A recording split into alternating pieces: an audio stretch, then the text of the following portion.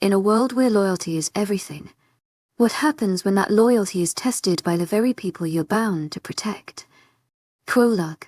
Centuries prior to the Europeans' discovery of the land of opportunities, a close, knitted community resided on a land ruled by three leading families: the Conuhos, the Tepahos, and the Cicateros.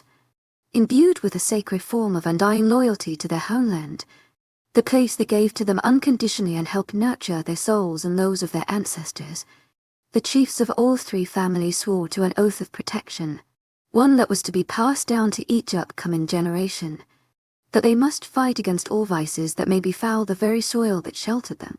But they were mere men, carrying no advantage nor power, driven solely by their sheer determination and iron loyalty.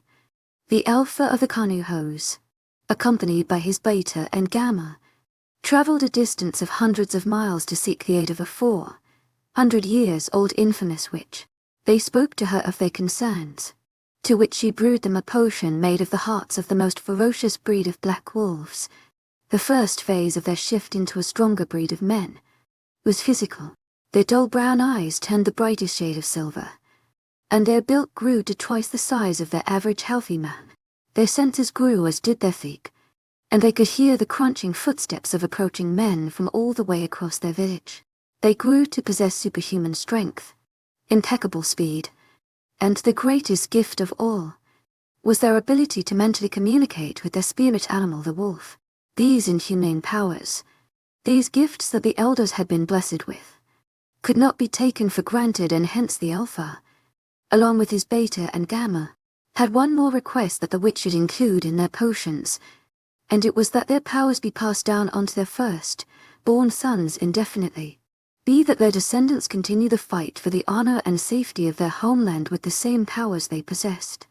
But to add that request into the equation, the witch had to add a factor that ensures the bloodlines never reach and end, a single, lifelong mate for each elder, as well as their descendant protectors. Chapter 1. A couple 100 miles north of Hammond, Indiana, and 37 miles past the ever-growing trees lies a secluded lake territory that not many have discovered up until today. According to Seth, it's where heaven meets earth. And yes, he loves to exaggerate. With only 3 weeks left until the end of our summer vacation, a handful of my friends and I finally agreed to take Seth's sulfur and road trip towards that supposedly heavenly land, and spend the rest of the week swimming in the waters and disconnecting from the world. My best friend, to my agent extraordinaire, Madeleine Nilban, heartfelt thanks for your unfailing patience, enthusiasm. And I took a plane together from my hometown in Illinois and met up with Seth somewhere along the northwestern region of Indiana.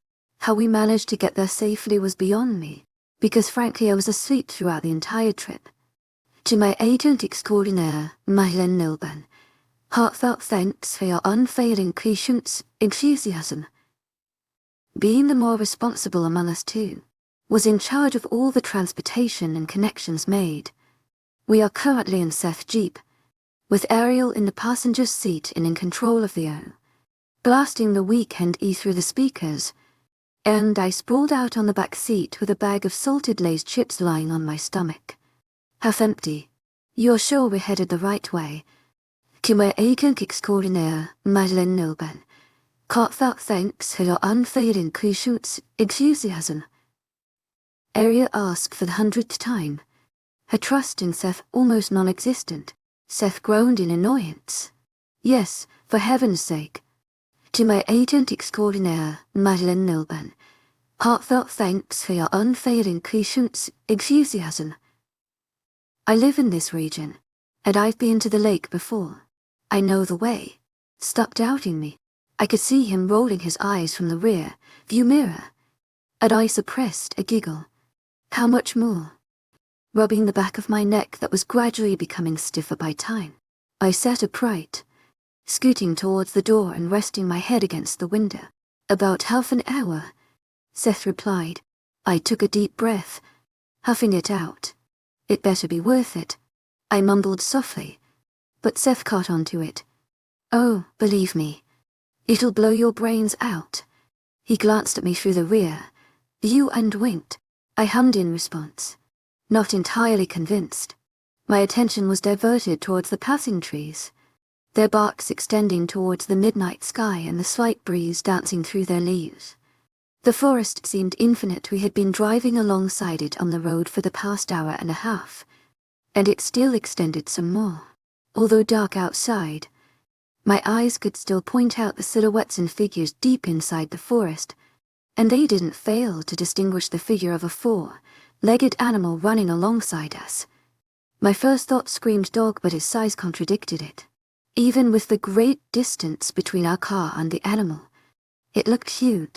I sat more upright, my nose almost touching the window as my curiosity got the best of me, and I peered outside, searching for the animal among the tall trees. Maybe a coyote, if not a dog. "Hey, Seth," he hummed in response. Could there be any coyotes in the woods? He glanced quickly to his left, searching among the trees before Ariel scolded him, ordering him to keep his eyes on the road. "I don't know, to be honest, but the land does stretch out for miles, so anything could be in there," he explained. I nodded my head, my eyes searching for the animal that suddenly disappeared from my sight, probably hiding behind the trees. "But don't worry, Nora. The forest stops before the lake by miles, so we'll be safe." Seth smiled as he glanced over his shoulder at me. "No, I'm not scared." I rushed to explain. "Just wondering, could you step on it?" "I need to pee." Ariel shifted uncomfortably in her seat, frowning. "Well, hold it in. You aren't a kid." Seth snapped at her, annoyed by her constant nagging. Ariel turned to give him a deadly glare. "You do know I wouldn't hesitate to ruin your seats, right?" she threatened. Seth coughed in response until he stole a glance at her devilish smirk, and gulped in fear. "You better step on it, Seth. You and I both know how wild this woman can get," I replied from the back seat, hiding my smile. The car began speeding down the road, going faster than before. Ariel turned around to glare at me, but I just shrugged. "What the?" Seth began, and I looked at the front to see the reason behind his comment. 3 black SUVs were parked on the sides in the middle of the road, blocking us from going further in. 3 men stood in front of the car parked in the middle, all of them wearing black dress, pants and dark long-sleeved shirts, their backs straight and their chins held high, with their hands crossed behind their backs. "What's going on?" Ariel shrieked, her voice suddenly high-pitched, which conveyed her fear. "I have no idea," Seth whispered as he slowed the car to a stop in front of the men. One of them marched towards us, his face void of emotion, and he motioned for Seth to lower his window, which he reluctantly did. "You're trespassing," the stranger stated in a monotone voice while frowning at Seth. "Trespassing? This is public territory," Seth argued. "Not anymore." Ariel glanced behind at me, and I gulped nervously. She opened her mouth to speak, but I shook my head, silently telling her to allow Seth to deal with it. "Since when? And she does it belong to?" He fought the man, and I had to stop myself from slapping him on the back of his head for doing so. The men looked very intimidating, what with their tense postures and expensive cars. Driving away seems like our only chance at surviving. But Seth wasn't going to let it go so easily. He had been begging us to go on this trip for so long, and now that it's actually happening, I doubt he'd give up so quickly. "Sir, we simply cannot allow you to pass bonus consent," the man explained, refusing to answer Seth's questions. "This is ridiculous." Seth raised his hands in the air in exasperation. "Public territories out in the middle of nowhere cannot just simply be bought by anyone. Who's this owner you're talking about?" The man's frown deepened, his jaw ticking at Seth's stubbornness. I reached forward, my fingertips lightly touching Seth's shoulder to grab his attention. "Maybe we should just head back," I suggested, but he immediately shook his head in refusal. Another man slowly approaching our car, headed towards the first stranger. He whispered something in his ear, then glanced behind Seth. At me. My heart began to thrum loudly in my chest. "What the hell? What is it now?" Seth continued to push his buttons, and I was so close to strangling him. The first man turned to us, glancing at Ariel then at me. He studied us carefully for a few seconds before taking one step away from our car. "You may pass." The cars parked in the middle of the road began moving away, clearing the way for us to pass by. We all stared at him, dumbfounded. He raised an eyebrow when he noticed we weren't moving, and I kicked Seth's seat. He frowned at the man and nodded, shifting the gear and slowly driving away. "That was very weird," Ariel commented, clutching the edge of her seat. "Who were they?" "I've no idea," Seth began. "This region has been public ever since my family and I discovered it, which was 3 years back. Nothing like this has ever happened. And it's ridiculous to think someone bought such a huge territory out in nowhere. Who could ever afford such a thing?" The car was silent for the next 3 minutes, everyone lost in their own thoughts, trying to make sense of what just happened. "We're not being followed by them. To my agent extraordinaire, Madeleine Nobel, heartfelt thanks for your unfailing patience, enthusiasm." Suddenly paranoid, I glanced behind me, seeing an empty road. Ariel turned to look at me. "We're fine," she reassured me, but my gut feeling told me otherwise. I could almost swear we were being watched. Chapter 2. True to Seth's word, we reached the small inn around 20 minutes after our odd encounter with those men. The cozy hotel was positioned right across from the lake, and the thought of falling asleep with the sound of rippling water in the faint distance sent a deep sense of satisfaction down my spine. The second Ariel and I had stepped out of the car, our eyes nearly bulged out of their sockets at the scenery. Seth was not exaggerating when he said this place is heavenly. Even in the darkness of the night, we could note how clear and saturated the lake was as it slowly moved over the soft sand. "Wait until you see it in morning light." I could hear the smirk in Seth's voice, clearly enjoying our astonishment at such beauty. "Let's settle in." He grabbed Ariel and I's bags from the trunk of his car and stalked towards the inn, his posture funny as he carried our heavily packed backpacks in each hand. "You need a hand," I called out. "I've got it," he grunted out. I shook my head. "We better head and we need to rest so we can wake up early," I said, reaching out for Ariel's arm. I literally had to drag her away from the waters as she continued to gape at the view.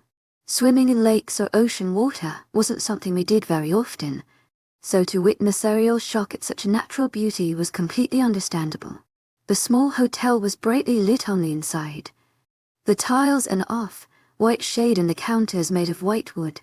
The couches in the waiting area were a pretty shade of turquoise, matching the color of the ocean in morning light. The colors of the interior design screamed summer, and it made me all the more excited for this trip. Seth was quick to finish the procedures with the owner of the inn standing behind the desk as she was a family friend, and I had arranged everything for us beforehand, and he turned around to hand us our room keys just as we stepped closer to the counter. "To my agent extraordinaire, Madeleine Nobel, heartfelt thanks for your unfailing patience, enthusiasm." "You two will share one." "To my agent extraordinaire, Madeleine Nobel, heartfelt thanks for your unfailing patience, enthusiasm." He addressed us, and Ariel and I nodded synchronously. She reached forward and grabbed the key from him while I sent a warm smile to the lady behind the desk. Her eyes lit up and she grinned cheerfully. "Enjoy your stay, girls," she chirped. "Thank you. We most certainly will." Ariel beamed before turning around and making her way towards the stairs. I turned to Seth. "When will the rest get here?" I wondered about our friends who promised to join us. According to Elliot's last text message, they should arrive early in the morning, sometime between 6 and 8 am. Bending to lift our bags over his shoulders. "Do you think they'll get stopped by those men from earlier? What if they don't allow them to pass through?" I questioned, anxious for my friends. Seth paused, the realization of what could be a great issue suddenly hitting him. "Crap, I totally forgot about that." I bit on the inside of my cheek, praying that my friends will get as lucky as we did and be allowed passage through the supposedly now private territory. "I'll call Elliot and let him know." But don't worry, if they let us pass, I'm sure they'll allow them through as well. Maybe if they mention us, it could be in their benefit, I suggested. Seth frowned, confused. If they told the men that their friends had passed earlier and are waiting for them at the inn, maybe they'll understand it's a group trip and let them pass by as well. I explained. Seth's mouth formed an O shape. Liking the idea? That could help. Well then, let's head up so we can get enough rest. Tomorrow is going to be a fulfilling day. He started heading towards the stairs and I followed shortly behind. The morning could not have come fast enough. Ariel and I had stayed up past 2 a.m. The excitement mixed with the adrenaline rushing through our veins, keeping us up way past our usual bedtime. Where are my sunglasses? Ariel yelled, thrashing about as she searched madly through her luggage. I stepped out of the bathroom, wrapping a light pink beach bikini cover up around my waist and tying it on the side. I stalked towards our dressing table and reached beneath Ariel's makeup bag. Pulling out her sunglasses, she sighed in relief as she grabbed it from my hands, rushing towards the door. "Come on, hurry up," she exclaimed. Her excitement was nearly suffocating. "You can head out. I still need to grab a few more things. Don't take too long. We need to snap a few pictures while the lighting is still good." She started towards the door, her flip-flops squeaking against the shiny tiles of our rented bedroom. "I won't," I promised as I combed my fingers through my brunette hair, straightening the tangles. I grabbed a small clip and raised thin strands from both sides of my hair, securing them behind my head in a half, up half, down style. I reached for my beach bag and quickly started packing the necessities: phone, sunscreen, a small snack, a tinted lip balm, and my sunglasses. I stepped into my slippers and headed for the door. Every step I took down the hall towards the elevator thrilled me more, an odd excitement settling deep inside my stomach. I began to wonder why I was so incredibly excited for the lake. It certainly wasn't my first time going to one. But this place felt different, its intermixture of odd sensations down my spine. When I reached the ground floor, my eyes gazed around the lobby in awe of its beauty in broad daylight. It was bright and heart-opening, but, as I observed all of the interior's magnificence, my eyes fell on the reception counter where 3 large men stood their backs to me, dressed formally for a hot summer day. The man in the middle stood tall, a fitted white dress, shirt hugging his torso perfectly and displaying just the right amount of muscle, with the long sleeves neatly rolled up to his elbows. The other 2 men stiffly by his sides were the same formal attire. The only difference was their shorter height.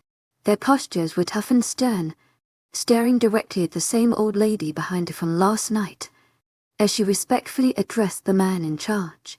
I bolted towards the front door, wanting nothing to do with such intimidating people, but my damned slippers had other plans in mind as they began squeaking loudly against the tiles, announcing my arrival to the audience. All 4 pairs of eyes turned to me, some holding amusement while others were void of emotion. I felt the heat rise to my cheeks and immediately looked down to the floor as I shamefully continued my way towards the front door. So close to my freedom and my friends, but a sudden, deep and coarse voice boomed and halted me in my tracks. Wait. It was a simple demand which I should have easily ignored given the fact that it came from a complete stranger. But the authoritative voice behind the command held such power that it took physical strength to disobey. I tried to push my feet to take another step forward and continue their journey, but they were glued to the floor. The white-shirted man began approaching me gradually in all his glory, his movements so graceful that I nearly shivered at the power and authority his figure displayed. A pair of black formal shoes stopped just 2 feet away from me, and I suddenly found them so interesting as I gazed deeply into them, avoiding the intimidating stranger's face. If the power in his voice was enough to shake me to the core, I feared what more his eyes could do. As the saying goes, they're the windows to the soul, and I wasn't so sure I was ready to connect with his. He barely whispered, a small sigh of relief escaping his lips, my confusion forcing me to look up and question his peculiar statement. My eyes found his, and like a sudden bolt of electricity I felt a raw emotion knock me in the stomach. Its force so powerful I gasped out loud. His eyes were the most striking shade of silver I had ever seen. his gaze so intense it could move the most inanimate. An extremely foreign and unnerving feeling settled deep in my gut, making me almost nauseous, and I forced my eyes away from him, looking over his shoulder at the lady behind the desk. She offered me a warm smile which anchored me back to the ground and to reality, away from whatever it was that that man's eyes had done to me. It felt like I had been hypnotized by his gaze, and I was beyond uncomfortable. I pushed all my energy into my feet, forcing them to turn me around, and I bolted towards the front door and away from the stranger's intense gaze. Chapter 3. The sun felt like fiery lava against my feet. Even with my slippers on, my feet sunk deep into the softs, and with every step I took towards the benches where my friends stood taking pictures under the dehydrating heat. My steps were quick as I focused on my sole mission, which was to get as far away from the strangers in the lobby as possible. Their presence held so much dominance and power it would have anyone cowering in fear, and I despised it. I was surprised to find that my friends weren't the only ones there. Seth had mentioned that the property was fairly isolated, and that there was a huge chance of us having the place completely to ourselves. However, there were a handful of people sunbathing and swimming in the lake. "Nora," a familiar voice called out for me excitingly, running towards me in a speed much greater than I anticipated. I didn't have time to look at who it was before I was squished in a tight embrace. It had me taking 2 steps back, and I would have surely fallen on my butt had they not held me still. "I missed you so much, Princess." I only had one friend that had been calling me by that sweet name for the past 3 years, and my heart suddenly warmed when I recognized who I was hugging. "Noah." I giggled as I wrapped my own arms around his torso and gave a tight squeeze. "To my agent extraordinaire, Madeleine Noble, heartfelt thanks for your unfailing patience, enthusiasm." "That's enough. It's my turn." Noah was suddenly yanked out of my embrace as Elliot stepped forward next, wrapping his arms around my waist and raising me above the ground, spinning me once as he held me tight. I squealed and slapped his shoulders, ordering him to set me down at once. "Missed you, little one." He gave me a warm smile as he gently set me down, ruffling my hair. "Missed you too, big boy." I pinched his cheek teasingly. He rolled his eyes and swatted my hand away, holding back a smile. "Where's Bella?" "Over by the shore snapping pictures with your idiot friends." He pointed behind him, and I glanced over his shoulder to see both Ariel and Belle posing together as Seth bent to take their pictures from different angles. I laughed and ran towards them, photo bombing one of their pictures in the process, much to Seth's dismay, who groaned and scolded me for ruining what could have been an aesthetic shot. I all but slammed into Bella and hugged her tightly, her own arms wrapped around me firmly as she laughed cheerfully, stumbling backwards at loss of balance from the impact. "Nora," she exclaimed cheerfully, "how have you been? I can't believe it's been that long since I last saw you." "I'm doing great, babe, and there's so much I want to tell you about. I feel like if I start I'll never stop." She groaned frustratingly. "Well, you've got an entire week to plan it topic by topic." She laughed and nodded along to the idea. "You guys can catch up later. Now pose," Ariel exclaimed as she grabbed my arm and pulled me to her left. She turned a bit to her side, flipping her strawberry blonde hair over her right shoulder and giving Seth, or rather, the camera, a flirtatious look. Bella posed alongside her with her hand on her hip, and I copied her movement, ignoring the awkward stares some of the strangers directed our way. Seth whistled. "All right, TT. Give it to me," he exclaimed, and I couldn't hold in my laughter. He snapped some pictures of us before Elliot approached him and slapped him on the back of his head, calling him an idiot. "You're just jealous you don't know how to hype up our girls." Elliot rolled his eyes and walked away towards where Noah stood, his arms crossed over his chest and a light smile on his lips as he watched us being total chicks. "Okay, that's enough for today," Seth announced as he stood tall once again, groaning as he stretched his muscles. He must have been bending in weird angles for a while to take those pictures from different sides, knowing how picky Ariel could be when choosing a decent picture to post on her Instagram page.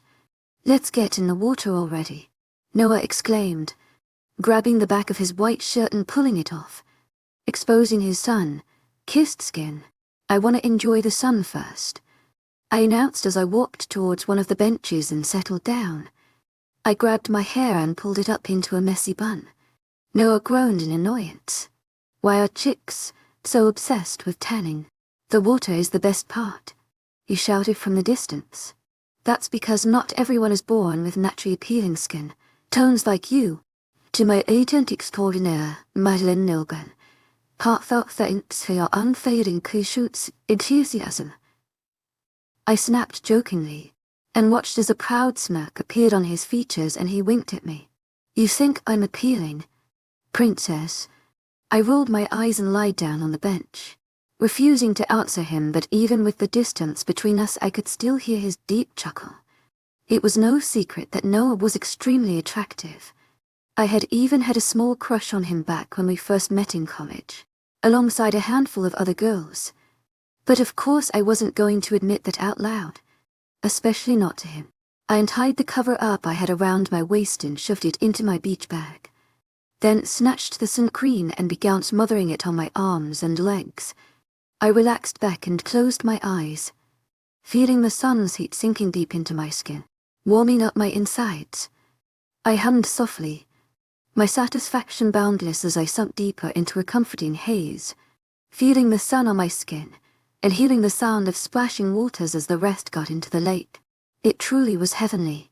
I don't know how long I had been lying there when I heard soft footsteps sinking deep into the sand as they approached me. I lazily opened my eyes and squinted hard as I tried to recognize the face against the sun's blinding rays. When they settled on the evil smirk on Noah's lips, I gasped in horror. I didn't have enough time to push the warning threats out my lips, and was suddenly hauled off my seat and thrown over his shoulders, with his arm wrapped around the back of my thighs. I squealed and punched his back, even scratching him and demanding that he puts me down, but the jerk had the nerve to laugh and run towards the water as if I weighed nothing. Noah, I swear to God if you...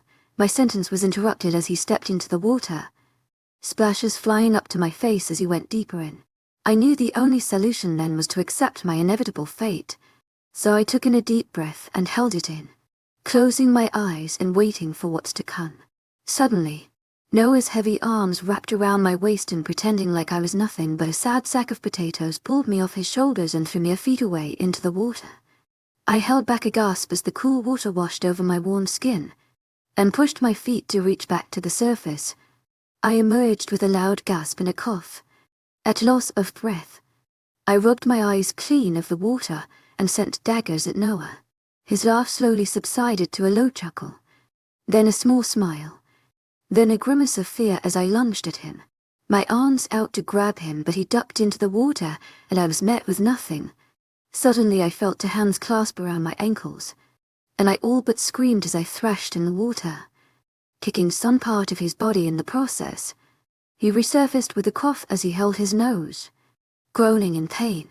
I'm going to kill you, I yelled as I took advantage of his weakened state and lunged at him, this time successfully grabbing his shoulders. I jumped on top of him, my hands pushing his shoulders down underwater. He sunk deep in but didn't fail to pull me in with him, his hands clasping onto my own that were still pushing his shoulders in. We thrashed around some more until he finally took a few steps back, raising his hands in surrender and his chest rising up and down rapidly as he gasped for breath. He kept on apologizing, and I would have still fought him if my brain wasn't dying from lack of oxygen. I heaved as my own lungs began collapsing due to our rapid movements. You are an idiot, I managed between breaths. He laughed and nodded. I'm your idiot. He winked, putting his hand flat against his chest as he tried to steady his breathing. I rolled my eyes, but couldn't help but smile at his words. Something moved in my sight and I suddenly noticed that our friends were surrounding us, some laughing with us while others were oblivious to our playful fight. Out of nowhere, Seth turned to us and groaned loudly, greatly annoyed by unknown cause. Elliot submerged from underwater just in time. What's your deal? He asked Seth while he ruffled his black hair to rid of the water. I expected us to have the entire inn for ourselves. Nobody usually comes here. Seth rolled his eyes, a slight pout on his lips. It doesn't matter, Ariel began, That's not gonna stop us from having one of the best summers of our lives, Seth continued, frowning, not entirely convinced by Ariel's words. And they just keep coming. I frowned in confusion until I saw where his eyes were settled. We all shifted to look over his shoulders as a group of 5 heavily built men stepped off the inn's porch, walking on the sand towards the benches. 2 of them stood out the most for being the largest in the group, both bald and wearing black dress pants and black shirts, looking just like your stereotypical bodyguards. The other 3 members, however, were dressed in typical beach attire, a pair of shorts and a tee.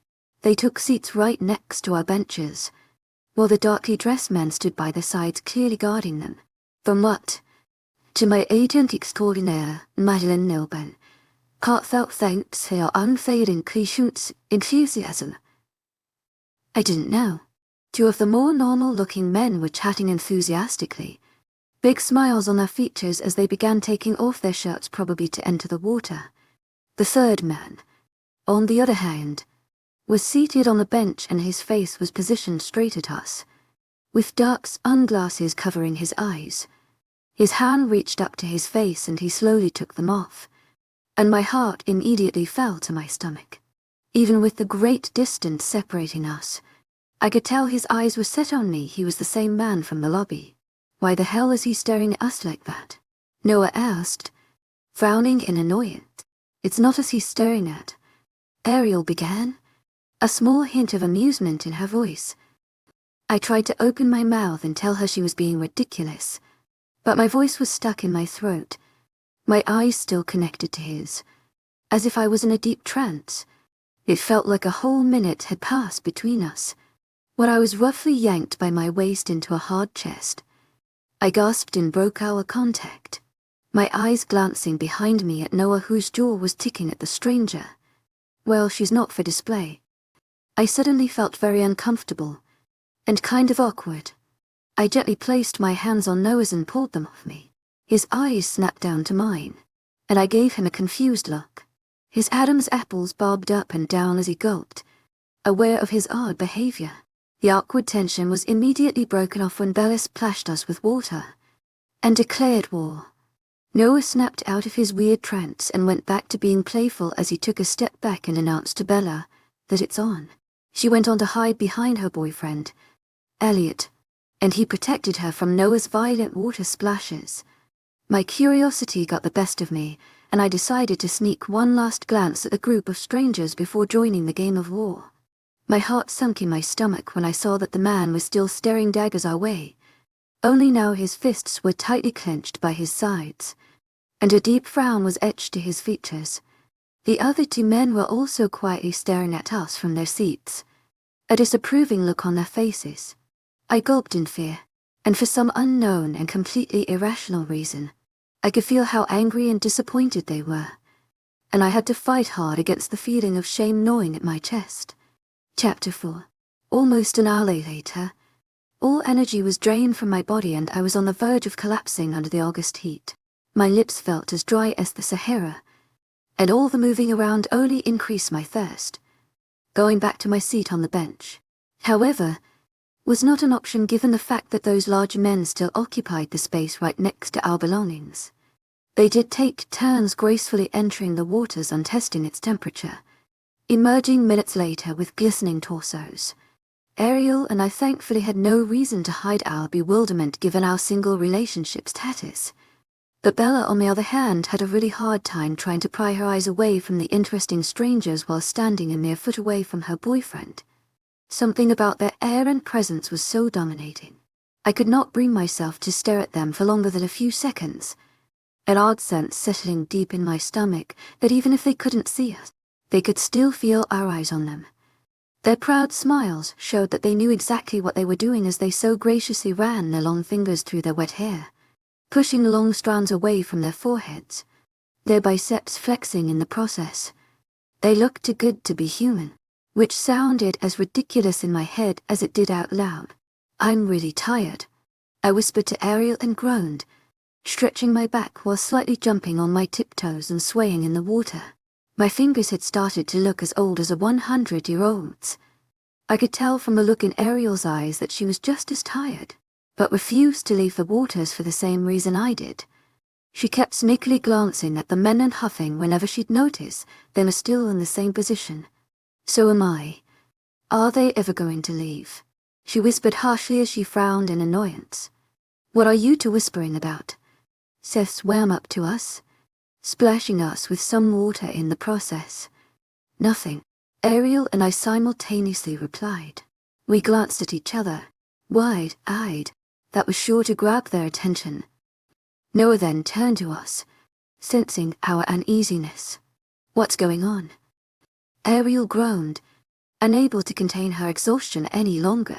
We want to leave, she simply stated. Seth stared at us confused. You're not chained to us, he stated with a dull tone. I know. Dimwit. Ariel rolled her eyes.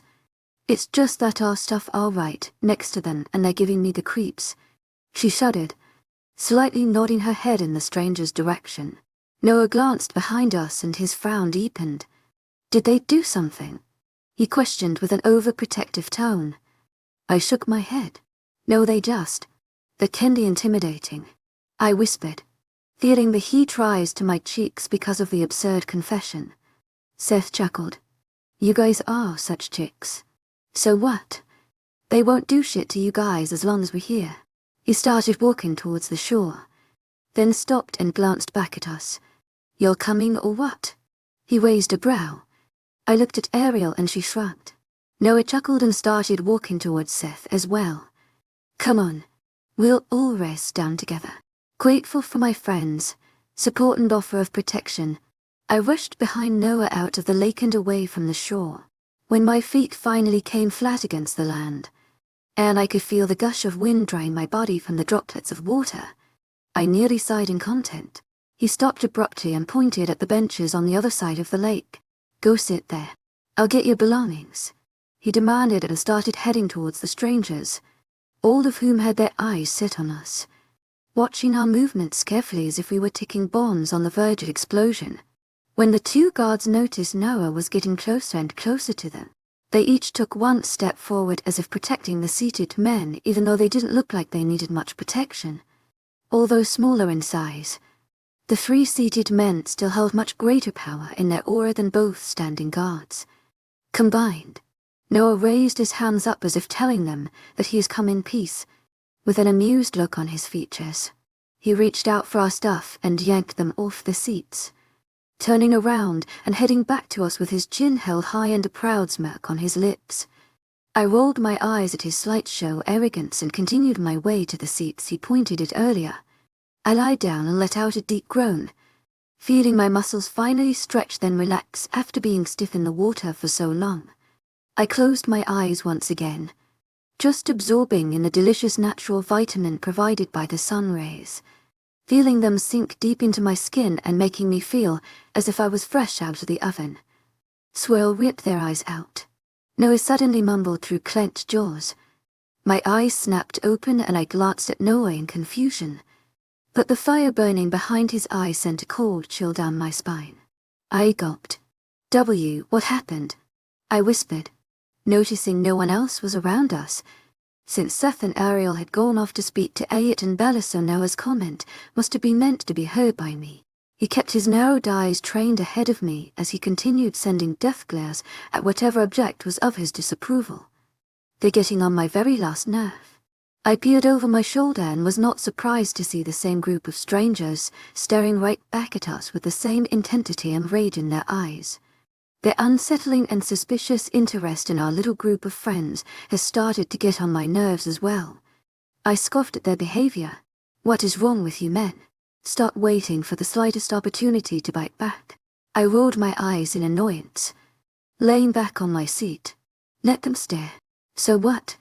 I heard a faint chuckle in the distance and was surprised to notice that the two men seated had heard my remark and were bearing amused smirks. The man in the middle, though, just simply smiled, his eyes shining with interest. What the crap are you laughing at? Noah snapped a little too loudly. I jumped from my seat, choosing him aggressively. What is wrong with you? And to be honest, I don't know if I snapped because I was afraid they'd bite back, or because I didn't like the way Noah was attacking them when they'd done nothing but look our way, stare our way, corrected out an inner voice. Was I seriously siding with complete strangers? The heat must really be getting to me. Drop it, I demanded, squeezing his hand a little too roughly. His eyes narrowed down further. There he began speaking, but I interrupted him again. We should head in for the day. His frown now turned into one of confusion. What? We'll probably be going out for lunch, so we should go back in and freshen up. You know, we've been here far too long.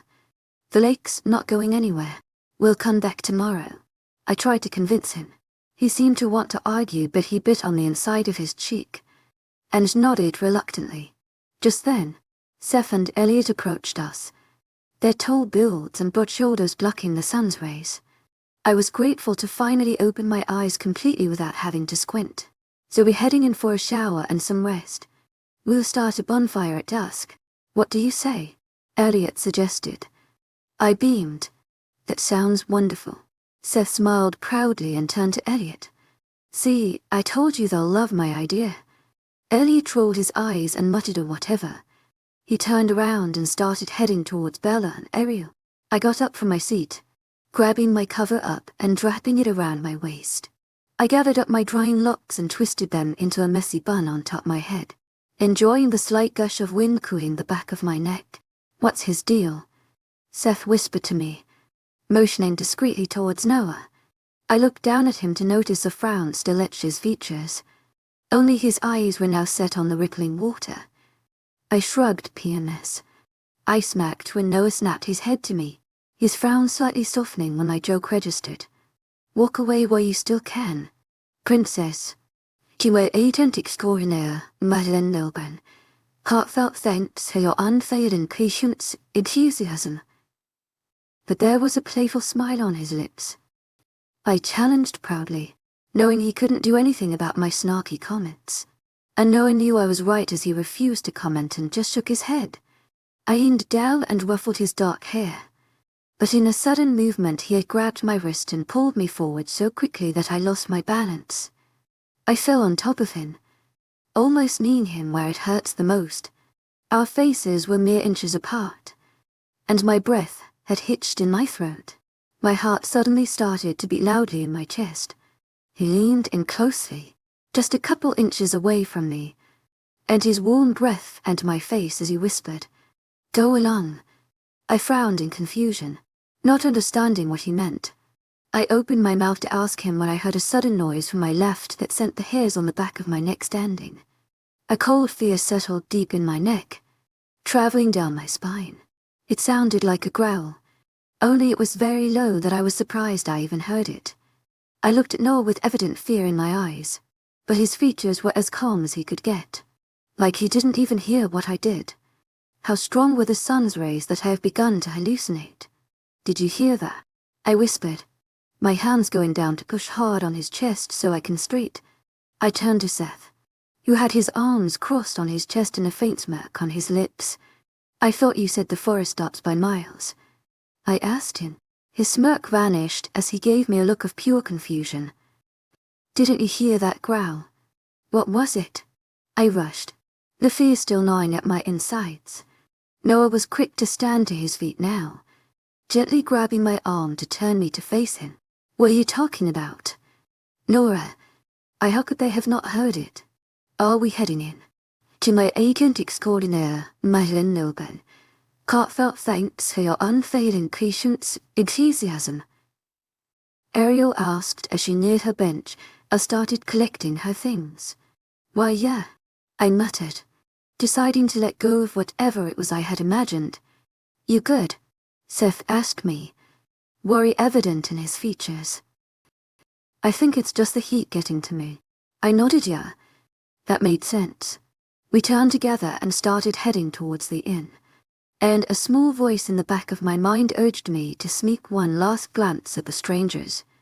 I came to notice they were all leaning forward on their seats as if ready to pounce, their postures angry and stiff. The man in the middle, whom I had come to guess was their superior, was now grasping the ends of his bench with tight fists as if restraining himself. with eyes raging fire as he stared daggers at us. I swallowed the small lump of fear that had grown in my throat, shrugging off the odd sensations that had traveled down the length of my body whenever I glanced at them. I don't know who they are, or why they kept glaring us down, but they're definitely not to be messed with. I lowered my head to the sand and rushed my movements, wanting to get as far away from the trouble I sensed deep in my gut. Chapter 5. The sizzling of the fire against wood sounded like music to my ears, and I found myself entranced by the gracious yet rapid dancing of the flames. My entire attention was grabbed by the small bonfire Elliot and Bella had created by the lake as we sat around it in a small comforting circle. There was a slight chilly wind whooshing against us every now and then, causing the hairs on the back of my neck to stand on high alert, before the heat of the fire would calm them down and spread a warm sensation of comfort down my spine. "I'm hungry," Bella complained for the 4th time in half an hour. Seth rolled his eyes and sighed loudly, fed up with her constant nagging. I said I'm on it. God damn it. He had brought his many grilling tools and was grilling some burgers. "Watch your tone, cook," Elliot joked, a hint of a playful smile on his lips. "Keep spreading the mayo." "Johnson," Seth snapped back. I chuckled and got up to offer a hand. Elliot was preparing the buns with sauces and veggies, and I rushed to help him while Seth focused on the patties. "To my agent extraordinaire, Madeleine Nilben, heartfelt thanks for your unfailing patience, enthusiasm."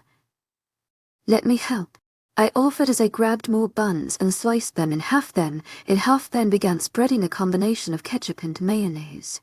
"Hold the mayo on my sandwich, Princess," Noah commented from his seat, and added a slight shudder to accentuate his disgust at the thought of that condiment. "Who said I'm making you anything? Get your ass up and prep your own sandwich," I asked. Seth let out a low whistle, glancing sideways at Noah. "I get some ice for that burn." Noah rolled his eyes and got up from his seat, stalking towards Elliot and I. "What was that, Princess?" he whispered lowly, a warning behind his words. "You heard me." He snorted. "I told you to find a better nickname." He reached out for a bun and began slicing it in half. "Well, I told you to control your temper," I remarked. "Stop it, both of you." Elliot rolled his eyes, grabbing a Coke and walking over to Bella. "Yes, Dad." He held back the smile creeping up his lips and just shook his head at my nickname for him. "They're ready," Seth announced. And as if on cue, my stomach let out a low growl and my mouth began to salivate just imagining taking my first bite of a warm, crispy bunnet hamburger. "Finally," Bella exclaimed. Seth approached me with the plate of hot patties and began helping me place them between the buns, then watched as each piece melted the cheese below it. "Got room for 3 more. A sudden for-on voice came from behind us. We all turned around only for our eyes to widen simultaneously in shock and surprise. The 3 strangers from earlier, the ones who stared us down rather creepily, were now approaching our small bonfire. Wide and genuine smiles spread across their faces. As Seth trailed off, not knowing how to respond. "Sure thing." Ariel beamed. Our heads snapped to Ariel, my eyes nearly bulging out of their sockets. She was brave to interfere. Noah will surely kill her for it once his protective instincts kick in. Noah began to rudely remark but was interrupted by Elliot. "Sure," he stated in a deadpan. Noah's head snapped to him, his frown deepening. He raised an angry eyebrow as if questioning Elliot what in the hell he was doing.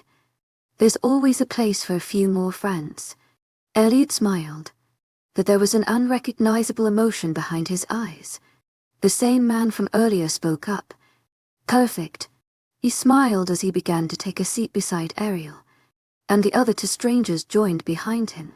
Although I pretended not to notice, the same stranger I'd ran into in the morning had trained his eyes on me the whole time, burning holes in the back of my head, and I had to fight hard against the blush that slowly crept up my cheeks. "I'm Vincent," the spokesperson announced. Then he nodded towards his friends. "That's Xavier. And Levi." "Xavier, they're superior," Of course a powerful-looking man would carry a unique name. It's a pleasure.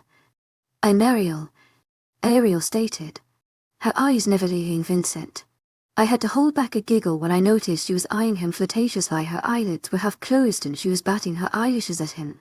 Seth snorted from beside me and turned to continue prepping our dinner. I'm Elliot, and this is my girl Bella. He emphasized the words my girl, and I noticed Bella blush and look down, digging her toes into the course and I'm Nora. I spoke up, offering a kind smile. What I noticed Noah was still staring daggers at them. I tried to ease the tension. That's Noah. And our talented chef, here is Seth. Seth glanced over at them and grinned dog-ily. It's a pleasure. Nora. The man called Xavier spoke. I swallowed a gasp but was on the verge on escaping.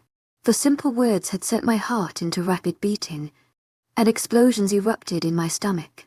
His voice was like velvet, falling smoothly at it held a dark undertone, one that shakes to the core. My eyes found his and in the few moments our gazes were held together, I felt a connection like none I had ever felt before. Those emotions were scaring me beyond the ordinary. It's impossible to feel so much for a stranger. How many burgers will you guys be having? Seth's words pulled me out of the trance I was in. None. Weird idea. Levi spoke. Seth nodded and took a seat next to Noah, who was silently munching on his own hamburger, with a deep frown etched to his features. Soon enough, every person was indulged in a conversation with their partner. Elliot and I had started on the introductions, while Bella, to my agent extraordinaire, Madeline Nilban, heartfelt thanks for your unfailing patience, enthusiasm, and Vincent were chatting away. Noah and Seth were both quiet, still stuffing their faces with food. And Xavier, well, he was stalking towards me. I'd like to apologize for earlier.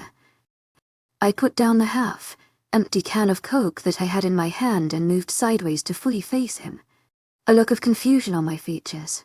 At such proximity, it was near impossible to see beyond him given his tall and broad build. What about it? I questioned. In the lobby, I acted strangely and I know it must have made you uncomfortable. I hope your first impression of me wasn't too ill.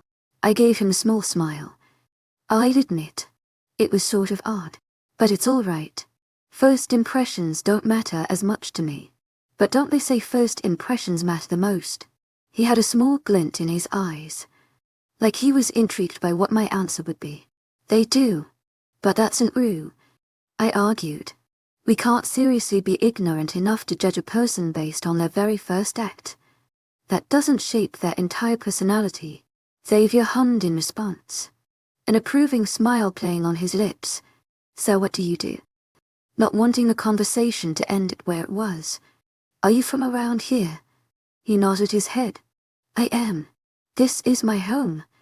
It must be so great living close to a magical place like this. I commented, referring to the lake. It truly is. Xavier smiled appreciatively. Where do you come from? I live in Illinois. And what do you do? He inquired. I'm a motion designer. I work at an advertising agency back home. So you have a creative eye? Xavier commented approvingly. I guess I do. I glanced back at our group of friends to notice they were still chatting together animatedly. Ariel and Vincent seemed to be getting along pretty well as Seth and Levi, who were laughing together hysterically. And what about you? What do you do? I asked Xavier, genuinely interested in learning more about him. I manage a family business, he replied. My eyebrows rose in curiosity. That sounds interesting. What kind of business does your family run? We deal with shipments and are out of the region. I nodded and stopped the questions there, knowing that the further he goes with that information, the more confusing it'll get for me. I never had a mind for business, which is why I went into arts, because it seemed more open and free. Xavier's phone suddenly started ringing, and he excused himself to take the call. I watched him pull his phone from his black beach shorts and walk further from our circle, wanting to take the call in private. I turned back to my friends and noticed Noah and Elliot were looking at me. I raised a brow at them and started walking towards their seats. I sat down on one of the many logs they had set around the fire, and turned to the boys with questioning stares. "You seem to be getting affable with that guy," Elliot stated.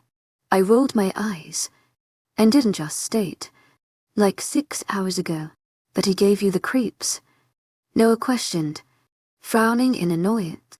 "To my agent extraordinaire, Madeline Nilben, heartfelt thanks for your unfailing patience, enthusiasm." Their protective instincts can get really annoying at times. First of all, that was before we got to actually meet them. And second, those were Ariel's words, not mine. If you need to attack someone, she's the one getting all cozy with the guy she was complaining about.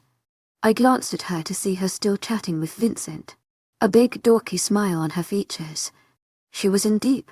Elliot sighed. Someone better put a leash on that girl. I chuckled, knowing he was very right. We better get going. Xavier came back and announced.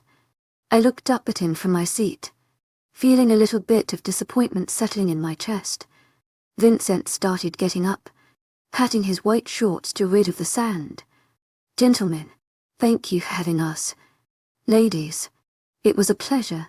He glanced down at Ariel and gave her a subtle wink, and instantly her cheeks reddened, and I immediately thought, I am so going to bombard her with questions once we get back to our room. "Thank you for letting us join you." Xavier began speaking. His intense gaze then fell on me. "I hope to see you again soon, Nora." He added a smile that sent my heart racing, and my breath hitched in my throat. How can someone be so, snap out of it? I managed to sigh out, then mentally slapped myself for the lame response. Chapter 6. On the second day of our getaway, our doors had been banged on violently as early as 6 in the morning, with an authoritative voice demanding we wake up and head downstairs for breakfast before all the good stuff run out. And taking my rumbling stomach as my cue, I had jumped out of bed before my eyes had even fully opened. I had freshened up and changed into a pair of white shorts and a loose tank top faster than I could say breakfast. As I stepped into the small kitchen, the smell of crispy bacon and sweet maple syrup accompanied by pancakes wafted through the air. My footsteps came to an abrupt halt when I recognized Seth standing behind a counter, a pink floral apron wrapped around his torso, and a bright yellow spatula in his hand. He raised his head and his eyes immediately brightened at my arrival. Finally, he rushed to grab a plate and violently slammed it on the counter, making me jump. "Someone is here." I did not wake up an hour early to cook these huge batches just for my personal amusement. Seth frowned, still at loss of words for the unusual image in front of my eyes. I stood quiet with my mouth agape. "Sit your ass down and eat the breakfast I made," Seth demanded, a dangerous look behind his eyes. For a second, he appeared as a perfect replica of my strict mother. "Yes, chef." I saluted him, marching towards a stool. "Did you really make all of these on your own?" My mouth watered at the sight of the breakfast buffet. He had made all types of sweet and savory goods. Someone had to feed you rascals. But I had some help. And Uncle, the cheerful owner of the inn, Mrs. Patterson, came trotting into the kitchen wearing a pink apron identical to Seth's. When her eyes met mine, they squinted happily as she offered me a wide smile. "Good morning." My heart nearly melted at her adorableness. "Good morning." "Hey, thank you for all of this. Everything looks so great." I motioned towards the several plates on the counter. She waved her hand. "Oh, it's nothing. Enjoy your meal. Darling." She reached the fridge and pulled out a bottle of orange juice, which she then took outside. When I craned my neck to sneak a glance at the dining room, I found that a couple men were occupying the table, having their breakfast as well. "Have a go at it." Seth's comment brought me back to where we were as he gestured towards the plates, and I didn't need to be told twice. I grabbed a warm, crispy bacon and took a big bite out of it, then reached for the chocolate chip pancakes, setting them on my plate and pouring a generous amount of maple syrup on top. "Hallelujah!" Noah's exclamation sounded by the kitchen door, followed by Ariel's groan. "Could you tone it down a bit?" She frowned, reaching for a stool. She was never a morning person, Seth grabbed a mug and slammed it in front of her, pouring steaming, hot coffee in it. This should help. Ariel reached out for the creamer and poured a whole lot into the coffee. She raised the white mug to her lips and took a big sip, sighing in content as the steaming drink soothed her morning nerves. Was Elliot and Bella? No, asked Seth. Probably doing what couples do. Seth shrugged carelessly, and Noah wiggled his eyebrows at me. I scrunched up my nose, stuffing my mouth with more pancakes. Good morning. A husky voice boomed through the kitchen, and we turned to find its source. Vincent stood by the doorway with a lazy smile on his lips, his dark hair disheveled. He wore a black shirt and plain white shorts. A second later, Xavier and Levi walked up behind him and also muttered quick good mornings. Mind if we join in? I'm starving, Levi questioned, already reaching out for a pancake. Go ahead. Seth nodded towards the big batches of food in the middle of the counter as he began munching on a slice of bacon. I glanced sideways at Ariel to see her hands stuck in the middle of the air, holding onto the mug that was mere inches away from her lips. Her cheeks were slightly flushed, and I wasn't surprised to see her eyes set on Vincent as he ever so smoothly took the stool beside her and grabbed a plate. When he noticed her staring, he gave a subtle wink and I could swear I heard Ariel gasp. To my agent extraordinaire, Madeleine Nobel, heartfelt thanks for your unfailing patience, enthusiasm. A deep voice whispered right beside my hair, the slight gush of breath warming my ear. I jumped slightly as I felt the goosens trailing down my arm. Hi. I greeted Asia back, grinning like a fool. He gave me a charming smile before extending his arm from right beside me and grabbing a pancake the short sleeve of his navy blue shirt rose a centimeter, revealing a swirl of ink trailing from his neck to his shoulder. I had always been a sucker for S. My hypnotized gaze was suddenly averted to the doorway when I heard a loud bang, which made everyone in the room either gasp or slightly sweat under their breath. Elliot stood in the doorway, his frown so deep I gulped at the sight of the anger raging behind his eyes. Nora, his voice boomed, and my heart fell to my stomach. Come with me. But I remained frozen in my seat, entirely confused. Everything good? Vincent asked him. Elliot's eyes snapped to him, and they glazed with fire. Through clenched teeth. You can stay out of our business. My mouth fell open. Hey, what's wrong?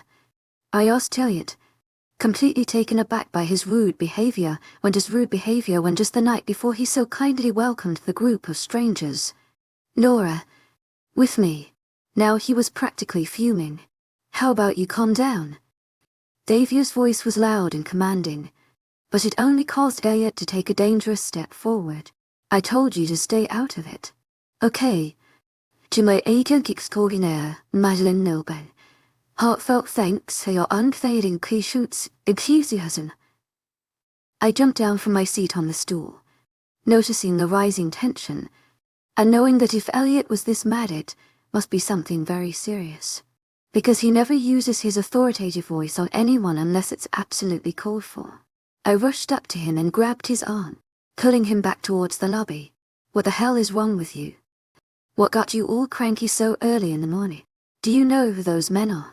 He demanded, his voice loud and echoing through the lobby. I shushed him, looking around to make sure no one was there to witness his new aggressive personality surfacing. We met them last night. They're good. No, they're not. We're in deep shit. He cut me off. My mouth closed and opened like a fish straight out of water. What are you talking about? Elliot sighed and ran a hand through his hair, pulling at the roots frustratingly. That's when I fully noticed his bloodshot eyes. Did you even sleep last night? His head snapped to me, and the emotions souring behind his eyes were so jumbled up I couldn't understand whether his frown was of annoyance. To my agent extraordinaire, Madeleine Nobel, heartfelt thanks for your unfailing patience, enthusiasm. Or simply frustration. No, Nora. I did not sleep last night because I knew something was wrong. His puzzled sentences were only pushing me more to the edge of insanity. My insides were churning with curiosity. Tell me everything. Elliot's eyes glanced behind me at the kitchen before reaching out for my arm and all but dragging me towards the front doors that led to the lake. I knew I recognized that man Vincent from somewhere. I kept trying to recall where I'd seen his photo, but my mind kept coming up empty.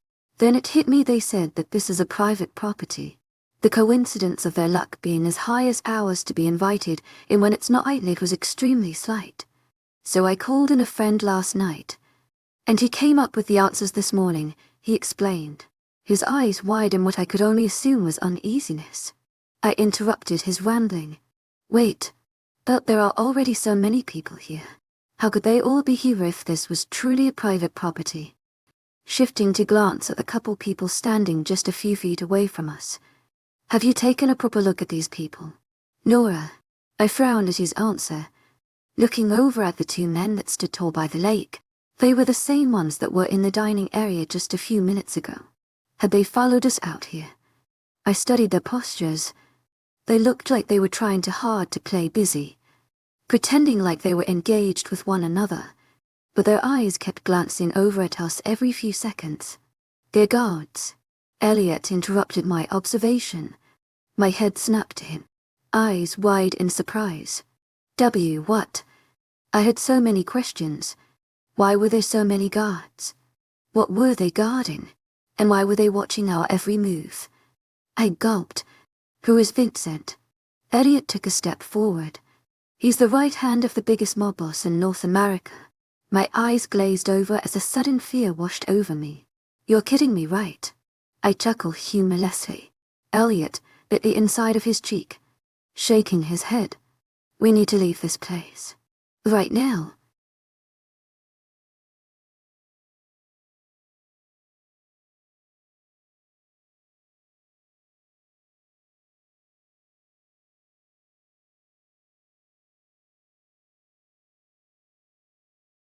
In a world where trust is a luxury, I found myself trusting a man who could be the very definition of danger. His silver eyes hold a promise of safety, but his dark past whispers threats in my ear. Chapter 7. This is ridiculous. I shook my head in disbelief. Maybe his friend was just exaggerating. Who's this friend of yours anyway? How would he know who these men are? Elliot clenched his jaw. His name's Fallon. He has access to the identity history database. A history of what? What does that even mean? It sounded awfully sketchy. Never mind my sources. Nora, just trust that they're accurate. He paced around the porch some more, hands fisted by his sides. We need to leave now. We can't just get up and leave. They'll obviously know something is wrong. I whispered as the back of my neck began heating up due to the uneasiness I felt. Well, we can't stay either. Elliot Whisper yelled. That is already packing up in our room. We'll just say she has a family emergency and we need to cut our trip short. My hand unconsciously raised to my hair, my fingers running through them as I tried to think of a better way to leave. We needed a stronger argument. If those men are who Elliot claims they are, then they're smart, they'll know something is wrong and we can risk them knowing that. We need to think of something better. I bit the inside of my cheek. We don't have time. Elliot yelled, now completely frustrated. You need to go get Ariel and take her to your room. Tell her everything when you're positive they're as far away from hearing distance as possible. I'll take care of Noah and Seth. I nodded my head, straightening my hair by brushing my fingers through them quickly and taking a deep breath. Act natural, Elliot mumbled. My eyes shot up to his. Like the way you were back in there. He rolled his eyes. I was freaking out. To my agent extraordinaire, Madeleine Nilben, heartfelt thanks for your unfailing patience, enthusiasm. It's not every day we get us involved with one of the biggest mobs in our country. We'll be okay, I reassured him. He stared at me for the longest 5 seconds, before hesitantly nodding his head, as if trying to convince the both of us that we will somehow be. I turned on my heels and headed back to the kitchen, taking a deep breath. When I was close enough, Seth's deep laugh could be heard and my stomach dropped. I pushed past the doorway and made my way to my stool that was now between Ariel and Avia, and I tried my hardest to avoid eye contact, glaring holes into my plate. "Are you all right?" Avia leaned close to whisper his question to me. I nodded my head, giving him a quick glance and smiling for impact. "To my agent extraordinaire, Madeleine Nilban, heartfelt thanks for your unfailing patience, enthusiasm." I turned to my best friend, interrupting her conversation with Vincent. She looked at me with bright, gleaming eyes, and my heart tore a little, imagining how hurt she would be by leaving a guy she had finally started to genuinely like. "Can you give me a hand with something?" "Sure thing." She smiled brightly. I hopped off my stool, and as I was about to leave, Avia gave me a weird look. "Everything okay?" he repeated, unconvinced by my earlier answer. I tried to control the erratic beating of my heart and my shallow breaths. I was on the verge of a breakdown as I was engulfed by the fear of the unknown, and acting natural in such a case was a task much more challenging than I imagined. "Everything is good." I forced a tight smile. He was not convinced, but he decided to let it go. His suspicious gaze left me on edge, and I was worried he'd find out what's really going on. I grabbed Ariel's hand and rushed past the kitchen doorway, dragging her towards the stairs. "Whoa, calm down. What's going on?" Ariel asked. I bit the inside of my cheek, glancing behind her shoulder to see Elliot slowly walking towards the kitchen, his back straight and chin held high. He gave me a quick look and nodded once, encouraging me to continue on with our agreement. Ariel glanced between us and raised a brow, chuckling slightly. "Okay, I am officially creeped out." I dragged her to our floor, then to our rented room. I fumbled with the key, my fingers too sweaty to be able to insert it into the keyhole on first try. "Elliot just found out something huge, and we need to leave now." "Oh, why?" she exclaimed in disappointment, and I resisted the urge to cringe when her voice echoed in the small space. I shoved her into our room, then closed the door and locked it again. "You can never be too safe." "What the hell is going on, Nora?" Ariel demanded, her frown deepening. Elliot had his doubts about Vincent, so he called in a friend last night. "And those men aren't who we think they are. They're very dangerous, and we need to leave now." I crouched on the floor and unzipped my bag, grabbing at my belongings and shoving them inside. "Who are they?" Ariel's voice was low, and I could sense the fear in it. My lips parted so I could answer her question, but I hesitated, not wanting to scare her too much. "Nora, who is Vincent?" I bit the inside of my cheek and stood tall, turning around to face Ariel's wide blue eyes. "They're members of the mob," I whispered. The words sounded so far unleaving my mouth that I had to resist the urge to smile at how ridiculous the whole situation felt. Ariel stared at me for a long time, processing my words. "What?" she suddenly chuckled, which didn't really surprise me, but my features remained serious, and her laugh subdued. "You're joking, right?" I gulped and slowly shook my head. "This is serious. To my agent extraordinaire, Madeleine Nilban, heartfelt thanks for your unfailing patience, enthusiasm." I reached out for her shivering hand and gave it a tight squeeze. "Elliot won't allow anything bad to happen to us, but we need to leave ASAP." Ariel's eyes remained wide in shock as she forced her head to nod in understanding. I pushed her towards her bag and she began packing up, shoving her clothes that were scattered all around into her bag. "This is insane. What the hell was Seth thinking bringing us here?" she exclaimed, and I shushed her, afraid someone would hear us behind our door. "Seth doesn't know. Of course he wouldn't put us in such danger," I scolded. I zipped my bag and rushed to the bathroom to change into a pair of jeans and a more fitting top. I grabbed my sandals and quickly put them on. Glancing into the room, I saw Ariel pulling her hair into a messy ponytail, already changed into a pair of white shorts and a loose top. "To my agent extraordinaire, Madeleine Nilban, heartfelt thanks for your unfailing patience, enthusiasm." She nodded and grabbed our bags. "What are we gonna tell them?" She asked me once I unlocked the door. That Bella's having a family emergency. We stepped out of our rooms and a second later, the door to our left also unlocked. Seth stepped outside, his hair disheveled and in a complete mess, with Noah following behind. Noah's jaws were clenched tightly and there was Dora's face. When their eyes met us they softened a bit, and they came rushing towards us. Seth placed his hands on Ariel's shoulders and gave them a tight squeeze. "You're ready?" he asked, and she frantically nodded her head. He reached down to grab the bags from her hands and hurried towards the stairs, Ariel following behind. Noah's arm wrapped around my waist and he pulled me towards him, his green eyes peering into mine. "I've got you."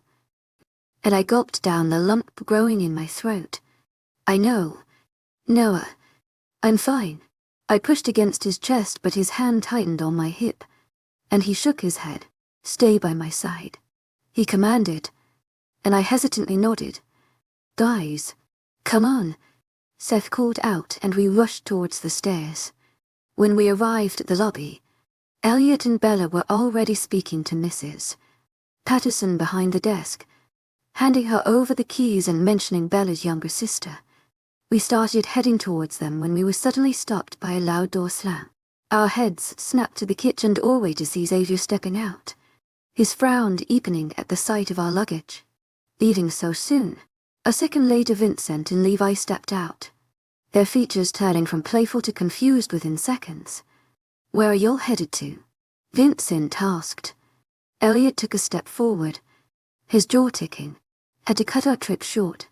Family emergency. To my agent extraordinaire, Madeline Noban. Heartfelt thanks for your unfailing patience, enthusiasm." Xavier's voice boomed through the lobby. My gaze remained on the shiny tiles, but the back of my neck was heating up as I could feel his intense gaze settled on my face, demanding that I look up. But I couldn't. He would find all the answers behind my eyes. Elliot answered, shortly. Vincent's voice then rang. "Why do you all have to leave for it?" The suspicion evident behind his voice. "Because we're family. We support one another in difficult times. I'm sure you understand how important that is." Noah replied. I glanced through my lashes to see Vincent nod. "Certainly. Very well then." Elliot began. "Gentlemen, it was a pleasure." He rested his hand on Bella's lower back and guided her away towards the doors. He looked at Noah and motioned towards the car. Noah's hand trailed down my arm towards my own that was clutching Ariel and I's room key. I opened my palm and gave him the key, which he took towards Mrs. "To my agent extraordinaire, Madeline Noban. Heartfelt thanks for your unfailing patience, enthusiasm." Who wasn't entirely oblivious towards the tension growing in the room. "Thank you for your hospitality." He offered her a warm smile and turned back to us, grabbing some of our bags and motioning for me to walk ahead of him. "Nora." My heart dropped to my stomach as Xavier's warm velvety voice echoed to my ears. I turned to glance at him, his hard silver eyes holding a promise behind them. "I hope to see you again." Noah opened his mouth to reply, but I beat him to it. "Goodbye, Xavier." I turned around and followed Ariel towards the cars. Chapter 8. The shrill ringing of the doorbell sounded through our apartment, and I peeked from around the kitchen counter to see our white wooden door rattle as a knock followed shortly after. I quickly dried my hands on the towel I kept on the counter and stalked towards the front door. As Ariel's gaze remained fixed on the TV, unbothered, I didn't even have to check through the peephole. Noah's casual visits have become a routine. I unlocked my door and pulled it open, revealing a grinning Noah clutching onto a fully packed paper bag. "Hey, Noah." Stepping to the side to let him in. "To my agent extraordinaire, Madeline Noban. Heartfelt thanks for your unfailing patience, enthusiasm." "Princess." He set the bag on my kitchen counter, standing tall and stretching his arm out. "Brought you some groceries for tonight." I closed the door and immediately locked it behind Noah's orders. "Tonight." Confused.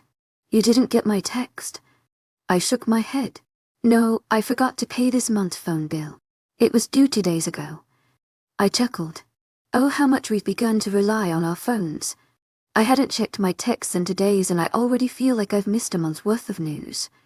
Our conversation caught Ariel's interest, and her gaze moved from the show playing on TV to our position by the open kitchen. Her eyes widened in sudden realization. I forgot to tell you. We're having a movie marathon tonight. We are? Well, that was news to me. Well, Noah invited himself and Elliot and Bella for a movie night at our place. Ariel rolled her eyes. Getting back to the show on TV. I turned to glower at Noah. The nerve this guy has. Noah chuckled nervously, his hand coming up to rub the back of his neck sheepishly. To be fair, I did consider my own apartment first, but yours is bigger and cleaner. I walked over to the brown bag and peeked inside, seeing all kinds of random grocery. And what is up with all these random foods? I wondered, rummaging through the boxes. Well, I got some spaghetti and tomato sauce for dinner, and the snacks are for during the movie, Noah explained.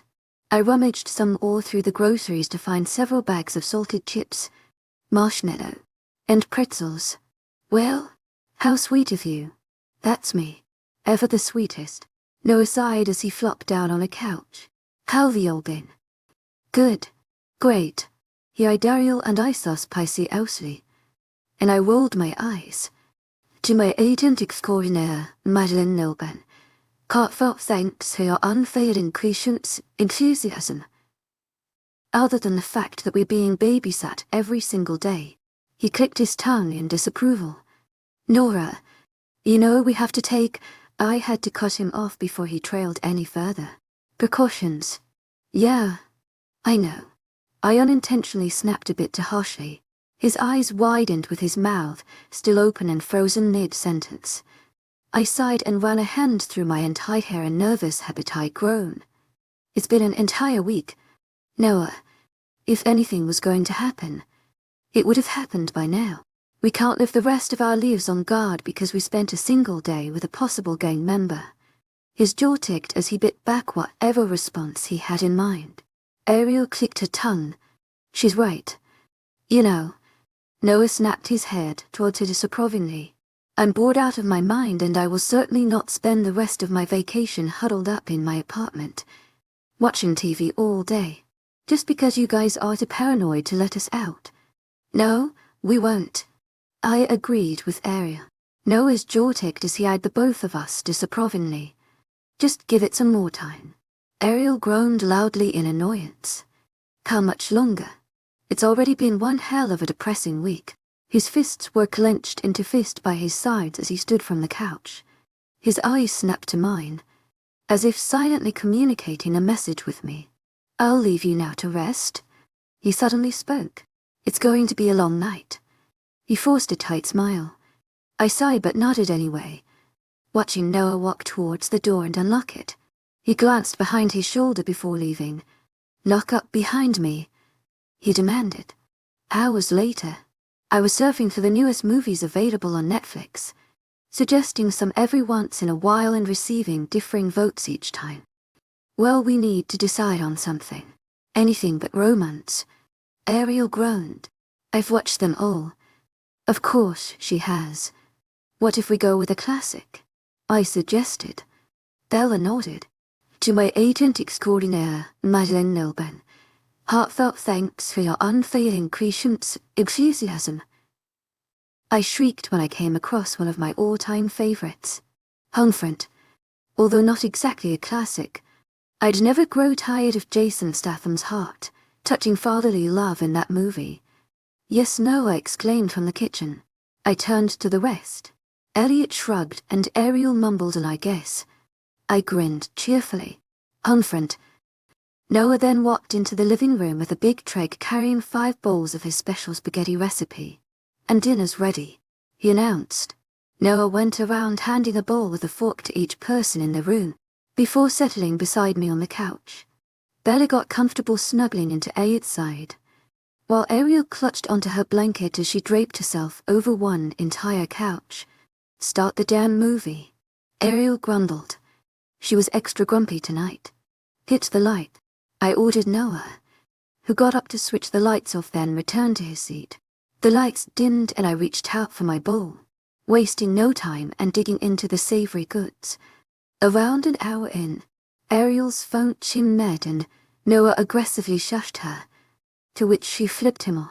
I chuckled as I watched her unlock her phone, reading whatever had popped up on her screen. Her glassy eyes suddenly widened as she frantically read over the screen over and over again. Her reaction unusual. Her head snapped up and her eyes locked on mine. She stared for a couple seconds, an odd emotion swirling behind her eyes. To our agent extraordinaire, webnovel, heartfelt thanks for your unfailing patience, enthusiasm. I mouthed. She looked around the room, noticing that everyone was engrossed with the action displayed on the screen. She motioned with her head towards my bedroom and I nodded. Ariel got up from her seat gradually, walking towards my bedroom. No one noticed her movements. When the gunshot sounded through the speakers, I took the distraction as my cue to get up and follow her. What's the matter? I walked in on Ariel pacing around my room, her phone clutched in her hands. I completely forgot that I messed up, she exclaimed. I shushed her and grabbed her tense shoulders, telling her to breathe and tell me what happened. Instead of replying, she turned her phone screen so I could see what was on it. It was a text message. Hey Ariel. What's up? VV. Who's V? I looked up at Ariel with a questioning gaze. Her eyes were wide as saucers. I gulped. It couldn't be. No, she nodded her head. I gave Vincent my number when you were out of the kitchen. I totally forgot about that. I gasped. To my agent extraordinaire, Madeleine Nelban, heartfelt thanks for your unfailing patience, enthusiasm. I scolded. He could easily track your phone. You don't think I realize that? She exclaimed, her chest heaving up and down. I pressed my lips together, thinking of a solution when my door was suddenly aggressively shoved open, and a seething Elliot stepped inside. You did what? He yelled.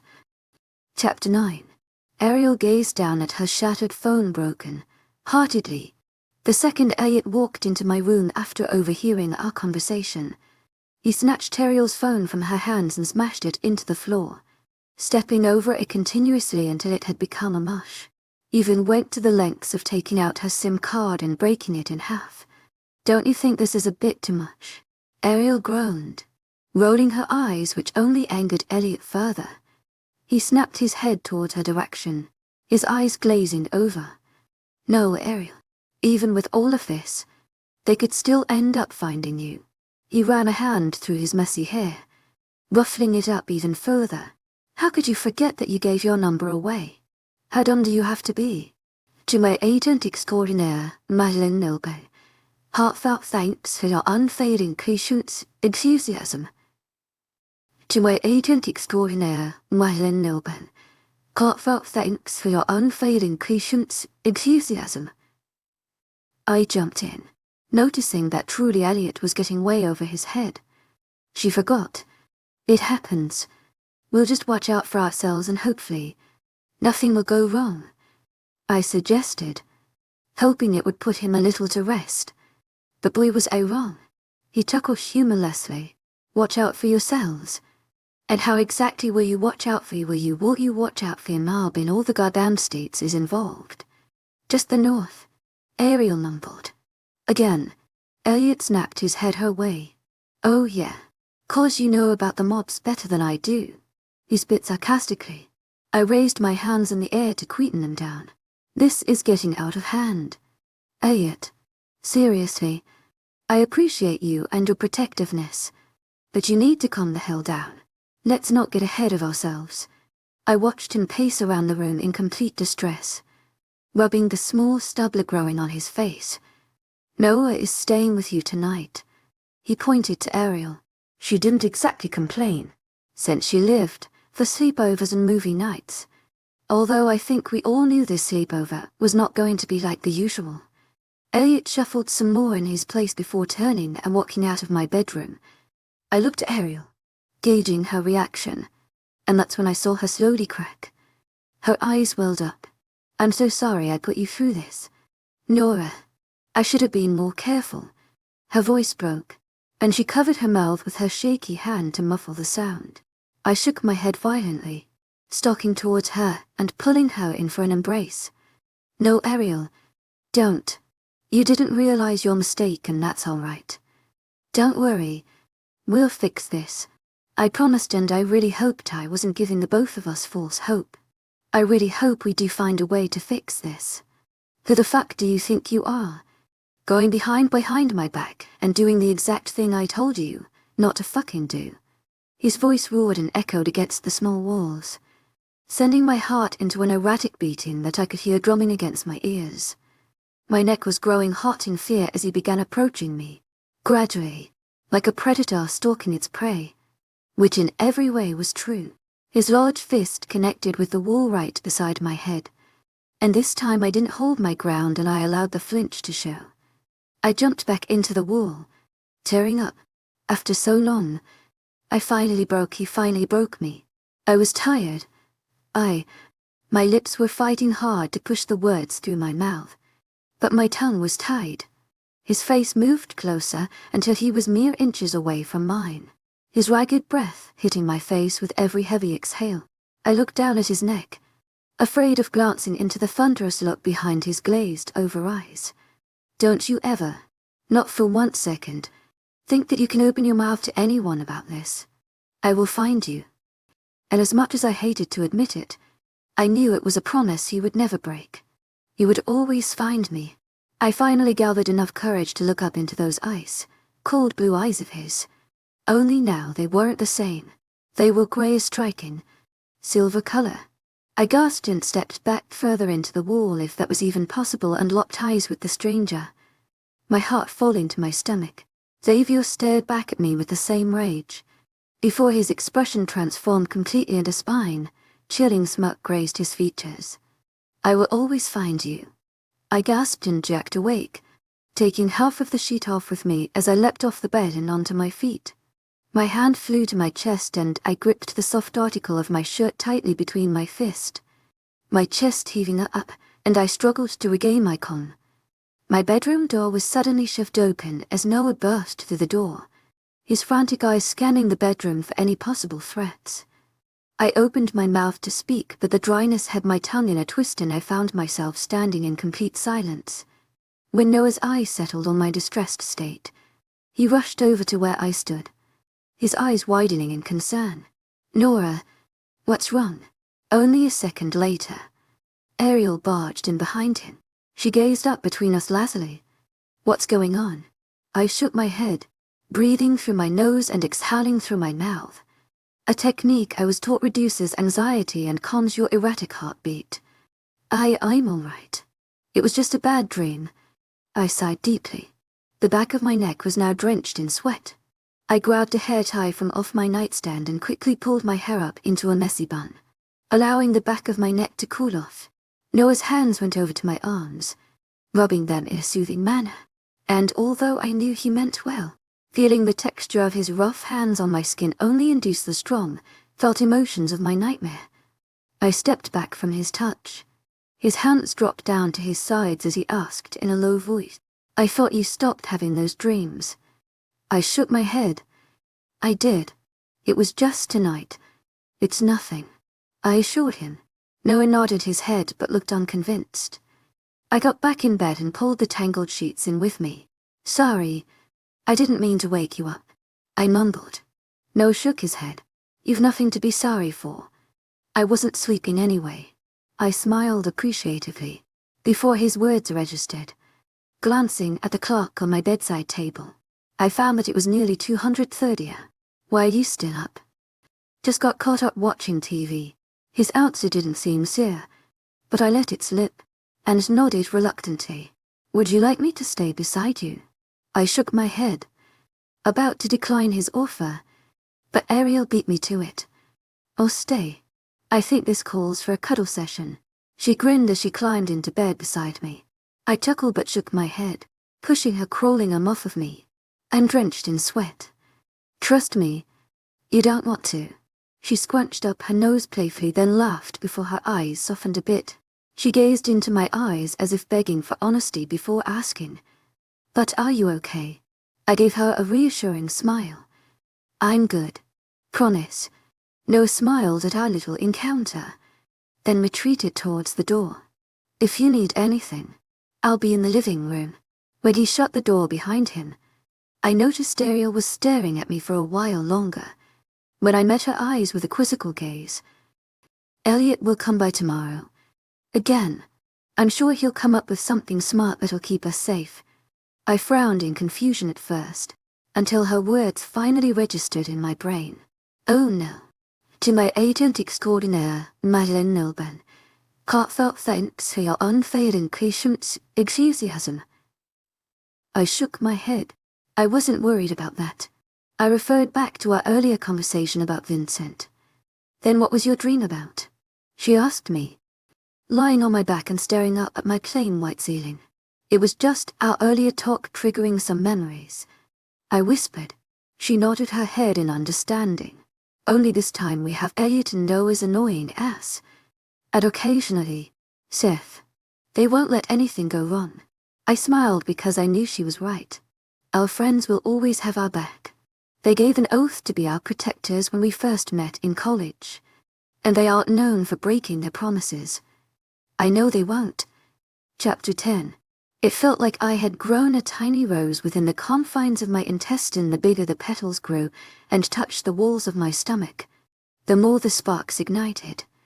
It felt like a dozen wide, winged butterflies were hovering above that said flower, and they were cherishing its bloom by flapping their wings about within the confines of my body like they wanted to explode out of the cage and be set free. Every step that I took forward towards my local coffee shop only intensified the sensation I was currently experiencing. And no, it was not because of the coffee. Don't get me wrong. I live for iced coffee. But it's something I have every consecutive day. I grew pretty accustomed to it, so the excitement could not possibly be for that. And as much as I tried to shrug off the feeling, the distraction, the voice within my head yelling at me to run faster, I couldn't. The odd sensations were sending my mind into a frenzy, and I was on the verge of losing the last bit of my sanity. As I finally reached the familiar light, yellow-chipped wooden door, I reluctantly stretched out my hand to grab onto the knob. I took a minute to breathe in deeply, forcing my anxiety to rest in grounding myself to the present. Pushing the door open, I heard the familiar classic ding of the bells hanging above. The addictive aroma of freshly brewed coffee hit my senses instantaneously, and my heart suddenly warmed. As per usual, the place was packed. Yaya was the best coffee shop in town and has been around for longer than I can remember. It was fairly small but extremely cozy, with a hippie interior, design and subtle, warm colors. I followed my heart as it led me to the ordering counter. Luckily no one stood ahead of me in line, so I was quick to order my usual iced coffee with added vanilla, Ariel's caramel latte, and Noah's Americano. I don't know how he could drink that abominable mixture. I went for a taste once and couldn't rid of the coffee flavor on my tongue for 3 hours straight. As I reached into the back pocket of my jeans to retrieve my money, an arm extended by my right, offering the boy on the other side of the counter some cash. I snapped my head to the owner of the money and passed the muscular arm only to involuntarily gasp and take a step back. "I've got it," his deep voice informed the boy, who glanced at me for affirmation. When he didn't get a reaction because my widened eyes were still transfixed on the last man I expected to see, he shrugged and took the money, handing him back the change. His eyes finally snapped to my own and I deeply inhaled as those striking silvers pierced into my soul. A heart-warming smile grazed Xavier's features and he opened his mouth to speak. "Nora," he acknowledged, nodding once. I was at loss of words. What the hell was he doing here? I was tongue-tied. But the worst part of it all was that I couldn't tell what the heavy feeling tugging at my heartstrings stood for. Was it fear? Or relief? "How have you been?" When he took into account my shock. What are you doing here?" I suddenly blurted out. Xavier grinned amused lie and looked down, bouncing on his legs. He looked so different than when I first met him. At the inn he was so confident as he stood tall, dominating, and intimidating everyone around him with his powerful essence. Now, however, he looked almost nervous. I figured I'd give it a shot. He finally looked up, hope dancing behind my favorite feature of his eyes. Wait, did I just claim I have a favorite feature in Xavier? Give what a shot. Your order's ready, the boy mumbled monotonously before going back to his work. I walked over to the receiving end and grabbed my drinks, picking some napkins and straws as well. Then I suddenly realized what happened earlier in my shocked state. Xavier paid for our order. I couldn't let him do that. I reached into the back pocket of my jeans and pulled out some cash, offering it to him. He glanced down at my hand, then raised a brow, giving me a look that basically screamed sarcastic. Seriously? I shook my head. Thank you, but I can't make you pay for my drinks. They're not just for me. To my agent extraordinaire, Madeleine Nilbe, heartfelt thanks for your unfailing patience, enthusiasm. I watched him lick his lips, contemplating my answer for a second. You can always pay me back later. I gulped. The last thing I wanted was to be indebted to any of Vincent's friends. I shook my head a bit too violently, causing some hair strands to fall onto my face. No, I'd rather just get it over with now. An odd expression passed through Xavier's eyes, like my words struck him harder than they should have. He didn't reply as his gaze once again moved to the wooden floor. He fiddled a little with the expensive watch on his right wrist before finally looking up. Would you like to have lunch with me? He suddenly blurted out. My eyes widened at his forwardness. I was certainly not expecting that to come out of his mouth next. That's what I'm here for. He took a step closer and the fresh scent of his cologne wafted through to my senses, dropping straight into my stomach as the butterflies yet again battled with the blossoming flower growing within. Nora, when you left, I couldn't just let that be the end. I felt a connection to you like none I'd ever experienced before. That's why I came here. I was, yet again, at loss of words. Xavier had a habit of leaving me tongue-tied. I stammered, trying to think of a quick response. Xavier sensed my hesitation, and he took another step forward. He was a mere foot away from me now, and my heartbeat began to quicken at his close proximity at the warmth that radiated off his body. I watched his eyes momentarily glance down to the left side of my chest, and he smiled, probably because he knew how his close proximity was sending my heart into an attic beating. Nora, he whispered in his low, velvety voice, and I fought against a shiver. I know you feel what I feel. Our souls have a deep connection that no mortal can comprehend. His words sounded so foreign, but I couldn't deny the truth behind them even if I tried to. I did feel a sense of connection to his soul, one I'd never experienced before. And frankly, the fact that I was feeling so deep a connection to a person I knew nothing about scared me beyond the ordinary. Xavier, I took a reluctant step backwards. I don't know. How could I trust someone that was friends with the right hand of the biggest mafia in North America? I couldn't. All I'm asking for is a chance. His shimmery silver gaze was pleading as he stared into my own hopefully.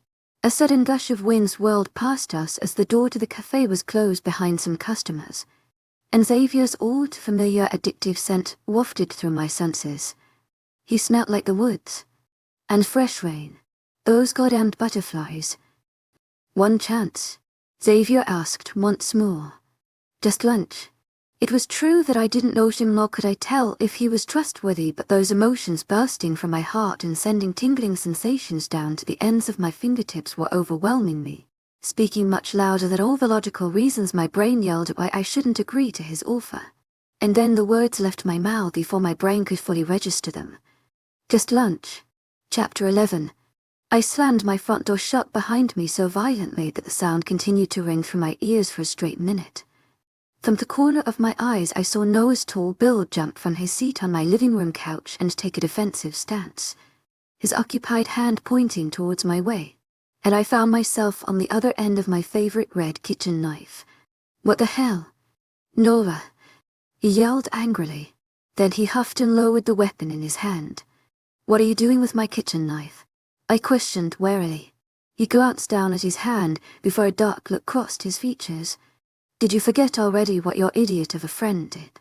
Those men could be watching us right this moment, and we wouldn't even know it. He snapped a bit too harshly. Well, that took a dark turn. I wondered what his reaction would be if he found out I just agreed to a date with one of those men he was currently taking a stance against. Here's your drink. I offered him the paper cup and looked around the living room. Where's Ariel? He gestured with his head back towards my bedroom. I rolled my eyes, of course she would still be sleeping. I stalked towards my room, trying way too hard to walk normally and hide my excitement, to the point where it was obvious I wasn't normal. I glanced over my shoulder and was grateful to find Noah occupied sipping on his drink to notice my unusual behavior. I pulled open my bedroom door to see Ariel sprawled out on my bed diagonally. Her hair ruffled and spread out across the pillows as slight snores escaped her mouth. I slammed the door shut and rushed to the windows, pulling my curtains apart to let in the morning light. Immediately my action was followed by an annoyed groan, slamming the cups on the nightstand. I reached for the blanket and pulled it off of Ariel, forcing her to turn on her back. She sent me a death glare. To my agent extraordinaire, Madeline Nogan, heartfelt thanks for your unfailing patience, enthusiasm. To my agent extraordinaire, Madeline Nogan, heartfelt thanks for your unfailing patience, enthusiasm. I clapped my hands together. I need you to be fully alert because what I'm about to tell you could get the both of us killed. When her eyes widened like saucers, I clarified, by Elliot. She gradually sat upright against the headboard. What is going on? She whispered. I pushed at her legs and sat down beside her, but when I opened my mouth to speak, no words came out. I didn't know how to begin. Nora, what happened? Ariel pushed. I leaned in and whispered. You'll never guess who I ran into at the coffee shop. She sat upright, straightening her back and shoulders. Now fully awake, who? She shrieked, and I shushed her harshly, glancing at the door as if waiting for Noah to burst in any second. Xavier, I finally whispered, and her blue eyes widened once more, her jaw dropping open. No. I nodded my head violently, a big grin forcing its way on my face. And that's not all. Ariel gulped. There's more. Please don't tell me the whole gang showed up. A shudder ran down my spine at the mention of gang, which diverted my attention from what I was about to confess. I began speaking, but didn't know how to propel my word what I was about to ask. Ariel stared back at me expectantly. Do you believe Xavier has something to do with all that? What if he's not as close to Vincent as we thought he was? What if they're genuinely just friends? I hoped. I watched Ariel study me carefully, not knowing how to respond. She glanced down as she contemplated a reply, but when she looked up her mouth closed again. When she took too long to answer, I suddenly blurted out. He asked me out. Her eyes widened, and I dropped the second bomb before she could respond. And I said yes. Nora, she all but yelled, scolding me, or at least I thought she was, until she broke out into a huge teeth-white grin, her dimples digging deep into her cheeks. I can't believe this. Why, you can't believe this. As in I am so disappointed in you. I can't believe this, or this is great. I can't believe this, I questioned. Her grin widened. This is fantastic. She squealed. I cringed back at her high-pitched voice. I whispered doubtfully. Ariel nodded her head frantically. I knew from the first moment you two met that there was a spark. I had never seen you so nervous around someone before. I felt a warm blush creeping up my cheek. Ariel gasped and jerked forward, clutching my hand tightly. See, even now you're blushing. I rolled my eyes and pushed her hand away, rubbing my cheeks in hopes of them returning normal again. I'm not too sure I should trust him, though. I mumbled, sighing. Ariel noticed my unease and shook her head. I have a good feeling about this guy. Remember my sixth sense? I chuckled and nodded yes. I don't think he's a bad guy. Dangerous, maybe, but not bad, she whispered. I frowned at her last sentence. What do you mean? Dangerous? She shrugged. They all looked very intimidating. I feel like there's a sense of danger surrounding them. But if they were the bad guys, you and I wouldn't have felt so comfortable around Vincent and Xavier. Which is why I was confused when Elliot took a stance against them. I nodded my head in agreement. That's exactly what I thought. The way I felt like I could be myself around Xavier was very confusing at first, given the fact that it takes a lot for me to trust a guy. So maybe he's a good man. And that's why the trigger warnings didn't go off in my mind. I justified. Ariel suddenly shrieked, and I flinched back, cursing her. So, when is this date? I slapped her arm and shushed her, pointing with my thumb back at the door, the only thing separating us from Noah. She bit the inside of her cheek, as if suddenly realizing that this date is something that should be kept a secret from our friends. Her eyes widened. How is this going to work? Slouching forward in early defeat. I've no idea. It will be extremely difficult. Noah, and especially Elliot, basically have radars pointed directly at girls now after what went down at the beach. We can say we're hanging out. Just you and me. And I can go to the movies. There's a new one I've been wanting to watch, Ariel suggested. I shook my head. They won't let us go alone. Not until things settle down a bit and their paranoia subsides. Ariel nodded, gazing off into the distance as she tried to think of another solution. A sudden feeling of frustration washed over me, and I frowned. You know what? They can't control who I can and cannot date. I snapped. Ariel's eyes shot up to mine and widened. Nora, she began, but I cut her off now. I dealt with the worst and survived. Xavier isn't a bad guy. I can date whoever I want. I hopped off my bed and stalked towards my closet, pulling the doors open to reveal my color coordinated fancy tops. Today, I felt yellow. I began rummaging through my yellow tops, settling for a fancy pastel V-neck, long-sleeved. Nora, you know they just worry a lot. Ariel's voice came from behind me. To my agent extraordinaire, Madeleine Noble, hearts out thanks for your unfailing patience, enthusiasm. I know, and I'm grateful that they care. But I don't need them controlling who can and cannot be a part of my life, I explained. She nodded hesitantly and gave me a tight smile. Is the date today? Ariel asked, eyeing the top I picked appreciatively. That would look gorgeous with your hair curled. Would you do me the honor? She flashed me a toothy grin, jumping once and clapping her hands excitingly. I thought you'd never ask. She reached out and grabbed my shoulders, moving me to my vanity and pushing me down to sit in front of the mirror. I'll go freshen up and you can plug in the curler. I pulled open the desk drawer and took the curler out, doing as instructed by the beautician the whole while my stomach churning, not only in anticipation, but fear of getting caught by the people who instructed me to do the exact opposite of what I was going to do. Chapter 12. I didn't know where I was headed to nor what I was going to do. For the first time in what seems like forever, I have allowed my footsteps to be guided by my heart. I wandered aimlessly with no direction in my conscious mind, but somehow was positive I was headed the right way, because why else would my heart thump faster and my stomach snot tighten with every step I took? My forehead muscles were growing sore from being too constricted. I forced the frown off my face and relaxed my expression, not wanting to appear angry in front of the passerbies or worse in front of my date. It felt very odd saying it, even if it was just in my mind. The word brought back so many memories I would have rather left in my unconscious mind. Earlier this afternoon, Ariel had styled my hair to cascade down my back in natural waves. I had put on my outfit in no time, so eager for lunchtime, and as I stalked out of my bedroom with a newfound confidence, I noticed Noah was busy speaking on the phone. No, you need to get your ass here right now. I'm in desperate need of a shower. He was demanding to the other person across the line. His back was towards the hall as he faced my living room's balcony.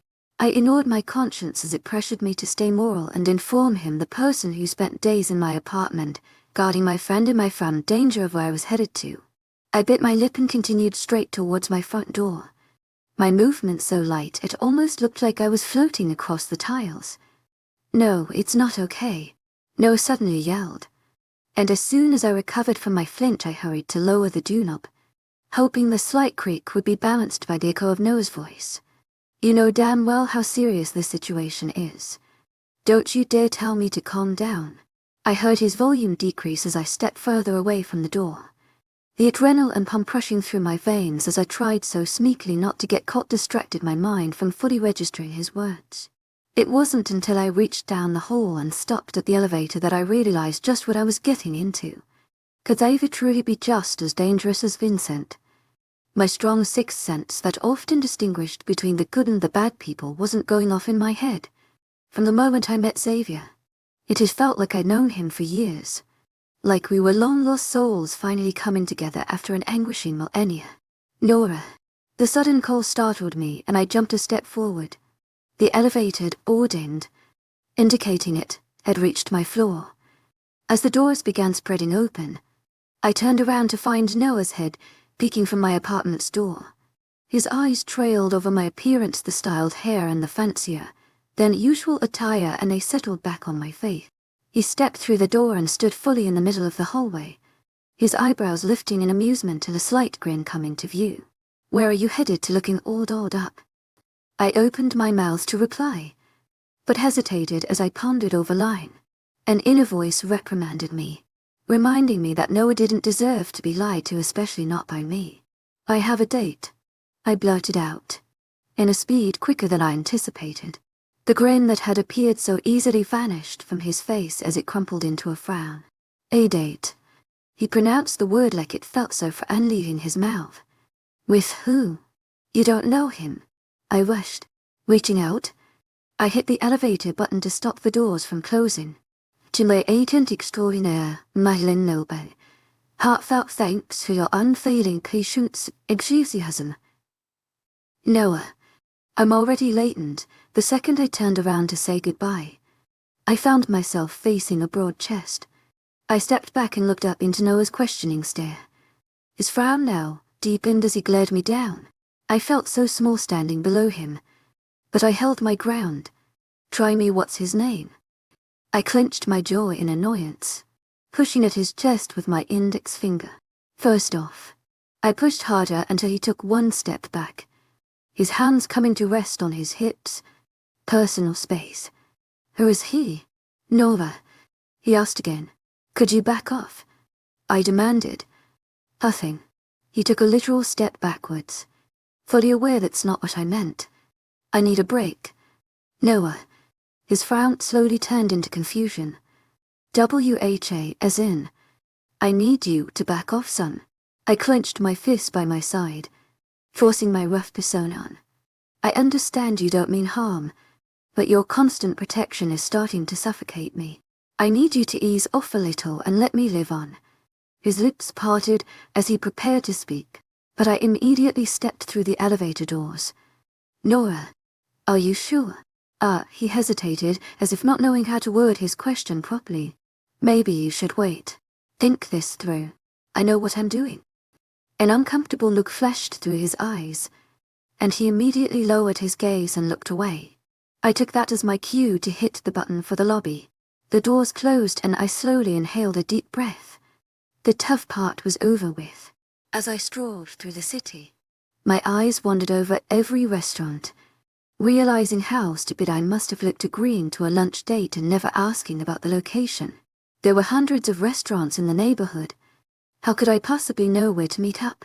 What if he wanted to leave the city? Did he plan to take us to a fancy restaurant or a casual diner?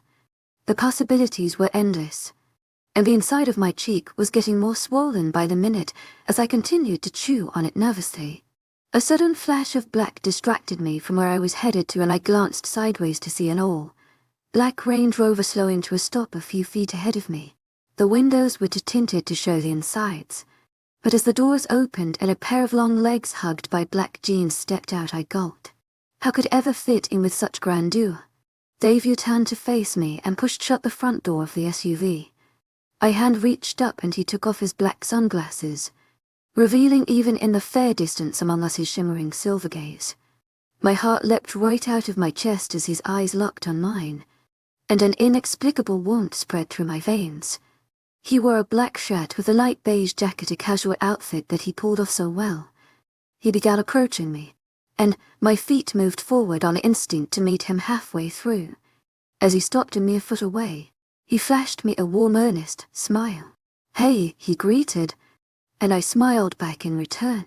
For a brief sec, and his eyes took in my appearance. And his smile widened. "Wow, you look," he began, but only trailed off. I prodded in curiosity. I heard a deep chuckle rumble in his chest, and he shook his head. Words wouldn't do justice. My neck began to warm up and I found myself too flustered to reply. He truly was the smoothest man I had ever come across. I wonder if he uses the same charming charisma with just everyone. "Ready to go?" "Yeah." I nodded. "Are we taking your car?" "We are. I hope you don't mind leaving the city." "Nowhere too far." Going somewhere farther from the city sounded much better than staying within the borders. It meant a chance of being seen by any of my friends. As much as I hated lying to them, I had to do it at least until Noah and Elliot cooled off a bit. "That sounds great," I announced with a smile. Xavier's grin widened in delight and he gestured towards his car. As I reached out to grab the door handle, his own hand outstretched and slightly bumped into mine. "Allow me." He pulled the door handle and opened the door, such chivalrous act. I had to resist the urge to chuckle nervously and I climbed in, whispering a quick thanks. The insides of the car were just as dark as its exterior. The black leather seats felt a bit chilly despite the warm summer air. Xavier climbed into the driver's seat not a minute later and buckled up. I copied his action. "So, where are we headed to?" I asked curiously. "It's just a small Italian restaurant by the border of this town. Their food's really good." He sneaked a glance at me from the corner of his eyes and I felt my excitement rise anew. "I love Italian food." I smiled cheerfully. "It's definitely my go-to." Xavier's grin widened. "Oh, it's my favorite." I nodded eagerly. A minute passed as Xavier continued driving very smoothly, and a random question suddenly popped in my head. "Xavier." I called for his attention. He hummed in question and glanced my way. "How did you really find me?" His expression turned stoic for a moment before returning to normal. "I remembered you saying you're from Illinois." "Well, yeah, but it's a pretty big state. I guess I just got lucky." A small smile tugging at his lips, but I couldn't bring myself to smile at his short response. My thoughts running wild as my paranoia resumed its place behind the wheel, driving my mind towards anxious thoughts. Xavier noticed my sudden silence and spared a quick look my way, his own eyes turning anxious. A good friend of mine recommended trying that coffee shop we met at this morning, since many locals hang out there, and the rest was simply good luck. He smiled genuinely. "Fate must really like you." Then, to which he chuckled and nodded. "Indeed, it does." For the rest of the drive we exchanged questions, learning more about one another. He asked about my passions and I asked about his. I learned that he really loves to read, especially classics, and we both happened to have a love for The Great Gatsby. His favorite color is black, which made sense since most of his belongings reflected that passion. I should have guessed it on my own. And he also owns a dog, a pit bull whose name is Anda. "What about your family?" I wondered, hoping to get to know him on a deeper level, not just the basics that anyone could know of. He trailed off as he swerved to a turn, his eyes looking over the passing cars to his left. "I lost both my parents a long time ago," he finally replied. I bit the inside of my cheek, immediately regretting the choice of question. "I'm sorry for your loss." Xavier shook his head, smiling sadly. "Don't be. Everyone leaves eventually." Right. I probably should have changed the direction of our conversation then, but my damn curiosity wouldn't let it go. "What were they like?" I asked in a low voice, the more mature part of me hoping he wouldn't have heard the question, fearing it might upset him. But he stared ahead with a feint of a smile. "They were wonderful people.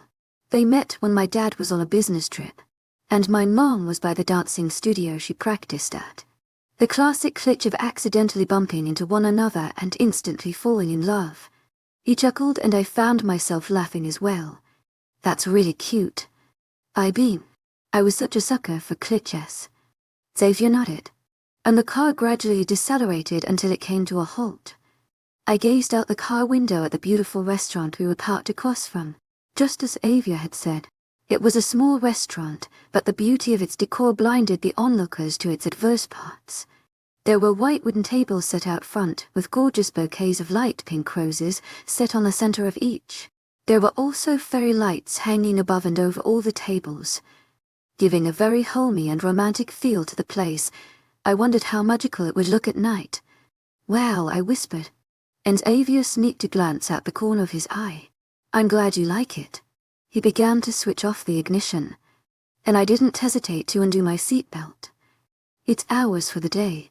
My head snapped to stare at him horridly the second his words registered in my brain. "You reserved the entire restaurant for us." I gaped. That was way more than I had expected. The owner is a close acquaintance. She was generous enough to offer some privacy as a way of showing her joy that I'm finally going on a date. Xavier chuckled, shaking his head in disbelief at his friend's actions. But it was kind of cute, very nice of her. So he doesn't date often. An inner voice beamed. I had to fight the stupid grin creeping up my face. Xavier undid his seatbelt and opened the car door. I reached out from my side's handle and opened the door. And within that exact second, Xavier showed up to my side, taking over the action and opening my door the rest of the way. I gaped at him as he gestured with his hand for me to get out of the car. "Wow," I breathed as I stepped out. "You're fast."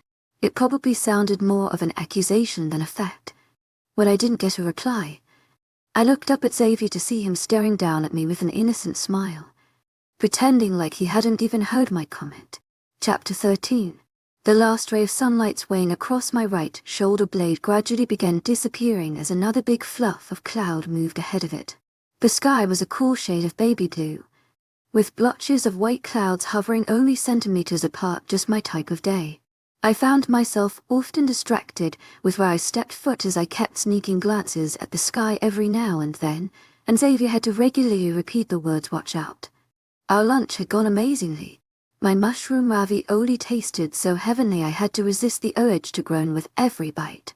Xavier kept the conversation going, and I found him to be more interested in me than I was in his personal interest, which says a lot because I was madly absorbed in all that he is. However, to our disappointment, we finished our lunch early, so Xavier suggested dessert. But the place was too vacant that sitting there too long slowly turned displeasing, and I suggested we go on a walk to have some ice cream instead. He answered back with a wide, pleased grin, and so we wandered around in the streets of an unknown town, our arms regularly brushing and magnifying the sparks flying in the space between. We stopped at a pastel green ice cream stand. Xavier got 2 scoops of mint chocolate and I got 2 of caramel, swirl our favorites. "Tell me more about your job," Xavier said. "It's incredible." Remembering all the chaotic fun we had at the company, it's like this small place packed with some of the most creative and crazy people that I have ever met. We have a lot of fun working on our projects. Xavier nodded. "And when did you decide you wanted to become an artist?" "Ever since I was born. One of the very first things I learned to do was grab a pencil and draw. On literally anything." I chuckled, remembering all the mess I'd made back at my childhood home, drawing swirls across walls and tables. My parents always told me I was a natural, so I decided to pursue a career in arts. I looked up to witness Xavier's response, and in that moment a flicker of black distracted me from the warm smile playing on his lips. I peeked over his broad shoulder to see a black car with dark, tinted windows pass by, driving uncommonly slow. My eyebrows furrowed. This was their 3rd trip around. "Nora," my eyes snapped to Xavier's questioning eyes. "Is everything all right?" I contemplated telling him about the car. A small part of me worried he might think I'm an overthinker, which isn't exactly a charming trait, but another part of me wondered if perhaps it would matter to him to know if we were being followed. But then again, why would we be followed? "Nora," he pushed, now stopping in his tracks and turning to face me. I glanced over Xavier's shoulder at the car to see that it also stopped a few feet behind, mimicking our action. Now, that was really suspicious. I think there's a car following us." The intended statement came out more like a question. To where agent extraordinaire, webnovel. Heartfelt thanks for your unfailing patience, enthusiasm. He was suddenly alert, his back involuntarily straightening and his shoulders pushing back. I raised my eyebrows and motioned to the car behind him, and he caught on. Xavier casually reached out for my upper arms, his hold firm enough that I could feel the warmth of his hands creeping over my blouse, and he slowly circled us around so that we switched positions without making it obvious. His long fingers brushed a strand of hair away from my cheek, tucking it gently behind my ear in a loving motion.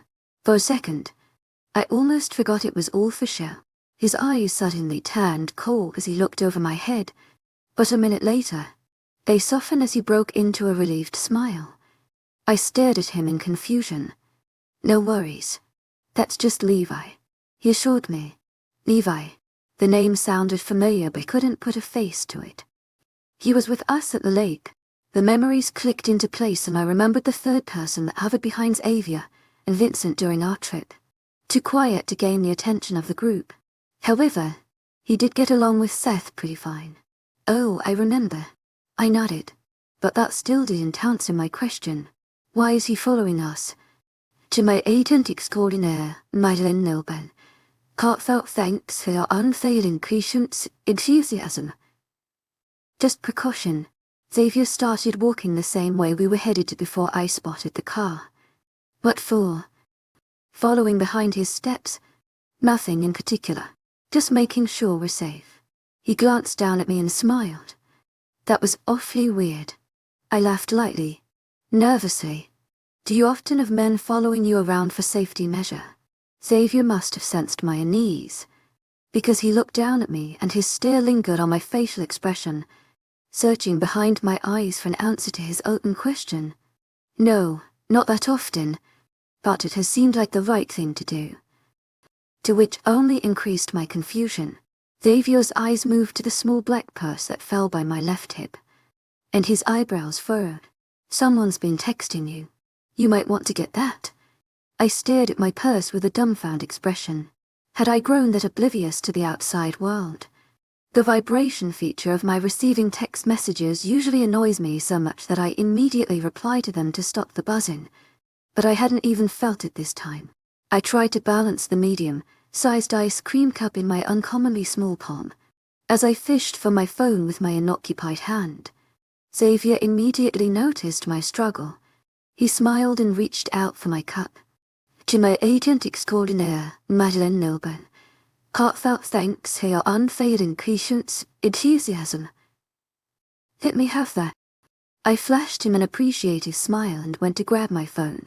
To my complete horror, I had over 3 missed calls and up to 19 text messages.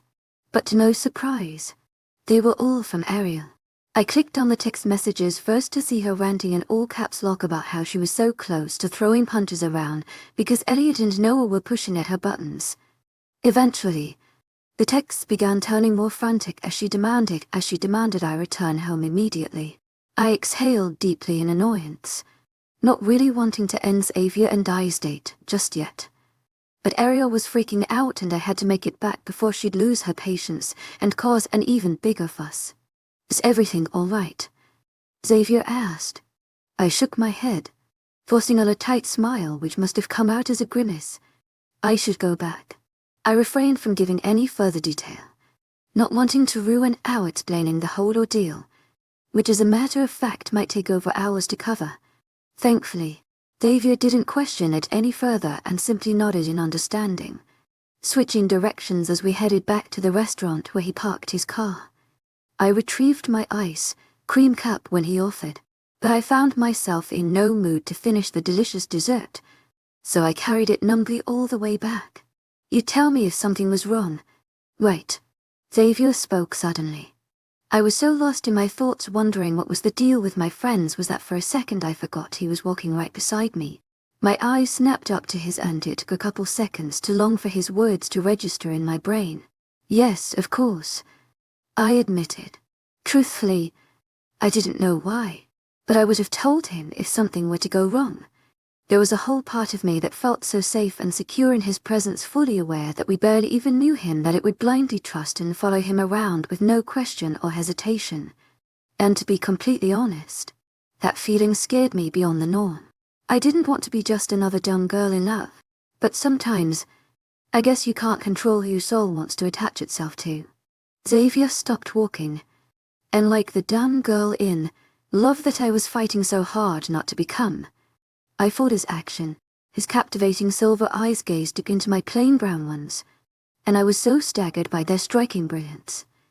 My mind went blank for a fair minute, wondering whether there were other lucky ones born into this world with eyes so enchanting they could melt the most inanimate. Nora. His lips spoke my name, and it broke me out of the spell his eyes held me under. You can trust me to keep you safe. I nodded subconsciously, mindlessly agreeing to his words even before they fully registered in my brain. My phone buzzed again. Xavier's eyes moved down to the palm of my hand, sweaty and difficultly grasping onto my phone. We should probably move if you want to make it back soon. The traffic is unbearable at this time of day. He turned around and started towards his car. I looked at the screen on my mobile, and Elliot's name flashed in wide letter. I clicked open his text message. It asked me where I was. I rolled my eyes infuriatingly. They need to seriously stop treating me as if I'm a child. I'm 23, for God's sake, perfectly capable of living independently. Shoving my phone back into my purse, I marched angrily the rest of the way to the car. Eyebrows furrowed and a clear annoyance showing through my facial expression. Xavier was already in the car with its engine running. I hopped into the passenger seat and offered him a smile, to which he reciprocated before preparing for our return back to the main city. I really regret ending the day so soon. I was having a lot of fun, I commented. He hummed in agreement. Me too, but there's always next time. He glanced at me and gave a small grin, which accelerated my heartbeat up a notch or two. What would you like to do next time? His smile widened. Only then did I notice I was still holding onto my ice cream cup, as its exterior began to dampen and cool the palm of my hand, and what little was left within gradually melted completely. Oh, I groaned, noticing small droplets of water falling onto my pants and leaving dark stains behind. With my other hand, I fumbled with my purse as I tried to extract the small pocket tissue I always brought with me for this exact form of clumsiness. Growing frustrated by the minute, I roughly yanked out a tissue and instantly tapped it against my palm, then the slightly dampened spots on my jeans. All good. Xavier suddenly chuckled, and I rolled my eyes, covering my embarrassment with feigned annoyance. I announced, resisting a smile. A couple seconds later, he questioned, "So?" I looked at him in confusion. He read my expression and repeated his earlier question. "Where would you like to go to next time?" My heart gave a little flutter, thinking there was going to be a next time, and that even if our day was about to end, that didn't mean it was the last I'll see of him. I smiled subconsciously, idiotically, and a warm blush started creeping up my cheeks as I suddenly realized how crazy attached I was getting to him. "Dumb girl in love," a fierce inner voice hissed at me. I told her to shut up. "Anywhere you'd like," I finally answered. Xavier shook his head in disapproval. This time, I chose a restaurant that held a special place in my life. "Next time, we'll go to a place that holds the same meaning to you. This way we can explore more of one another." He peered over to capture my reaction, which I bet was incomplete. "Fair enough," I agreed, "but I'll have to think about it. There's too many to choose from." He nodded once in understanding. "And we'll make time for all of them," he promised. I beamed. Xavier began to slow the car to a stop, and when I glanced outside the window, I noticed to my utter disappointment that we were parked across my apartment building. I guess good times always come to an end. I turned in my seat to thank Xavier for the lovely lunch date, only to witness the same look of disappointment and longing swirling in his striking silvers. It warmed my heart but also pulled at its cords, seeing him so unready to let go. I gave him a genuine smile, and watched the blur behind his eyes vanish as they immediately turned soft, and he offered me his own breathtaking smile. It was a true pleasure. "Nora, I'm looking forward to our next date, he confessed. My cheeks grew warm as I imagined the flow of blood rushing upwards, dispersing across my face to clearly reveal just how flustered his words made me feel. See you next time, Xavier. Thank you for the lovely day out. I reached for the handle and pushed the car door open, stepping down and waving goodbye. I crossed the street towards my apartment building, but before passing through the front doors, I turned to give one last smile to Xavier, to which he replied with a faint nod. I stalked into the building and immediately threw the already melted ice cream away, pushing on the elevator button and waiting for it to reach the lobby. As I got in and waited for it to take me to my floor, my thoughts returned to Ariel's text messages from earlier. I wondered what she told them about my sudden and unannounced date. Checking my watch, I calculated the hours I'd spent on the date, nearly 3. The elevator doors dinged and I stepped out, stalking towards my apartment door. I stopped for a second to inhale deeply, mentally preparing myself for the complaints that were sure to come my way. I tried the door before reaching for my keys, knowing my friends never locked the doors behind them, and truly found it to be unlocked, so I pushed it and walked in. Noah and Elliot were seated on one of my living room couches, scowling as they stared at the TV. Ariel was nowhere in sight. I slammed the door a little too harshly to gain their attention. "I'm home," I announced to the party. Elliot and Noah spared no second of hesitation as they jumped off their seats and instantly bombarded me with questions. "Why didn't you reply to my text? What sort of date takes for hours?" I interjected. "Why didn't you tell us earlier that you had a date? And who was it with?" "To my agent extraordinaire, Madeleine Nilbert. Heartfelt thanks for your unfailing patience, enthusiasm." I groaned in annoyance, so loudly and obnoxiously, it ended up sounding like an animal howling in despair. "Would you ease off?" "Hey, back off." Ariel's shriek came from the hallway leading to the rooms as she came stalking out. Her hair ruffled up into a messy bun, and her pointy index finger directed at Elliot and Noah. "To my agent extraordinaire, Madeleine Nilbert. Heartfelt thanks for your unfailing patience, enthusiasm." "You stay the hell out of it," Elliot warned, his face turning a light shade of pink. I gulped. That rarely ever happened. "If you didn't want me to be involved in this, then you shouldn't have been all up my ass for the past 3 goddamned hours." My head is still pounding from all that interrogation. Her arms crossed over her chest in annoyance. Elliot pinched the area between his eyes, a sign that a bad migraine was on its way, which resulted more often than not from arguing with Ariel.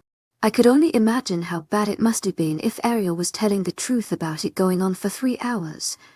"Nora, may I just know something?" Elliot finally asked, his voice lowering an octave as a sign of weariness. I nodded, not trusting my voice. "Who is he?" "You don't know him," I answered curtly, which was somewhat true. They didn't know the real Xavier. "You don't know that. Just give me a name." He pushed. I huffed and threw my arms up in frustration. "I went on 1 date. Just 1. I don't need to inform you guys of every single thing that I do." "Yes, you do." Elliot's voice raised, which was an evident surprise to all as they instantly stopped whatever they were doing and just stared. "You will tell me everything you do and whoever you meet with, because now all our lives are at risk, not just your own." "Oh, please. Nobody wants shit to do with you." "To my agent extraordinaire, Madeleine Nilbert. Heartfelt thanks for your unfailing patience, enthusiasm." Ariel spat harshly. "I would never put you guys in harm's way." I seethed through clenched teeth, more angry than hurt that he'd think so low of me. "Of course we know that." "Nora." Noah spoke. He glared at Elliot angrily. "He didn't mean that." Elliot rubbed his forehead, pacing around the living room with a clenched jaw. History would never repeat itself. "Elliot," I snapped. "And even if it does, rest assured you will be kept as far away from danger as possible." Elliot stopped his pacing and turned around in disbelief. Nor he began speaking, but I spared him no more second, feeling an inner wall crumbling in my chest as it got heavier by the minute. I turned around abruptly and yanked the front door open, racing straight out and heading to nowhere.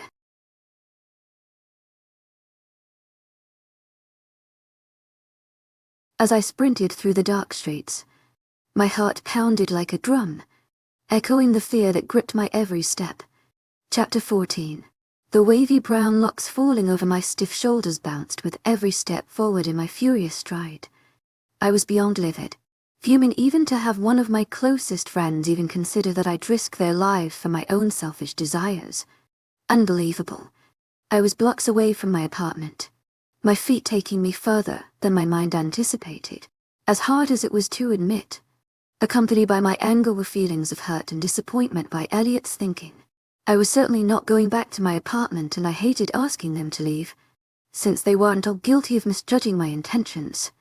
After 15 minutes of roaming around the streets aimlessly, my phone buzzed in my front pocket as I received a notification. I fished for it and unlocked the screen, to find a message from Ariel asking me to return home. A second later, my phone buzzed again as I received another, and I halted in my tracks to read over the several messages. Noah and Elliot left. I'm going after them to speak some sense into them. They're too angry to understand. But you did nothing wrong. Nora, go back home. I'll return later tonight. I smiled involuntarily, appreciating her support, then returned down the same path I'd taken to go back home. Deep down, I knew Elliot didn't mean any harm. He was just worried, which is something he does often. As the oldest in our group, he kind of feels a certain obligation to watch out for us, especially given the length of our friendship and the hardships we faced together throughout those years. He never admits it, but we all know he feels it, which is why we respect his over-protectiveness. But I had spent such a good day today, after so long of staying on guard with everything, and I only hoped I could end the day by joyfully informing my friends of how amazing it had gone, and to instead be faced by all the criticism and the hurtful words I least expected. I had the right to be mad. I tried to reason with the slight guilt I felt inside. I was snapped back to reality a second later as my phone began buzzing in the palm of my hand. I glanced at the screen and Elliot's name flashed as the caller read. Out of pure pettiness, I let it ring for a few seconds longer, then clicked decline. That'll teach him. The sun was beginning its descent, turning the sky a bright shade of orange and yellow. The warm colors almost mocked me, as if encouraging my fury and indirectly telling me to grasp onto the anger that was gradually dissipating. Knowing myself, I most likely wasn't going to last longer than a day angry at my friend, even if Elliot's words were somewhat insensitive, because I know him better than to judge him based on his choice of words in one tense conversation. Minutes later, my apartment building came into view. I sighed in relief, the heels of my feet taking in despair. I'm definitely soaking myself in the bathtub I know where Ariel stashes her bath bombs, I instantly thought to myself, an evil grin sneaking its way onto my features. I jogged over the 4 steps leading to the front door, and waved a gentle greeting to our night guard, Cole, who sat behind the front desk. He immediately recognized me and offered a wide smile, gesturing me in. I took the elevator up to my floor, then reached my front door. Knowing no one was in, I fished for my keys from my purse and unlocked the door. Once I stepped inside, a warm gush of air greeted me. Involuntarily, I scrunched up my nose in a state. I was never a fan of summer heat. Following the source of the wind, I found the living room window half open and ran to close it shut. The whole place smelled like summer, which some might appreciate, but it was never my taste. Moving to the coffee table set by the couches, I immediately went to work on the scented candles, lighting them up to give the place a cozy lavender scent. My feet worked on their own, leading me towards Ariel's bedroom, and then her bathroom. The bathrooms of our apartment was probably my favorite part of the entire place. They were huge, with marbled counters, sink, and bathtub. Ariel decorated hers with loads of scented candles to light up before soaking in the tub. I went to the sink and pulled open the doors of a cabinet underneath, exposing a selection of lush bath bombs. I grabbed a rose, scented one, and then hurried out towards my own bedroom. Once inside my own bathroom, I began to fill the tub up with warm water, and I took out my phone and set it beside the tub in case I get any important calls, then headed back into the room to find a comfy and fitting outfit for later. I settled for a pair of black sweatpants and a plain light pink t-shirt. When I returned to the bathroom, I found the water to have reached almost halfway already, so I pulled my hair up into a messy bun, stripped of my date clothes, and sank deep into the warm water, dropping in the bath bomb and watching as it soothingly turned the water a light shade of pink. The aroma lifted to my senses and instantly began relaxing me, and I inhaled deeply, letting the scent fill my lungs and soothe my nerves. I reached for the lighter I brought in with me earlier and began lighting up some candles I had lying around the tub, staring into the dancing flames with a deep interest. All too soon, my eyes began drooping as they got heavier and heavier, and I didn't fight the sleep. I allowed the exhaustion to take over, and gradually watched the flames turn blurry as my eyes fell shut. All I could tell was that it was too cold. Wherever I was, whatever was happening, was causing my body to shiver recklessly. My breathing was coming out in loud huffs as my body struggled to create heat.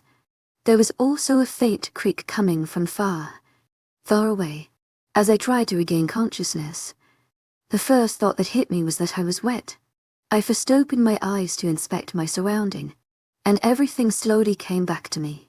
I was still in the bathtub, only now the water had turned way colder than I appreciated. My hands coming up to grab the edges to lift myself up, but accidentally knocking over one of the candles in the process. Crap! The melted wax running down my wrist and leaving a burning ache behind. I shoved my hand into the water and stroked the area to soothe the discomfort. I blew out the rest of the candles and again grabbed the edges of the tub, pushing myself upwards with what little strength I had left within me after that power nap. I silently thanked God that I didn't slip underwater in my drowsy state and suffocate. I reached out for a bathrobe and put it on, grateful for the warm fit offered after lying down in the cold water for so long. After searching around the bathroom, I realized I had left the assorted outfit on my bed. I moved towards the door and went back into the bedroom, and it finally hit me how long I spent napping. It was now completely dark outside. It must have taken me longer than 2 hours. Suddenly, someone deeply exhaled from the left corner of the bedroom, my hands instantly coming up to fasten the rope around my waist. I turned on my heels, ready to reprimand Ariel for sneaking up on me that way, but instead of the familiar blue eyes, I found myself staring into a chilling, endless black pit. My throat tightened. I opened my mouth to let out a gasp. To my agent extraordinaire, Madeleine Nilgan, heartfelt thanks for your unfailing patience, enthusiasm. To my agent extraordinaire, Madeleine Nilgan, heartfelt thanks for your unfailing patience, enthusiasm. Anything but the air got stuck in my throat and the hairs on the back of my neck stood on high alert. That was one hell of a nap. His voice was rich with an unfamiliar accent, and hoarse enough that it sent a chilling shiver down my spine. Feeling refreshed, his lips pulled back into a menacing grin. The bedroom door creaked open, and my eyes snapped to the second intruder of the night. Sleeping Beauty up yet? Another unfamiliar voice sounded through the room. He looked taller, broader, and unlike the first, this one had hair on the top of his head. It was long and slick, pushed back. His head snapped up from the objects whirling in his hands, and his eyes locked on mine. The same menacing grin I saw on the first guy appearing on his lips. My blurry eyes flashed down to the object in his right, gloved hand. It was long and silver. He tilted it a centimeter to the side, and it shined. An inner voice screamed at me, but I couldn't comprehend her words. It wasn't until he directed the pointy end at me that I finally realized I was standing on the other end of the intruder's knife. Chapter 15. How about we go for a little ride? The man standing on the other side of the knife proposed, though I doubted I had any choice in the matter. Inspect the opponent. What does he have to his advantage? She looks up for it. The second once sprawled out on my couch commented, and I could almost hear the smirk plastered on his scarred face. find a point of weakness, or search for a way to create a distraction, I'd allow you to change into a more comfortable outfit. But unfortunately we're running late. Now decide, fight. To my agent extraordinaire, webnovel. Heartfelt thanks for your unfailing patience, enthusiasm. Had a long day. You looked really exhausted in that bathtub. That last sentence dragged me out of my thoughts. My head snapped towards the man seated on the couch, my eyes widening in horror. He had seen me in the bathtub, where I lied unconscious and bare. A burning bile rose in my throat, and I gulped to try and hold everything in. Though releasing the contents of my stomach on my opponent's shoes didn't seem like such a bad idea, I couldn't spare the time. Their advantage was definitely their muscle, and they were also armed. In my distressed state, I couldn't bring myself to inspect any point of weakness, nor could I arrange my thoughts to fish for a distraction. Control your breathing. The only way out is by maintaining a calm mental state. I breathed in, feeling my lungs expand and a shiver run down my spine. Straightening my back up from the slight crouch I had gone into earlier, an automatic defense position as a result of standing on the other side of a pointed weapon. Here's the thing, Bella. My opponent spoke as he began to lower his armed hand. Through his pronunciation, I recognized his accent as Italian. My hand, he was growing tired.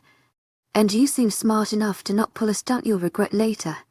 He stared back into my eyes, pausing for a second to accentuate the threat behind his words. So, I play the gentleman here. His sentence was interrupted by a mocking scoff from the corner of the room. He glared at the man seated before turning back to me. Raising his armed hand, he swirled the knife around as if showing it off, then slowly tucked it at the waist of his black jeans. No knife. No stunts.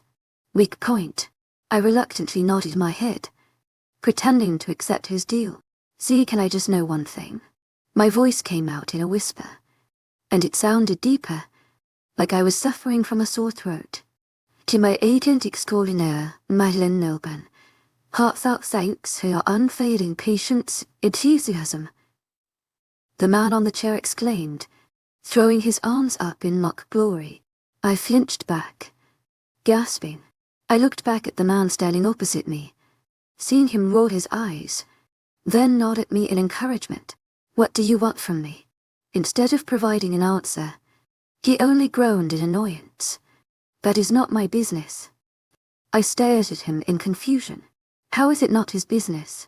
He was here, threatening me with a knife. He's simply a man, doing his job. The one on the couch explained for him. The man smiled, and motioned with his head towards me. Delivering you. I could only stare back in horror, his words slowly registering in my mind. They were sent to get me. That means there's someone bigger behind this. My heart began to beat rapidly against my rib cage, threatening to burst out at any second. This is taking forever, the stranger on the couch complained, rolling his neck around in a stretch. Can I at least put on some decent clothes? I knew I was pushing my luck, but I needed a distraction. TSK, Ed, I think I like you better in that bathrobe. I clenched my fists by my sides, controlling my breathing that was now coming out in rapid huffs. Maintain a calm mental state. I reminded myself of my old instructor's words. I took a step forward to everyone's surprise. Their eyes widened in amusement as they inspected my movement, and I forced my feet to take another step. Good girl, the man standing in front of the door praised, nodding in approval. He took a step to the side, gesturing towards the door in a fake, chivalrous act. The second the word registered in my brain, an instant shot of adrenaline coursed deep through my veins, traveling the length of my body and finding root in my legs, fueling them with a power I never realized was stored within me. I charged forward in such an instant it took my body by surprise, the bun on top of my head falling back from the inertia. I had memorized the apartment's interior like the back of my hand from the amount of times I'd spent lounging in the living room with my friends, so reaching the front door took less than 2 seconds. I yanked the doorknob with such a force I thought I heard a faint crack as my elbow bone stretched. Within the same instant that I passed the doorframe, I heard a loud curse from behind me, followed by pounding footsteps. No time for the elevator.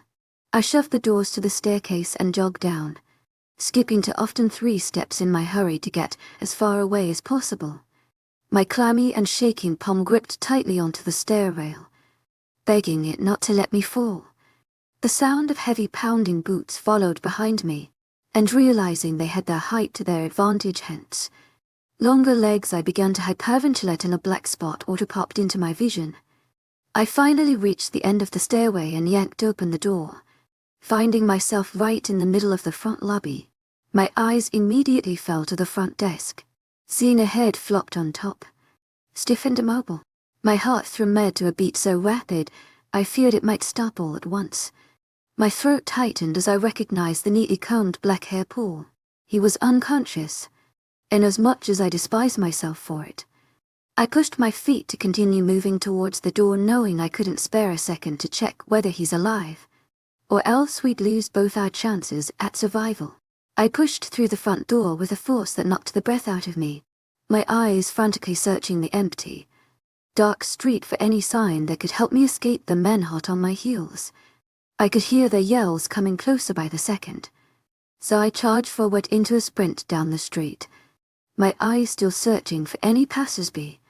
I was suddenly jerked by the top of my robe, exposing my shoulders, and roughly hauled over a stiff shoulder that dug into my stomach, knocking the breath out of me. My eyes adjusted to the unexpected change, and I found myself staring at the back of moving boots, stretching my right leg back. I forced it forward and kneed my kidnapper in the ribs, earning a pain doomed as it knocked without of him. However, his grip only tightened on the back of my thighs as he continued jogging away. Raising, I tried to open my mouth to scream for help, but a sudden click had me pulling my lips back together. I strained my head to identify the direction of the noise, and it seemed to come from behind me. Before I had any chance to comprehend what was happening, I heard a sharp, contained pop, followed by a deep groan and the thump of a heavy object as it plummeted to the ground. A second later, the same noise echoed again, only this time it caused a slight vibration beneath me, and the man's grip on my legs loosened, his body slipping away as he collapsed in the middle of the street, pulling me down with him. I found myself falling face forward on the ground, my head roughly colliding with the asphalt. Ignoring the pounding from the side of my head, I took the opportunity to scurry away from the body I was half lying on top, still not fully aware of what had gone down. On my hands and knees, I scampered away from the 2 culprits until I was a good 3 feet away, before the exhaustion wearied me down. With my blurred vision, the result of both my frantic tears and the collision with the ground, I turned around to face my fate, expecting the 2 men to be towering over me, ready to snatch me away.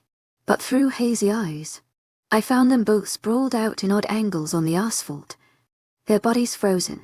I traced their bodies to find them, each bearing a bloody wound.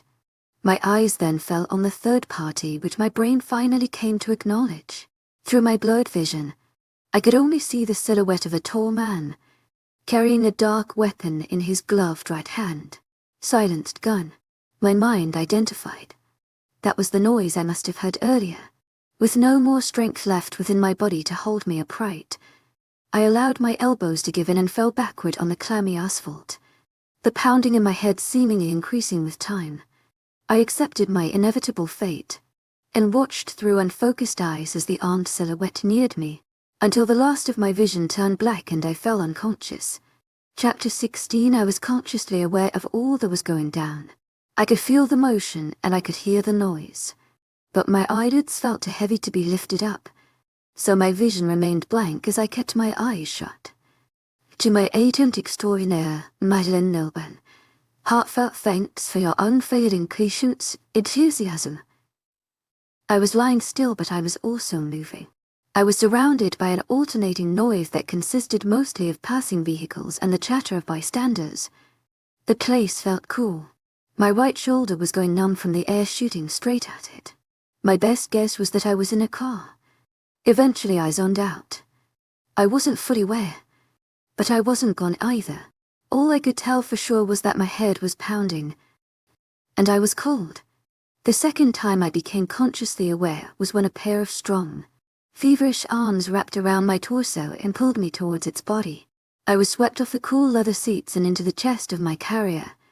The broadness of their build had me guessing it was a man, and his touch on the back of my legs was so heated it felt out of place against my cold skin. I was suddenly engulfed in his unusual warmness, and his chest was rapidly heaving up and down against my cheek. I wished he'd stop breathing so quickly so I could peacefully fall back asleep. Then he spoke, in a voice so strained and low it sounded like he was growling rather than speaking actual words. "She's hurt." It was an accusation, directed at someone else. "Forgive me. To my agent extraordinaire, Madeleine Nilben. Heartfelt thanks for your unfailing patience, enthusiasm." I took care of the two, but in the process one of them dropped her. This one's tone wasn't like the first. His voice was low but not in anger, rather in shame and guilt. "You took care of them in her presence." The chest was now vibrating, and it annoyed me all the more. My head was pounding worse now. Shouldn't they know not to move an injured person so much?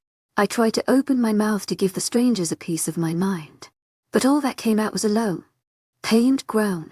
The noise vibrated through my sore throat, and I winced internally, scolding myself for not choosing to keep my mouth shut. The air whooshed around me for a second or two. Then I was slowly pushed away from the cozy chest and lowered onto a stiff, uncomfortable bedding. The warmth left me, and I felt sick again. Someone approached me with cold fingertips, inspecting my left eyebrow, then gently pressing on it with a burning tip. I inhaled sharply, and then the disturbing scent of chemicals hit my senses. The combination of a pounding headache, a sore throat, and the unsettling sense was making me very nauseous. So I decided to shut them all out with some sleep. I let go of my fight against unconsciousness, and allowed the darkness to completely engulf my senses one more time. When I finally woke up, my dry eyes inspected the unfamiliar furnishings laid out in the room, and I found that everything from the dresser ahead of the bed I was lying on top to the pillows thrown across the tile floor was black. The only exception was the off-white walls, the tile floor, and a white wooden door. To my right was a wide window, and the sunlight was streaming through, brightening the darkened room with its blinding rays. I reached for the heavy blanket draped on top of me and yanked it off, sighing in content as the slight breeze cooled my clammy legs. My back was drenched in sweat, and I had no doubt that when I got off the bed I'd see the sweat stains it left behind on the sheets. I cringed distastefully, rubbing at the hair strands sticking to the back of my neck. I moved towards the end of the bed, dropping my bare legs over the edge and nearly hopping down. It felt like I was lying on top 3 mattresses set over one another. The bed was way higher than what I was used to. As I stood tall in my unfamiliar surrounding, I tried to put together how I had gotten here. To my agent extraordinaire, Madeleine Nilben. Heartfelt thanks for your unfailing patience, enthusiasm. Where he was, I'd never in my life seen the room, but it carried a scent that was all too familiar at instantly, and for some peculiar reason, warmed my insides. It was the scent of mahogany and teak wood. I glanced down at my attire and did a double take. I was drowning in a large grey shirt that fell all the way to the top of my knees. Certainly not mine. As my memories suddenly came flooding in, I had to grasp onto the nightstand to keep myself balanced, the shock nearly sending me down to my knees. I remembered the 2 intruders and I remembered their words. I could hear their footsteps following me down the stairway, and I could feel that one man's rough arms throwing me over his stiff shoulders. I could also remember the pain of falling down head first onto the asphalt as my kidnapper was gunned down with a silencer. My trembling hand raised automatically to touch my left eyebrow, and I immediately hissed as my fingers pushed on a rough surface and the wound stung. Someone must have aided to the gash, since it was covered in what felt like a band-aid. Who had taken me? I decided that the only way to find my answers would be to explore. I made my way towards one of the 2 white doors, and gently lowered the door handle to sneak a glance at what lay on the other side. It was a bathroom, I exhaled the breath I didn't know I was holding in and stepped inside the bathroom. The sight of the wide, inviting shower stall distracted me from all my worries, and I felt an immediate need to hop under the fresh water and rinse away all of yesterday's worries and today's icky sweat. Making sure the door is securely locked behind me, I removed the grey shirt I was put in and discarded it to the side. I wasted no time in jumping under the water, allowing it to stream down my skin and soothe my stiff muscles. The water left a stinging sensation as it rolled over the cut on my left eyebrow, but it wasn't too hurtful to ignore. After a fair minute or two, I searched the stall to find the mini containers of shower gel and shampoo. They smelled fresh and earthy, like a mixture of wildflowers. When I stepped out of the shower stall, I felt like a brand new person. The feelings of ecstasy and relief followed by freshening up after a long journey distracted me from the real issues at hand. I was in a stranger's bathroom. I was kidnapped and being held against my will, in God knows where. Instead of throwing a fit and searching for a way out, I was enjoying a hot shower. I felt so ridiculous. I face-palmed myself in disbelief. Across the shower stall was a brand new, clean bathrobe. The sight of it brought forth yesterday's memories, and I desperately shook the thoughts away. I reached out for it and put it on, securing it well around the waist. My wet hair was left falling over my shoulders, and as I turned to inspect myself in the mirror above the sink, I found the small band-aid over my left eyebrow coming off. I slowly pulled it off, examining the damages done. It didn't look too bad. There was a slight gash over my eyebrow that was reddened up and already healing, with a medium-sized blue bruise above it, but it could easily be dismissed as being the result of a clumsy accident. The door handle began to rattle. I gasped and stepped away from the sink, my eyes falling on the handle as it was lowered repeatedly. My eyes searched around the bathroom for any object to shield myself with from whatever awaited on the other side, but I found nothing of use. Then there was a knock on the door. "Nora," the stranger called out softly. To my surprise, they weren't trying to break down the door, nor were they aggressively demanding that I step out, which was very confusing. "Nora, could you please unlock the door? Please." I did a double take. These men are awfully respectful for kidnappers, as much as I hated it. I couldn't keep myself locked up in the bathroom forever.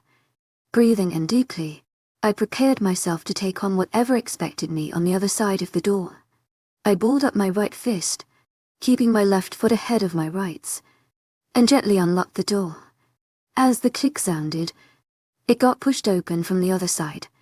I stepped aside to let the door fully open and gasped as my eyes fell on the man standing behind it, looking all too familiar. Xavier. He was the one who ordered my kidnapping now. My breath got stuck in my throat. "Are you all right?" All right," I exclaimed in disbelief. His eyebrows furrowed in confusion and he took a step forward, reaching out for me. Simultaneously, my right fist raised higher in warning. His gaze locked in on my tightened fist, and he raised his hands up in defense. "I'm not going to hurt you." "Nor, did you do this?" I was yelling now. "Did you plan this?" No. He was shaking his head frantically. "I can explain everything. Just calm down." I chuckled humorlessly. "Are you seriously asking me to calm down?" That was plain idiotic. The situation practically screamed freak out. Xavier shook his head. "I understand your distress. Believe me. But you must allow me to explain." He took another step forward, and without a second of hesitation, my fist imitated his movement. It swung forward, aiming directly at his left jaw.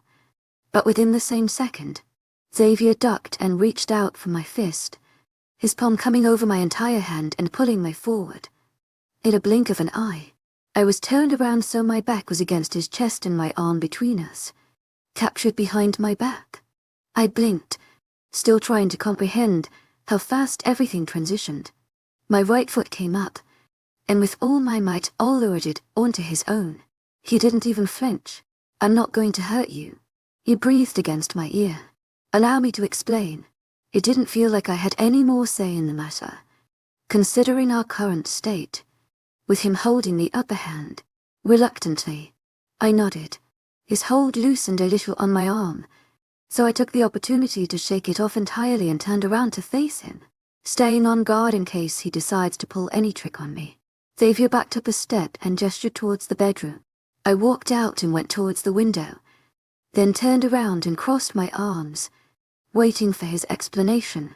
He moved to stand a few feet in front of me, his hands going inside the pockets of his black dress pants. "How are you feeling?" His guilt-ridden eyes fell on the gash on my eyebrow. "I'm fine." He pursed his lips, not entirely convinced by my answer. "Words can't begin to explain how sorry I am, Nora. None of this was supposed to happen." I could feel the pain behind his restricted voice, though I wasn't sure what the reason behind it was. "Why are you sorry? I thought you had nothing to do with it." My back stiffened in alert. "Not the way you think I do. I didn't order those men to kidnap you, but I might have been the reason behind it," he explained. I frowned in confusion. "Why would they kidnap me because of you?" Xavier inhaled deeply, his eyes falling to the ground. When he looked back up, I could tell his thoughts were running wild from the distressed look behind his eyes. "It's due to my line of business. I have made lots of enemies," was his vague response. Like that was supposed to make any sense. As if that was enough to answer this whole crazy mess. I continued staring at him expectantly, waiting for a better explanation.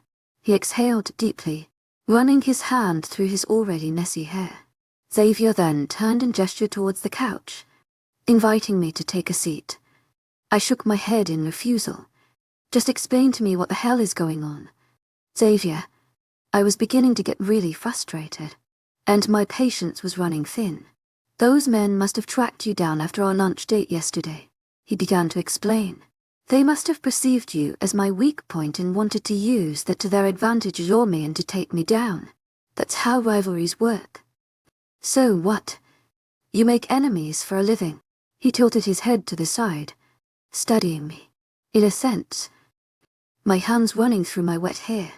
"Then how did I get here?" "Just as precaution. I had one of my men keep an eye on you after I took you home. He interfered when things got out of hand." My head snapped to him so curtly, I worried I might have cracked a bone. "You had someone watch me?" Xavier nodded hesitantly. "Just for precaution." "Precaution," I exclaimed. "When I agreed to have lunch with you, I was not signing up to be followed and watched by a random man. I realized that. And as I said earlier, I'm terribly sorry for putting you through all of this. Nora, things just took a wrong turn this past month and I interrupted him before he could go on any further. "What is it that you do?" "Xavier, there was no way a legal business created this many enemies. Ones that were crazy enough to kidnap a completely innocent outsider just to spite their rival off. I already told you. I manage shipments in and out of the region." When his words registered differently in my brain, my heart began thrumming so loudly that I could hear the beats ring in my ears. I was too afraid to ask what type of shipments his business managed. With a dry throat, I croaked the question, "So you're a drug dealer now?" Xavier exclaimed quickly. "The complete opposite. To my agent extraordinaire, Madeleine Nilbe, heartfelt thanks for your unfailing patience, enthusiasm." While simultaneously staring at him in horror. "What's the opposite of being a drug dealer?" I asked, confused. Xavier sighed. "I stop their trades within my state." My eyes widened. "So you're a cop?" He shook his head again. I huffed loudly. "What are you then?" I exclaimed in frustration. "There's no specific title for it. Nora, as I told you, it's a family business. My father and grandfather all worked within the same field, and now I've taken after them. All that information was weighing me down, quite literally." I walked heavily towards the bed and sat down on the edge of it. "So then, your enemies are drug dealers." An ice-cold shiver ran down my spine at the mere thought of having mobs of drug dealers high behind my heels. Xavier didn't provide an answer, but when I glanced up at his reaction, his eyes were so full of remorse and pained guilt that for a second my heart ached for him. He gave me a short nod, his hard, set eyes moving to the floor while baring a clenched jaw. "But, I can promise you, Nora, this will be the last time anything like this ever happens to you." My heart leapt right out of my chest. My first thought after breaking down those words was that he was going to walk away, leave me behind to ensure all ties are broken off. And the thought clenched around my heart so tightly it brought tears to my eyes. Why was I so attached to a stranger I had just met? I felt so ridiculous. "They will never hurt you again," Xavier promised sincerely. "I will protect you until my very last breath." My eyes snapped up to him. Those were very big words, and I didn't think I was ready to hear them coming from him just yet. Chapter 17. I think I'd like to go home. I finally managed to whisper after staying silent for so long. Xavier glanced up from burning daggers at the floor, his jaw so clenched I feared he might break his teeth. His worried eyes studied me for a fair minute, searching for warning signs behind my eyes. "There's one more thing we should discuss," he proclaimed. "What is it?" My heart began to race again. It seemed to do that quite often lately. His hand came up to stroke the stubble growing on his chin, and his eyes roamed around the floor as if in preparation to whatever he was going to say. That only seemed to increase my angst. When he finally looked up, his deep silver gaze captured my own in a captive hold. "I believe it might be safer for you if you returned to Indiana with me." I was so distracted and bewitched by his heart-warming gaze that my ears failed to capture the words leaving his mouth. "What?" I whispered. But a second later, my ears managed to pick up on the echo of his words. It took my brain a few seconds to long to fully decipher the meaning behind them. "What?" This time, my question came out in disbelief. "It's the only way I can maintain your full protection while simultaneously aiding to my personal affairs." I gazed at Xavier's facial expression for a whole minute, waiting for his serious persona to break with a huge smile and hear him exclaim, "Just kidding." But it never broke, so instead I broke out into a hysterical laugh. Xavier frowned worriedly, confused by my reaction. I took a deep breath to compose myself, holding my chuckles in. "Are you seriously asking me to move to another state?" I was beginning to question whether this whole thing was even real. Maybe he was playing a prank on me, trying to impress me. Shouldn't we perhaps? I puckered my lips, stifling a smile. "Wait till after the second date." Xavier's brows narrowed in disapproval. Not enjoying my teasing. "I'm perfectly serious." "Nora." The smile was swept off my face. "Are you out of your mind?" "Xavier." I stood up from my seat on the bed to approach him, stopping a couple feet away. He was a fair foot taller than me, so I had to tilt my chin upwards to stare directly into his eyes. "I am not going to leave my home and everything that I know behind just because some sad excuse of a mobster who failed in successfully delivering his products is holding a pathetic grudge against you." Xavier studied my facial expression for a while, taking in my words. "It's not as simple as you think it is, Nora." The frustration and distress evident in his eyes. "I don't care." I took a step back. "I'm going home." I turned to walk away, and in the process my hand brushed against the soft texture of my bathrobe. I glanced down at my attire and face palmed when I realized this is my best option, since I have no clothes here. Sighing, I continued towards the door. I reached out for the handle to pull the door open, but was stopped when a hand slammed the door back shut. I spun on my heels to come face to, just was Xavier, who was standing tall behind me. His hand lowered from the door and fell to his side. "What?" Ignoring the sparks igniting within my world from his unusually warm, close proximity, Xavier took a step back so I could lift my head up and meet his eyes. "Let me at least drive you back." His shimmery silver orbs fell down to inspect my attire.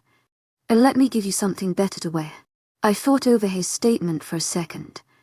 "You keep a spare pair of women's clothing in your home." There was a faint pang at my chest the second those words left my lips. "No, Nora, I don't." Xavier fought off a smile. "The best thing I can offer is a men's shirt and sweats." It was my turn to hide a smile. A relieved one, for that matter. I nodded in acceptance and stepped to the side, giving him full access to the door. Xavier chuckled once he noticed my relieved expression, and shook his head heading out of the door. A warm blush crept up my cheeks, spreading over my skin and nestling over my nose. He returned less than a minute later and handed me a pair of black shirt and sweats to sizes too big. I thanked him and returned to the bathroom, switching from my bathrobe to the new outfit. I turned to study my reflection in the mirror before leaving, and my eyes widened in embarrassment, noticing how revealing the black shirt was on me, considering it was made of a thin layer. My cheeks reddened as I began panicking. Maybe I could ask for a jacket as well. But who'd wear a jacket in this summer heat? I groaned loudly. I have no other choice. Reaching for the bathroom door, I pulled it an inch open, shoving my head through the small opening and searching for Xavier in the room. He was seated on the edge of the bed, his palms fisted on his lap as he waited patiently. His head snapped up when the bathroom door creaked, and I had to resist the urge to burst out laughing as I witnessed his reaction. His eyes widened in horror as he saw a single head sticking out of the door, my body being hidden behind it. "Do you have a jacket?" I asked hopefully, praying he won't question my request. Xavier stood up instantly and cleared his throat. I may have something. Let me check." And he walked out the door. I sighed and stepped inside the bathroom, closing the door behind and leaning against it. Stupid boobs. A faint knock sounded behind me. I turned and unlocked the door, seeing Xavier standing on the other side with another article of clothing in his hand, which he was offering me. However, didn't find my own as he respectfully lowered his gaze and kept them on the floor. My heart fell to my stomach and burst into 1,000 little butterflies. I could only find an old sweater. "I hope that's okay," Xavier asked. I grinned. "Perfect." I took the navy blue sweater out of his hands and stepped back inside. As I was putting it on, my arms got lost in the length of the sleeves. This one was probably 3 sizes too big, but that wasn't an issue. It meant more coverage while also offering more space for airing, in case it got unusually hot outside. Offering a satisfied smile to my reflection in the mirror, I ran my hands through my hair to straighten the wet knots before heading out the door. This time, Xavier wasn't in the room. I left through the bedroom door to search for him down the extending hallway, but it was just as empty, so I traveled along the house searching for him. I reached the staircase at the end of the hallway, and it's whirled elegantly down to floors.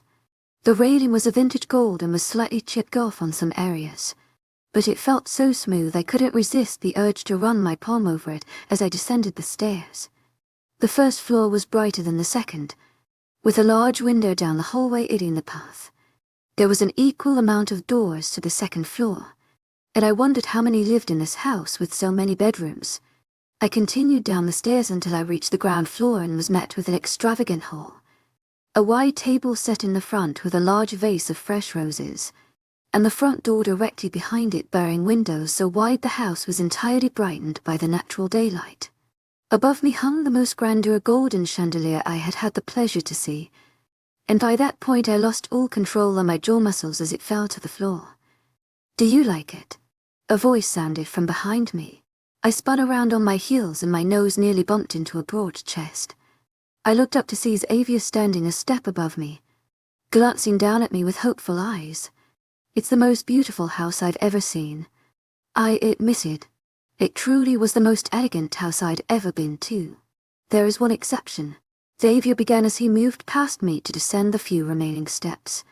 He stood at the bottom of the stairs and turned around to face me, his hands inside the pockets of his dress, pants and a faint smile on his lips. "My house in Indiana." He trailed off, and I didn't need a smarter brain to take on the hidden meaning behind his words. He thought that would tempt me to accept his offer. "That's nice. Can we go now?" Xavier nodded with a slight frown, disappointed by his failed attempt, and gestured towards the front door. We walked out, side by side, and set right in front of the house was his black Range Rover. We were in a different neighborhood, one I've never been to before, and his property was bigger than I imagined, with a wide front garden bearing gorgeous flowers. "Where are we?" I asked Xavier once we settled inside his car. "About an hour away from your place. He glanced at me sideways to study my reaction. "Do you like the area?" he asked as he began driving away from the house. I nodded. "It's beautiful. Do you often come here? Is that why you bought this place?" "I only visit once every few years. And this place actually belongs to my uncle. But he's currently away on vacation." I found myself wanting to hear more about his family. "Does your uncle work with you in the family business?" Xavier shook his head. "He did many years ago alongside my father. But once he got married, he decided he wanted to maintain a low profile and live away from the troubles associated with the business." I nodded. "That's understandable." Xavier glanced my way. "Do you remember what happened last night? I thought your friends were staying with you, but you were all alone." The memories came flooding in cue, but the part that remained blank was what went down after cold fingers inspected the wound on my left eyebrow. When the word friends registered in my brain, my eyes widened. "To my agent extraordinaire, Madeleine Nilben, heartfelt thanks for your unfailing patience, enthusiasm." Oh my God. "To my agent extraordinaire, Madeleine Nilben, heartfelt thanks for your unfailing patience, enthusiasm." I exclaimed, my heart dropping. She was supposed to come home later that night. What if Xavier cut me off? Shaking his head. "Don't worry. She's all right." "How do you know?" I whispered through a tightened throat. "We checked in on her. She's safe." I let out a breath, relaxing in my seat. A few seconds of silence passed between us as I tried to recall last night. "I don't remember much after I fell off that man's shoulder," I admitted after a while. When I didn't receive a comment, I took a glimpse at Xavier to see him coldly staring ahead at the road with a clenched jaw, the tight muscles prominent under his trimmed beard. "Can you tell me what happened?" I asked hopefully. I hated blacking out and not knowing what went down while I was out. "After you were brought here by a trusted guard, I had a doctor aid to your injury. She later changed you into a more fitting clothing and I carried you to rest in my room." Xavier glanced at my reaction, and my eyes widened as I realized it never occurred to me to ponder over how I'd been changed into a shirt. Now that it was mentioned, I was beyond grateful that a woman had done it. "Thank you," I whispered, and I truly was so thankful Xavier had someone keep an eye out for me, no matter how unsettling it sounded at first, because God only knows where I'd be by now if he hadn't stepped in at the right moment. A thought tight in my stomach came to a knot, and I had to focus on regulating my breath to avoid panicking. "You shouldn't be thanking me, Nora." His voice came out rougher than before, and his chest rumbled with a restrained growl. "I'm the reason all of this happened to you." I shook my head. "You didn't do anything wrong. It was their doing." His knuckles turned white as he tightened his grip on the steering wheel. "And I swear to you, they will pay for what they did." I could only stare at his knuckles in response, seeing this side of Xavier stir feel all too familiar emotion deep within my heart. I felt my throat tightening, and I didn't like one bit of it. Knowing better than to argue against his word, I kept my mouth shut, my heart racing as I began to panic the memories I buried so deep within my unconscious resurfacing. I turned to stare straight ahead as we neared the city center. Xavier must have sensed the uneasiness I felt, because he shifted in his seat to look at me, but I kept my eyes straight ahead. I mean, he cleared his throat. "I'll deal with it. I'll make sure this never happens again." I shook my head. "It doesn't matter." "Xavier, what do you mean?" "I mean, soon you'll return to Indiana, and I'll stay here. It doesn't matter, because it'll never happen again," I explained. The words pulled at my heart, strings, and I had to curl my hands into clenched fists to compose myself, the nails digging into my palms and surely leaving a mark behind. Xavier repeatedly glanced from the road to my face, then back again, but I avoided his eyes, knowing they would surely break me with the power they held over me. "Nora," he began to argue, understanding perfectly what I was insinuating. "It's for the best." My voice came out stiff, hard as ice. I kept my eyes on the road, avoiding him. I could tell he was trying to find a way to argue with me, but he couldn't find the proper words, probably taken aback by my sad and decision to end whatever was on the verge of beginning. But I couldn't repeat history. I could never relive my past. Chapter 18. When Xavier parked his car across my apartment complex, I was surprised to see him preparing to step out of it. The engine was switched off and he unbuckled his seat belt. I stopped in the midst of unbuckling my own and studied his actions in confusion. Xavier noticed my hesitance and looked over with bewildered eyes. "Are you going somewhere?" I knew my question sounded dumb, but I couldn't find a better way to word my confusion. A faint smile graced his lips. "The least you could allow me to do is see you through. Otherwise, I won't be able to sleep peacefully tonight." I reflected over his offer, reluctantly. I didn't want this to mean anything. The faster we part ways, the easier moving on will be. Plus, a bigger part of me worried what my friends will think of me bringing Xavier up to my apartment while wearing his clothes. Thinking about my friends brought back yesterday's unpleasant memories, and accompanied by them was a painful pang that rang through my chest. As childish as it seemed, I had an instant urge to disobey Elliot's orders, just to piss him off. I knew for sure that if he saw me with Xavier he would flip, and I was dying to see him do just that. Sure, I reached out for the door handle, but not before noticing the wide grin that spread over Xavier's face, his contagious excitement radiating off of him and creeping over me so that I ended up smiling just as cheerfully. I glanced sideways at the street before crossing to the other side, Xavier following close behind. Once we reached the elevator, he hit the button, then waited patiently by my side, standing so close that our shoulders brushed occasionally.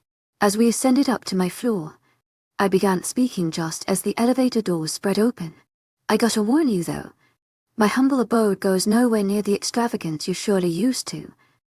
Xavier rolled his eyes, biting back a smile. "I'm sure your place is lovely." We strode down the hall until we reached my apartment door. When Xavier questioned, "Shouldn't we have asked someone for a spare key?" I shook my head.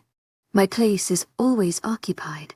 I reached out and opened the door, and as expected, it was unlocked. I glanced at Xavier's expression to see him frowning at the door in disapproval. The second I took a step inside my apartment, my body was engulfed by another human being's. The arms wrapped around my shoulders and squashed me to a hard, flat chest, my nose scrunching up as it was pressed against a broad shoulder. "To my agent extraordinaire, Madeleine Noble, heartfelt thanks for your unfading patience, enthusiasm." "Nora," a raspy voice yelled in my ear. I flinched and tried to push myself away from the hard chest. Noah stepped back once he realized my intention, but he didn't let go of me completely. His hands remained on my shoulders as his wide, frantic eyes searched my own. They moved over my face, and I could hear the breath hitching in his throat as he suddenly stopped breathing. He composed himself and clenched his jaw tightly, his hand coming up to poke a cold finger against the bruise on the side of my forehead. I flinched back, glaring at him. "I'm fine, Noah," I whispered softly. It had completely left my mind that I bore a small gash that would surely raise questions. "What the hell happened to you?" His voice was so low, I could barely hear his question even though I stood 2 feet away. "It was a clumsy accident. No big deal." I stepped to the side to walk away, but Noah copied my movement and blocked my way. A sudden cough sounded from behind me, and Noah's jade eyes moved from my face to the man behind me, widening then hardening in fearful rage. I instantly knew what was coming up next. My hands flew up to be placed against Noah's stiff shoulders as he lunged at Xavier, no doubt falsely believing he had something to do with my injury. "Noah, calm down," I yelled, pushing him backwards with all my might. His fists were clenched by his sides and his eyes never left Xavier. "He saved me." I defended Xavier. Noah's eyes snapped down to my face, the rage slowly dissipating and confusion taking over. "What the hell happened?" he demanded. "I will tell you if you just back off." Instead of stepping back, his eyes remained studying my face, and I could see the rage burning behind them. "Nora," Ariel's voice came from down the hallway. I let my hands fall from Noah's shoulders and turned to greet her, her worried eyes inspecting my face and widening the second they fell on my forehead. I spoke before she had the chance to open her mouth. "It's nothing. I'm fine," I mumbled. But Ariel shook her head fiercely, yanking me forward by the sweater into a crushing embrace. I hugged her back and patted her shoulders, reassuring her that I am. "Where have you been? We've been calling your cell non. Stop, but you never answered, and just this morning I found it by your tub. And Paul's been hurt. He's been hospitalized because apparently someone attacked him last night. We've been worried sick." "Nora," I interrupted Ariel's long rant by slamming my palm against her mouth to stop them from moving, knowing it's the only way I could silence her. "Stop. I'll explain everything." Her wild eyes searched my own, then slowly relaxed as she breathed in. She glanced down at my hand still covering her mouth and nodded. So I removed it and lowered it to my side. I realized then that we were still standing in the doorway, so I turned to walk towards the living room. And on cue, the rest followed behind. I sat down on the couch and Ariel took the seat next to me. I motioned for Xavier to take the seat across from us and he offered me a tight smile. Moving to sit down, Noah, however, refused to and stood all jittery in front of me with his foot impatiently and anxiously tapping against the floor. I fell asleep in the bathtub. I began to explain the filtered events of last night from the very beginning, fully aware that random details mattered the most to my friends. When I woke up and left to the room, I found that a burglar had broken in. Ariel gasped sharply, while Noah's eyebrows furrowed. He threatened me, but I fought him off and ran away. In the process, I stumbled to the floor and got slightly hurt. I pointed towards the small gash on my forehead, but Xavier helped me sort it all out, so there's nothing to worry about now. I refused to even glimpse Xavier's way, since I could practically feel the disapproval radiating off of his body. I had been thinking the entire ride back about what I'd tell them, and now that I was put on the spot I realized that I couldn't have my friends worrying about me any more than they already were. Thus the problem was sorted out and there was nothing to worry about. So why make it a big deal when we can all move forward and pretend it never happened? "Oh, Nora." Ariel's voice broke, and she wrapped her quivering arm around my shoulders and pulled me to a comforting embrace. I allowed her to do so, even though I was practically boiling now beneath the heavy sweater, and my conscience was yelling profanities at me for lying to the people who cared about me the most. I blocked out the thoughts and buried my guilt deep into my unconscious. Noah sighed and ran his fingers through his tousled hair. "Are you all right? He didn't hurt you, did he?" His voice came out in a low hiss. I shook my head, reassuring him that I'm perfectly well, all thanks to Xavier, who, speaking of, was burning daggers at me with his sharp gaze. "Did they take you in for questioning?" Noah asked. I looked up at him in confusion, not fully understanding his question. He rolled his eyes. "To file a report against the burglar." "Nora." My mouth formed an O shape, and I nodded frantically. "Yea, no." Simultaneously, all three heads snapped to where Xavier sat, his jaw set in powerful resolve. My eyes widened, and I frowned at him, moving my eyebrows around like a mad woman as I silently questioned what he was doing by answering my question for me. They did not get her statement. His eyes were set on me as he answered Noah's inquiry, filled with a determination that had my heart racing. "Why not?" Noah snapped rather rudely. I was literally begging Xavier with my eyes, shaking my head ever so slightly as to not grab Ariel's attention but also manage to send the message across to Xavier. "Don't," I mouthed, because none of what Nora just said happened last night. It felt as if someone had splashed an ice-cold bucket of water down my back. My jaw hit the floor and I stared at Xavier in pure horror, my throat restricting.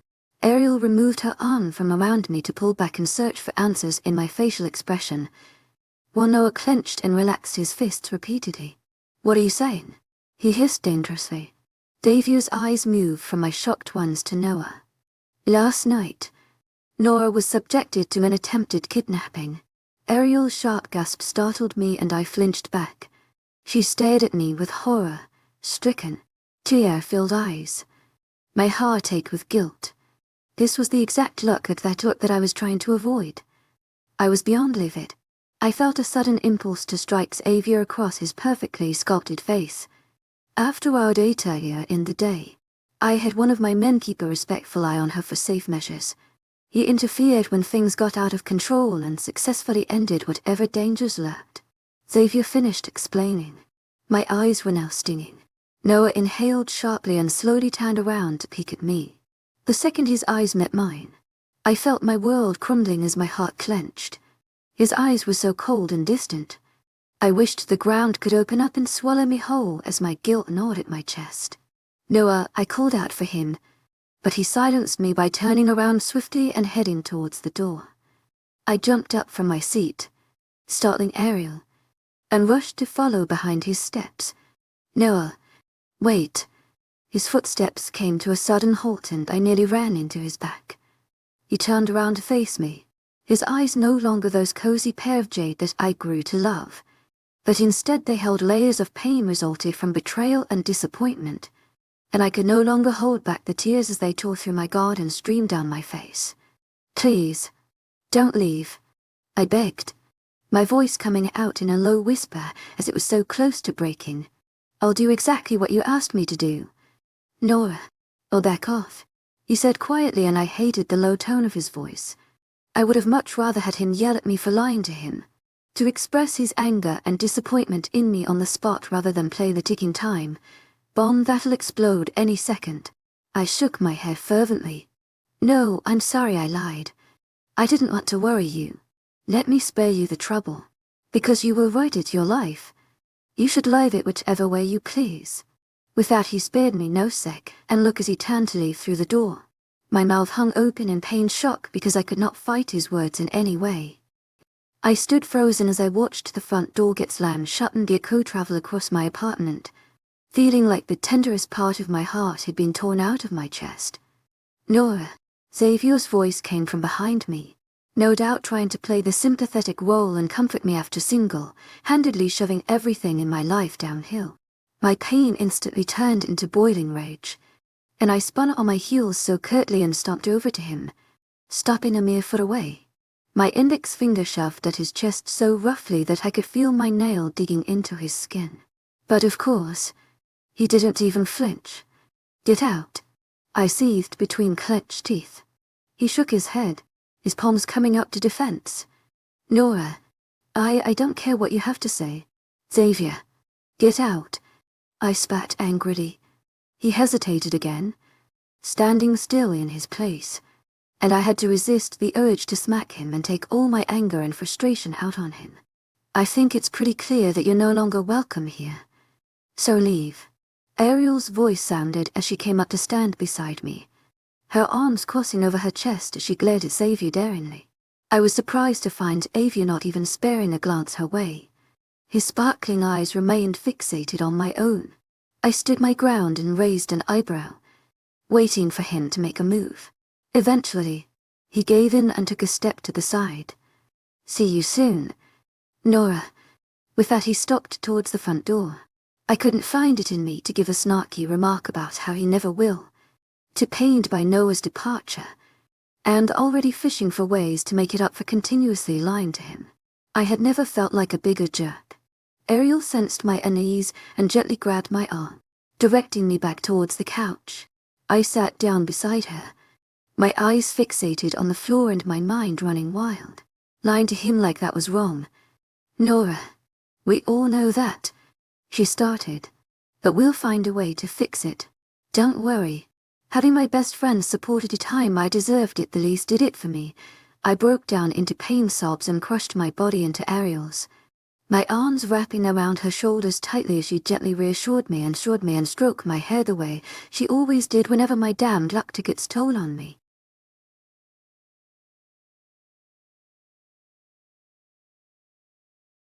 Enthusiasm, in the midst of chaos and danger, I found myself torn between my loyalty to my friends and the undeniable pull of my own desires.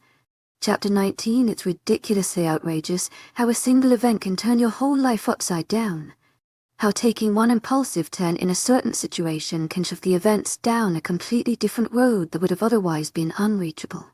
For agonizingly long days had gone by without hearing a single word from Noah. Area towards Avia. Ariel had worked her best to keep my mind off of how horrible things had gone down in our last meeting by putting together a new distracting activity each day, but every time I found my thought wandering off to where the troubles lay, I had to remind myself that I earned Noah's cold shoulder, but he will forgive me someday, and that I was the one who told Avia to walk away, so I had no right to mope around now and should just accept the fact that it didn't work out with him. Justifying the outcome seemed like the only way to keep my sanity intact. The mixed emotions clouding over my mind were driving me nuts, and I let out a loud breath, my hands coming up to rub the exhaustion out of my eyes, which was the result of my current battle with insomnia. I was seated on my living room couch with the TV playing on a high volume, a failed attempt to distract me from my running thoughts. Ariel was in the kitchen putting together the dinner she offered to make, and I was beyond to stick around for the sake of my sanity. A minute later she stalked into the room with 2 bowls in each hand, a pair of wooden chopsticks poking out from each. I made fried rice. Just a second after her exclamation, the delicious aroma wafted through to my senses, and I began to salivate, too excited for a taste of her legendary shrimp fried rice. Oh my. I reached out for my bowl and took a second to appreciate the masterpiece. Thank you so much. To my agent extraordinaire, Madeleine Milburn. Heartfelt thanks for your unfailing patience, enthusiasm. You know just how to make me feel better. I chuckled and she grinned widely. Dig in, she exclaimed. After only 5 minutes spent listening to the soft clicks of our chopsticks digging into the bowls and the faint chatter of the characters playing on TV, we were interrupted by a slight knock on the door. Ariel and I both froze in our actions. Not sure we had heard correctly. We stared at each other, our jaws now frozen but our cheeks puffed, unable to chew on the food in our mouths because we were fighting so hard to listen for the sound again. A louder knock came a second later, and my eyes widened as they traveled from the door to Ariel's shocked face. She quickly began chewing on her food and swallowed before hissing at me. Go get it. I shook my head in defiance. No, who do you think it is? No one had knocked on our door in days, and I was too afraid to find out which of the 2 people whom I disappointed immensely in our last meeting had given in first. I don't know. Go get it now. Ariel was whisper, yelling at this point, and to be completely honest, her defiant no, backing, damn glare had me gulping in fear, and I reluctantly set my bowl of fried rice down on the table before taking a stand. I rubbed my clammy palms over the black sweatpants I hadn't changed out of in the past 3 days and inhaled deeply. This time, an even louder knock sounded on the door, and it was much more urgent. I huffed and stalked over to the front door, my hand hesitantly reaching out for the handle and yanking it open. My heart took a leap right out of my chest when I found myself staring directly into sparkling jade orbs. Noah stood on the other side with his knuckles raised up ready to knock on the door again. Only this time he would have hit my nose instead. I took a step backward, trying to see him in better light, and that's when I noticed the odd look settled on his features. He had a slight frown on his face that creased the skin between his thick eyebrows. My heart broke just considering the mere thought that I might be the reason behind the pain swarming behind his eyes. I hated myself to an indescribable amount because of the pain I had unintentionally caused my best friend, someone I consider my own blood. I'm so sorry. My voice broke. For days I had imagined that this would be the first thing I'd tell him in our next meeting, to immediately express how guilt-ridden I am and truly apologetic for hurting him and misusing his trust in me. Noah glanced into my eyes for a millisecond before turning his gaze back to the floor. He nodded slightly. I know. Do you forgive me? I managed to croak out, my throat restricting as I fought back some tears. I do, Nora. This time he looked up at me and held my gaze. But don't lie to me, a guy. I started shaking my head manically before he even had the chance to finish his sentence. I won't. Never again. Noah sighed, the crease between his eyebrows gradually relaxing.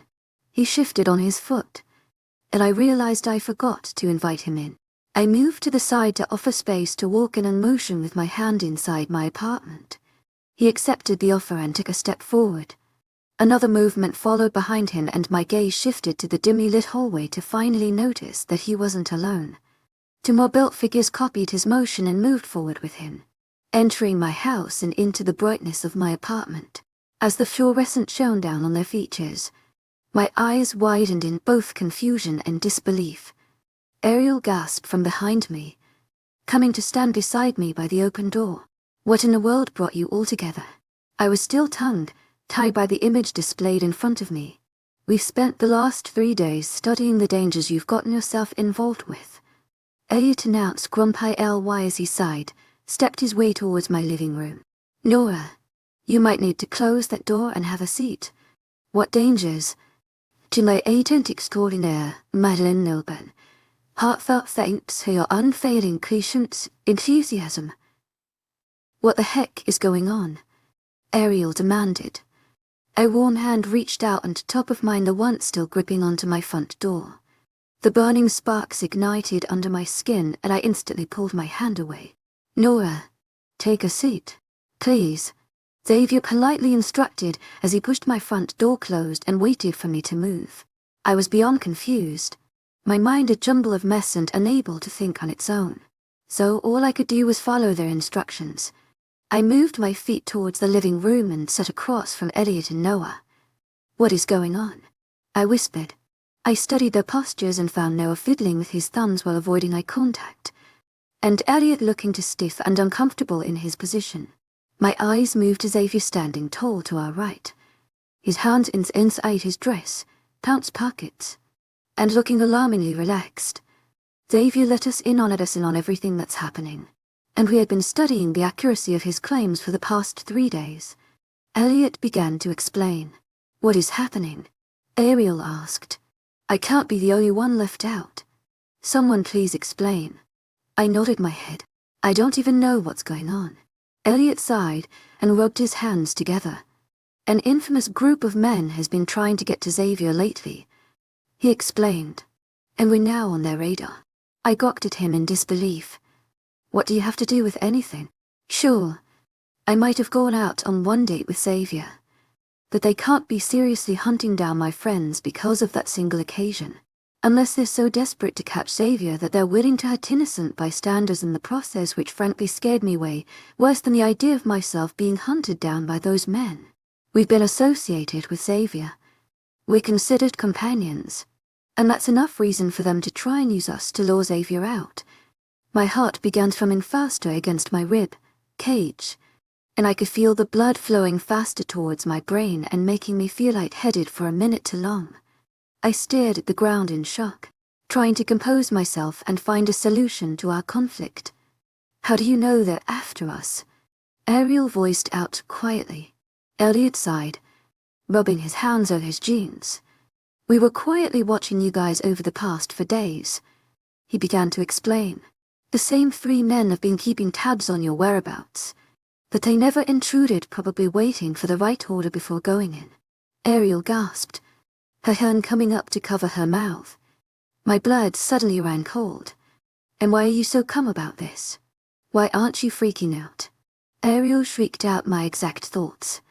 Elliot seemed awfully calm considering the danger I had unintentionally put everyone in, and it was beginning to frighten me. Because we have a way out. Xavier spoke up from his position to our right. Ariel and I turned our attention to him, and I frowned in disapproval. I didn't know what their solution was, but thinking of how all 3 of them and thought of an answer together was frightening enough. And what would that be? Ariel asked, returning her attention to Elliot. He was clearly avoiding our gaze, which stressed me out further. Noah was still sitting silently, fiddling with his thumbs and very clearly fighting a battle of his own in the privacy of his mind. I would have paid however much needed to have a single glimpse of the war raging on in there. I demanded, growing frustrated. How do you suggest we prolong our inevitable doom? I could feel the couch Ariel and I shared moving slightly as she bounced her legs up and down in agitation. Her nerves in overdrive, but I didn't blame her. I was fighting so hard to keep a steady composure myself. We're moving to Indiana for the time being. Noah finally spoke up. My jaw dropped in utter disbelief. What? Ariel exclaimed.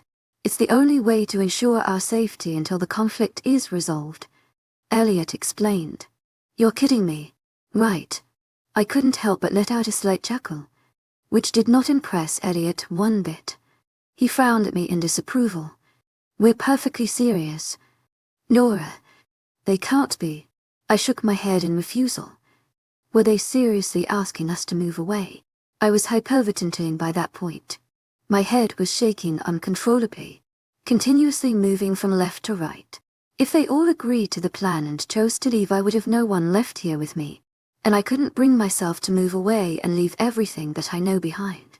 How dare they even consider such a proposition? No, no, no. No, I mumbled. "Nora, we have no other solution." Elliot narrowed his eyes. "I'm not moving away," I exclaimed. "It won't be forever." Noah spoke up. "Just until Avia deals with whatever problem is going on." My head suddenly stopped moving. I jumped up from my seat promptly, my eyes moving to where Avia stood so calmly with his arms crossed out over his chest. His eyes fell on my crazed ones, and they softened as he studied my posture. I strode over to him furiously, my index finger coming up to poke him in the chest roughly. You tricked them into agreeing to this, didn't you?" I yelled angrily. His arms loosened and fell to his sides, but he didn't move a step from where he stood. "It's the only solution we have." "Nora." The rage was boiling through my veins, and my head was beginning to heat up. "You caused all of this. Fix it on your own." I poked him again. "That's precisely what I am trying to do. But I can only get that work done back home, and I need you beside me where I can ensure your safety." I scoffed and turned to Elliot. "What about Bella? What about your families? You'll leave everyone behind and just move away." Elliot stood up from his seat, his jaw clenching. "Bella's coming with us. And it's only until the issue is resolved. Then we'll move back. What better idea do you have? This is not anything you've experienced before. Nora, we're dealing with some of the worst and most dangerous men out there." My eyes were beginning to sting. How did I get us all into this mess? If I had just declined Avia's offer to have lunch, if I just hadn't gone down to that coffee shop that one morning, none of this would have happened. I glanced at Ariel, who was still sitting on the couch and staring at the floor. She was nervously chewing on the inside of her cheeks as she silently thought over what was just proposed.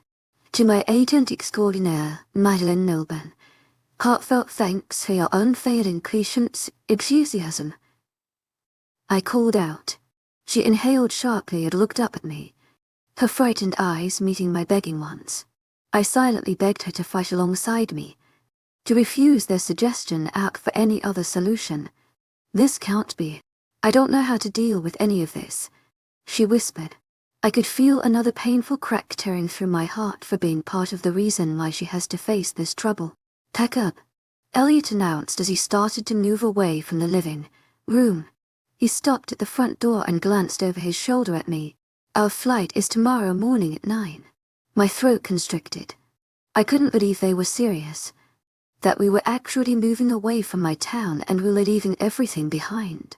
God only knows how long it will take for everything to be fixed.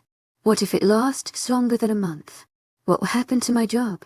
We were supposed to get back to work in a few days, and I was moving away with no previous statement. My breathing was coming out rapidly and I felt the room shrinking in on me. Someone called out to me, but the voice was too faint to recognize.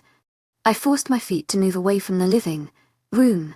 I had reached out and gently wrapped around my arm, but I shrugged it, and the sparks off roughly. I dragged myself heavily towards the hallway as black spots began to infiltrate my vision.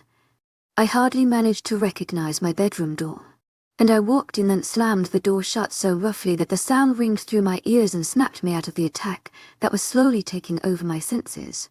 Chapter 20. Someone was screaming, and I was blinded by a deep shade of crimson red. I could feel one blow after another knocking the breath out of my lungs, my stomach muscles constricting and a bile rising in my sore throat. I couldn't make it stop. The screaming continued, and cold fingers wrapped around my upper arms and shook me in my place. The pain wouldn't stop. A quivering punk caressed my cheek, and a faint voice repeatedly calling out for me began to become clearer by each call. A sharp intake of breath had me shooting up from my seat. My eyes searched my dark surrounding frantically as I backed away from the figure hovering over me. Nora, it's just me, a female voice yelled. I reached out to my bedside table with trembling fingers and switched on the lamp.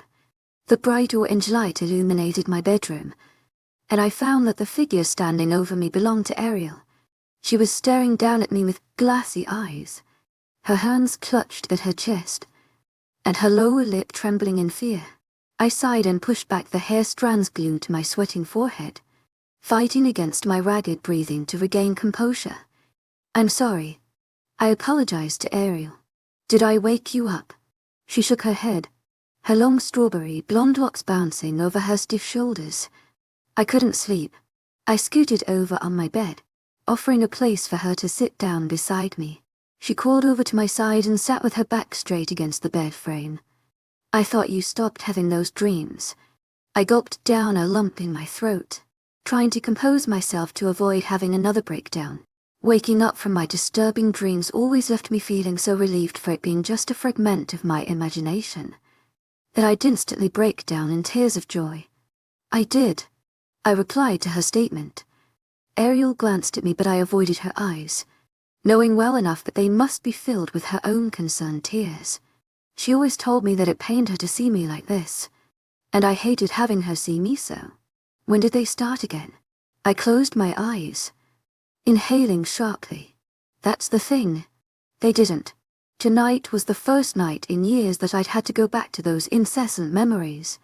Just tonight. I answered. Ariel nodded slowly, her eyes moving to her fiddling thumbs set on her lap.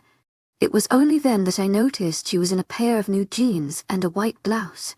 Why are you wearing that? Her eyes shot to me in confusion, and then moved to inspect her outfit.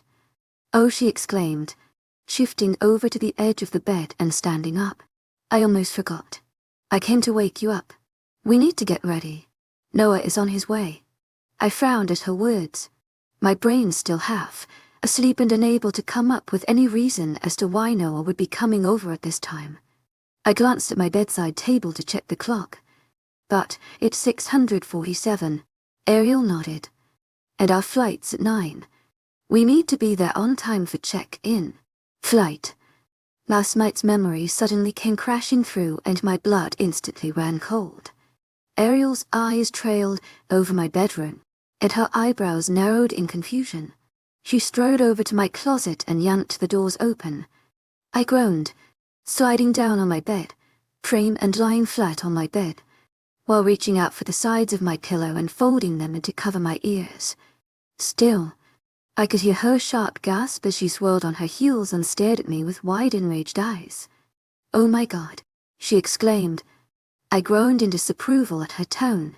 She rushed towards my bed and fell down to her knees, reaching out under my bed and shuffling among the mess. I rolled her to my side at the same moment that she backed away and pulled out my black suitcase. Are you out of your mind? Noah is going to kill us. We have no time to waste. He'll be here any second. Why do you always have to leave everything for last minute? She freaked on as she unzipped the suitcase and got back to her feet, moving over to my full closet. To my agent extraordinaire, Madeleine Nilban, heartfelt thanks for your unfailing patience, enthusiasm. Stop, I demanded, but she couldn't hear me over her mumbling. To my agent extraordinaire, Madeleine Nilban, heartfelt thanks for your unfailing patience, enthusiasm. I exclaimed. This time, she halted in her tracks and spun to face me, her eyebrows raised. What? Care to help? I can't pack everything on my own. She turned around again and yanked out a handful of my clothes, shoving them into the suitcase with the hanger still on. I'm not going. Her arm instantly stopped moving. She froze in the middle of her action and snapped her head up to stare at me with horror-filled eyes. What?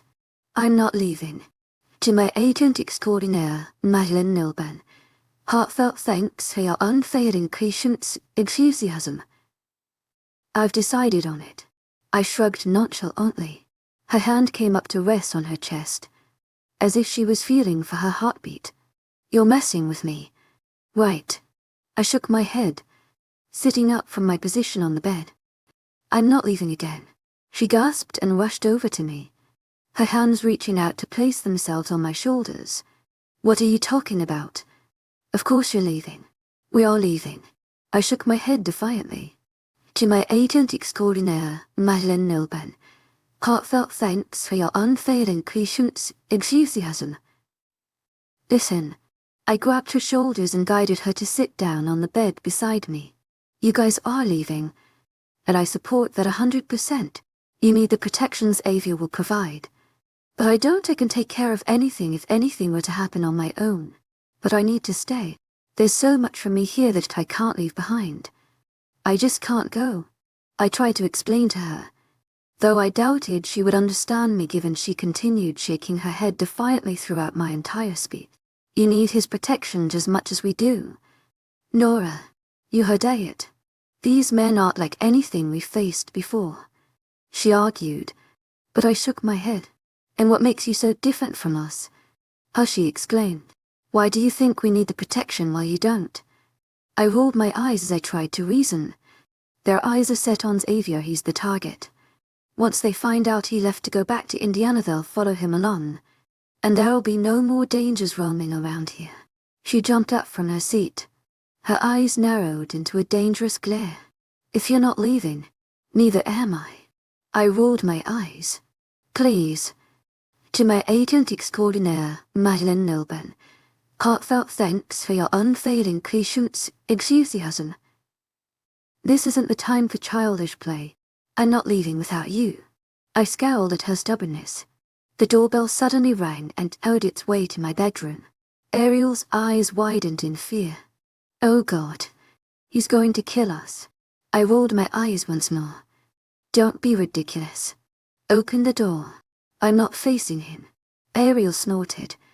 Are you kidding me? You want me to deliver the news so my life would be at stake? The bell rang again. Go get it. I insisted. She groaned loudly but complied.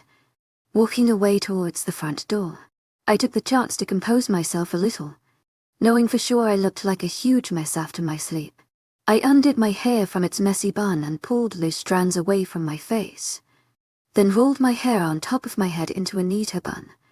My bedroom door was suddenly burst open so violently that I heard the door hinges creak in objection. My eyes fell on a fuming Noah. His eyes narrowed into dangerous slits. What do you think you're doing? I got up from my seat on my bed and walked over to where he stood. It's as simple as it sounds. Noah. A deep growl rumbled in his chest, and his jaw ticked in fury. Get ready. Right now. We're leaving. I puckered my lips.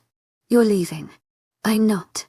I emphasized each word clearly, tired of repeating myself over and over again since last night. Noah took a step forward, stopping a mere foot away and hovering over my figure in an effort to intimidate me, and he glared down at me with barely contained rage. I'm not going to repeat myself. Nora, get ready. I scoffed and took a step back to see him in better light. My entire life is here. Noah, I can't just leave everything behind. I'm not going. Oh, and you think we want to leave? I'm not any more thrilled about following after your boyfriend than you are. I gaped at his words, but he spared me no chance to reply as he instantly spun on his feet to look at Ariel, who was standing silently and nervously by the door, her hands cupped by her chest as she glanced between us worriedly. Pack her clothes. You have 5 minutes. And with that, he walked out the door into the living room. I gaped at him in disbelief. The nerve. I followed behind his heels and had to keep up with his angry stride. I stopped in front of him and my hands fell to my hips. Noah, you need to hear me out? No, Nora. What we need right now is to stop wasting time and get going, because now the numbers have doubled and we need to get out of here as soon as possible. His jaw was tightly clenched as he spoke through gritted teeth, the anger in his eyes no longer directed towards my defiance. What do you mean? The numbers have doubled. Noah sighed and ran a hand down his face, stroking the small stubble growing on his chin. 6 men on our heels. They're preparing for something bigger. I gasped, my hand coming up to cover the evident shock on my features. What? He nodded. Elliot and I have been keeping an eye on things. They doubled overnight. That only means one thing: they're preparing to invade. Soon. My heart began racing at an uncontrollable speed. Go change. We're leaving in 5. I couldn't bring my feet to move even if I wanted to. An indescribable fear clawing at my chest. My hands began to tremble. Noah eventually noticed that I wasn't moving, and he sighed before stepping towards me.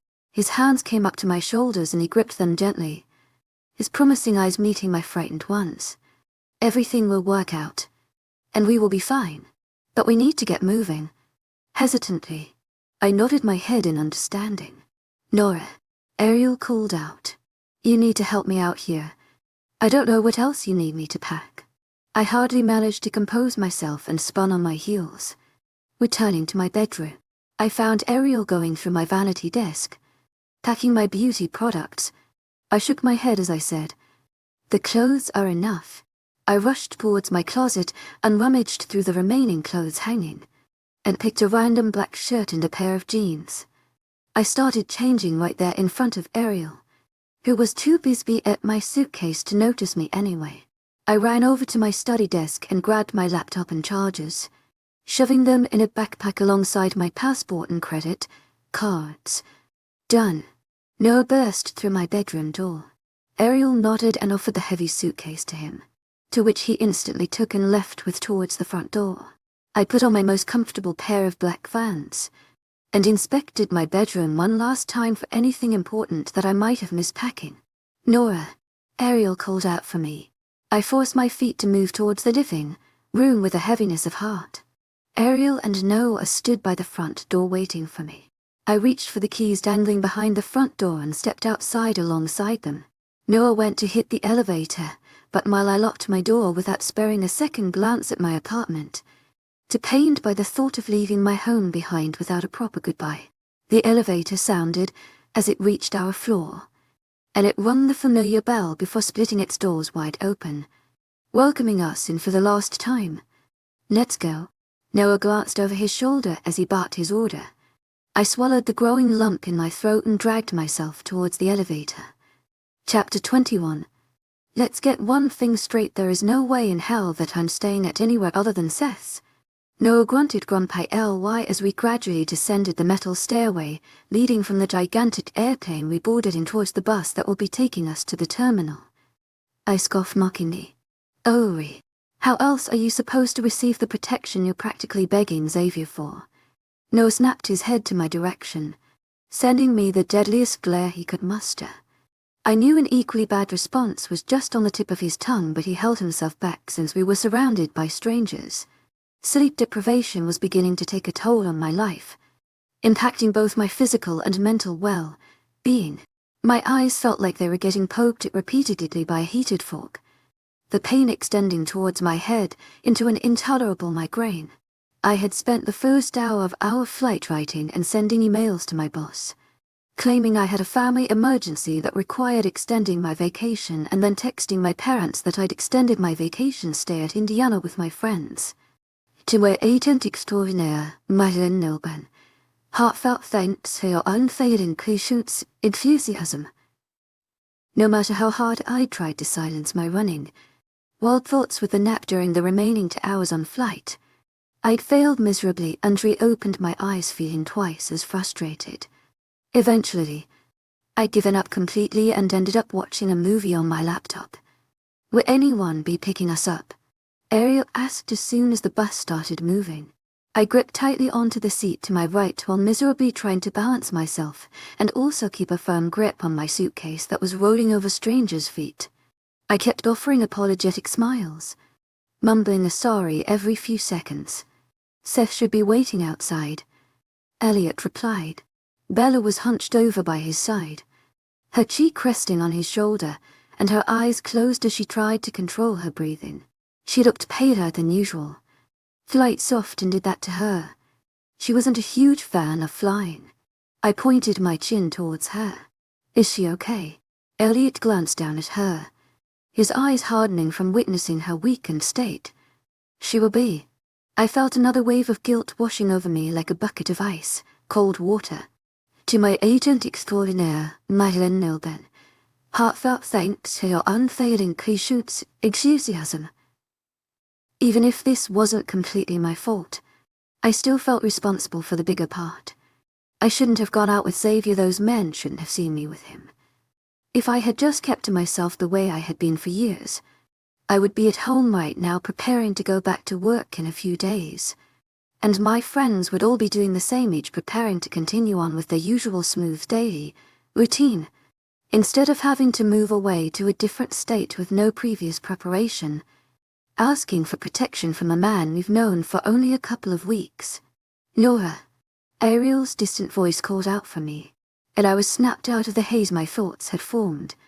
I searched for her in the now nearly vacant bus, noticing that it had stopped at the terminal and everyone was stepping off. I grabbed my suitcase and followed behind an elderly man, rushing out towards where my friends waited for me. After nearly 15 minutes spent finishing all the procedures, we reached the gates of the airport and walked out into the bright afternoon sun. My eyes instantly began to ache from the blinding rays, and I squinted hard trying to soothe the pounding in my head.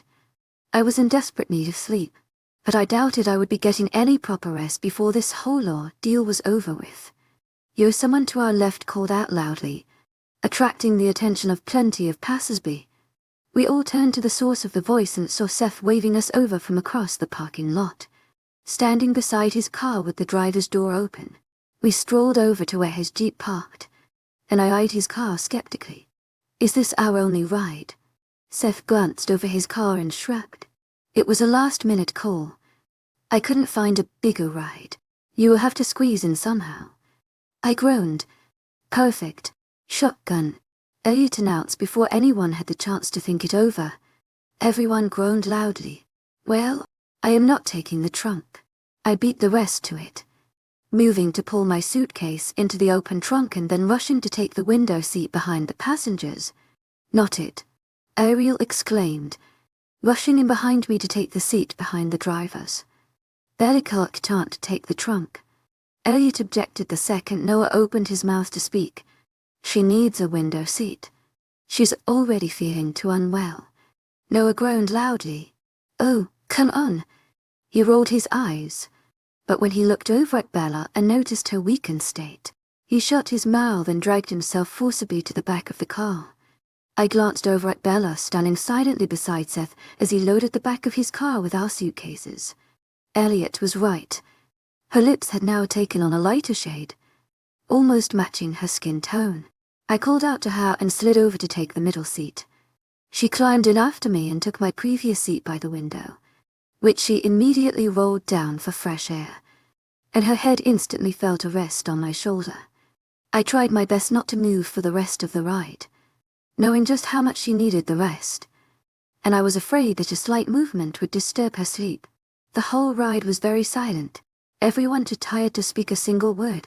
Seth had the radio on playing a soft into an unrecognizable music, and he drummed his fingers on the steering wheel. Around half an hour later, we arrived at his parents' house, the place we were apparently going to stay at. Good thing was that his parents were away on a cruise, so we didn't have to feel like a burden, as everyone unbuckled and got out of the car. I slightly nudged Bella's arm. "Bella," I whispered to her. She hummed and moved around a little. I nudged her arm a little harder, and she lazily opened her eyes. "We're here." She inspected her surrounding before finally recognizing what was happening. She pulled back and opened the car door. "Sorry about that. Your shoulder must have cramped up." She smiled lightly. I chuckled, shaking my head. "Don't worry about it. I'm good. How are you feeling, though?"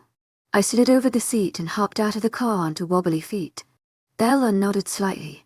"Better. I don't know what I'll ever get used to flying." She rolled her eyes. Ariel had stepped into the house alongside Noah while Elliot and Seth began to unload the trunk. I reached out for Bella and grabbed her arm. She looked up at me with a startled gaze. "Can we talk for a minute?" She nodded hesitantly. "Sure." We moved away from Seth's dark Jeep and towards the white wooden porch, moving to the far right. "I never had the chance to talk to you about everything that's happened, but I wanted to apologize. I know this isn't easy, and I've messed things up stupid L. She instantly interrupted me, shaking her head firmly. No, don't go there.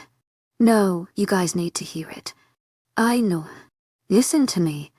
She reached out and put her hands on my shoulders, squeezing gently. No one is blaming you here. What happened was not your fault. Elliot explained everything to me. This thing started from the day we met Xavier and his friends at the lake-inn. We just didn't know about it sooner because those people that are supposedly after us are very discreet, and they only proved their intentions when they stepped in and tried to hurt you. You didn't cause any of this. I swallowed a lump forming in my throat. How does Elliot know that? Bella's hands fell from my shoulders back to her sides. Xavier was watching out for any possible dangers because he had his doubts about them. Apparently he's very guarded and cautious, and likes to constantly keep an eye out on things in case they take a bad turn. She shrugged. The sound of a roaring engine neared us as it rolled into the house's driveway. Bella and I turned to look over the source, and I noticed a very familiar car parking behind Seth's Jeep and switching off its engine. My heart immediately leapt out of my chest and I felt a blast of fire charging up my veins, suddenly electrifying me back to life. My droopy eyes were shot wide open and my back straightened. Subconsciously I instantly felt more awake. The sudden change in my behavior didn't go unnoticed by Bella, as she eyed me skeptically. I knew for sure that I would have done the same had I been in her place. I was equally confused by my reaction. I frowned at her, and she frowned back. My eyes moved back to the cars and the gaze that I could feel lingering on me. Xavier stood beside Elliot and Seth, shaking their hands in greeting, but his intense silver gaze never left my spot. I felt my stomach clench. He excused himself from my friends and began making his way toward Bella and I, and my stomach did a little flip of its own. Get a hang of it, an inner voice exclaimed at me, annoyed by how easily my mood and behavior can be changed by this stranger's presence. I was beginning to get annoyed at myself too, for something completely out of my hands. I didn't know why I was reacting the way that I was, and I wished the feeling could leave me be. Nora, how are you doing? Xavier greeted me with a warm smile, his eyes glistening as he stared at me with an emotion I couldn't decipher. I could feel Bella's gaze traveling between the two of us standing across from one another. But I was so captivated by Xavier's eyes that I couldn't spare her a single glance. I'll see you inside. Nora, she whispered before heading towards the front door and entering the house. What are you doing here? I asked at Xavier. I just came to check up on things. I huffed. Always checking up on things. I mumbled mostly to myself, my gaze moving towards the trim grass sashaying from the slight breeze in the front lawn. Xavier frowned in response, his confusion evident on his features. A little crease formed between his eyebrows, and I had to resist the urge to poke the muscle with my index finger, demanding it let loose. Is that supposed to mean anything? I rolled my eyes now. I turned to start heading inside the house, but he reached out just in time to stop me, his long fingers coming to wrap around my arm and halt me in my tracks. I inhaled sharply, his warm touch causing a spark to shoot up my arm. I pulled back, glaring at him for making me feel whatever that was. Xavier straightened his posture, clearing his throat. Can I speak with you for a minute longer? He politely asked. I opened my mouth to say no, but he interrupted me before I had the chance to speak, probably already sensing my answer. What with him and his creepy sixth sense, always predicting the future, it's really important that I clear this out. I sighed defeated, hesitantly nodding for him to continue on. Believe me, Nora, when I say I'm truly apologetic for having you go through this mess. It was never supposed to happen this way, but as I vowed to you once, I will ensure that no harm gets to you or your friends. This whole thing will be over within less than a week. I promise you that. I stared back at Xavier blankly, hearing his words and understanding the promises he was making, but unable to bring myself to react to any of it. Why is any of it happening in the first place? I managed to whisper against my exhaustion. I made enemies of the most vulnerous men, and they're out to hurt me in any way imaginable. I shook my head. No, Xavier. I want the whole story. He stared at me with confusion swarming behind his silver gaze. What did you do to them? Realization of which specific answers I was asking for finally hit him, and his shoulder muscle stiffened. What made them this upset? Xavier straightened his stiffened back and stood tall across from me. His hand came up to his face and he stroked his trimmed beard, while I watched the wheels run in his mind. When he took too long to answer, I rolled my eyes preparing to leave. You know what, Xavier? Never mind. Your business is your business. Just keep your pro. I will explain to you everything in detail, and answer any and all questions you may have. He replied by interrupting me. But not right now. I need a little more time. My jaw clenched visibly, and his eyes moved down to where my jaw muscles twitched. As much as it annoyed me that we were once again had it his way, I couldn't deny the fact that I was in desperate need of rest anyway. I relaxed my stiff muscles and moved towards the front door of the house. This time, Xavier didn't stop me. The house was awfully quiet. I didn't have the time to explore the place or even fully comprehend where I was stepping. With droopy eyes, I made my way towards the living room and tucked head down to the longest couch available. I reached out under my back and yanked off the pillows, throwing them across the floor. With each leg, I pushed off my shoes and heard them let out a faint thud as they fell to the wooden floor. And within only a few seconds, I was knocked completely out of my senses by the unbearable exhaustion. Chapter 22. The loud clanking of steel pots and pans resonated through the room and teared through my eardrums straight to my brain, and I could feel the pounding against my skull deepening. I groaned as I rolled over the soft cushions of the couch and onto my back, forcing my eyelids apart and blinking against the morning light. I was still in the living room, sprawled out on the couch, with the pillows scattered around the carpeted floor. With another disgruntled groan, I laid my palms flat against the couch and pushed my heavy body into a sitting position. I was more tired than earlier, as if the disrupted sleep did more damage to my brain than the overall sleep deprivation had. I dragged my feet lazily towards the source of the noise, the clanking of pots getting louder by each step. I found a swinging door that led to another room and I pushed my way through, finding myself greeted by an amusing scene. Seth positioned behind the kitchen counter with his torso covered by a plain white apron, his hand circling around a bowl as he mixed its contents. As the door swung shut, his head snapped up and his gaze fell on me. He offered me a wide grin.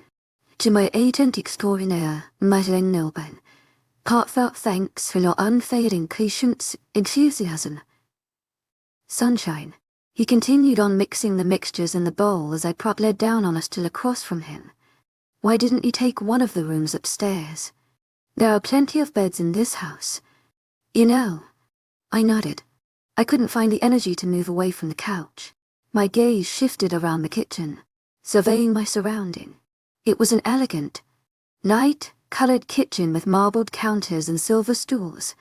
It was the first time I had visited Seth's parents' house. Your parents have a gorgeous house, by the way. He smiled appreciatively as he turned to move towards the stove, fixing a pan over and igniting a faint fire. How did you sleep last night?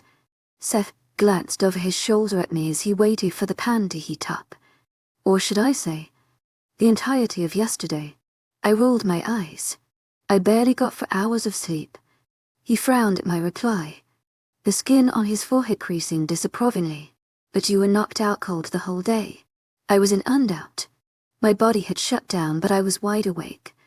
My hands traveled to my eyes and I began to rub them tiredly. Seth frowned some more. Before he had a chance to comment, the kitchen door was swung open and in walked Ariel and Elliot. They mumbled a greeting and reached out for the stools on each side of me. Ariel sitting down to my right while Elliot took my lefts. Seth returned to his pan and began pouring the eggs he mixed earlier with chopped vegetables into the heated pan, making own lettuce.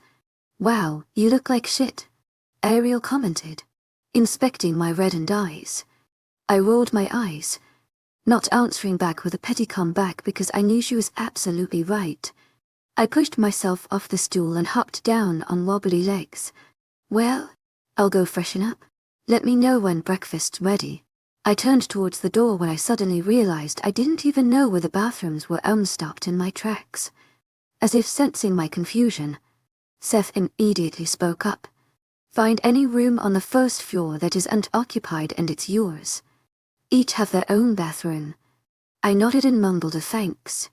Reaching the living room and grabbing the only remaining suitcase from the hallway, I strolled towards the long stairway, carrying my suitcase with both hands until the first floor. I was breathing heavy by the time I reached the top, my body too weak from malnutrition. I reached out for the first door to my right and lowered the handle. Peeking through the darkness, Noah was sprawled out on the king-sized bed positioned in the middle of the spacious room, his arm draped over his eyes and his chest bare. I closed the door shut and reached for the one across from Noah's claimed bedroom. To my luck, it was unoccupied. I set my suitcase down by the king-sized bed, unzipping it and digging through for my toiletries and a fresh pair of clothing. Once I had what I needed, I made my way towards the bathroom.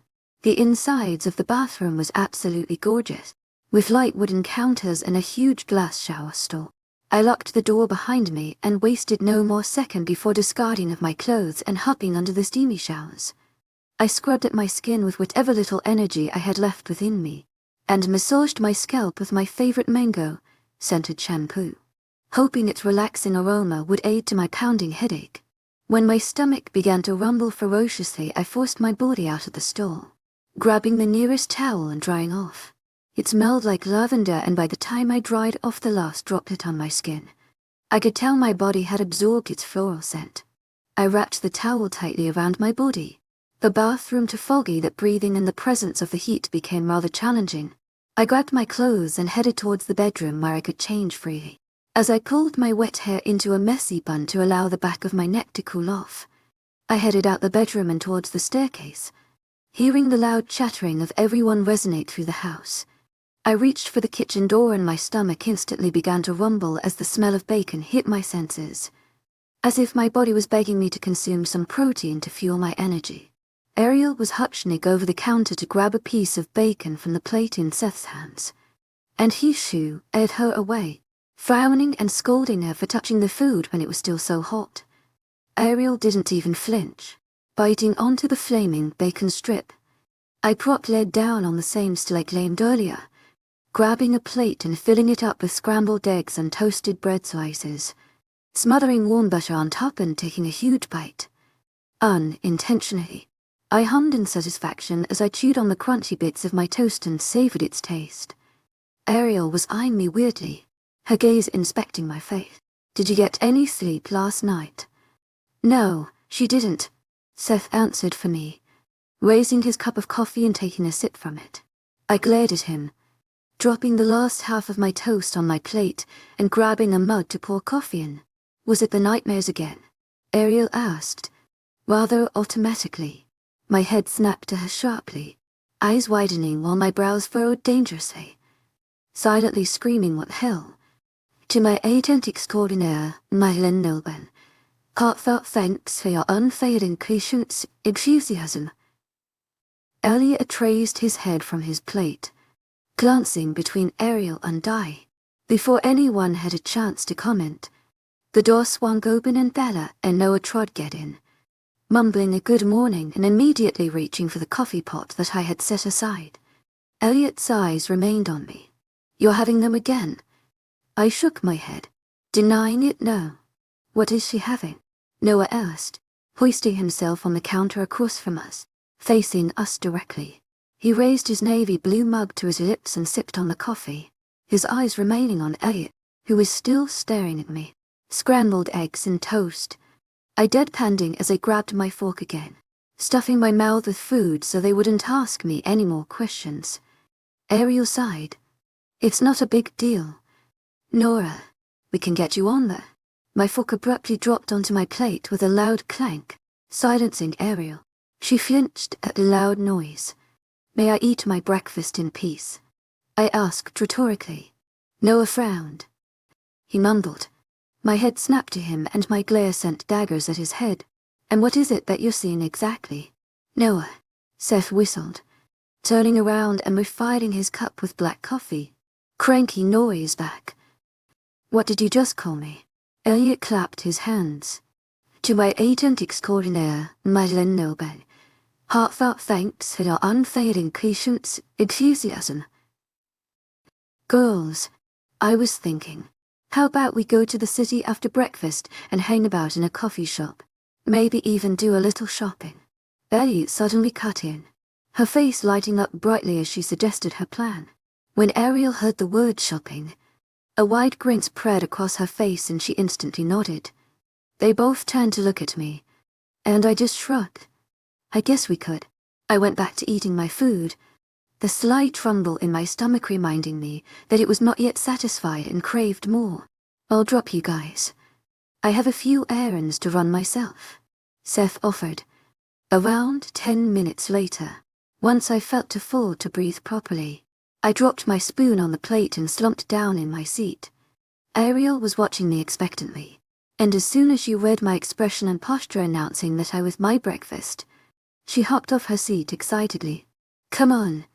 To my agent extraordinaire, Madeleine Nilban, heartfelt thanks for your unfailing patience, enthusiasm. Let's get ready.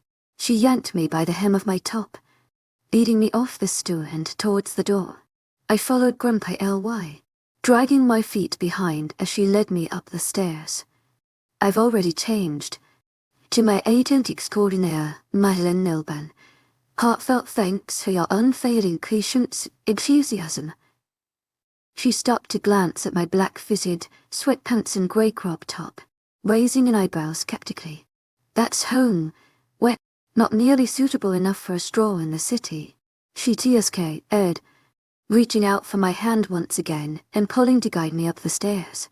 I groaned but followed along until we stopped by a door. We walked in and were greeted by a mountain of clothes built on the edge of the unmade bed. How she managed to unpack all those clothes in less than a day was beyond me. I think I'll go for this yellow floral dress. What do you say? She held up a casual, bright knee-length dress, eyeing it then searching through my expression.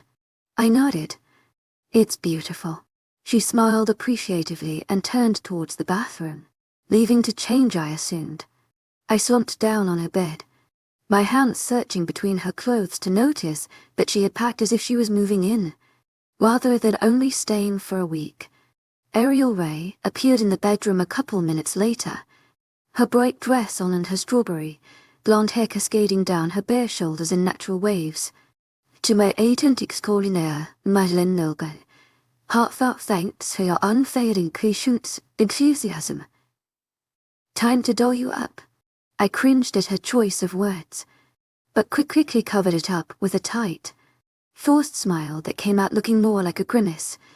Ariel reached for my arm and pulled me towards the door, where we left and headed down to my borrowed bedroom. After nearly 15 minutes spent searching through my packed clothes, ironing them straight, quickly blow, drying my hair, and applying a decent amount of makeup, Ariel truly had dolled me up to near perfection. I almost looked normal, the only exception being my bloodshot eyes and the permanent grimace on my face. We reached the ground floor to see Seth and Bella already waiting for us in the living room, watching some cooking show displayed on the wide TV.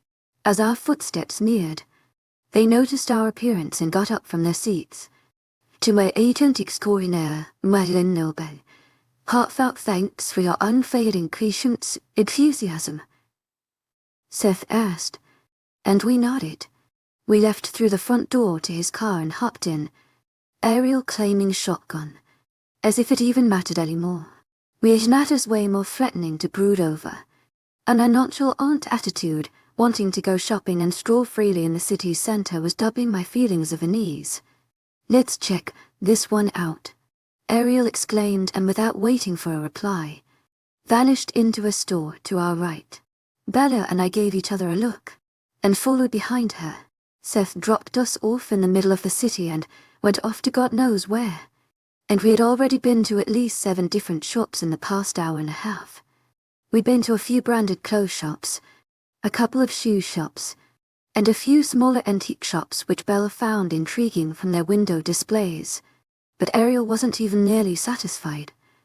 The shop we entered was another antique shop, and Ariel stopped at a nearby counter to inspect the displayed necklaces.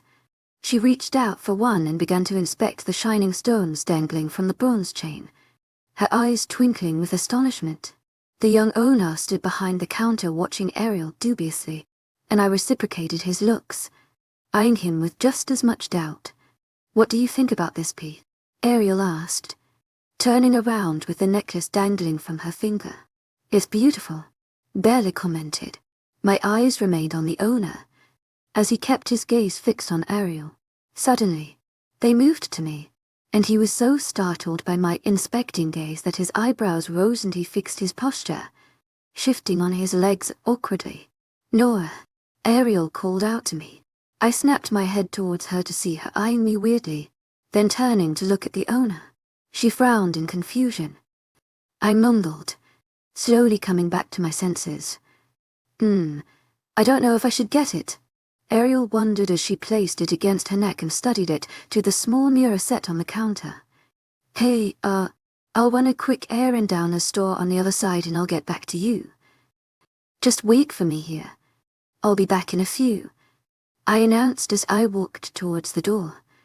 Bella and Ariel both turned to watch me leave, opening their mouths like they were about to protest, but I gave them no chance as I stepped outside the shop and continued down the road towards another one. The large red sign got bigger as I neared the pharmacy, and when I walked in the bells over the door rang to announce my arrival. "To my agent extraordinaire, Madeleine Nolben, heartfelt thanks for your unfailing patience, enthusiasm." Short lady in a white coat appeared through a door behind the counter and offered me a small smile. I returned the gesture and strolled down the aisles, grabbing random product such as a pack of Band-Aid, a navy blue packaged deodorant, and a toothbrush.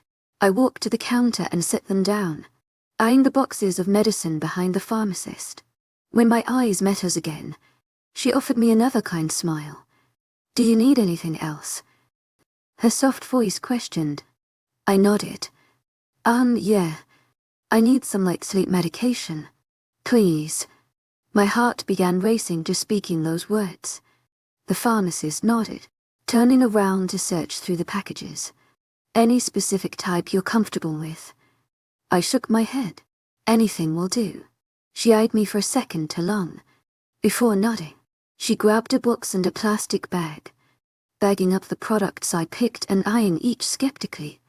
My fingers were beginning to twitch, eager to just grab the bag and run out of the store, until eventually she rounded them up and announced their cost, which I quickly paid for.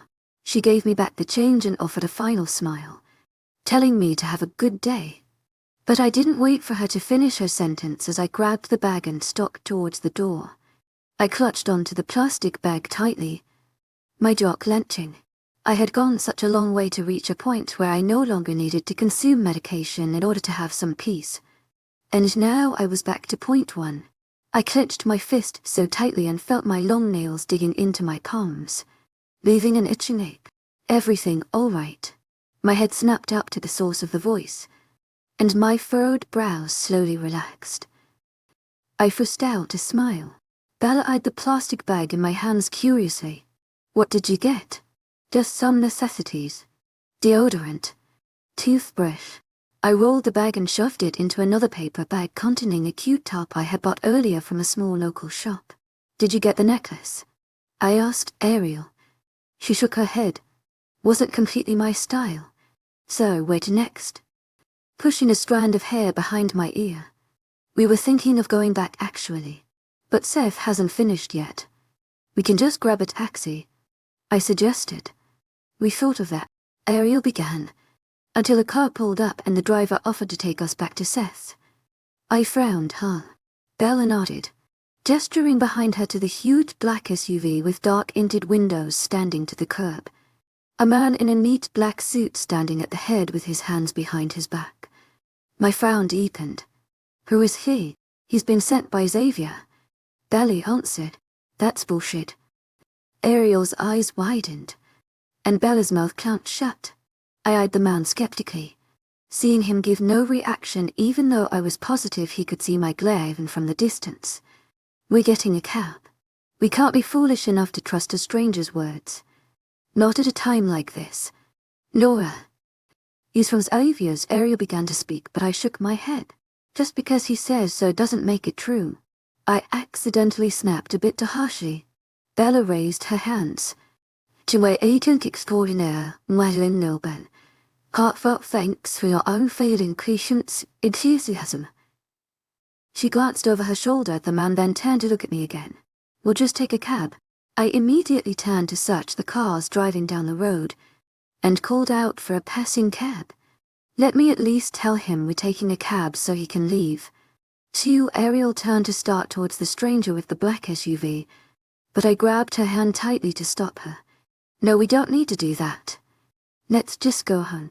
I didn't wait for an answer. I guided her towards the cab, opening the back door and waiting for them to climb in first before I spared one last glance at the standing driver, seeing him holding a phone to his ear. And then I climbed in after the girls and asked the cab driver to go off.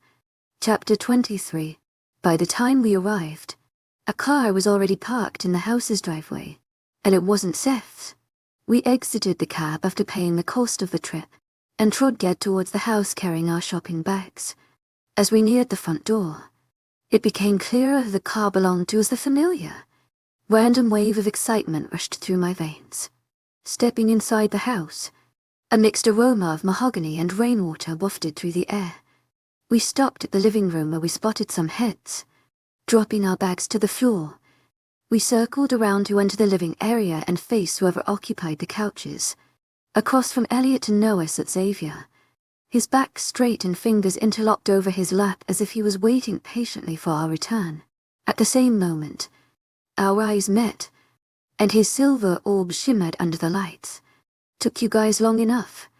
Noah murmured, standing up. He turned towards the kitchen. Anyone want a drink? He yelled back as he continued walking, not even waiting for an answer. What are you doing here? I asked Avia. He stood up and inched closer, stopping a feet away. I heard about what went down in town, he replied, and I suddenly realized that I failed to assure you. He stopped and looked around at everyone else in the room. All of you, that no harm will ever get to you in this town. The entire state. To my agent extraordinaire, Madeline Nobel. Heartfelt thanks for your unfailing patience, enthusiasm. Rest assured that you have my full protection here. Elliot hesitantly nodded, and we are very grateful for it. Thank you. But what about the man from earlier? Ariel asked. Elliot tensed at her words, his shoulders straightening. What man? The driver, Luca, I had truly sent to pick you up. Since I had heard Seth had to go off to care to a business of his own, and you had no ride back. Xavier reassured Ariel, and simultaneously 3 pairs of eyes Xavier's. To my agent extraordinaire, Madeline Nobel. Heartfelt thanks for your unfailing patience, enthusiasm. And Bella's turned to me. Ariel pursed her lips and raised her brows, as if silently saying, I told you so. I rolled my eyes. Well, how in the world was I supposed to complete stranger inviting us to ride in his car, at a time when we are literally being hunted down? Ariel went silent, pondering over my answer. You made the right move. Nora, I realize I should have personally informed you that I'd send a driver for you. I apologize for the confusion, Xavier said, offering a small smile. I nodded in understanding, telling him it's all right. Would someone explain to me what went down? Elliot was clenching his jaw, not liking being left in the dark. Bella went on a rant about what happened. From the moment I went off to a different shop to the point where I apparently shoved them into the cab, I rolled my eyes at her exaggeration, making it clear to everyone present that I was not that violent.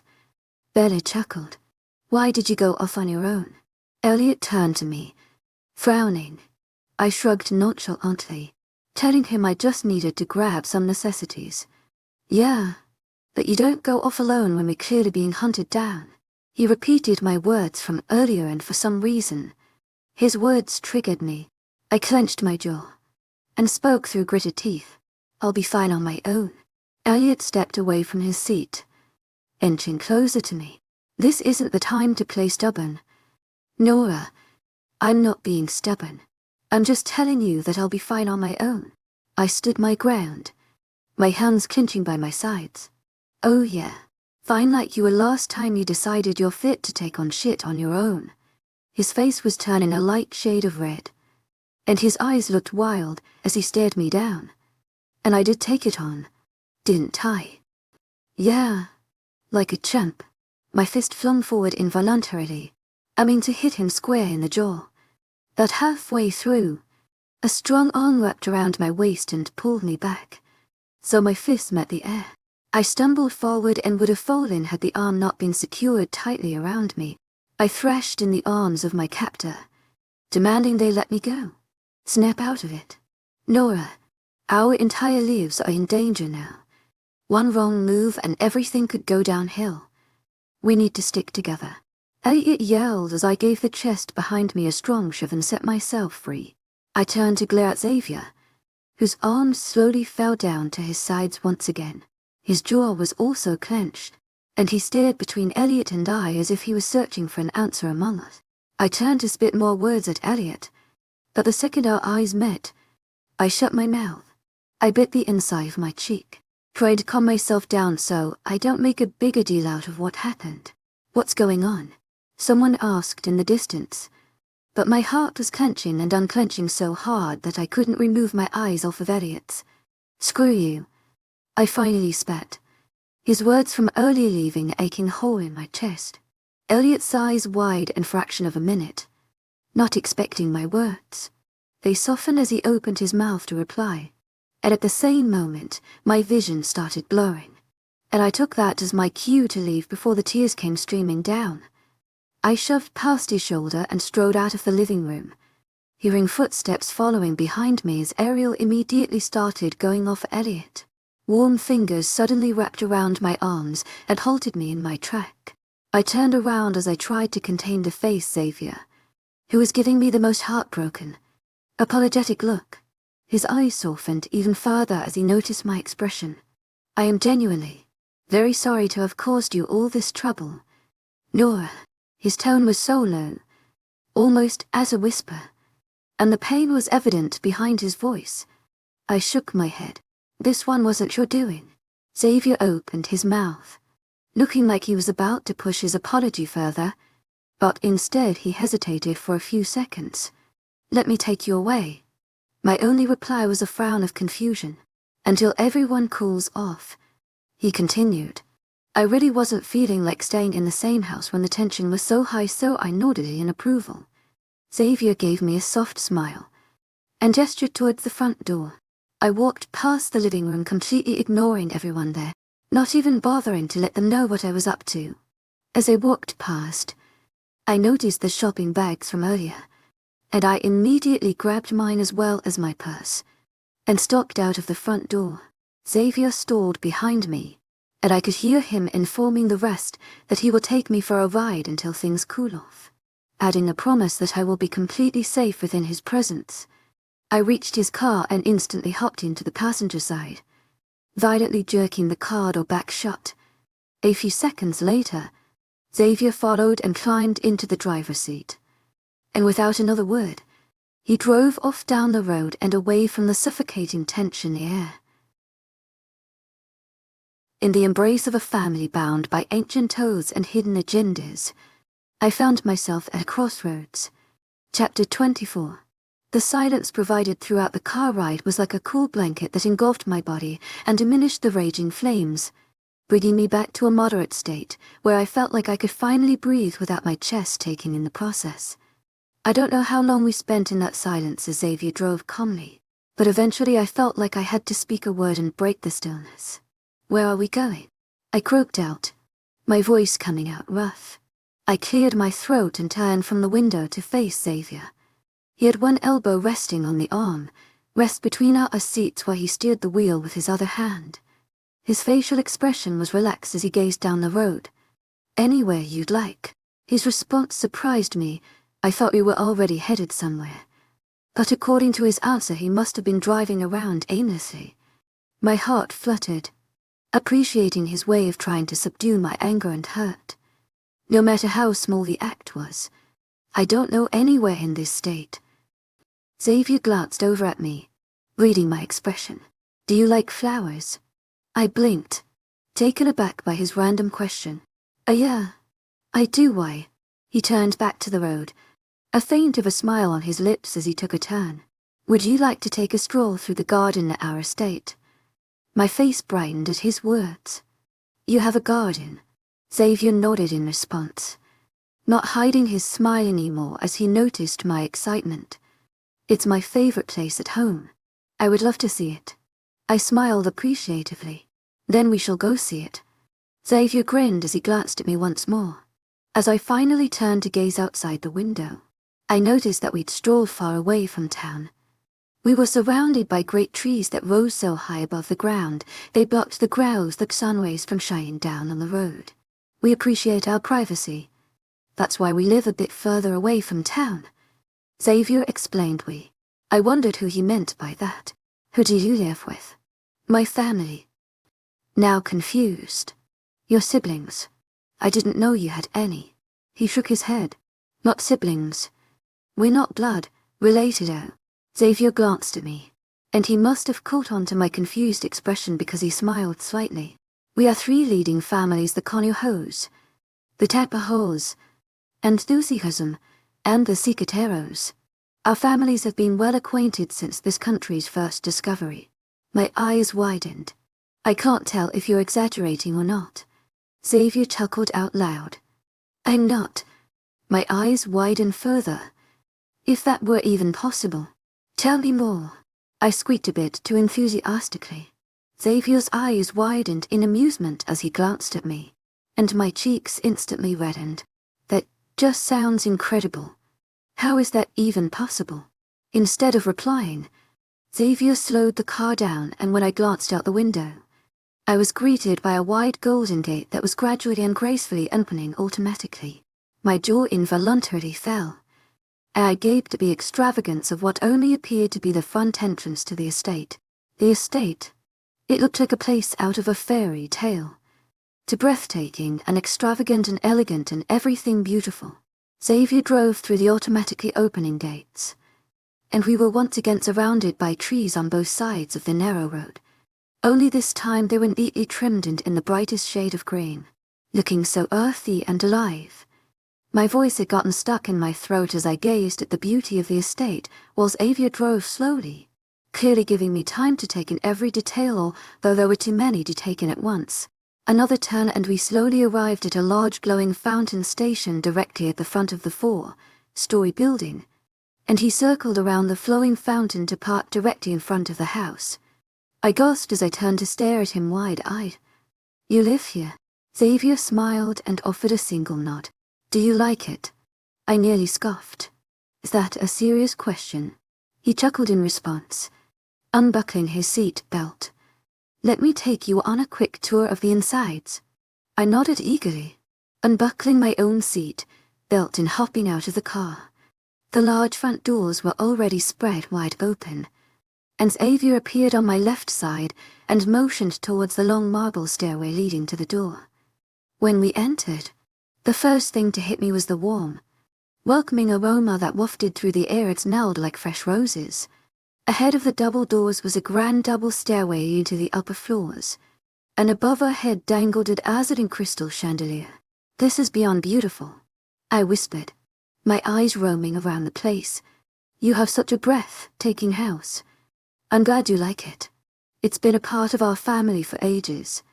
Speaking of, I remembered the conversation we were having in the car.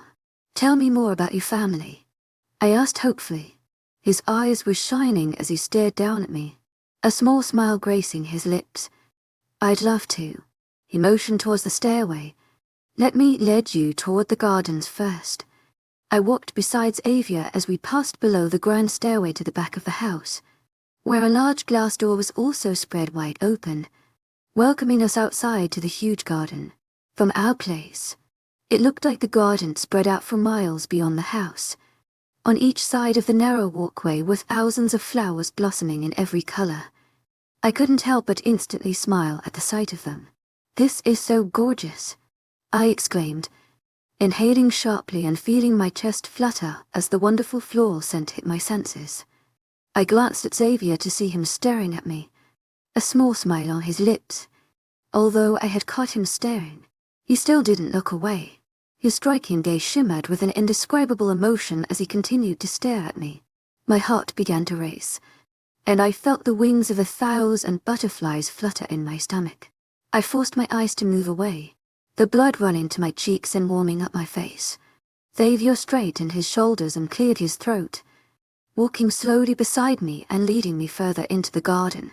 Our families are native to this state, and have been well acquainted since the early discovery of this country. My eyes fell back on him as he began to speak, repeating the words of earlier, even as things began growing out of control. Our families remained close in touch and made an oath that no matter whose hands this state falls into, we will remain as its protectors, that we will be its shield, forever defend it and fight against whatever dangers threaten to disrupt its peace. And because of that oath, our family never broke apart. Generation after the other grew up learning about the history of our family and the oaths of our great-great-grandfathers, and the importance of holding on to the promises we made for the safety of our home. I stared at Xavier in complete awe of what he had just narrated. He glanced at me to check for my reaction, and I saw a glint of amusement in his eyes. But how do you protect it? To my agent extraordinaire, Madeleine Nobel, heartfelt thanks for your unfailing patience, enthusiasm. I mean, isn't that job already taken care of by the forces? He shifted his gaze to where his footsteps were falling as he thought over my question. Then he inhaled deeply. The harsh truth is that those forces don't possess the power to aid to everything every time. That's why we interfere.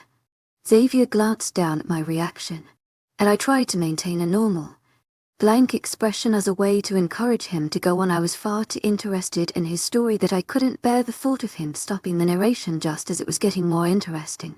We take care of all the businesses that the higher officials are unaware of. In simpler words, we work from the streets. My heart fell to my stomach as I pondered over the vagueness of his answer. And although I wasn't entirely sure I was ready to know the answer, I couldn't help but ask, what kind of businesses? A feint of a smile graced his lips, and he gazed into the distance. All sorts. My mouth was getting drier by the minute. Xavier.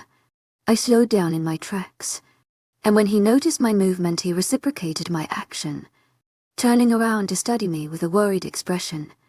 I can't do this without knowing the whole truth. Xavier hesitated in his response, his jaw ticking as he got lost in his thoughts. And I don't want to hide anything from you, Nora. I want you to know the whole truth, everything about who and what I am. I bit the inside of my cheek, staring into his unwavering gaze, filled with promises I wasn't entirely sure he could keep. Those men that are causing us all this trouble, Xavier began to explain.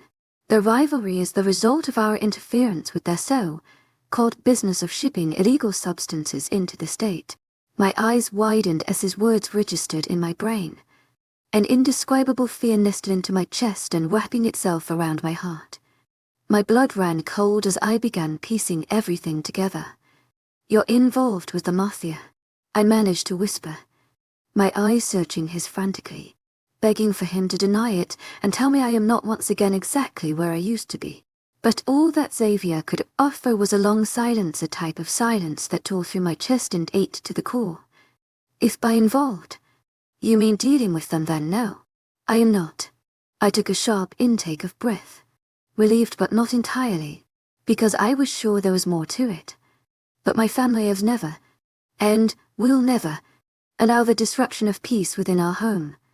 No matter what the dangers, we will always interfere to halt their shipments of whatever illegal and destructive substances and weaponry they try to sneak into our state.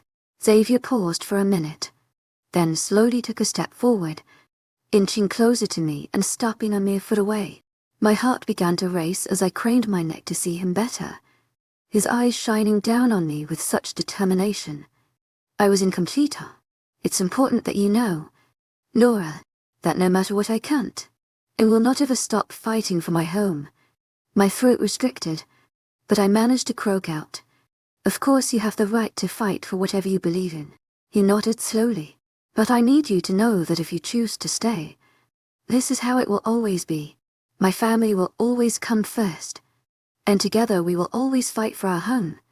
My throat had gone dry, and I couldn't think of a response. Partially because his words were too powerful and true that I had no further comment to offer, and partially because he was standing at such a close proximity. His warm breaths as he confidently spoke those words were mixing with my own ragged ones. And I also need you to know. Xavier inched closer, his nose now almost touching mine, that if you do choose to stay, his striking silver gaze found mine, and he stared me down with such an intensity that my breath hitched in my throat. You will also become my family. You will always come first. And for that, I will need you to lead beside me in the protection of our home. Chapter 25. Xavier's words continued to ring in my ears, echoing all the way down to my stomach and bursting into a beast that clawed at my insides. I couldn't believe the words he had just spoken. He had told me that if I simply chose to stay, I would become his family, and that I will have to lead beside him. He was completely out his mind to believe I possessed the power to lead in whatever business he was involved with. I could barely lead my own life, let alone serve the protection of an entire state. Subconsciously, I began to state all the reasons why I was a no, fit for the position, as badly as I wanted to stay by Xavier's side and never leave, as badly as I wanted to become his family. I knew deep down that I was not worthwhile. I couldn't help him protect his home. I could barely protect my own friends, could barely protect myself. I pulled myself away from where I stood, stepping further and further until I was at least 4 feet away from Xavier. He straightened his back. Frowning as he studied my expression, I began shaking my head frantically, my hair bouncing off my shoulders. I can't do that, Xavier, I whispered, a huge lump forming in my throat. I can't lead beside you. It's not in my power. I don't understand any of that. I let out a dark chuckle. I could barely protect myself. My eyes met his silver gaze, studying me patiently as I continued to ramble on. I'm no fit for that position. Xavier took a step forward as he reached out for me. But instantly, my hand came up to hold him in his tracks, asking him to stay put. No. His confused gaze met mine, and it broke my heart to watch the sliver of pain flies at my rejection. I don't understand what's going on, why I feel the way I do whenever you're around me. We have barely had enough chance to get to know each other, but it's like you have this unexplainable influence on me and my emotions. I feel imprisoned in your presence. The growing lump in my throat was beginning to restrict my ability to speak, and so I shut my mouth, feeling my chest ache. I understand, Xavier began to speak lowly, but I shook my head. No, you don't. Yes, I do, he insisted, reaching out for me once again. Before I had the chance to pull back, my hand was already captured in his. A bundle of sparks shot up my arm, leaving a tingling sensation where his skin connected with mine. His eyes moved down to where our hands entwined, and he raised both our hands up to our eye level. You feel that? My eyes widened at his words. I feel it. I couldn't help it as my eyes began to water, both as the result of everything that had gone down that day and also for the relief that he reciprocated my feelings. I couldn't believe he felt it. You are right, Nora. It is unexplainable. Although we have barely had the chance to properly know one another, you have a power over me that I never imagined another mortal to possess. Only I don't mind feeling imprisoned by your presence, because I accept the fact that I am completely at your mercy. I couldn't help the gasp that escaped my lips. Only it came out so distorted it sounded like a sob. My emotions were in a whirlwind. I didn't know it was humanly possible to feel so deeply as I was at that moment. The only explanation that I can offer is that we are soulmates. Nora, we complete one another, Xavier whispered, his other hand coming up and his finger brushing gently against my cheek. I was surprised to find that he believed in soulmates. I hadn't met a guy who ever did. I realized I might have said a bit too much for one day, that it might have scared you away. Maybe I should have left the last part for another time. He gave me a small smile, his eyes twinkling. I couldn't help but smile too. It would have still scared me off. I admitted. It's nothing like you imagine. I would never ask you to fight for a deal with anything beyond your comfort. I only need you by my side. He whispered the last part, his fingers gently grabbing my chin and lifting my head up so I could meet his eyes. Stay. I knew that no matter what I tell myself, no matter how many times I repeat that this is a horrible idea, that I'm no fit for a man like Xavier, I will never be able to leave his side. Because just as he confessed how I possess a hold over him, I knew damn well that he had a strong one over me too. So I nodded.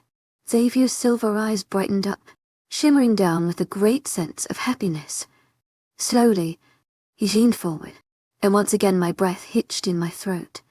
His chin lifted up, and very gently he pressed a light kiss to my forehead, and my heart nearly leapt out of my chest. Should we go back inside? He eventually asked.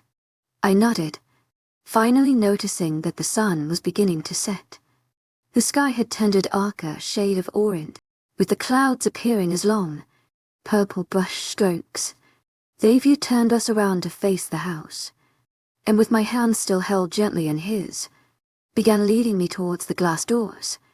Is no one home? I wondered. He has mentioned that he lived with 3 families, but I had yet to see anyone in the house. Xavier nodded. They are. We just respect each other's privacy when we have company over. It seems like you all get along so well. Xavier chuckled. We had better, or else living would be a total nightmare. Just as he had completed the sentence, we walked into the house to be greeted by Vincent. For a second, I was surprised to see him since I had completely forgotten about his connection to Xavier. Elliot's words from the lake began to ring in my ears, where he described Vincent as the right hand to the biggest mob in all of North America. My heartbeat began to accelerate. Was Xavier aware of that? Nora, and we meet again, Vincent exclaimed as he neared me, his arms wide open in greeting. I didn't know if he was asking for a hug, but he would be beyond foolish to think I'd give him one.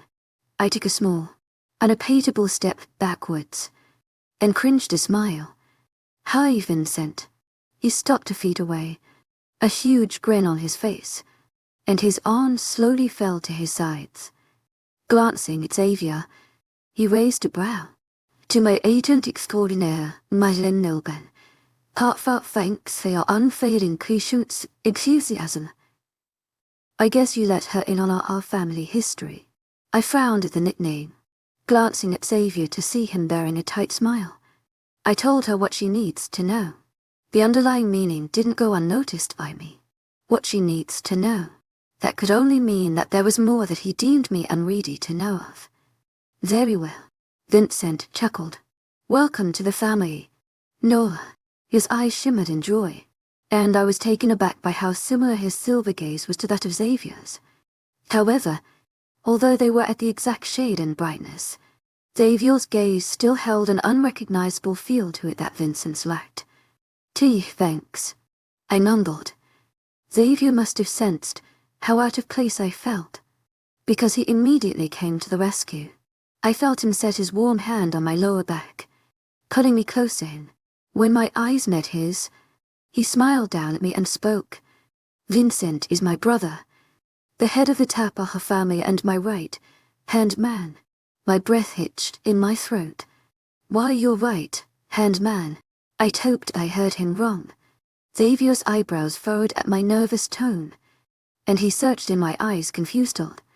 Suddenly, Vincent chuckled loudly, interrupting our gazing. We looked over at him to see him shaking his head. She must have heard of my false reputation, he answered to Xavier, and his eyes lift. That reply was enough to clear up all of his confusion. You've heard of Vincent before? Xavier asked me, and I didn't know how to answer that question. I looked between the two of them, the back of my neck heating up from the nervousness. Vincent chuckled once more. You don't have to be afraid of me, Nora. We're family now. His determined eyes held a strong promise that somehow erased my doubts and fears. So slowly, I nodded. His false reputation was established by the lower mobs whom he interfered with the businesses of. Xavier began to explain. They couldn't make sense of our need to protect our state when we weren't federal agents, and hence, idiotically, came to the conclusion that we are another mafia who had already claimed this territory for our business. And that's the reason we were intervening in and destroying their shipments. I took a minute to fully comprehend his words. But we have no connection to the mafia whatsoever, Vincent clarified. I nodded, reluctantly. Maybe they were speaking the truth, but I could never be entirely sure by just hearing their side of the story. Elliot claimed that his most trusted friend had informed him Vincent was the right hand of the largest mafia in North America. Who knew who was telling the truth now? Suddenly, a petite frame with a black pixie cut descended the staircase and walked up to us. She appeared a bit shorter than me, maybe reaching 5'2". She wore casual dark blue jeans with a plain black tank top and a pair of black Vans. She stopped right next to Vincent, and her wide jade eyes fell on me. They suddenly shrunk into two crescents as she gave me a wide smile high. Her high-pitched, yet low voice spoke. I was so taken aback by her adorableness, I took a few seconds too long to finally reply. Hey. I was even more surprised to find Vincent circling around her waist and gently pulling her petite form to his body. Her head rested on his upper chest and her hand found his resting on her hip and she grasped onto it lovingly. Well, that I certainly did not expect. Nora, this is Scarlett, Vincent's girlfriend. Xavier introduced us.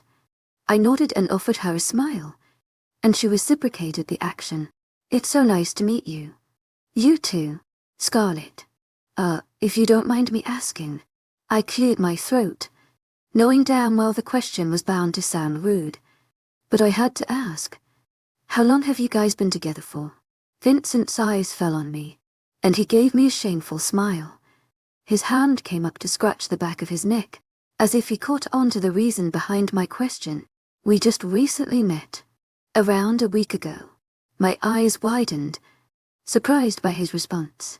They met only a week ago and were already appearing to be so in love, but I knew I didn't have the right to judge anyone else's relationship, so I nodded instead, smiling widely and complimenting how well they appear next to each other. Xavier then excused us to give me a quick tour of the house.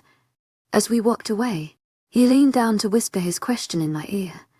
Why were you so interested in how long they'd been dating? I bit the inside of my cheek, stopping at the bottom of the staircase and turning to him. Xavier's eyes wide and in understanding. Or did she have feelings for him? I'm not sure, but Vincent did seem interested in her back at the inn, and I guess that led her on to believe that their relationship had potential. I just wanted to make sure he wasn't playing any games on her while dating another. Xavier shook his head. Vincent would never do that. He truly was interested in your friend. But that was before he met his mate. Mate, as in soulmate. And he nodded. There he goes again with that word. Do you honestly believe that they exist? Before replying to my question, he motioned towards the staircase, and I moved to begin ascending with him following on my right. The concept of soulmates is another one of our family's strong beliefs. And how do you know you've met your real soulmate? I questioned. Xavier took a sharp intake of breath, pondering over his words before he spoke them. To put it in simple words, it's when you meet someone and instantly feel like your whole world has shifted. Everything about them engulfs your senses, and you begin to feel so deeply when you're around them like you've never done before. My eyes moved to his, and my breath hitched in my throat. He was describing exactly how I felt when I first met him, and exactly how I felt at that moment pausing in the middle of the staircase and staring into his powerful silver gaze. Could it be possible? Could Xavier really be my soulmate, sir? Our interlocked gaze was suddenly broken as a voice interrupted us. We glanced a few steps down and found a middle-aged woman standing at the bottom of the staircase, a familiar bag in her hand. She stretched out her arm and offered it to us. I apologize for the interruption, but you left your belongings in the car and I didn't know where to keep them. Her soft voice spoke with so much respect, her gaze staring at Xavier's chest instead of into his eyes. He stepped away from me and descended the few steps to reach her. It's all right, Mrs. Smith. Thank you. He grabbed my shopping bag from earlier and turned to walk up to me. But while doing so, he separated the bag and sneaked a glance inside. His movement slowed down as he walked up to me, a confused frown growing on his features. Mrs. Smith had stalked off towards the other side of the house, and we were once again alone on the stairs. "Are you okay?" I asked him, confused as to what could have caused the sudden shift in his mood. Xavier raised his head and his eyes met mine again, and he gave a stiff nod. He offered me the bag. "Yours, I believe." I nodded and grabbed the bag, thanking him. I turned to continue heading up the stairs when his voice halted me in my tracks. "What do you need those pills for?" My nerves suddenly went into hyperdrive and my heartbeat began to increase at the mention of what I'd forgotten was in there. Without turning around, I replied to his question, "They're just vitamins." His steps began to move up the stairs, coming closer to me. He stopped next to me, his doubtful eyes finding mine, and he leaned down until we were at eye level. "Then why is your heart beating so fast?" I was taken aback, my eyes widening. Was he serious? Xavier's eyes held mine as he defiantly searched between them for answers. "I told you my story, Nora," his breath and my face with his close proximity, and I gulped my nerves away. "It's time you tell me yours." Chapter 26. For some indescribable reason, I felt angered by Xavier's words. "I don't have a story to tell."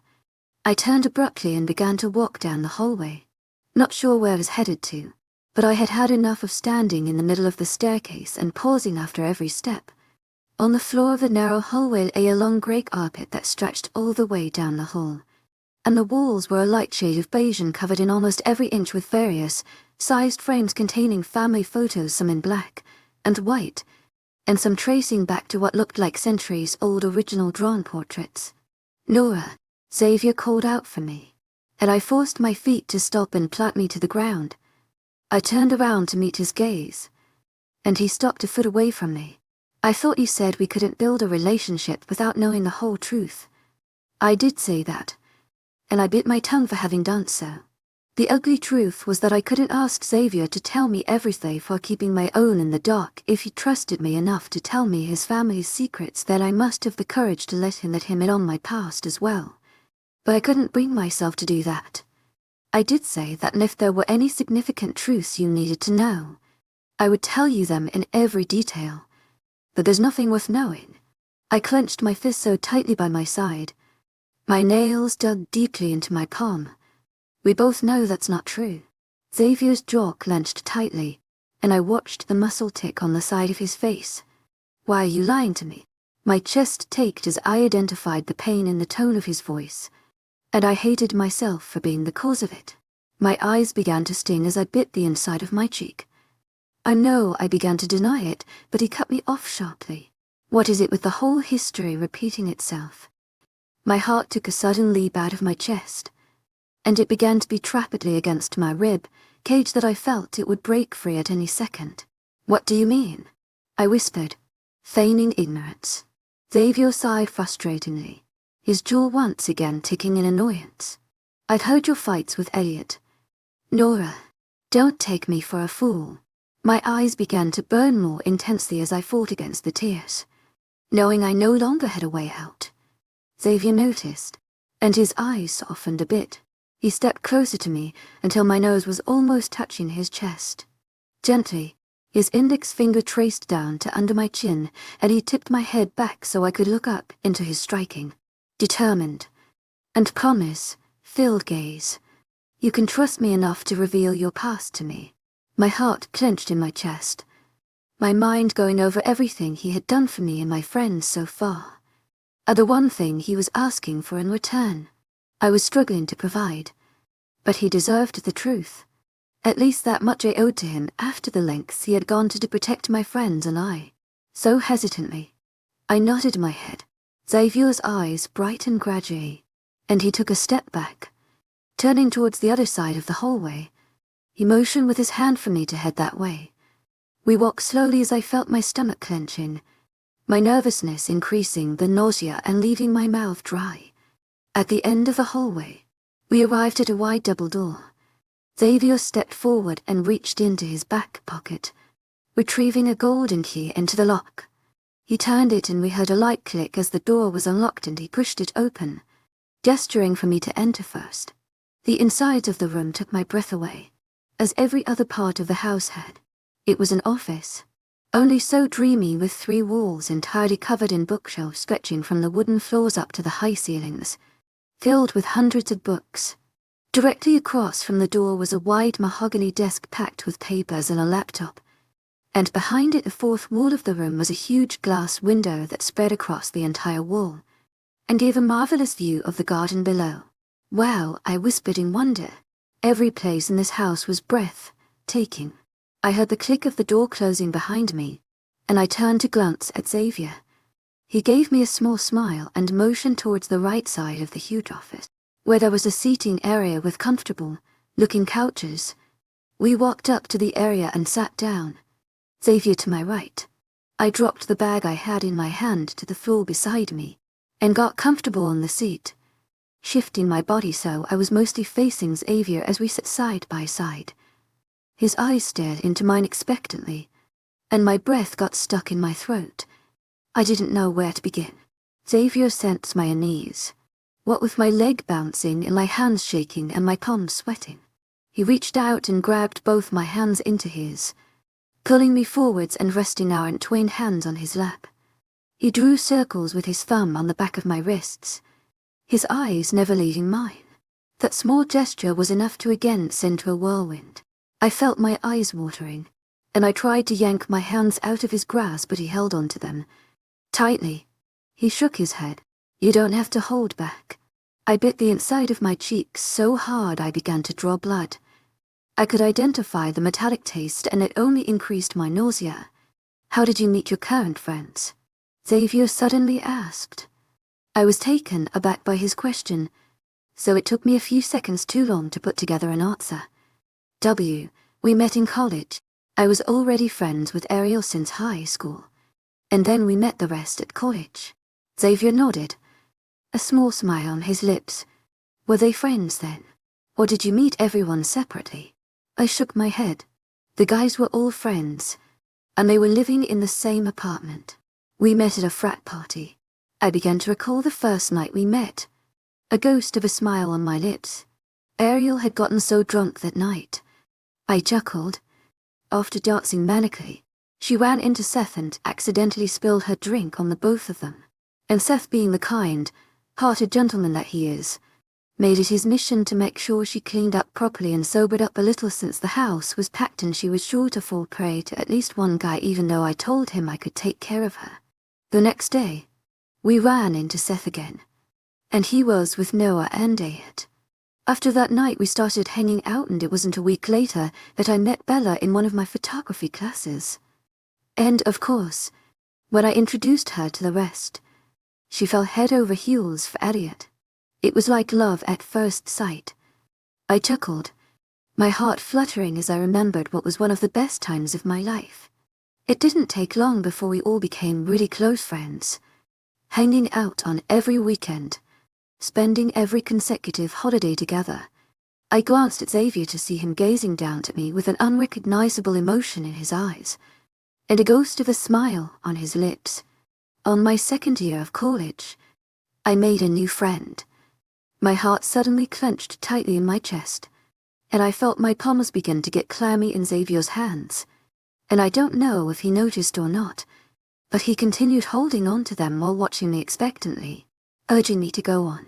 Elliot wasn't too keen on our friendship, saying he had heard the guy was bad news. I felt Xavier tense, his back straightening a bit, yet still, he held on to my hands and continued the circular motion of his thumbs on the back of my wrist. But he was very charming, and I was very naive. I bit the inside of my cheek as my voice broke. So many girls had a crush on him, and of course, like the young dumb girl that I was, I'd felt very special when he picked me out of the mass. We hadn't been friends for too long before he asked me out, and I was so blinded by his charming behavior that I immediately said yes. I recalled the memory of the day he took me ice skating, our first date, and I was smiling, giggling at every word he said.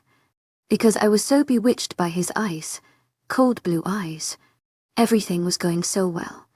He was the first boyfriend I had ever had, and he was a real gentleman, spoiling me every week with luxurious gifts, taking me out on a date every weekend, holding my hand and offering his jacket whenever it got too cold.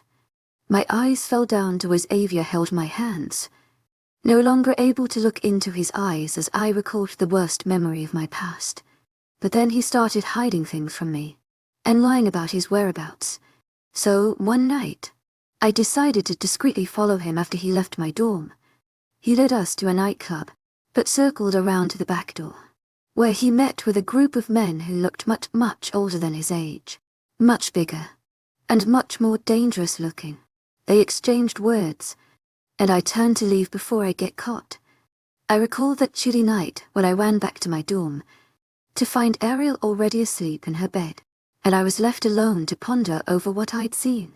I decided the next day that I'd confront him about it, and ask him why he'd been lying to me when we had been dating for over 5 months. I shook my head, remembering just how foolish I'd been. He didn't appreciate me getting all up in his business. I felt a huge lump forming in my throat, and I tried to swallow it down. He found out that I followed him that night, and thinking that I'd caught on to what he was dealing, he completely lost it. I felt my lips start to quiver, reliving the parts I had fought so hard to forget. He ordered me to stay away from my friends, for the fear that I'd tell on him. He threatened that he would do worse to them than what he did to me, and I believed him. I believed he would. That night, I saw a side of him that I had never before seen in anyone, and I knew that if he could do something like that to someone he supposedly loved, the words felt like acid in my mouth, then he would definitely do worse to a bunch of others that he couldn't even tolerate. Xavier's grip on my hands had tightened slightly, his gaze never leaving my face, and my eyes never meeting his. I disconnected with my friends for weeks, during which he never stopped emotionally tormenting me for breaking his trust. I heard a deep growl rumble in Xavier's chest, and his grasp tightened even further on my hands, but not yet to the point where it was uncomfortable. When Ariel's persistent to get answers didn't stop, I decided to secretly meet up with her after class, just to tell her that I needed some time to figure things out, at least until dawn. I bit hard on my bottom lip, until he cools off and I could regain his trust. But he had people watching me, and what got to him that I'd met up with my friend. I took a quick glance at Xavier, seeing his eyes now fixed on the wall behind me, a shade darker than the usual. His teeth were gritted so tightly that I could see the muscles in his jaw clenching. No matter how many times I swore to him that I hadn't told Ariel anything to give him away, he wouldn't believe me. I felt my chest tightening further with every word, and my tears began to flow freely now. I couldn't control myself as my voice broke.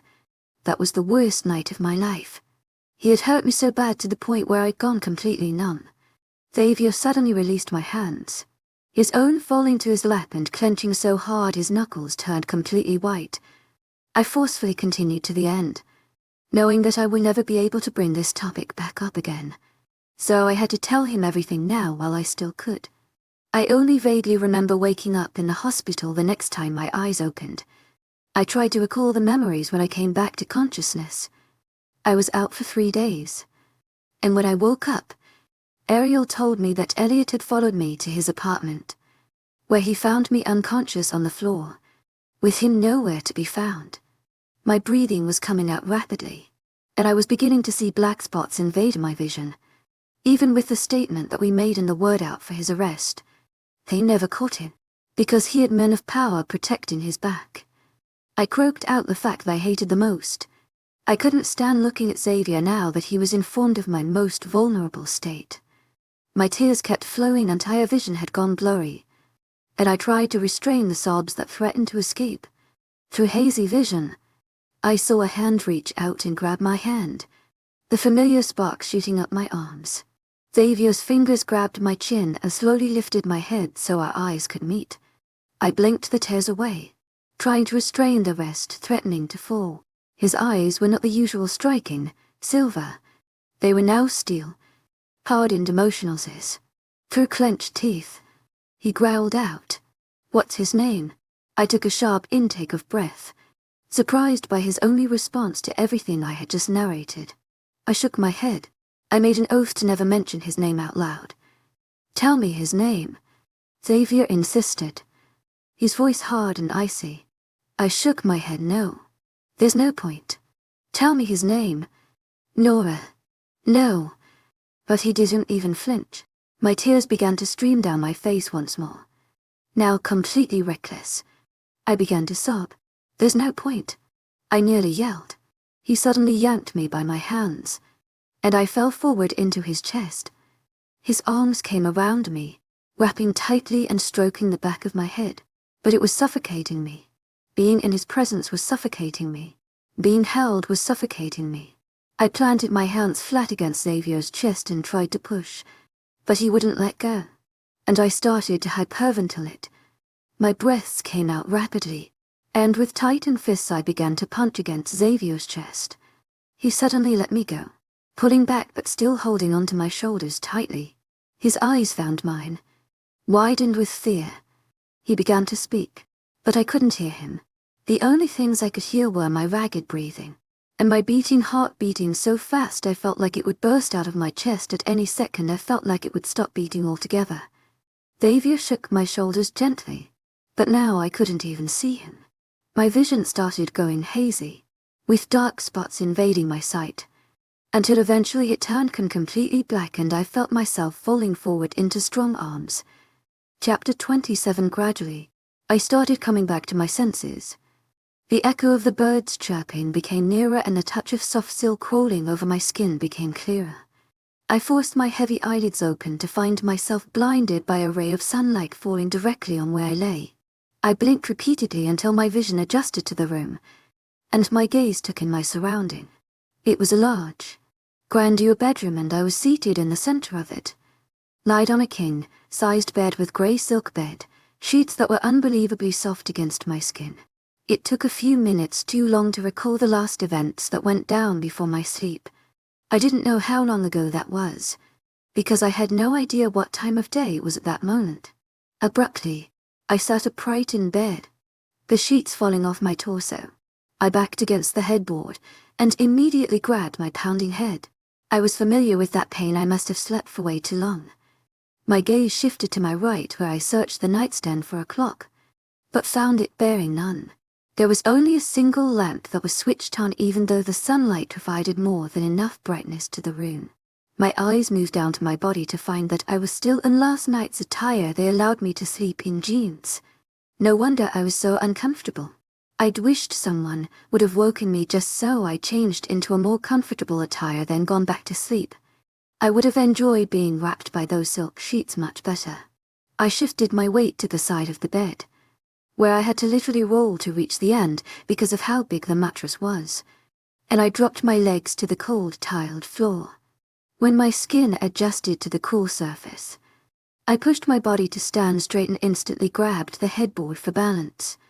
My vision turned black for a sec and then returned to normal. That's when my stomach gave a deep rumble. I was so starved to the point where I was craving the taste of literally anything and everything.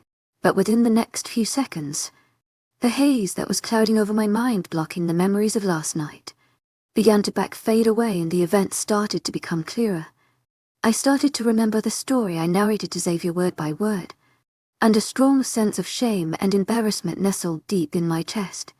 I could feel my face begin to heat up, and my face panned so hard I heard the slap echo in the quiet of the room. Why, that was the only question running through my mind. Why the hell did I tell him all of that? Why didn't I lie? Why didn't I come up with a story that wouldn't have ruined my image the way I know it is ruined now? My hands were beginning to tremble with the shame I felt, and I couldn't bear the thought of running into Xavier ever again, of looking him in the eyes when I knew he was fully aware of my past stupidity and vulnerability. I searched the room to check whether my purse had been brought up here, but I couldn't find it anywhere. Groaning, I began to walk towards the open door leading to the bathroom, where I splashed my face with ice, cold water and brushed my teeth with the spare toothbrush I found in the cabinet behind the mirror. I dried off my face, then fixed my messy hair into a tight bun. After a few minutes spent focusing on my breathing and gathering up the courage, I decided to walk out of the bedroom. I was in the same hall from earlier, directly across the wall covered in family portraits. The amount of characters within the pictures was unbelievable, and I had to fight against my curiosity and force my feet to continue moving towards the staircase instead of examining the portrait. I began to slowly tiptoe towards the staircase, my senses on high alert in case someone suddenly steps out of any of the bedrooms. I distinctly remember Xavier informing me that 3 families are staying in this house. I reached the staircase within seconds, but the instant my hand hit the railing, I heard the creak of a door opening by the end of the hallway and the deep voices of at least 3 men discussing a matter among themselves. A sudden rush of adrenaline coursed through my veins and a voice in my head yelled at me to flight. Letting go of my grip on the railing, I flew down the stairs, skipping to sometimes 3 steps at a time. However, in the process of running, the sound of my feet coming down hard on the steps got louder than before and echoed through the house, and the murmurs of earlier slowly came to a stop. I didn't spare a second to glance behind as I kept running down the long staircase, reaching the end and frantically searching the front room for my purse. I needed my purse if I wanted to get out of here. It carried my phone, which I needed to call a cab, and also my money, which I needed to pay the cab driver with. I rushed from room to room, entering the kitchen to and walking straight into the housekeeper from earlier as she carried a pile of napkins in her hands. She almost dropped them to the floor and I murmured quick apologies. Purse. Did you see my purse? I didn't know why, but I was yelling at her as her brown eyes widened in fear. She shook her head repeatedly. No, ma'am. I did not see your purse. I groaned loudly, my heartbeat now racing as I began to panic. I had to get out of here before I ran into anyone else. I needed to go home. I needed my friends. Your purse is in the living room. Ma'am. A soft voice spoke from behind the counter. It was a younger girl dressed in the same house, keeping attire, who had informed me of that. I nodded my head, repeatedly thanking her as I left through the kitchen door, not knowing where exactly the living room was, but going on a search anyway. After walking into 3 different seating areas and finding each to be bigger than the last, I finally found which living room the housekeeper was talking about when I spotted my black purse on a coffee table right next to an L-shaped couch. I rushed over to it and grabbed the bag, zipping it open and fishing for my phone. With trembling hands I began to dial the number to call a cab, simultaneously turning to head towards the front door. But the second I turned away, I slammed violently into what felt like a wall, losing my balance and dropping the phone. I heard it clatter to the ground, and I cringed at the sound, knowing for sure my phone screen wouldn't have come out alive from the strong impact. A pair of hands grabbed my upper arms and steadied me, and I instantly backed away from the familiar touch. My eyes fell down to where my phone lay, face down on the floor. Everything all right? Xavier questioned. I bit the inside of my cheek, last night's memories still fresh in my mind. You broke my phone, I accused, his head lowered to where my eyes lay, and he cleared his throat. I apologize. I will replace it with a newer one. My neck heated up. I don't want you to do that. Xavier went silent for a second before speaking up, but I must make up for my mistake. I shook my head, stepping aside to pass him by. I want to go home. I started towards the open doorway leading out of the living room, searching for the front door, and I could hear Xavier's footsteps following me behind. Nora, I don't think that's a good idea. I want to see my friends. I cut him off. He reached out for my arm once more, his hand coming to wrap around my wrist and stop me from moving further away.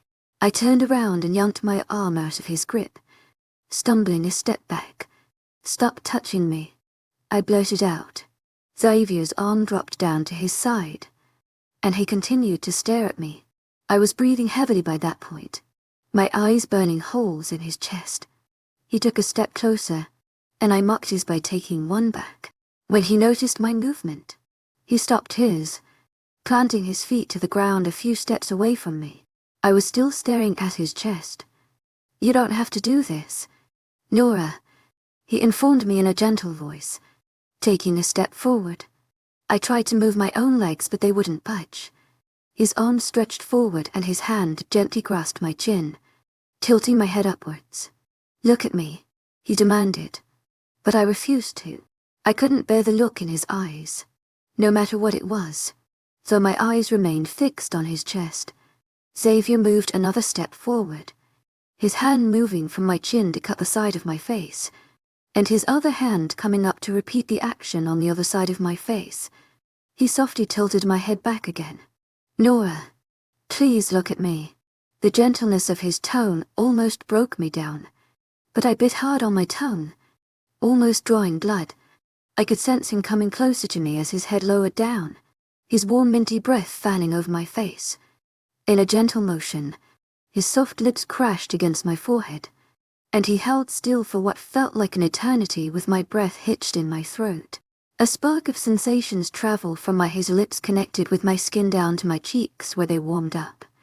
Slowly, Xavier pulled away from my face, but his hands remained in their positions. I blinked away the shock and slowly moved my eyes up to meet his gaze. His shimmering silver eyes were staring down at me with a deep emotion that clenched the muscles in my chest. They brightened up as our gazes met, and I saw the glimmer of joy sparkling in them. "It's all right," he whispered reassuringly. Those 2 words alone caused my eyes to well up with tears, and I swallowed the lump growing in my throat. I forced my feet to take a step away to back up from his touch, blinking the tears away as I cleared my throat. "See, can we just forget about last night?" I asked hopefully. Xavier pursed his lips, looking like he's about to argue. "Please." The muscle in his jaw ticked as he clenched his teeth, before forcefully nodding his head once. I sighed in relief, thanking him. "I still want to go back. I want to see my friends." Xavier nodded, his eyes moving from mine to the button of his dress, shirt sleeve as he fixed his attire. "To my agent extraordinaire, Madeleine Noban, heartfelt thanks for your unfailing patience, enthusiasm. I will take you to them." He motioned towards the front door, offering a tight smile. We were driving down an unfamiliar path, not far away from where Xavier's family estate lay. It took only a few minutes to reach the small cabin surrounded by tall, enormous trees, and I wasn't sure we even left the premises of his estate. The car slowed down as it got closer to the modern cabin. "Why are we stopping?" I glanced at Xavier in confusion, to find his eyes still fixed on the cabin. "Because we've arrived." My frown deepened. "I thought you were taking me to my friends." My tone was accusatory, and it came out harsher than I expected, because I was tired and I needed my best friend. Xavier quickly glanced at me, and cleared his throat. "They're here." The second those words came out through his lips, the front doors of the cabin were burst open and 2 figures came walking out. Their postures stiffened in high alert. As they descended the porch steps and neared us, I began to see them more clearly. "Noah," I whispered in disbelief, my hand already on the door handle pushing the car door open. Elliot and Noah stopped a few feet away from the car. Noah's fist tightened on a baseball bat. "What the hell is going on?" I rushed out of the car and ran towards them, stopping a foot away and my hands immediately falling on Noah's shoulders as I began bombarding him with questions. "What's going on? Why are you guys here? And why are you holding that bat?" He dropped the bat in his hand with a soft thud. His hands went over my own and he grabbed them gently. "Everything's all right. Don't worry," he reassured. "Let's get inside first, then we'll explain." He motioned to the cabin and dragged me towards it. "Nora, wait." Elliot stopped us, and we all turned to look at him. He glanced at Noah and Xavier. "We'll be right behind you."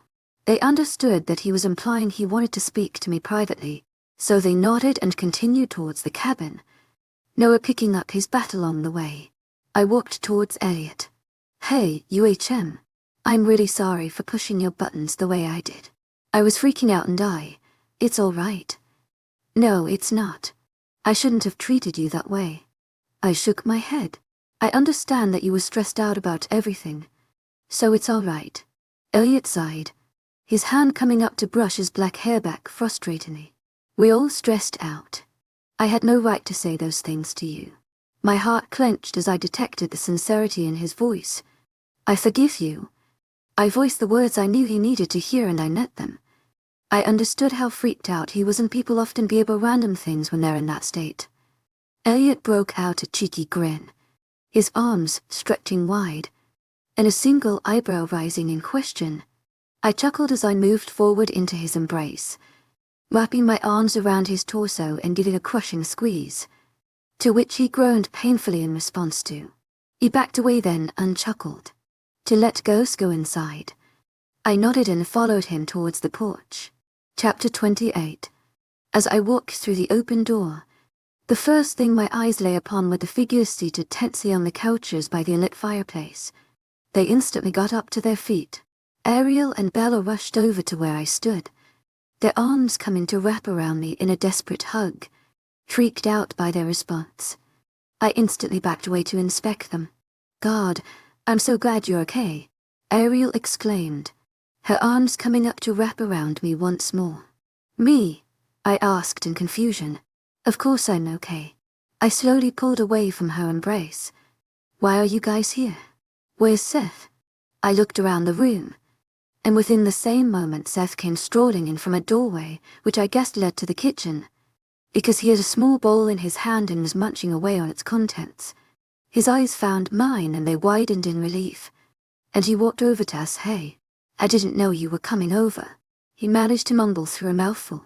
I nodded my head, still frowning. "Would someone please tell me what the heck is going on?" I huffed. Elliot nodded and motioned towards the couches in the living room space. We walked over and each took a seat. Only Xavier and Seth remained standing beside the fireplace. Noah crossed his arms, not speaking a word, and when our eyes met and I silently demanded he'd say something, his only response was a shrug. I huffed and looked over at Elliot, who was rubbing his hands together in preparation to speak. "Last night, we were faced with a bit of an inconvenience." "What kind of inconvenience?" "Hours after you'd left with Xavier, a couple of men tried to break into the house." I gasped, my hand coming up to cover my mouth in shock. Ariel's leg was bouncing again. Noah and I were able to stall them while Seth took the girls to a hidden spot and contacted Xavier. His men showed up in no time and helped in taking down the intruders.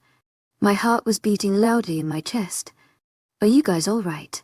Did anyone get hurt?" I inspected them for any injuries, and my eyes fell on Elliot and Noah's bruised knuckles. My throat constricted imagining the fight they must have had to put up against those dangerously experienced men. "We're all right. No one got hurt," Elliot reassured me.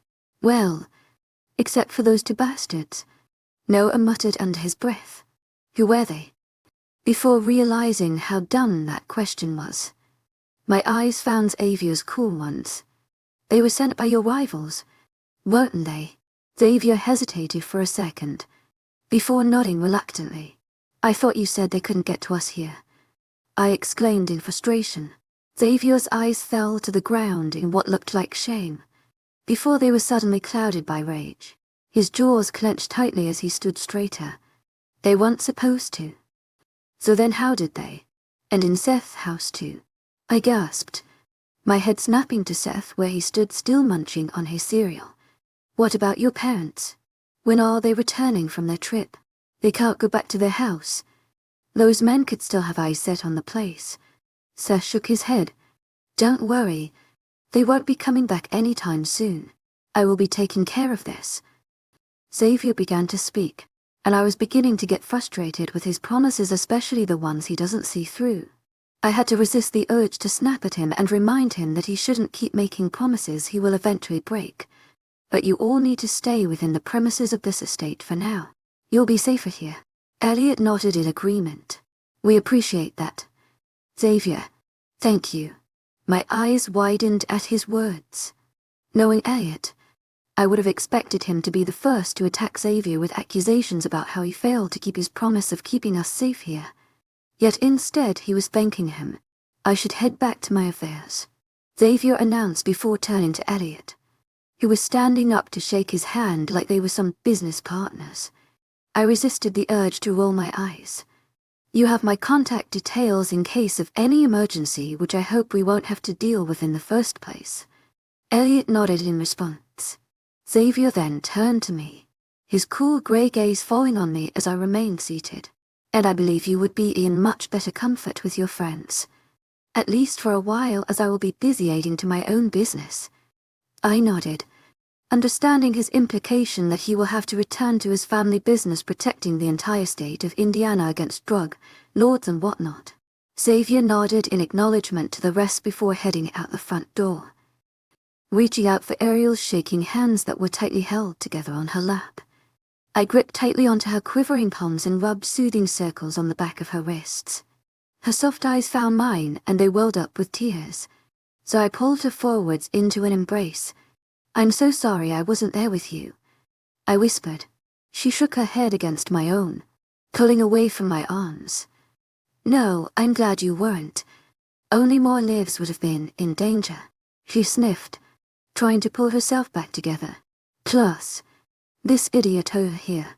She inched her chin forward in the direction where Seth stood, whose eyes immediately snapped to us, was already having an emotional breakdown from having to watch over only Belly and I. He would have completely lost it if he had to watch out for one more life.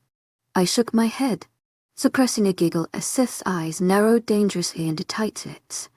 I'm pretty sure had I been there, I would have been the one to protect him.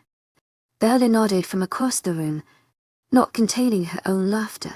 Most likely you would have. Seth would have never been able to handle so much responsibility on his own. Hey now, Seth suddenly exclaimed while frowning. I saved your lives. You ungrateful brats. And these dudes knew I was capable of keeping you all safe. Otherwise they wouldn't have sent me off with you. He justified proudly. Noah rolled his eyes. The only reason I sent you off is because I knew you would have been a bigger pain in the ass beside us. Seth gasped dramatically, his eyes widening. Never mind them. Elliot finally spoke, walking over to him with a smile. You did a great job at keeping everyone safe by contacting Xavier instantly for backup. He gently patted Seth on the back, who was now slowly turning his head towards us with a proud smile. His eyes narrowed into an arrogant look. I laughed at his facial expression. Yeah, Ariel whispered reluctantly. She glanced at Seth, rolling her eyes. You did. Seth grinned widely, showing off his teeth. You owe me one. He winked at Ariel, but she just shook her head. So, what are we going to do today? Bella asked, getting up from her seat from across us. I think Noah and I'd better teach you guys some basic self-defense moves, Elliot suggested, but we all groaned in response, including Noah. We know how to fight back, Ariel replied in annoyance. Just because we're girls doesn't mean we're weak. Elliot frowned. I never claimed that you were. Just maybe a little uninformed. Ariel rolled her eyes, getting up from her seat and heading towards the kitchen. I'm making myself a sandwich. At the mention of food, my stomach gave a loud rumble. I jumped up from my seat. Make me one, I yelled before following behind her steps. Elliot stepped in front of me to block my path, his hand coming to wrap over my arm to stop me. And what about you?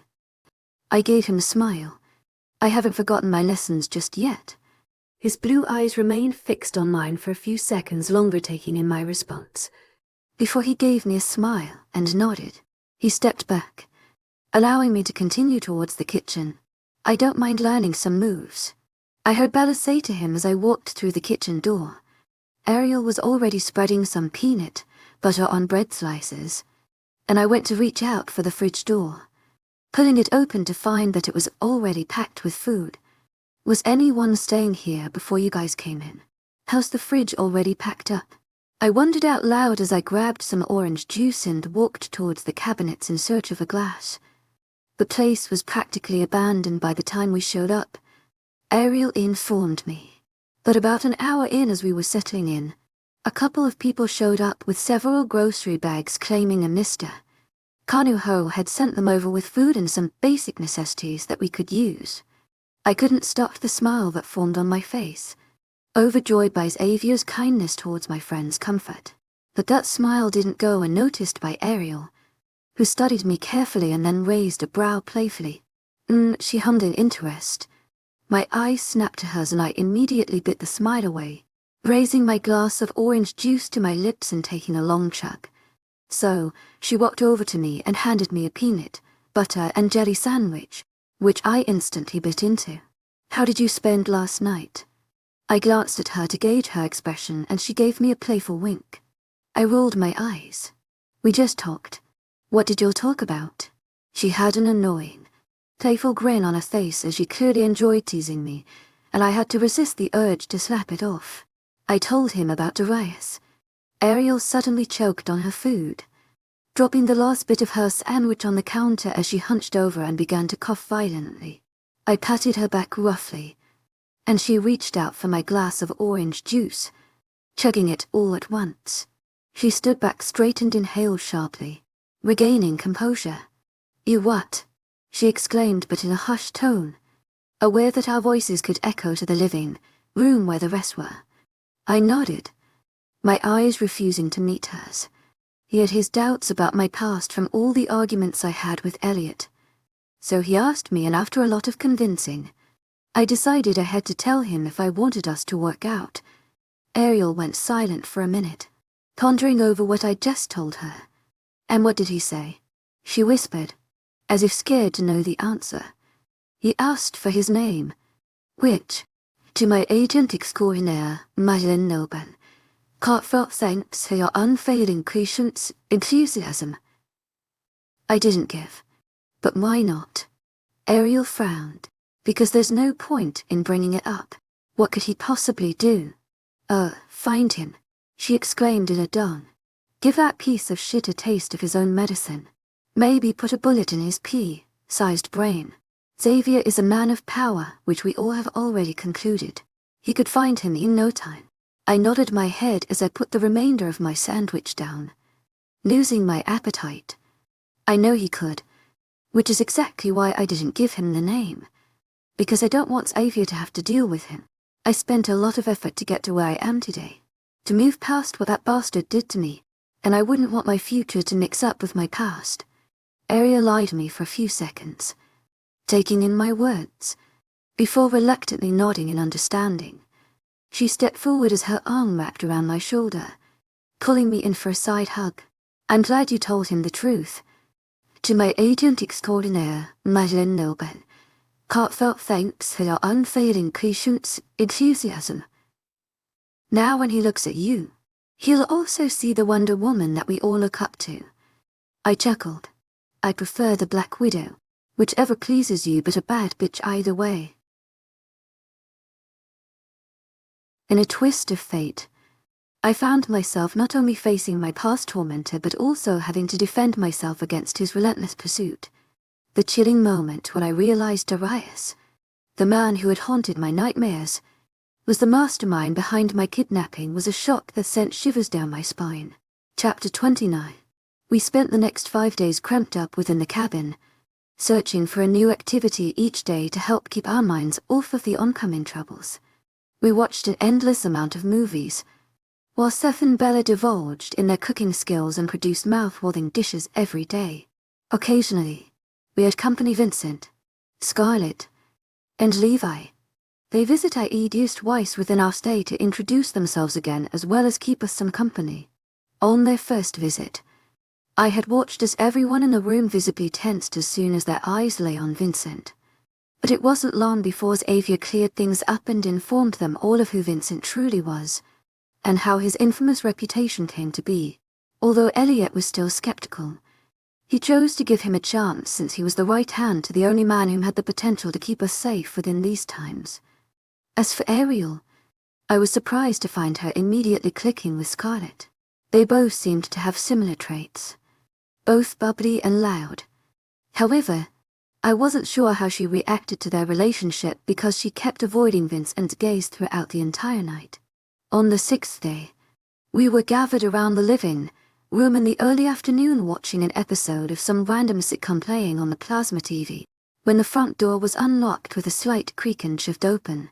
Our attention was diverted towards the action and we were greeted by a weary-eyed Xavier walking into the cabin, accompanied by a rigid Vincent, Their postures and expressions instantly grabbed my attention for being completely out of the ordinary. Xavier's eyes were clouded over from exhaustion and his hair was slightly ruffled. I stood up along with Elliot to greet them. When Xavier's eyes fell on me, they softened up a bit. To my agent extraordinaire, Madeleine Nobel, heartfelt thanks for your unfailing patience, enthusiasm. Everyone. Seth grabbed the remote control and switched off the TV. Everyone in the room's attention fully devoted towards Xavier as he spoke. There have been some updates and it's best that I inform you of what went down. We nodded expectantly, waiting for him to continue. Xavier strolled over to a single couch and plopped down on it, gesturing to Elliot and I to also return to our previous seats. We did as told. Last night, my men were able to trace down the intruders and things took a violent turn. He began to explain. Long story short, the third in command of our rival pack had been shot dead along with a number of his followers. My eyes widened, and simultaneously gasps echoed around the room. Wait, what? Elliot exclaimed. His eyes were narrowed dangerously. You do realize what that brings upon us, don't you? To which Xavier's head fell to the floor and with a clenched jaw, he slowly nodded. I glanced between them nervously. What does that mean? Xavier rubbed his hands, hesitating to answer me. It means we need to set a bigger protection detail on you guys, until things come to a complete end. I heard someone scoff from the other side of the room. And when will that be? To my agent extraordinaire, Madeleine Nobel, heartfelt thanks for your unfailing patience, enthusiasm. Noah asked furiously. Soon, I breathed in sharply, my eyes taking in everyone's reaction. Ariel was in a shocked state, her mouth slightly open as she looked around the room, while Bella and Seth were fighting hard to maintain a calm expression. The closer we were coming to an end to this whole mafia, revenge were the more dangerous it was getting, and a deep feeling of dread was settling in my chest as I begged myself to continue clinging on to the bit of faith I had in Xavier keeping us all safe. I can't stress this enough, but it's important that you all remain within the estate's premises as is guarded order only. We need to be able to keep an eye on you. For how long? We don't even have any of our belongings. It's like we're living as prisoners here. I motioned around the room aimlessly. I will assign someone to bring you whatever you need from downtown. But you must stay here, Xavier insisted. I sighed deeply, slumping down into the couch in defeat. And we need to discuss strategies. I looked up at him in confusion, only to find that his comment was directed to Elliot instead. Elliot nodded his head once while staring at Xavier through narrowed eyes, clearly not approving of the sudden turn of events. I think we all need to discuss strategies. I jumped in. Xavier's intense gaze found mine, and he raised a brow in question. We need to be able to protect ourselves instead of completely relying on you men to do so.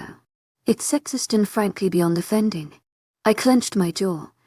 I watched as Xavier's eyes lightened up with amusement. Fair enough, ma'am. I rolled my eyes at the nickname. But for now, I will need Elliot and Noah's help to strategize, as they are aware of each of your abilities. And then we will inform you of the final plan. How does that sound? He asked me. I frowned deeply, still not liking how he singled out Elliot and Noah instead of involving us all to help. But I forced myself to nod once, interested to see how this will play out. If you would kindly follow me. Xavier nodded at Elliot and Noah before standing up from his seat. They followed him in his actions as he retreated towards the front door. He stopped to glance at us one last time, offering a tight, reassuring smile to me before shutting the door behind him. Ariel sighed loudly, slumping down in her seat. Her face was shoved into a pillow as she muffled incoherently, "We all gonna die." It took me a few seconds to piece her mumbled words together, but when I did I frowned and yanked her by the shirt upwards into a seating position. She gasped and sat upright, her eyes widening as they fell to where I clutched onto her shirt. "Don't say that." She narrowed her eyes. "It's the truth." "No, it's not. Nothing's going to happen to us." My eyes darted to Bella and Seth, who sat quietly watching us. Their worry-filled gazes were enough to assure me that they didn't believe the words I spoke, and their silence had me freaking out even further. "Would you guys please say something?" I begged. Bella inhaled sharply, as he hesitated as her eyes darted to the floor. I honestly don't know what to say. Or expect. It's going to be all right. To my agent extraordinaire, Madeleine Noble, heartfelt thanks for your unfailing patience, enthusiasm. Seth suddenly spoke in a strong, determined voice. I glanced over at him to see a deep frown set on his face. I nodded. It will be, but I didn't know whether my words were meant to reassure them. To my agent extraordinaire, Madeleine Noble, heartfelt thanks for your unfailing patience, enthusiasm. "I'll be heading up to my room," Ariel announced as she got up from her seat. I frowned as I studied her expression. She didn't offer another word as she continued up the staircase and towards her room, slamming the door shut. To my agent extraordinaire, Madeleine Noble, heartfelt thanks for your unfailing patience, enthusiasm. "I'll start on lunch." Bells. A hand. Seth glanced at Belly and offered her a smile, obviously trying to calm her nerves down. She inhaled sharply and nodded. They started making their way towards the kitchen, Bella going over to one side and grabbing a large hard-covered book off the counter and spreading it open, her eyes reading over its content. I twiddled with my thumbs, now left completely alone in the living room. A voice in the back of my mind shouted at me to go console Ariel, but I didn't know how to do so.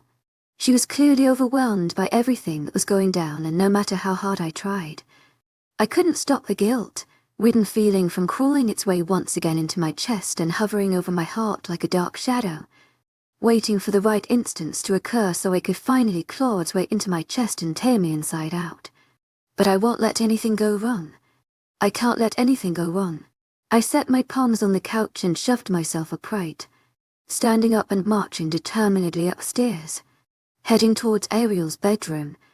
My hand came up to pull the handle down but stopped as I heard her voice from inside.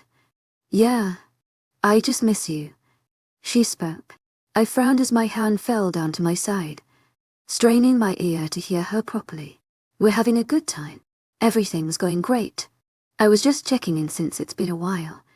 There was a moment of silence afterwards. "I hope to see you soon." Her voice wavered. "I love you, Mon, always." I felt the weight in my chest get heavier, almost dragging me down to the floor.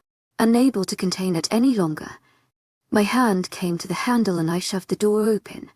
Ariel let out a small jump, her reddened eyes widening as they met my own. She rubbed away at her tear-stained cheeks and cleared her throat, her phone lying down in front of her on the bed. "What are you doing here? Did something happen?" I walked inside and over to her bed, sitting down on a plush mattress with my gaze never leaving her avoidant one. She was looking at everything but me. "I wanted to speak with you." Ariel puckered her lips. "Why?" Looking down at her hands where she fiddled with her thumbs. "How is your mom?" She finally glanced into my eyes, frowning. When realization hit her that I heard her at the door, she rolled her eyes. "She's fine. Glad I'm having the time of my life." I clenched my jaw. To my agent extraordinaire, Madeleine Noble, heartfelt thanks for your unfailing patience, enthusiasm. "I promised you everything's going to be all right," she suddenly snapped. "Oh yeah. And how are you so sure about that?" "Because your boyfriend promised you so." "Well, he promised us all, and we nearly got killed more times than I can count." I let her release her pent-up anger. "The least I could do is say goodbye to my mother before it was too late. And you're giving me crap for that too." I shook my head, opening my mouth to tell her I wasn't, but she never allowed me to speak. "I advise you to do the same. He killed their third in command. For God's sake, that's no joke. You're smart enough to realize how these men work and how serious it is to kill someone within high rank. And don't you dare give me all this nonsense about how it's going to be all right. You're not fooling anyone. It's only going downhill from here on out." I bit the inside of my cheek. staring into her intense gaze and watching the fire burn behind her eyes. Ariel was shaking, gripping tightly onto the bed sheet with tightened fists. I knew she spoke only the truth, which is why I couldn't say anything back. Suddenly, there was a loud crashing sound followed by a thud. Ariel and I both flinched as our eyes darted towards the open door. A shrill scream sounded for a no-no, second before it turned into a muffled noise, and my heart instantly fell to my stomach. I jumped off my seat, Ariel's movements following my own. Her widened eyes found mine as I darted towards the door. "What was that?" she whispered. "Stay here," I demanded. She shook her head frantically. "No, I'm coming with you. Stay here. To my agent extraordinaire, Madeleine Nilben, heartfelt thanks for your unfailing patience, enthusiasm. Don't leave me here. Lock the door and call aid. But stay in this room," I insisted. Her eyes were glazing over with tears, her quivering hands finding my own and clutching onto them tightly. "Please." To my agent extraordinaire, Madeleine Nilben, heartfelt thanks for your unfailing patience, enthusiasm. "Do as I say." She shook her head, her tears now streaming down her reddened cheeks. I roughly pushed her inside the bedroom by the shoulders, grabbing the handle and shutting the door as I stepped out. I strained to hear any noise from downstairs, but the only sound in my ears was the thrumming of my heartbeats. With feather, light steps I walked over to the top of the staircase, trying to glance downstairs but unable to see anything from that angle. My ears suddenly detected a light groan of pain, which fueled my legs to move forwards, and I jogged down the stairs. I ran towards the kitchen to where I last Seth Bella, praying to all the powers in the universe for them to be okay. I was about to burst through the kitchen door but fell a step behind as I was suddenly yanked by the shirt, almost losing my balance and falling backwards, but instead coming up against hard chest. An arm snaked around my shoulder and a tight grip found my neck. I gasped loudly, but it was interrupted by the rough squeeze that clenched all around my throat and restricted the air from passing through my windpipe. My eyes widened, going into full panic mode, and I was preparing myself to elbow my captor when the grip was suddenly loosened and I let myself gasp for air.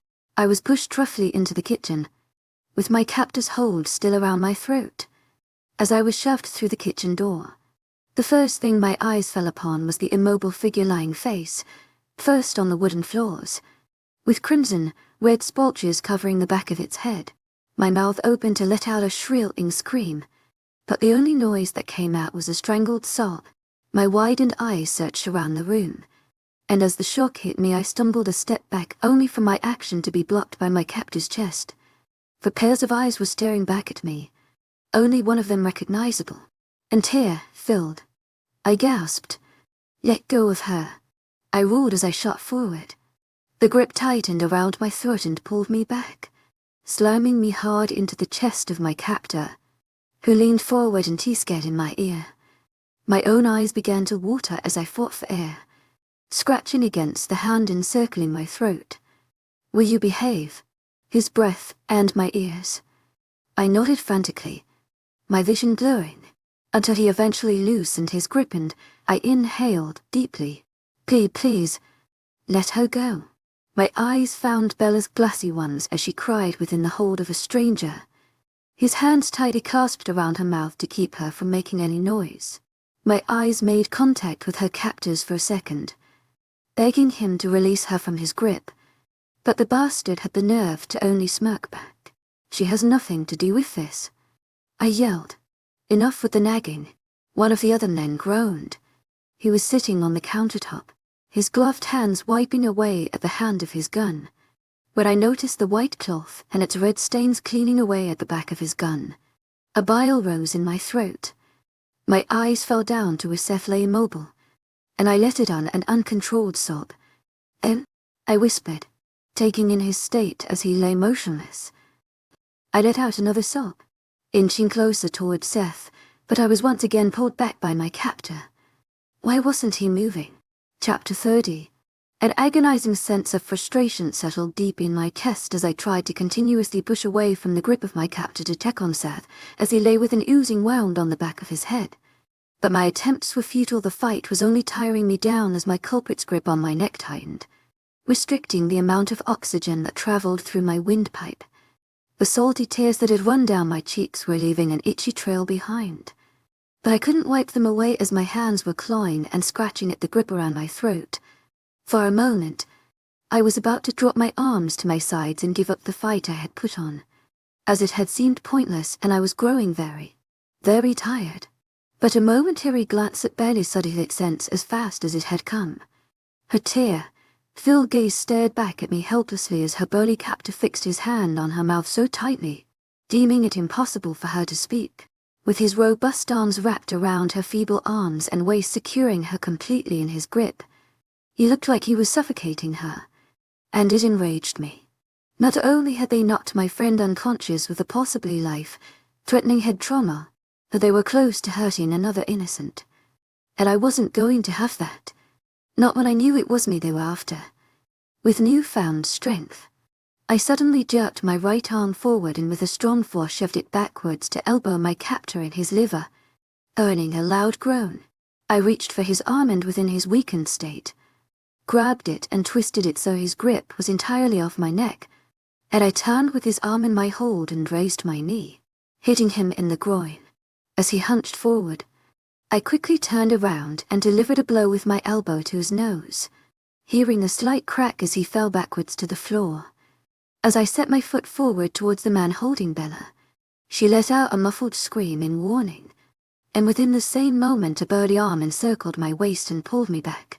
I scratched at the arms of my second captor, drawing blood to the surface, when I suddenly heard the slight creak of the old kitchen door. The instant I shifted to look over my shoulder, I heard a loud crashing sound and the man behind me groaned in pain, his hold on me loosening, allowing me the opportunity to scurry away. I turned and gasped at the scenery where Ariel stood trembling, a crashed vase on the floor beside my unconscious captor's bleeding head. To my agent extraordinaire, Madeleine Nilban, heartfelt thanks for your unfailing patience, enthusiasm, I exclaimed, about to yell for her to run, but the words got stuck in my throat as the first man who had caught me recovered from the blows I sent his way, and reached out for Ariel, pulling her violently by the hair and retracting a silver knife from his back pocket. I gasped, my hands immediately coming up to surrender. No. Please, let her go. But Ariel, in her freak state, screamed and thrashed in his hold, unaware of the weapon in his grip. She scratched at his face and in return, he slashed deeply into her arm. My scream echoed that of a gash and her arm was slit open, and within seconds crimson blood began to trickle and flow down the length of her arm and drip onto the wooden floors. An uncontrolled sob escaped my throat, my body beginning to tremble as I started to hyperventilate. That's enough, one man yelled, entering my line of vision. He lifted up his gun with one hand, shifting it in the air to shine light on it. I won't hesitate to empty my bullets in the bodies of your friends to end this once and for all. I began to shake my head uncontrollably. Now, do you want us to go on with this the easy way, or the hard way? I let out a choked sob. Stop, I whispered. I'll go with you. I'll leave willingly, just let them go. Ariel was trying desperately to fight back with her single unharmed arm, her other limp at her side as it dripped blood onto the floor. Good choice, I heard the man mumble, slowly nodding towards his followers. Simultaneously, the man holding Ariel and the one holding Bella both released their grips, and I watched as the girls both scurried away from them. Bella fell to the floor beside Seth as she gasped for air, releasing a loud, choked sob. Her trembling hands hovered over his body, desperate to check his injuries but afraid of causing further damage. Okay, I whispered. Bella's head snapped to mine, her teary eyes wide in alert.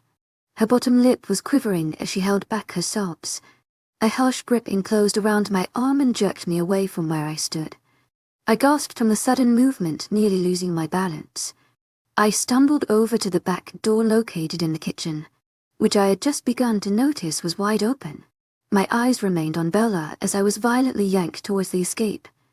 "Bella, is he okay? Is he alive?" I yelled. I had to know if he was at least alive. Bella's only response was a loud sob, shaking her head wildly as her eyes traveled over Seth's motionless form, inspecting it in a manic state. I don't," she stammered in between sobs as I reached the door. My heart was beating loudly in my chest, and my eyes traveled to Ariel as I saw her slumping to the floor. Her eyes half closed as she clutched onto her wounded arm with her shirt and jeans soaked in the blood's crimson shade. I was shoved so violently out the door that I lost my balance and fell on my knees, my hands falling flat to the grass. "Get up.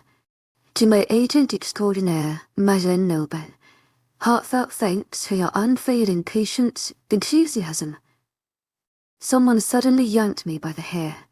I let out a yelp as I jumped to my feet, but the grip still didn't let loose. He jerked my head to the side as his lips neared my ear. "Thought you really did something back there getting me at a moment of weakness, huh? You'll pay for what you did. I can promise you that." I wasn't given the chance to return the promise as someone whistled from far away. "Hurry the fuck up," he yelled to the one holding me. I was pushed forwards violently, and I stumbled over my own feet but regained my balance, not wanting to fall down once more. The man holding the gun, the one I suspected was behind Seth's injury, was leading the way, while beside me stood the man who grabbed me the first time and whose nose I broke. I resisted the urge to smirk proudly at the thought, and behind us followed the one that had held Bella. It was then that I realized they left the fourth man that Ariel sneaked up on unconscious in the kitchen back at the cabin. I instantly felt a flutter of hope in my heart as I prayed for Xavier to interrogate the man if he was still alive and find out where I'm being taken to. We were being led through the vast forest behind Xavier's cabin, stepping over broken twigs that had fallen from the mighty trees. Their movements were rushed, and it thrilled me to know it was due to their fear of being caught, which meant there was hope for my rescue. My insides were churning with fear as I wondered what might happen to me within the next minute. Because anything could. At any moment, they could be taking me to the middle of the woods to shoot me dead, or they could be planning on holding me captive as they bargained deals with Xavier, forcing him to agree to their tradings, or maybe they planned on slowly torturing me to get back at Xavier for killing one of their own. There were endless possibilities, and as my mind kept drifting further away, I found my insides burning in distress. Something to my right momentarily caught my attention for standing out among the natural scenery. Among the greenness and light brownness of the forest floor stood out a figure in all black. My eyes trailed over the body of the unconscious man whom lay face, flat against the dirt, and my gaze lingered on his soaked shirt. Against the darkness of his torn black attire, it was difficult to distinguish the stain, but it didn't take a genius to figure out it was his own blood. There were stab wounds all around his abdomen, and that tore through his shirt. I felt a bile rising in my throat, and within seconds, I found myself hunched over, grabbing my knees as I emptied the contents of my stomach onto the forest ground. That was way too much blood for one day. I wasn't given the time to compose myself afterwards as I was roughly yanked upwards and pushed forward, the man behind me hissing at me to keep going. I forced my feet to keep moving, trying to push the image of the dead man whom I'd assumed was one of Xavier's guards to the back of my head. However, the attempt was proven futile as we stumbled upon yet another body that was curled on the ground, unmoving, in a black attire stained with his own blood, another dead guard. My heart was clenched painfully tight in my chest, and I was on the verge of a breakdown. But I fought hard to control and contain my emotions, knowing damn well they won't hesitate to slash my throat if I delayed them a second longer. I lowered my gaze to the ground as I continued moving, unable to look forward as I knew for sure my eyes would lie upon several other soulless corpses whom these men had murdered in broad daylight. After a rushed 5-minute walk, we had reached a clearing where 2 large SUVs were parked, with 2 men standing outside keeping guard. My heart's rate sped up in my chest, nearly bursting through my rib cage as I began to panic. 5 heavily armed and skilled murderers were taking me away, and no one was leaping out to rescue me. I turned around to glance at the way we came, hoping and praying that there'd be a single guard who'd survived, jumping from behind a tree and shooting the perpetrators down and saving me. but the only sight that greeted me back was the silence of the still trees. As I turned around to face the men, I saw their superior who'd had his gun inspecting me with a tilted head, a smirk rising to his face. "Sorry to disappoint, Princess, but seems like no one's coming to your rescue." I forced the fear to the back of my mind, clenching my fists tightly at my sides as I narrowed my eyes at him. I opened my mouth to respond to his remark, but saw him lift his chin in motioning to someone behind me. The next thing I knew, there was a sharp pain traveling down the back of my head as something was rammed into it hard, blurring my vision. I stumbled forward, losing my balance and falling to the dirt. Through hazy vision I saw pairs of dark boots nearing me, accompanied by a feeling of chilling darkness that engulfed my senses, and I gradually lost the last bit of my consciousness. Chapter 31. Nora. To my agent extraordinaire, Madeleine Nilben, heartfelt thanks for your unfailing patience, enthusiasm. Familiar voice was calling out to me. I turned and turned as I searched among the dark abyss for the source, but came up empty. It called out to me again in a panic-stricken tone, yelling from a distance so great I had to strain my ears and hold my breath to hear it clearly, calling out and begging me to declare my whereabouts. My heart ached and throbbed. I wanted him to find me, but every time I opened my mouth to respond, I'd only let out a breath of cold air. I felt a strong jerk pull me awake from my sleep, and my first thought was that it was freezing cold, wherever I was, and I knew so because my entire body was shivering uncontrollably, my teeth clattering as my jaw trembled. My neck had cramped up, and I let out a pained groan as I tried to move it from its dangled position. I forcefully craned my neck to glance at my surroundings, and for a few seconds my mind swirled with confusion. Either my eyes were still shut or I had gone blind, because the only thing that greeted me back was pure darkness that made it impossible to even identify the shapes of the objects in the room. Had there been any? I gulped nervously, fighting hard to maintain my composure. I could remember everything that went down all the way to the part where I was assaulted and lost consciousness, and I knew that the only way to make it out of here, wherever he was alive, was by staying composed and controlling my thoughts and emotions. Freaking out would take you nowhere, I reminded myself. I inhaled deeply, feeling my body shake as the cold air traveled through my lungs. I focused my attention on the sense of touch.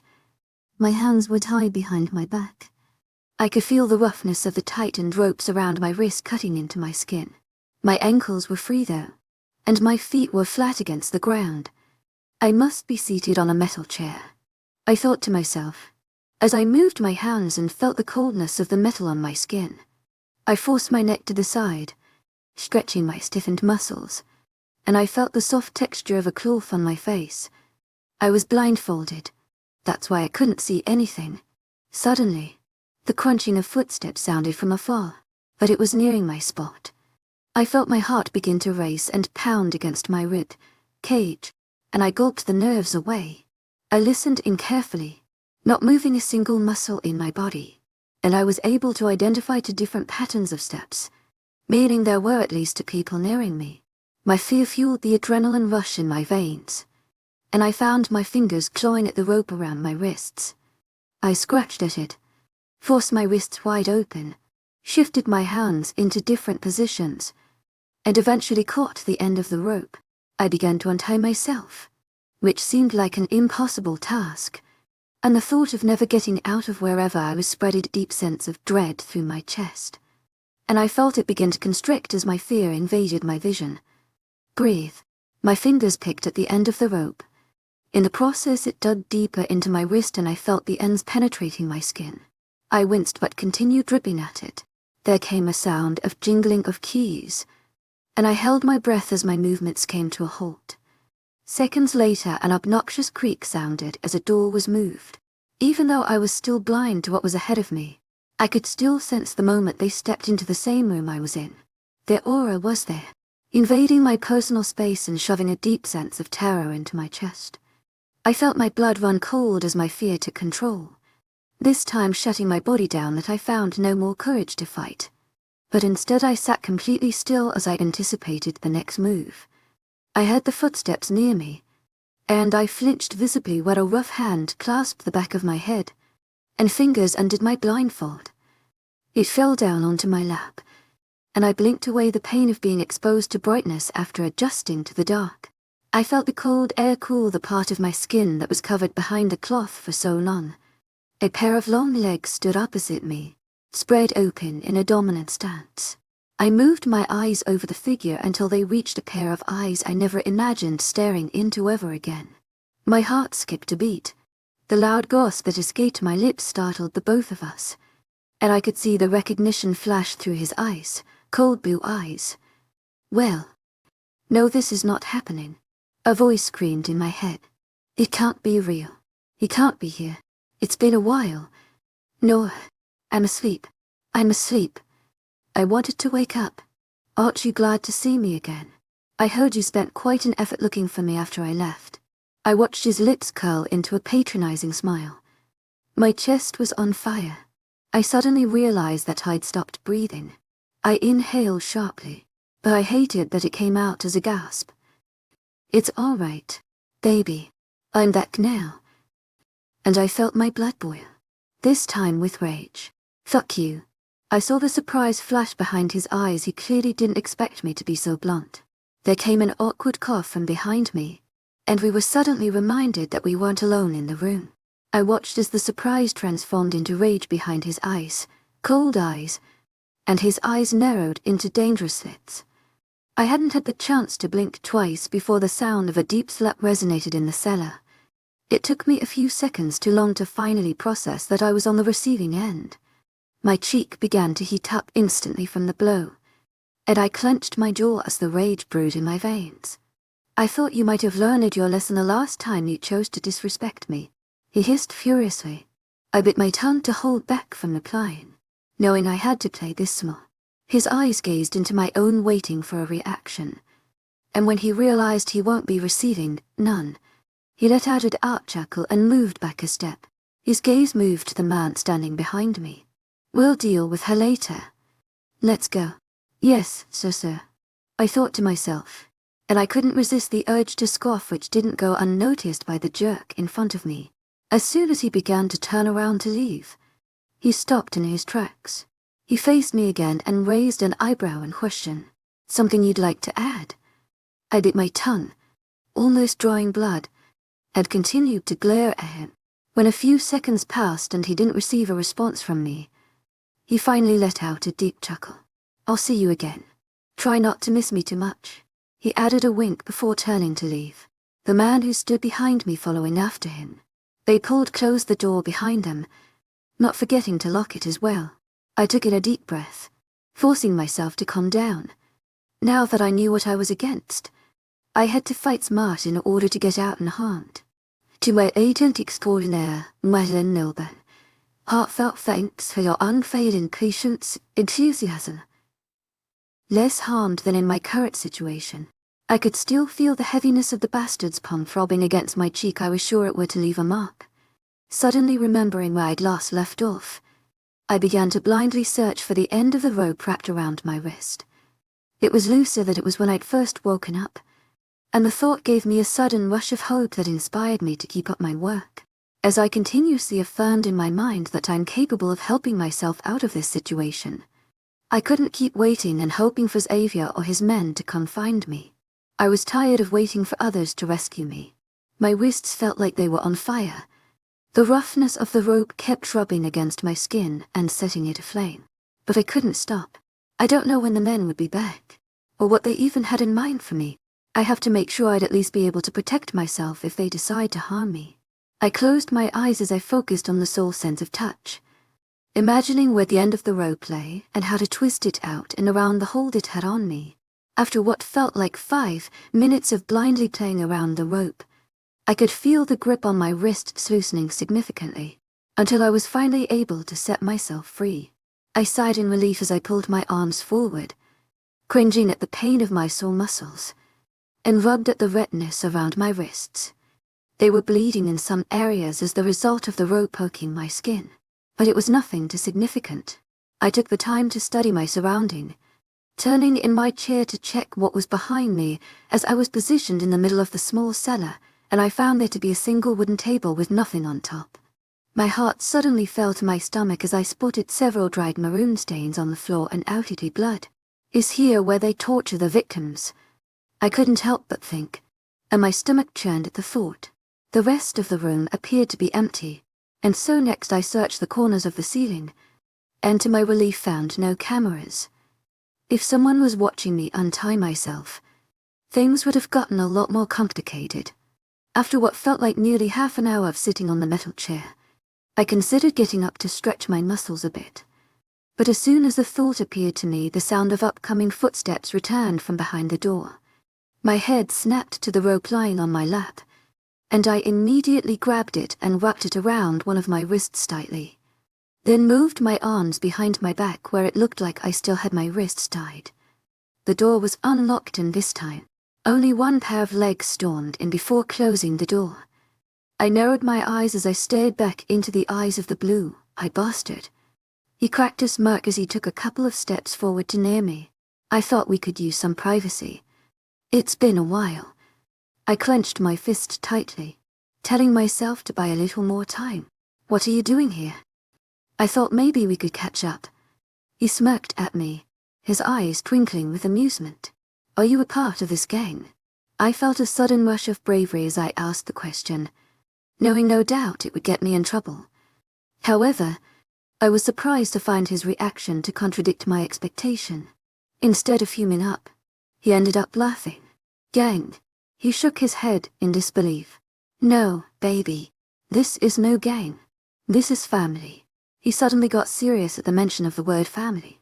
A family, which a new boy toy felt he could so freely mess with. I felt my eyebrows furrowing in confusion, before things slowly clicked in place. He must have meant Avia. To my agent extraordinaire, Madeleine Noble, heartfelt thanks for your unfailing patience, enthusiasm. I got to admit, he smiled half crookedly as his hands went into the pockets of his black jeans. I was kinda surprised to find that this new lover of his turned out to be no other than you. He chuckled while shaking his head. You just can't seem to keep yourself out of trouble, can you? Always going for the bad guys. Xavier isn't a bad guy, I mumbled, feeling the need to defend his name. His face turned serious as he clenched his jaw tightly. Don't be defending a man you know nothing about. I do know Xavier, I insisted. I saw fire raging behind the cold blue. Your boy killed my cousin, and I can promise you, baby, that kind of action does not go unpaid by my family. I could hear the threat laced behind his voice. He took slow steps forward, his eyes never leaving mine, but his hands slowly coming out of his pockets. I had no doubt he meant that I would be the one to pay for Xavier's action. My fists clenched around the rope, bracing myself to attack at just the right moment. His steps continued to come closer, and suddenly, he was standing a mere foot away from me. I held my breath as he leaned his upper body forward until his face was near inches apart from mine. Shall we finish where we last left off? He whispered, and that did it. With newfound strength, my arms broke free from behind my back and I sent a strong punch to his nose, feeling the bone slam against my knuckles and the slight crack sounding in the silence of the room. I pushed my chair back, hearing its creak on the floor, and I jumped a good 3 feet back as I took a defending stance, my left leg in front of my right and my clenched fists up in the air. The blue-eyed bastard had a hand clutched to his nose as it ran crimson blood down his chin. The scene on sight was one I was sure I'd etched to my brain for the rest of my life. What a sight to see.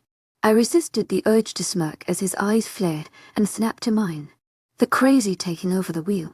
I braced myself as he launched forward, his bloodied hands out to grab me, but I ducked and sent a left hook to his liver, and heard him let out a loud groan, stepping backward while clutching his side in pain. Suddenly, he let out a scream that was sure to grab the attention of whoever else was in this household. My eyes widened, realizing I would have to run for it before more men come through the door, because then I would surely be dead. Before I had a chance to react, the door was shoved open and the man from earlier stayed between us with widened eyes. He stomped towards me, but as I turned to slide away, a fist came slamming into my left cheekbone. and my vision blackened for a few seconds. Within my weakened state, both arms grabbed a hold of my own and yanked them behind my back. I felt another blow come to my jaw, and outwardly ripping open a cut on my bottom lip as I could taste the blood. Your face was always my favorite part. He seethed as he raised his fist for a third blow. This time, I managed to duck, and due to our close proximity and his menace to instate, he managed to instead punch the man behind me. I heard a deep groan, and took the opportunity of his loosened grip on me to kick him in the legs, then elbow him in the face, making him lose his balance and fall to the floor. I looked at the knot sprawled out on the floor, his hands covering his bloodied face as he continued to writhe in pain. He was in a black suit, and his suit jacket was sprawled open around his waist. My eyes fell on the shining object calling out to me from inside his jacket, and without another second to rethink my decision, I reached forward and yanked the handgun out of its holder. I lifted the heavy object upwards, instantly pointing it at the blue-eyed bastard, who flinched back and froze as he stood on the other end of the pistol. I shut my brain down, refusing to listen to my thoughts that demanded I think this through properly before taking action. I was furious. My chest was heaving up and down and my face was aflame. The bruises and the cuts, the injuries I carried, they were all fueling my anger. I pulled the slide on top of the handgun back. Nora. I hated when he said my name. Don't do this. Hold on. Now you shouldn't have run. To a agent extraordinaire, Marion Noble. Heartfelt thanks for your unfading patience, enthusiasm. His eyes widened, panic clearly swarming behind his gaze. I had no other choice. No other choice. I boomed, my anger almost completely invading my vision.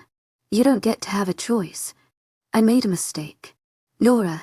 He took a step forward with his hands raised in the air, and I fixed the aim of the gun on him. Stay there. I warned. Please. Baby. He spoke softly, and I felt a bile rising in my throat. Don't fucking call me that. I saw the quick flicker of his eyes moving to the ground behind me, then instantly returning back to my face. Suddenly, I remembered that we weren't alone in the room. When I quickly glanced over my shoulder to the man who was lying on the ground, I found him in a crouching position as he prepared to get up, his eyes set on me.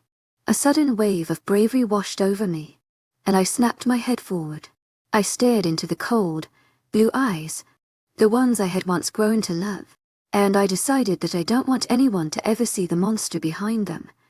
And so, I pulled the trigger. Chapter the Tito, I shot him. I shot another human being. He might not be innocent and it might have been for self-defense, but I shot someone. The force of the bullet blasting out of the pistol had me stagger a step backward, and my grip loosened on the handgun so it fell to the floor with a loud clank. My trembling hands fell down to my sides and I watched, wide-eyed, as Darius crumbled to the floor, tightly clutching onto his left side. Blood was seeping through his fingers, and his contorted face was turning a shade redder as he tried to contain his pain and not let it show. His eyes shot up to mine, only instead of flashing me, his signature hard glare. This time it was softer, almost pleading.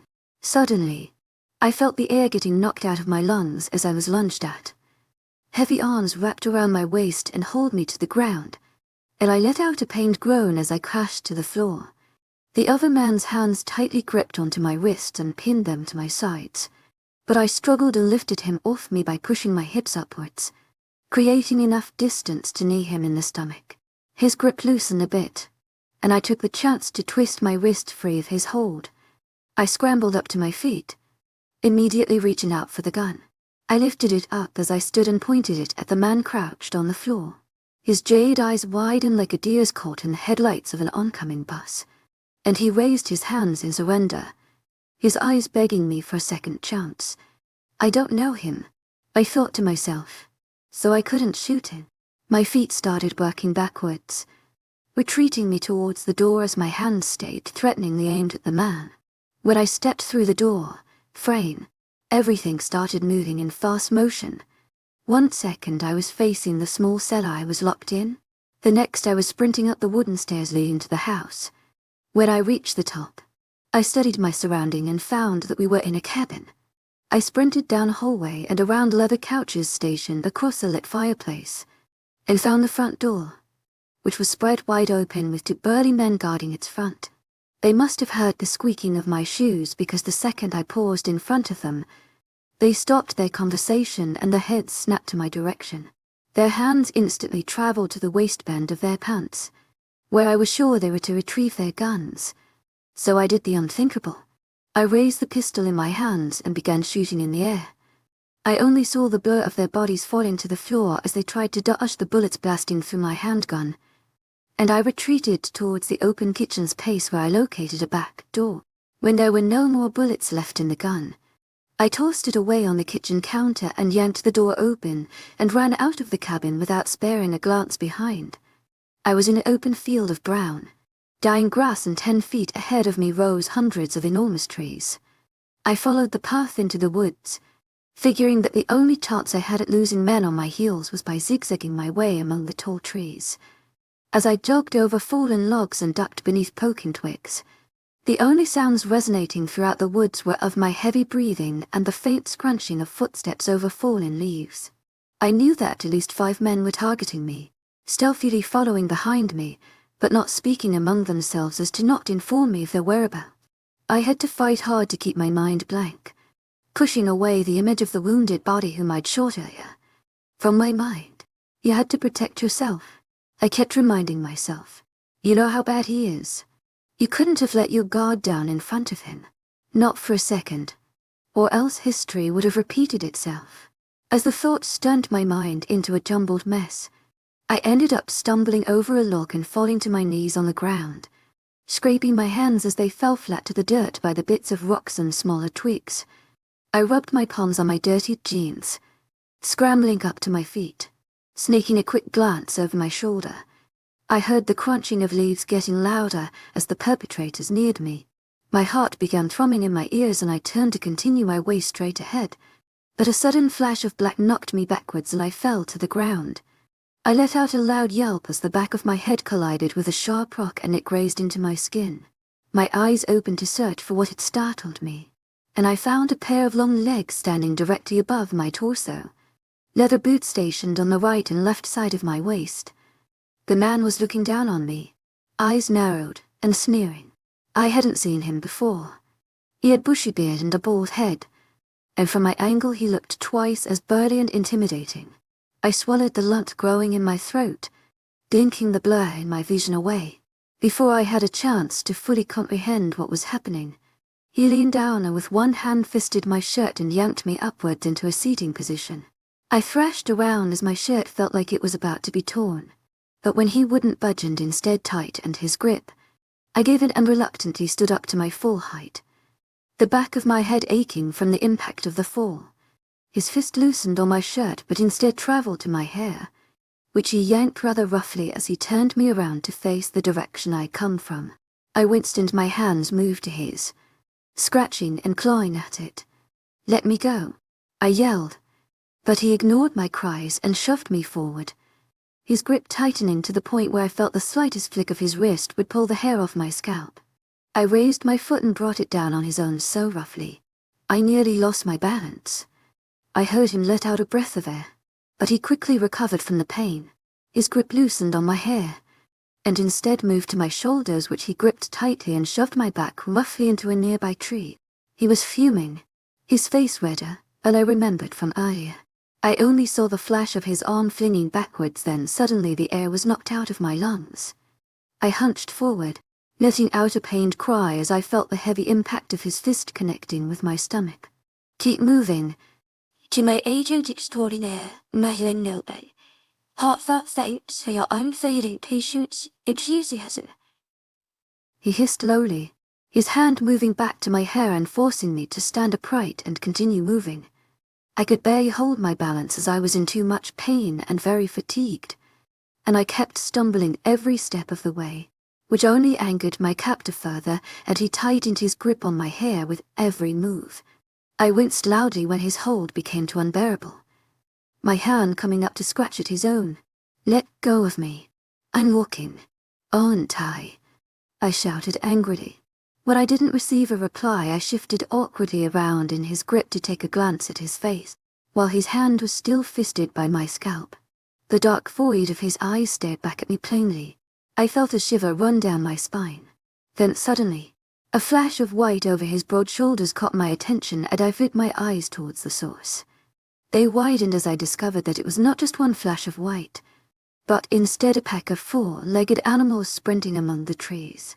My mouth opened and I let out a loud gasp as they slowed their movement. Now I could clearly see that we were surrounded from every side by what appeared to be wolves. The canines elongated, and they snarled at us. Their wide, narrow eyes stationed on us as they slowly, creepily, began to near us. The man noticed my reaction and loosened his grip on my head, turning around to sneak a glance at what had triggered my fear. His hands fell down to his sides as he searched around us, turning in a full circle, and seeing that we were surrounded all around by what looked like at least a dozen wolves. Where the hell did they come from? My heart began to thrum loudly and I screamed in my head to calm down the incensed fear. Oh, we are so dead. My captor's arm moved to the waistband of his jeans as he retreated a gun. I gasped and took a step backward, only to watch him instead pointed at the wolves. Simultaneously, the wolves began to growl furiously as if they understood what was about to happen. My palm fell flat to my chest as I breathed heavily, feeling myself on the verge of a heart attack. Suddenly, the loud bang of a shot being fired sounded in the silence of the forest, frightening the birds so they flew off the branches of the hundreds of trees, startling the wolves so they growled and jumped a step back, and taking me by surprise that I ended up letting out a scream. I stared wide-eyed at the man in front of me, only to realize he was not the one who had fired the shot, for he had ducked and turned in the direction where the sound came from, as if he, too, wanted to know who had pulled the trigger. I turned with him and found that 20 feet away from our left stood a group of 3 men dressed in black attires, and had their guns pointed our way, only they were lower than our eye level, meaning they were animals instead. I felt my heart clench in pain imagining the suffering it could cause the animals had they gotten shot. Loud and frightening growls suddenly emitted from the wolves as they sprang towards me. I let out a scream as my arms came covering my head to protect myself from the attack. But when nothing happened, I slowly peeked through my arms to discover that they had circled me and were instead running in the direction of the 3 armed men. I yelped and fell to the ground on my stomach as the shots began to fire, my arms covering my head again as I lay flat against the dirt. My senses were evaded by the sounds of growls and the shots and the screams and the yelps. I felt my chest clenching as I forced myself to take a risky decision I knew for sure I could regret. My arms moved from around my head to the ground and I pushed myself upwards, sprinting away from the scene of the fight. I ran and ran, jumping over fallen logs and stomping into mud puddles that splashed my entire jeans with dirt, and my heartbeat thumped until all I could hear was my heavy breathing, and all I could feel was the rapid beating.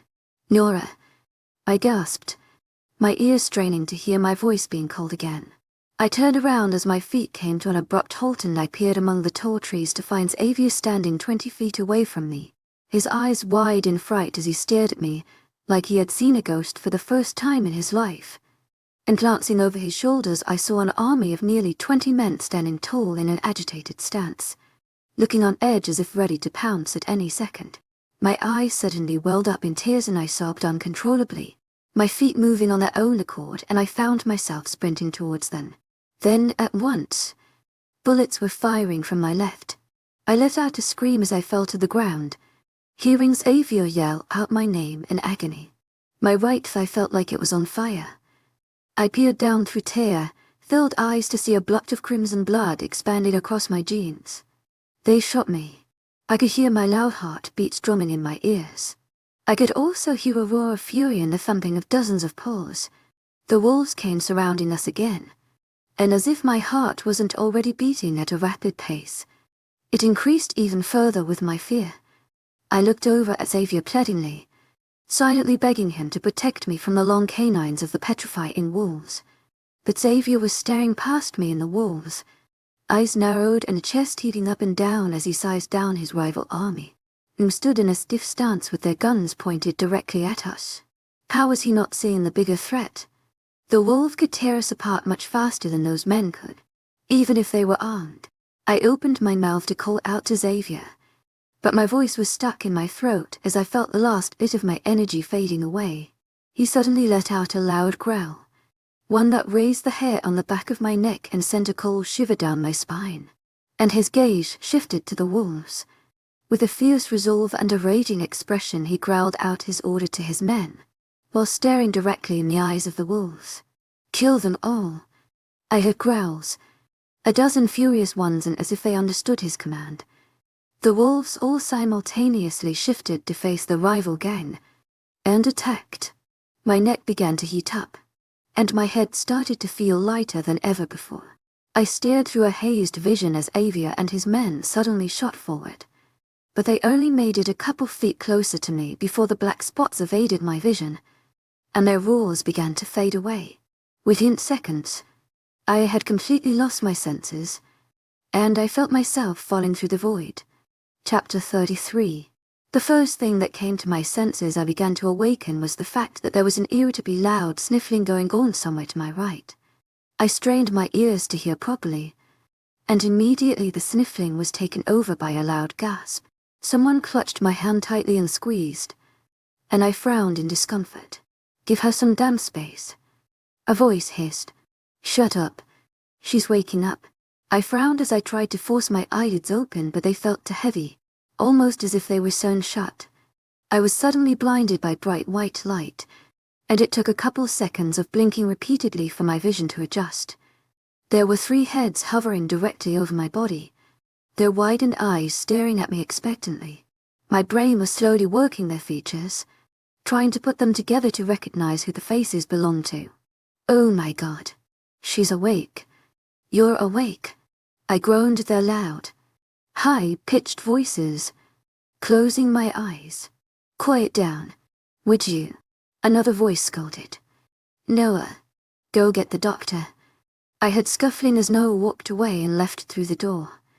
I blinked the haziness in my vision away, and finally came to the realization that Daddy and Ariel were the ones standing on either side of my bed. I glanced down at my body, which was covered by a thin, white sheet. Hey, Bella whispered. How are you feeling? My throat felt like sandpaper. Oh, okay. I croaked out, my voice raspy. Would you like some water? Ariel asked, and before I could answer, she was already pouring some into a glass from the bedside table. She offered it to me, then hesitated as she noticed that I was lying flat. I set my arms on the bed and tried to scoot upwards, but a sharp pain shot down my leg. I winced, instantly stopping my movement. To my agent extraordinaire, Madeleine Nilban, heartfelt thanks for your unfailing patience, enthusiasm. Bella leaned forward, gripping my arm to help me up. She fixed the pillows behind my back so I could sit upright with my legs outstretched. Thanks, I mumbled as I reached for the water. I gulped half the cup down instantly, feeling it ease the soreness of my throat. When I handed it back to Ariel, I noticed her arm was bandaged. Instantly, the memories of the last time I had been awake came to the front of my mind. I saw the events flash in front of me like a tsunami. My heart clenched painfully. Are you okay? I asked her worriedly, my eyes instantly welling up her. She frowned, confusion swarming behind her ocean blue eyes. Your arm. I looked down at her as she subconsciously wrapped her hand around the bandage. I'm all right. Don't worry about me. She gave me a reassuring smile. How's Seth? Where's he? The tears were now rolling down my cheeks, and I had no control over my emotions. The image of him lying motionless on the floor pushed to the front of my mind, and a huge lump formed in my throat. I had to restrain the sobs fighting to escape my lips. Seth is all right. He actually woke up before you, but he's in his own room, resting as the doctor had instructed. Bella informed me. I want to see him. I wouldn't believe it before I saw it for myself. Bella shook her head. Not right now. Nora, you just woke up after being out for so long. Rest a little. Out for so long? How long had I been out for? And if that's the case, then I've rested enough anyway. I don't feel tired anymore. I rushed in explanation. Ariel rolled her eyes at my stubbornness. You'll see him soon. Just rest a little for now. I opened my mouth to argue some more, but was interrupted by the creaking sound of the door opening. A middle-aged man in a white coat, with a stethoscope draped around his neck, strolled in. He glanced over the papers in his hands, before looking up at me. When our eyes met, he gave me a warm smile. You're awake, Miss Wilson, he proclaimed the obvious. I forced a smile out in response. My name is Drivenez. How are you feeling?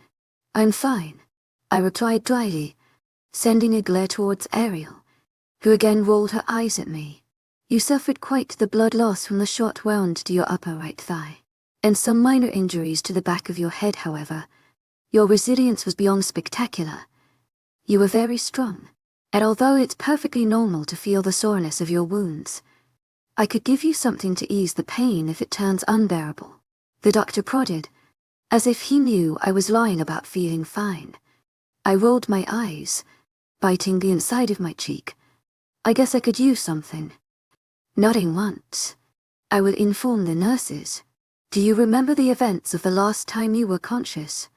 I gulped involuntarily, my throat suddenly restricting, and nodded reluctantly. Are there, perhaps, any blank spots you cannot seem to fill? I shook my head. I perfectly remembered everything that went down from the minute I woke up blindfolded in the cellar to the point where I got shot in the woods. The doctor nodded in understanding. Very well. I shall send you a nurse to give you some medication to ease the pain. Thank you, I whispered lowly as he began to leave the room. Once the door was closed shut, I was once again left alone with Ariel and Bella. They moved over to a couch on the right side of my bed that I had just come to notice. Ariel was the first to break the silence. What exactly happened? Nora. I gulped nervously. I knew they were going to ask for answers, and I dreaded having to inform them that I ran into the last person we ever thought of seeing again, and the fact that he was the one who had ordered my kidnapping, and the fact that I shot him. I could already see them losing their minds as soon as I let those words past my lips. But before I had the chance to answer, the door was shoved open so roughly it slammed into the other side of the wall. We all jumped, Ariel letting out a loud shriek. Noah and Elliot stood wide-eyed. They scrambled towards my bed, Elliot instantly going to grab my hand. How are you feeling? He asked in a low whisper. I could detect the pain behind his tone, and it nearly crushed my heart. I gave him a reassuring smile. I'm all right. Don't worry about me. Don't worry about you. Are you out of your mind? Noah questioned, exasperated. I'm all right now, and that's all that matters, I reasoned. How's Seth doing? Were you with him? Seth is as healthy as a horse, Elliot began to answer. But, at the same time Noah spoke, he woke up dumber than before. My eyes widened as I realized the crushing possibility of Noah's statement being true. Seth had injured his head, and I didn't only fear him never waking up, but even the possibility of him lose memory. When Elliot noticed my fear-stricken and frozen expression, he slapping Noah in the chest. You idiot. Then turned to me. Don't mind him. He's just being an ass. Seth is really doing fine, in fact. He almost jumped off his bed to come see you as soon as Noah came to inform us that you're awake. But we had to restrain him. He shouldn't move much. Appreciative of Elliot's honest answer. Then I glared at Noah. Be nice to him. We almost lost him. Noah shrugged carelessly. And if the slightest movement didn't hurt my inside hell, I would have leaned over the bed and smacked him on the head for being so nonchalant. Would you tell us what happened? Nora. Ariel spoke once more.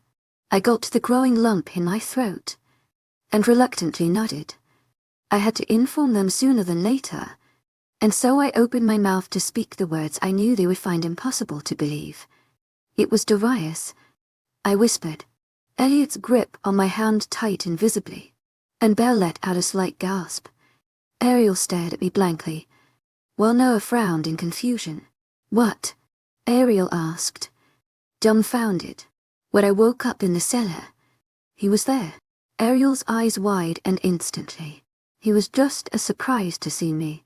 He told me that he had ordered his men to kidnap who he'd referred to as the new lover, but he had no idea that that lover was me. What? Noah suddenly exclaimed. Did he hurt you? Was he the one who did that to your face?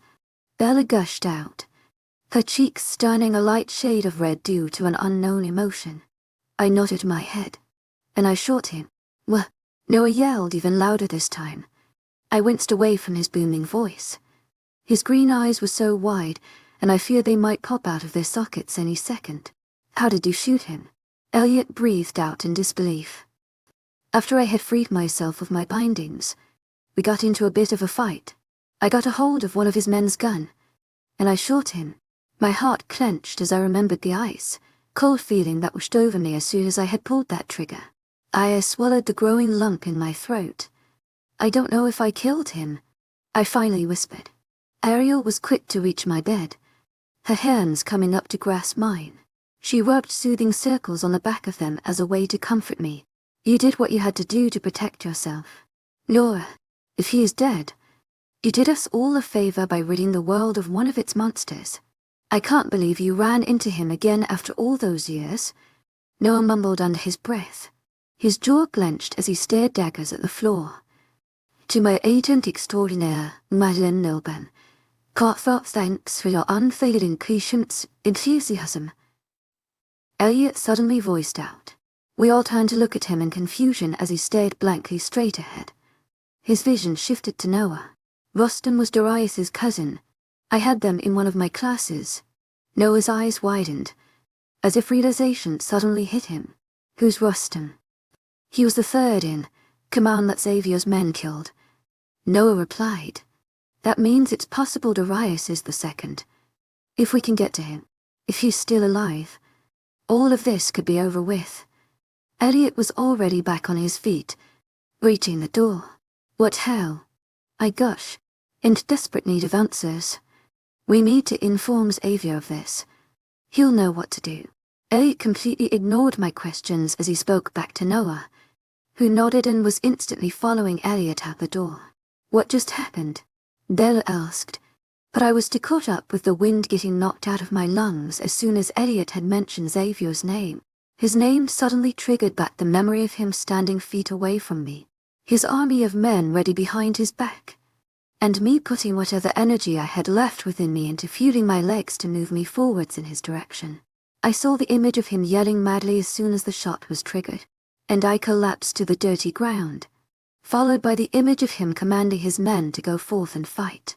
But the image that stood out the most, the image that still confused me madly, was how it appeared as though not only his men had understood his command, but so did the pack of wolves standing on guard beside him, as they also launched forward into attack. Why was it that they didn't attack Xavier? How did they know who the bad guys were? And why in the world did they only attack once the demand had been voiced? It all seemed so surreal, like the whole act was just a figment of my imagination, a result of the trauma and the abuse, but I couldn't let it go. I needed answers. Nora. A hand was waved in front of my face, snapping me out of the haze. I blinked the images away, looking up at Ariel's face as she eyed me worriedly. Are you all right?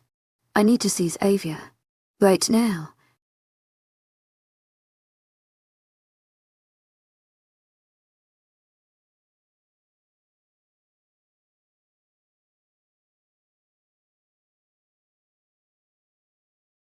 Imagine waking up in the arms of the man who saved your life, only to discover he's not just a hero, but something more, a werewolf alpha with a destiny to lead his pack.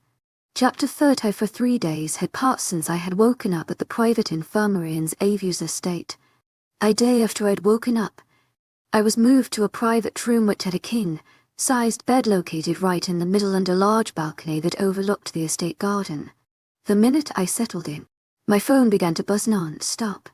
When I glanced at the screen, I found the name of my mom popping up on the caller ID. My eyes snapped to Ariel, who shrugged and pointed back at Bella. When my eyes found hers, she gave me a goofy smile. You told my mom? I gasped. I had to. Nora, You were shot. For God's sake, she reasoned, but refrained from replying back. When I answered the call, I spent nearly 2 hours convincing my parents not to end their cruise, trip and travel all the way across the globe to come see me, and that I was absolutely fine, and that the police did catch the robber. Bella must have had to come up with a whole story when speaking to them on the phone, without letting away too much that they'd snatch me away and lock me in my old bedroom for the rest of my life. My parents were fairly protective growing up, which I kind of understood given that I was their only child, and they spent nearly 7 years trying to conceive me. But as I was leaving for college, I had a heart with them about the importance of my independency, and I was beyond grateful for their understanding of me moving out after college instead of returning to my old town.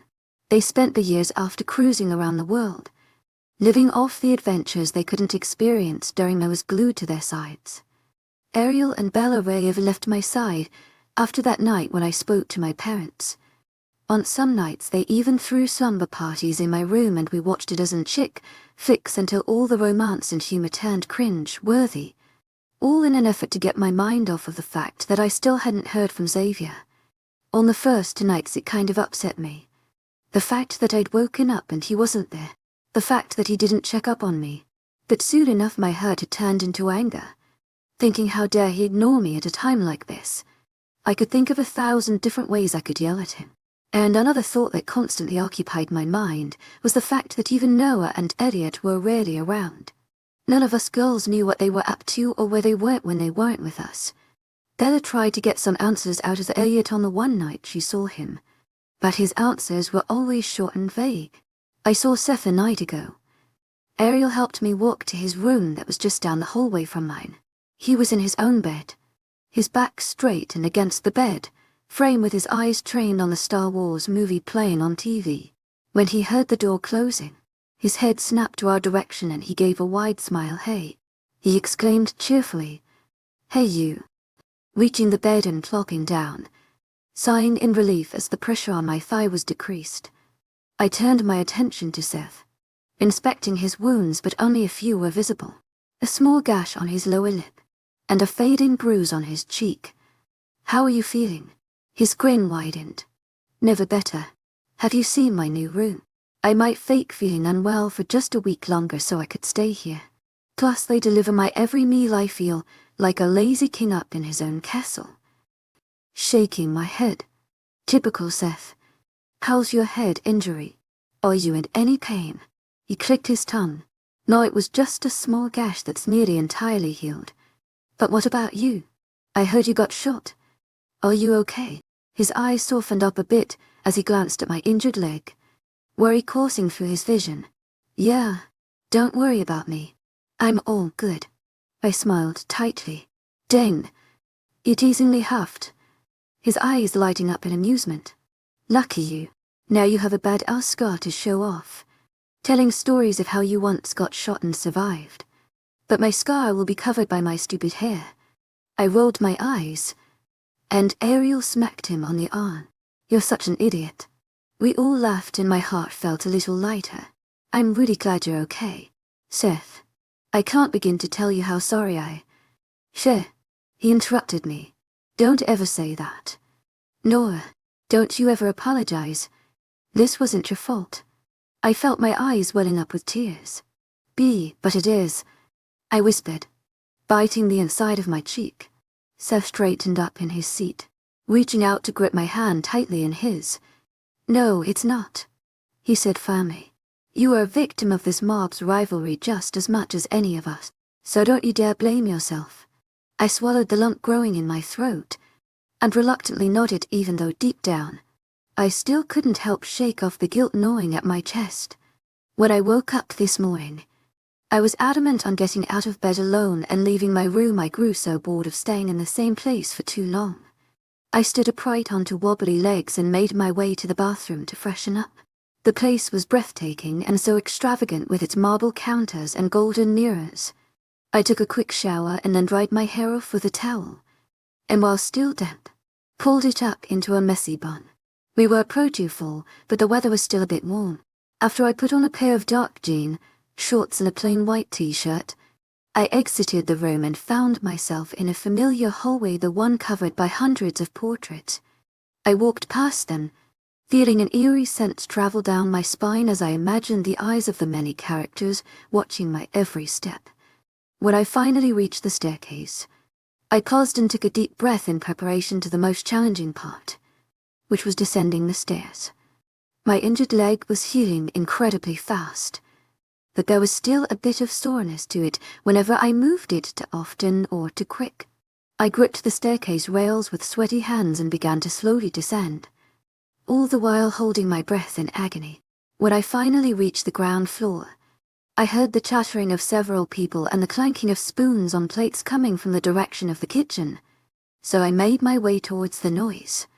As soon as I entered through the door, every motion came to a halt as everyone stopped whatever they were doing and turned to stare at me horridly as if I was the last thing they expected to see. I gulped awkwardly as my eyes traveled about the room, finding 3 pairs of eyes to be trained on me. "Luna," suddenly a voice whispered to my right, and I shifted to look at one of the housekeepers who was in the middle of drying a plate with a piece of cloth. Her hands fell limp to her side, and she dropped her head in a respectful bow. "Oh," I frowned in confusion. "I think you've mistaken me for someone else." I chuckled awkwardly. "My name's Nora. I'm Xavier's guest." A slight gasp could be heard to my right, and at an impeccable speed, a young girl sitting on the counter stool dropped from her seat and stood on her legs, her head coming down in a soft bow. I stared at her, then did a double take. Why are you doing that?" If I was being completely honest, the action chilled me to the core. "Are you hungry? Look, I can prepare you something." A voice spoke from across the counter, which below the woman who stood by the oven with a grey spatula in hand, and a grey apron wrapped around her waist. "Why are you calling me that?" I narrowed my eyes. "I told you my name's Nora." The 3 ladies glanced between each other in confusion. "I'm the one who should be confused here." "I've," exclaimed in my head. Where is Xavier?" I asked in hopes of escaping the awkwardness and confusion in the room. The young housekeeper who addressed me earlier replied to my question in his office. "No." I nodded once in thanks and abruptly turned to leave through the kitchen door. I limped my way yet once more up the stairs to where I remembered Xavier's office was from last time. When I finally arrived at the wide double doors, my right hand came up in a fist to knock on the door, but I hesitated, my fist coming to an abrupt stop mid-air. My ears strained to hear the muffled voices on the other side of the doors that seemed to belong to an audience. There was the thumping of several footsteps going back and forth by the door as if someone was strolling past anxiously, with agitated, angry murmurings going off somewhere in the distance. I stepped closer to the doors, my chest nearly coming flat against the wood and my palms sitting on either side as I strained my ears to hear better and held my breath in anticipation. "What's the update on Besant I's location?" Xavier's strained voice suddenly sounded, and for a second I felt a rush of warm familiarity swarm through my veins. I waited for an answer, trying to connect the far-off dots in a weak attempt to make sense of what is going on what could be so important to Xavier that he'd ignored me for days when instead he should have been by my side encouraging my recovery. "Somebody, tell me something," his loud voice suddenly roared, shaking the doors, and I let out a strangled gasp at the sudden surprise and fear that overtook my body.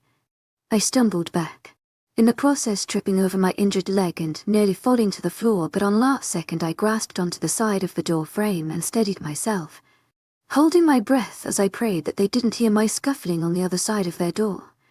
"To my agent extraordinaire, Madeleine Lilben, heartfelt thanks for your unfailing patience, enthusiasm. Besant has sent a direct location. He has eyes on the targets." An unfamiliar voice spoke up in rushed sentences. The scuffling ensued as footsteps began to stomp around the room frantically. I pushed closer against the wooden doors, feeling the rough texture rub against my cheek as my ear fell flat against the surface, straining to hear the muffled voices clearly. "You leave Darius for me," Xavier ordered in a strained voice. It felt as if an ice-cold bucket of water was splashed on me. A deep shiver ran down my spine. I couldn't control the involuntary gasp that escaped my lips as I stumbled away from the door. in the process stepping hard on my right leg, and instantly the pain shot up my thigh. I yelped as I lost my balance, collapsing to the floor and clutching my thigh in agony. I couldn't have heard him right. Xavier couldn't be speaking of whom I'm thinking. The voices on the other side of the door came to a halt, and my eyes widened in fear as I tried to get back on my feet. Footsteps could be heard approaching the door, and suddenly it was yanked open rather roughly. I stared up into a pair of narrowed steel. My heart sunk into my stomach as I was pinned to my spot by the rage-filled gaze. But when Xavier finally realized it was me, his gaze softened. The frown between his eyebrows eased as his eyes inspected my body and posture laying on my back. One hand wrapped around my bandaged thigh.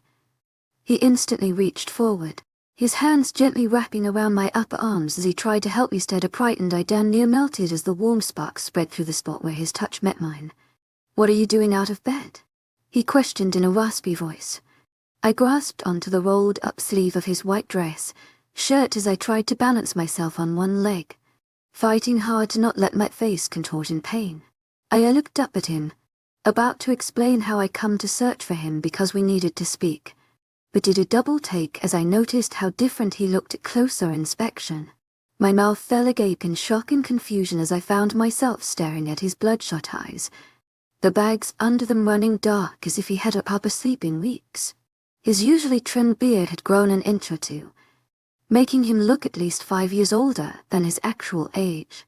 "Nora, you need to be resting in your room," and at the same instant bent down to wrap his arms around the back of my legs and lift me up into his arms. I shrieked at the sudden motion, but Xavier secured his grip around my waist and the back of my knees, and when I was positive he wouldn't drop me, I relaxed in his arms. His vision moved to straight ahead as he began to move us towards the direction of the room I was staying in. "Xavier, I need to talk to you." He shook his head. "Not right now," he replied through clenched teeth, his head remaining directed straight ahead. I frowned in annoyance at his reply. "If not now, then when? You don't even come around anymore," I accused, trying to hold back the pain in my voice. His gaze shifted down to glance at me, softening in regret. "Yeah, not when you're awake," he whispered lowly, but I caught on to it given our close proximity. This time, my frown deepened in confusion. What does that mean? His right arm that was curled around my waist shifted as he tried to lower the handle of my bedroom's door. When we were inside, he let out a sigh. "I've been working a lot, Nora, but that doesn't mean I haven't been checking up on you. It's just that every time I come around, you'd be sleeping," he explained, his soft eyes meeting mine. His words pulled at my heartstring. I didn't realize he was. When Xavier stopped at my bed, he slowly lowered me down to gently lay me on the plush mattress. I didn't know. He smiled weakly, but it didn't reach his tired eyes. "I know." The words I overheard earlier at his office suddenly rushed to the front of my mind, paired with his words from now claiming he'd been working a lot lately, and my eyes widened in fear. What have you been working on?" "To my agent extraordinaire, Madeleine Nobel. Heartfelt thanks for your unfailing patience, enthusiasm." Xavier's jaws visibly tightened and clenched, the muscles on either cheeks moving up and down. His gaze left mine to stare at the bandaged spot on my right thigh. After a few seconds too long, his eyes eventually found mine, only now they were harder than steel. "I need to go." He prepared to leave, but I jumped forward instantly and reached out for his hand, clutching it tightly. "Xavier, please don't," I begged. The fear of losing him as suddenly as he had walked into my life overtook my senses that my eyes began to well up with tears. His eyes searched through my own, narrowing in confusion when he noticed my tear-filled gaze. His other hand came to wrap over my own, clutching his, and he rubbed soothing circles on the back of it. "What are you talking about?" "Nora, please don't go after him." I swallowed a sob, threatening to escape. "You don't know how he can be." "Xavier." Xavier's jaws clenched tightly, his eyes hardening. "And they've been working on luring you in for a long time. This is what they want. Please, don't go," I begged. a few tears escaping the brim of my eyes and slowly rolling down my cheek. His narrowed eyes fell on the spot of the rolling tear, and gently, he raised his hand and with his thumb rubbed the moisture away. His hand cupped my cheek, angling my face upward so I was staring directly in his eyes. His silver gaze moved between my own, studying my expression before he spoke. "They will pay for what they did." He spoke in a low, strained voice. I felt my heart clench at his words as the fear began to gain in on me. I opened my mouth to protest, but my words got stuck in my throat as I watched Xavier suddenly lean down, his face inching closer to mine. His lips left a gentle peck on the top of my head, his hand leaving my own. When he straightened up again, I wasn't given a chance to speak before he turned around and started towards the door. "No, Xavier," I begged, my eyes widening in terror. "Tu es agent extraordinaire, Mylan Nilban.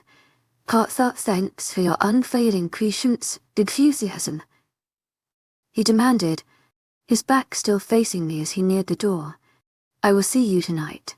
I opened my mouth to protest, to beg him to stay by my side and not go off to start something I was sure would end in bloodshed, but Xavier spared me no second glance and was out of the door. In a blink of an eye. Chapter 35. He should have let us fight with him. A familiar voice hissed angrily, making me stop dead in my tracks. Later in the afternoon, after Xavier had left and I was bedridden for a few hours due to my aching thigh, my stomach began to growl loudly, which reminded me that I hadn't eaten anything since last night. I hopped down on one leg and limped my way to the kitchen for a snack, but the voices murmuring an angry conversation between each another from the inside of the kitchen brought me to a stop. I backed up against the wall, my head slightly peeking over the end to glance inside without announcing my arrival. My eyes widened as I came to notice the two who were having that conversation. "He did the right thing," Elliot responded to Noah's earlier exclamation. Noah scoffed. "The right thing? We're not a part of his stupid little gang, so he has no right to order us around." He mockingly quoted the word gang. A deep frown was set on his face as he pranced around the kitchen, his hand tightly fisted around a glass of orange juice, turning his knuckles pale white. He did it because he knows that if anything happened to us, Nora would never forgive us and would surely blame herself. Elliot went on. I frowned in confusion, then suddenly felt the heat of my blood boiling in my veins. "That's bullshit. This is our decision to make. We're doing it for all of us, not just Nora." Noah reiterated. "Noah, just drop the subject. And your down tone, you might as well announce to the entire house what you're being so salty about." I could see Elliot rolling his eyes as he stepped away from the counter, reaching the sink to set in his empty glass. "How can we even trust that he'll re-end Arias?" Noah spat harshly, a deep crease set between his eyebrows. I felt a bile rising in my throat. "Are you out of your damn mind? He saved Nora's life. He's practically in love with her. Do you seriously think he'll go easy on the man who hurt her?" My heart skipped a beat, and I gasped involuntarily as soon as the words left Elliot's lips. I strained my ears to hear better as their voices suddenly came to a stop. There was a slight tap, and when I sneaked a glance behind the wall, I found Elliot's hand on Noe's shoulder, giving him a slight pat. "Look, I know this isn't easy for you, but she's happy when she's with him. He's helped her break out of her shell. And what more could we ask for than someone who'd make her priority, while keeping her both safe and happy?" Elliot spoke. My heart clenched at his words, and I could practically feel the warmth of his brotherly love engulfing me even from the distance. Noah scoffed. "Yeah." Unconvinced, I stood on the outside of the kitchen, hiding behind a wall, a soft smile grazing my lips as I stared at the floor. It suddenly hit me how creepy I must look to the outside world. Relaxing my features, I straightened my posture and prepared to make my appearance known. And although I was deeply touched by their brotherly affection and kind wishes for me, I couldn't forget the hidden messages in their earlier conversation. They knew that Xavier was after Darius, that he was going to find him and get to him. And not only did they hide that fact from me, but they were even planning on joining Xavier in his fight. That was beyond infuriating to think of. Pushing myself off the wall, I erased the warm smile grazing my lips and the loving look in my eyes and put on a tough exterior. I stalked towards the kitchen and through the open door. As soon as Elliot and Noah noticed my appearance, their eyes snapped to my direction and widened in surprise. "Nora, what are you doing down here?" Elliot was the first to speak, while Noah straightened up from hunching over the counter and playing with an empty glass. "I wanted to grab a snack," I stated dully. "Do you want me to make you a sandwich?" Noah offered kindly. I bit the inside of my cheek.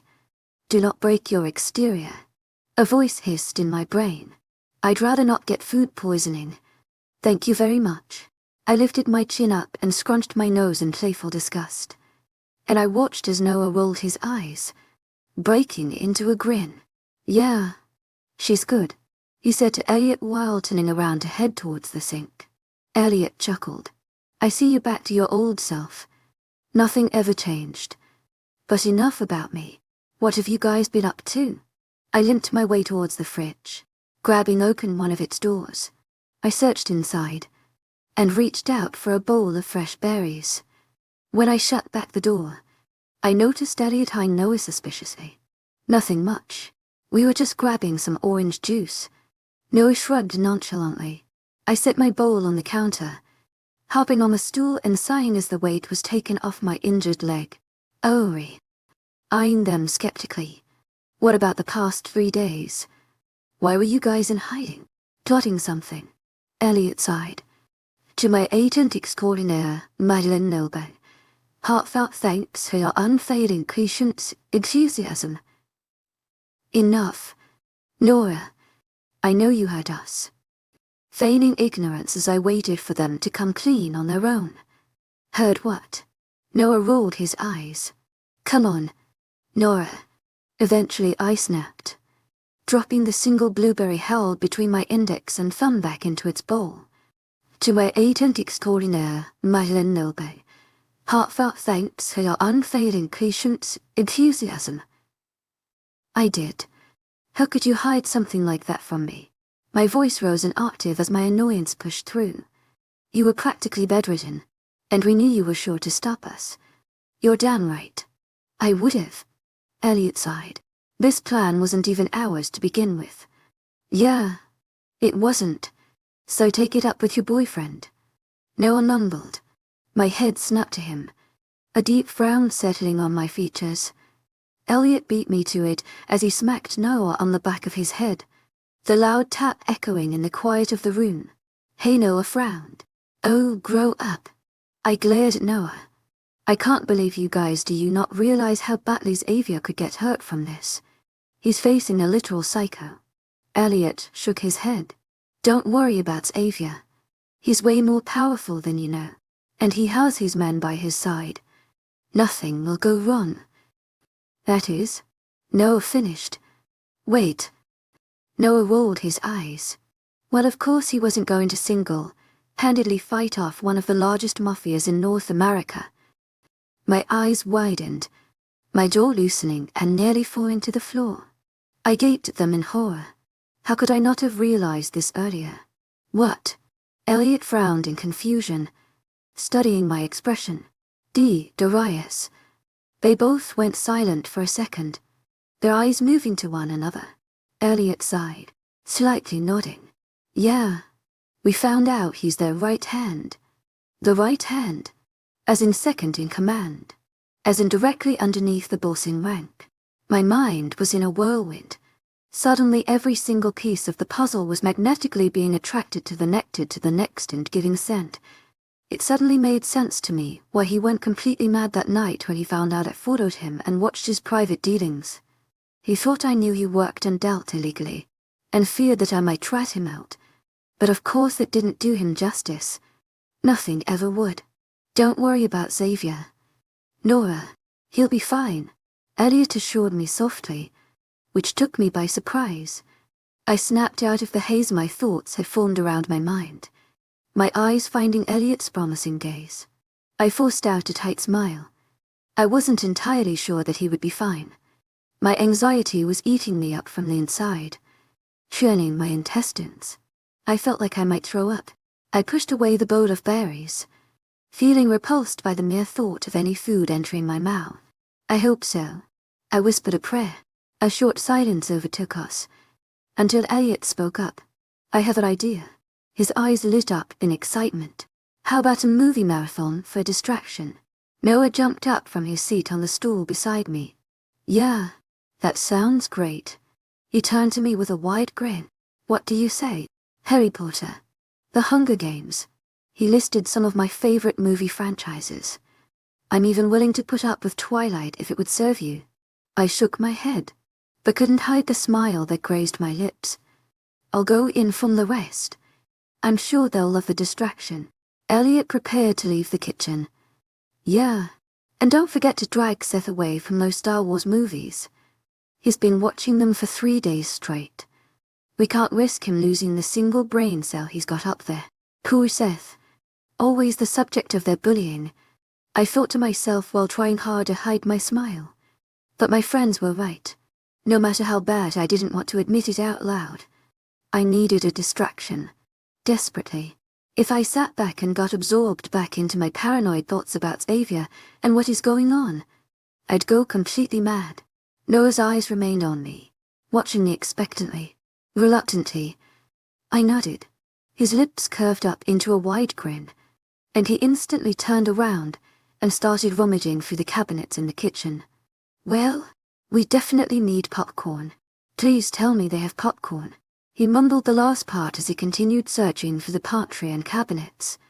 The sudden hop I took down from the stool I was seated on made the blood rush down my wounded leg. I grasped the counter for a couple seconds until the displeasing sensation faded away. "Aha!" Noah exclaimed, which made me flinch back in surprise. He shifted around with a look of triumph, a bag of kernels clutched in his fist. I chuckled and shook my head. Well, I'll be down in the living room. Nora, wait. Noah's sudden exclamation stopped me in my tracks, and I turned to stare at him expectantly. He set the bag of kernels on the counter, taking various steps forward until he reached me and stopped a mere foot away. His eyes left mine as he stared at the floor, biting the inside of his cheek nervously. What is it? I encouraged. He lifted his head and his eyes found mine, full of unspoken words. I want to talk to you about something. As I kept staring at him expectantly for another few minutes, but found him to only stare back silently, my nerves started to run on overdrive. What is it? Noah. His jade orbs kept traveling between my eyes, searching between the confusion I felt. He opened his mouth to speak, but no words came out. Suddenly, his gaze shifted lower, and before I could make sense of anything that was happening, Noah was leaning in, where I felt his warm breath and my face. My heart leapt out of my chest and my hands came up to push against his shoulders. I gasped as I shoved him away roughly, losing my balance and stumbling against the counter. Nora. His hands traveled to my waist as he tried to steady me, but I shoved them away. What the hell?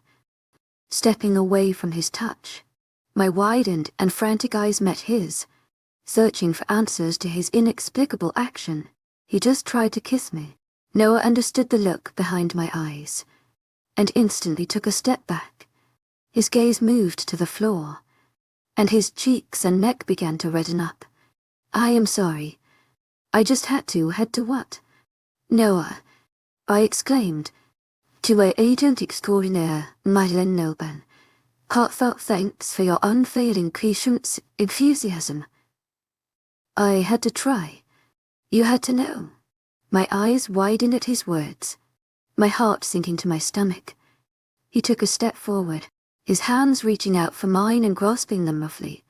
I stared at him in horror, seeing his eyes frantically moving between my own. An inner voice shouted at me to silence him, not wanting him to go any further with his words.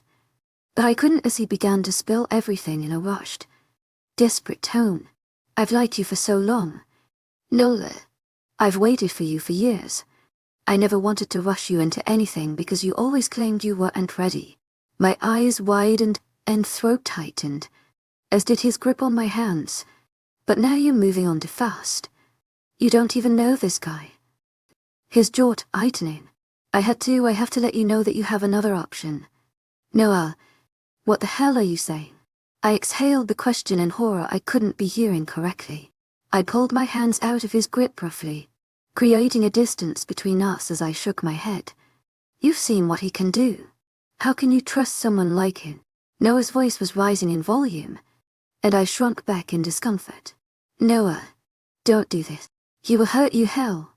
He already has. Look at where he's gotten us. You can't keep repeating the same mistakes. Nora, his eyes were filled with rage as he stepped forward, coming closer to me. I'm not. Xavier is nothing like Darius. My blood boiled at the mere thought that he could consider such a thing, that he saw a similarity between those two completely different human beings. I shook my head defiantly, my heart racing. I'm not doing this with you. Nora, he reached out to grab my arm, but I shoved his hand away roughly. No. I turned around and as quickly as I could muster made my way through the kitchen door to where I remembered the living room with the TV was down a narrow hall. And to the left. I felt nauseated with discomfort, my mind still not fully comprehending that Noah tried to kiss me. His words continued to echo in my ears, and I forcefully shook them out of my head. Surprisingly, when I walked into the living room I found a group of people already seated over the couches, some I had never seen before. Ariel's attention was diverted from a girl she was speaking to. She smiled widely and gushed me over to take the seat beside her, so I did as told, inhaling deeply to try and regain my composure. Nora, let me introduce you to some of the dopest people I've met while staying here. Ariel began with a wide grin on her face. Scarlet sat right across from us, and when our gazes met she gave me a bright smile and whispered a greeting, which I returned. That's Jonah.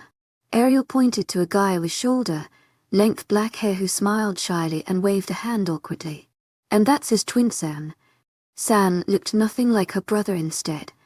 She had wavy blonde hair and twinkling eyes. Luna, it's a real joy to see you doing better. Sam spoke up after Ariel's introductions. My eyes widened in surprise and confusion. My name is actually Nora. But thank you. I chuckled nervously. She wasn't the first one to call me that name, which really confused me. The girl surprised me even further by laughing back. Yes, I know. Then why did you call me that? Ariel shifted in her seat, turning to inspect Sam expectantly as she was just as curious about the answer.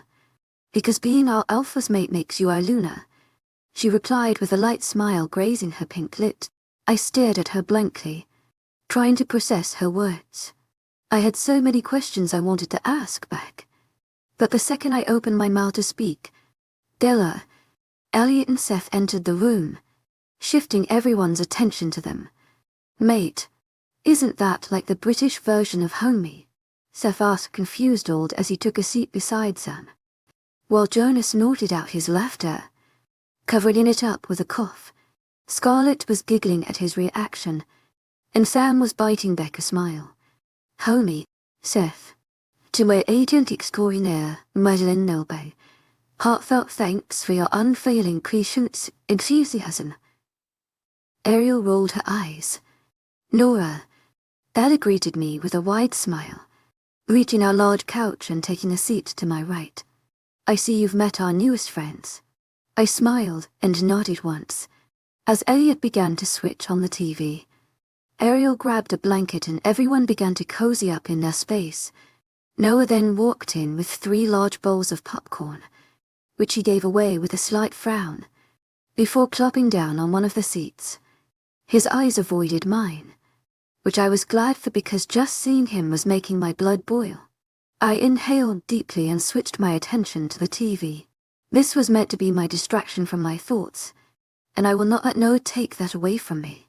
To my agent extraordinaire, Madeleine Nelby, heartfelt thanks for your unfailing patience, enthusiasm. As the majority have voted, this shall be a Harry Potter marathon, Elliot announced, rolling his eyes, as if y'all haven't already watched the movies 1,000 times, and we'd watch them for 1,000 more. Scarlett replied, smiling broadly. I agreed, and she offered me a wink. And so I lay back in my seat as the Harry Potter marathon commenced, blocking all my troubles from entering my mind and rejoicing in the few hours of distraction I'd been offered. Chapter 36.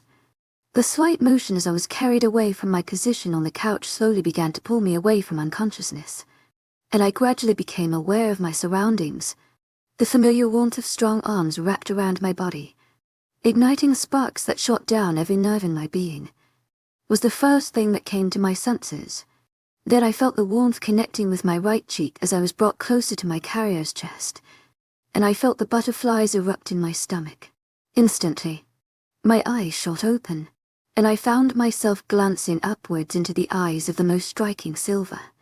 Xavier smoothly carried me in his arms and began to walk away from my position on the living room couch, where I along with a couple others had fallen asleep after the fourth Harry Potter movie. My eyes widened as they connected with his, and I saw the small, warm smile curving up his lips. Instantly, my arms shot up and curled around his neck, bringing him to me as I embraced him tightly. The motion took Xavier by surprise, and he let out a low groan as he steadied us so I wouldn't fall to the ground. I squeezed my arms around him tightly, the relief of having him back safe and sound overpowering my senses. He let out a slight chuckle, his hand gently squeezing my waist in reassurance. When I let him go, he pulled back to give me a heart-clenching grin. "It's good to see you, too." He carried me away from the living room, smoothly ascending the stairs as if he wasn't carrying my heavy weight in his arms, and headed towards the room I was staying in. My eyes continued to scan every inch of his body that I was able to view, checking for any possible injuries, but surprisingly, he bore none. The warmth that radiated off his body left me as he gently set me on the bed. "Go back to sleep," he ordered softly, but there was no way that I could have fallen back asleep. I sat upright in bed, reaching for his hand just as he began to turn away. "No," I pulled him down, directing him to sit in front of me, which he did. "What happened? Are you okay? I heard a large group of your men also joined you. Are they all right? How did it go?" I rushed as my questions came pouring out. Xavier shook his head. "I'll tell you all about it tomorrow. Go to sleep now." He prepared to get up, but I grabbed his hand, clutching it tightly, and yanked him back down. Xavier's eyes widened at the sudden aggressiveness, sitting back down and staring at me bemusedly. "No, don't leave," I pleaded. "Do you seriously think I'll be able to fall back asleep now?" He raised an eyebrow. "I guess not." I sighed deeply, my patience fed up. "What happened?" Xavier rubbed at the slight stubble growing on his chin, inhaling in preparation. "We took care of everything. You don't need to ever worry about them again." Digesting his words. "They're gone." I carefully chose my words, afraid that a sudden revelation of Xavier having ended someone's life might shock me into silence. Xavier nodded stiffly, his jaws clenched tightly. "Tell me how." The request even took me by surprise. His eyes shot up to mine and widened in shock. He raised an eyebrow in questioning. "I want to know every detail." I continued, but he instantly began to shake his head in disapproval, a slight frown creasing the skin between his eyebrows. No, are you even hearing yourself?" He scoffed in disbelief, which in turn had me frowning disapprovingly. I deserved to know how it went. "Xavier," I fought back. His eyes snapped back to mine, now narrowed into dangerous slits. "Why?" "Because he was your ex-boyfriend." The surprise that overtook me because of his unexpected question left me speechless. I stared back silently, my mouth opening to reply to his rude snapping, but unable to form any words. That was the last thing I expected him to say. Xavier sighed deeply, turning to stare at the floor, and his hand came up to run down his face. He cleared his throat awkwardly. "I didn't mean it like that." "I think you did." He sighed once again, staring daggers ahead of him and clenching his jaws tightly. His nostrils flared as he tried to compose himself before replying. I couldn't control myself when I saw him. He finally revealed. My breath hitched in my throat as I detected the strong emotions behind his revelation. His fists were tightly clenched on his lap, as if he was fighting so hard to maintain his composure. When I saw him, all I could hear were Elliot and Noah's voices as they spoke of what he'd done and what he deserves. His eyes slowly moved to my own, hard as steel. Then they dropped down to my lap and settled on my right leg. All I could see was the sight of you lying on the dirt covered in your own blood. My heart began to thrum loudly in my chest. I reached out to grab Xavier's tightened fist, and he went stiff at the sudden motion. Reluctantly, he relaxed his hand muscles and I entwined our fingers, rubbing soothing circles on his bruised, up knuckles with my other hand. It's over with now. And so is his superior. I didn't know how to feel about it. On one hand, I knew that he had no other choice but to take them out. They weren't going to stop and everyone in Xavier's life was in danger, so one could say that the action was taken out on self-defense. But on the other hand, I didn't know how I felt about the fact that Xavier was the one who ended Darius's life. An inner voice questioned me.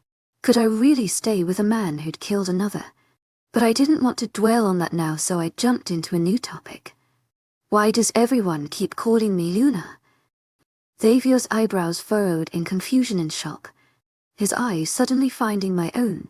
What? I nodded. Yeah, everyone keeps calling me that even though they know my name is Nora.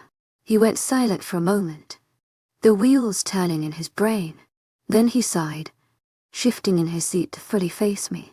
That's because I'm the alpha of the pack, he replied, still not fully understanding what that meant. Like a boss. Xavier shook his head slightly. To my agent extraordinaire, Madeleine Nilben, heartfelt thanks for your unfailing patience, enthusiasm. More like a leader. I bit the inside of my cheek as I pondered over his reply, which didn't exactly answer my earlier question. Xavier surprised me by reaching with his other hand to grasp our already entwined ones this time. He was the one gently rubbing circles on the inside of my wrist. There's another thing I haven't told you about myself. He whispered a confession. Red flags rising in the back of my mind. What is it? He cleared his throat, thinking over his answer before verbally speaking it. We're not as normal as humans are. I gaped at him, unsure of what reaction he expected to receive first. Remember the story of my ancestors? He continued, to which I reluctantly nodded. After the oath was made, my great-grandfather was doubtful of their abilities to properly protect our land, given the fact that they were only men with no real advantage side, other than their determination and iron loyalty. Xavier's eyes studied mine. Before continuing, the elder of all three families then traveled for days to seek the aid of an infamous witch, and she brewed them a potion made of the hearts of the most ferocious breed of pure wolves. A low gasp escaped my lips. It felt like I had gone 20 years back in time, cuddled up on my bed at night as my parents read me thrilling bedtime stories of the mystic world.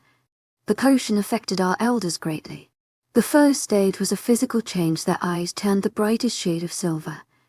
Their build grew to twice its normal size, and they could hear the noises of approaching men from all the way across the village. They grew to possess superhuman strength, impeccable speed, and the greatest gift of all was the ability to mentally communicate with their spirit animal, the wolf. My breath hitched in my throat and my eyes widened as soon as the last word left through Xavier's lips. The mental image of the wolves in the woods sprung to the front of my mind.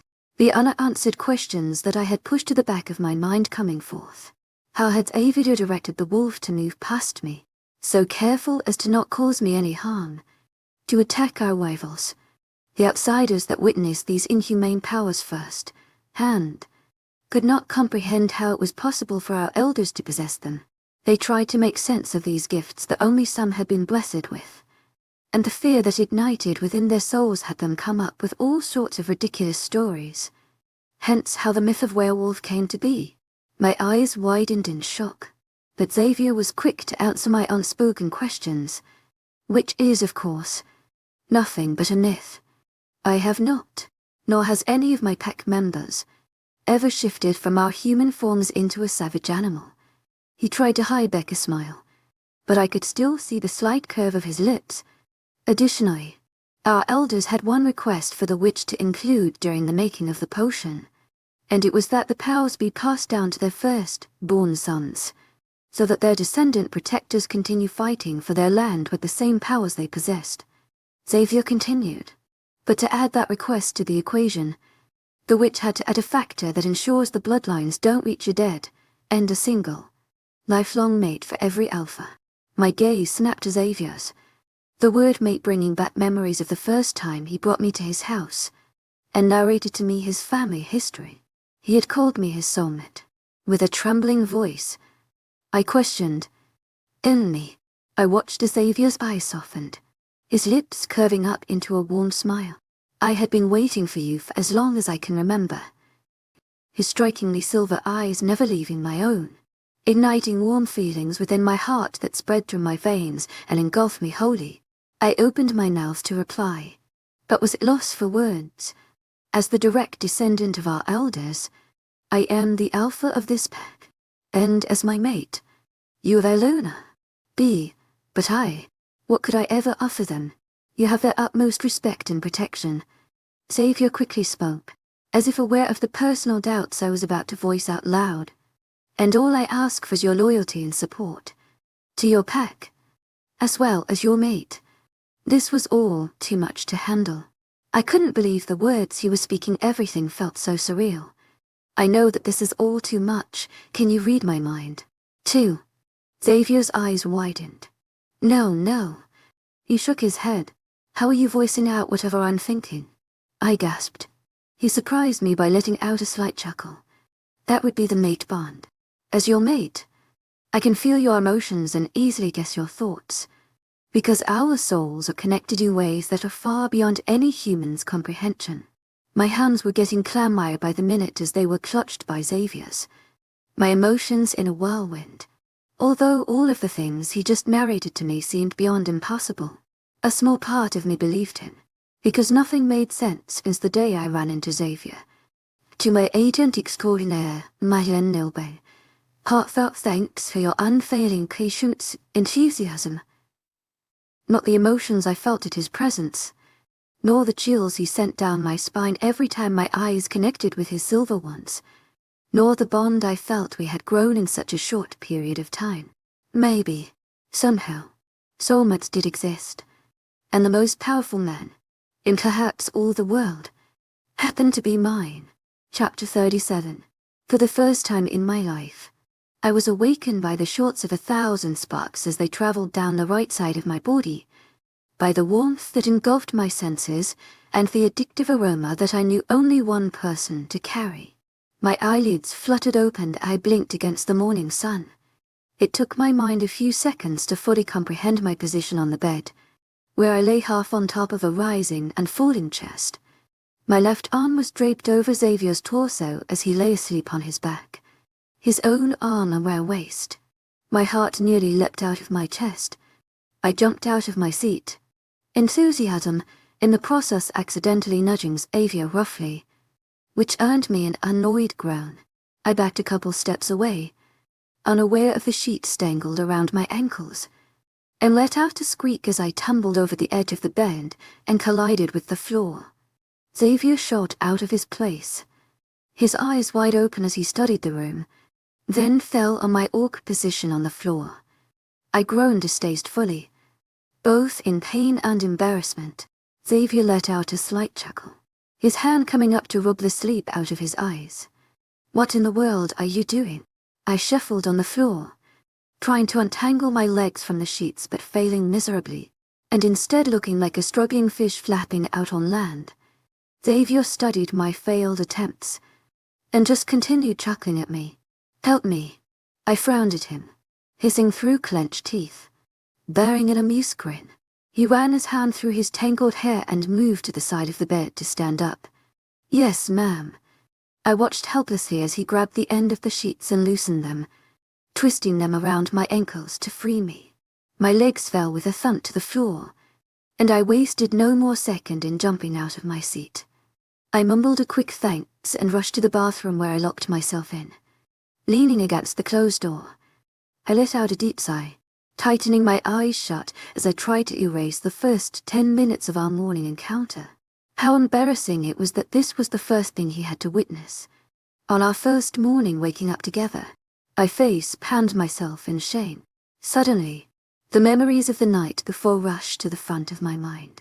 I remembered the surreal stories Avia narrated to me about the history of his family, about his superpowers. I shook my head. That's ridiculous. People don't have superpowers. This is real life we're talking about. I moved towards the marbled sink and turned on the faucet, splashing my face with ice, cold water. I gasped as I came to stand up straight, droplets of water rolling and falling onto the top of my shirt. I looked at my reflection, and the most sparkling brown eyes stared back at me. There were stars shimmering in the dullness of my eyes. I stared beardedly. Last night, after the talks Avia and I had, he excused himself to take a bath before bed. I tried to wait up for him but ended up falling into a deep slumber. I don't even remember hearing him leave the bathroom. I must have been way too deep in my sleep, given that I'd spent a whole night asleep next to him and never once realized. It wasn't like this was the first time I'd woken up in the arms of a person I had feelings for, but never before was it in Xavier's. The man who'd made me feel things I never thought were humanly possible. Your soulmate. I jumped once the word was spoken in my mind, hushing the inner voice in my head. Suddenly, there was a knock at the door. Laura, are you all right? Xavier's voice came through. Why wouldn't I be? I frowned at my reflection, and only then came to the discovery of how fast my heart was beating within the confines of my chest. My palm came to fall flat on my chest, feeling the erratic beating. Am I on the verge of a panic attack? Nora. Xavier's voice sounded more urgent this time. They could hear the noises of approaching men from all the way across the village. My eyes widened as I recalled his words from last night. He could hear my heartbeat. The door handle started coming down. I'm fine. I finally replied, and it stopped halfway. Xavier removed his grip from the handle. I'm waiting for you to be done so we could go down together for breakfast, he informed me. I nodded while staring at my reflection, only to then realize he couldn't see me. Okay, I answered. Or could he? The inner voice questioned my earlier statement, but I shook my head. Stop being ridiculous. I rid of the thoughts running through my mind and backed from the sink, physically shaking the uneasiness away. I inhaled deeply, regaining my composure, and reached for the door. When I unlocked and pulled it open, I came face with an anxious Xavier. His posture took me by surprise. He was fumbling with his fingers with a slight, worried frown creasing the skin between his eyebrows. When his eyes met mine, they widened. His nervousness warmed my heart, and I gave him a small smile. To my agent extraordinaire, Madeleine Nobel, heartfelt thanks for your unfailing patience, enthusiasm, I asked casually, breaking the ice. He nodded, stepping away from the door, framed to let me pass. We left the bedroom and slowly made our way down the hall and towards the staircase. I was about to take the first step down when Xavier's voice stopped me. I just want you to know. And I turned to watch him expectantly. Everyone in the house already considers you their Luna.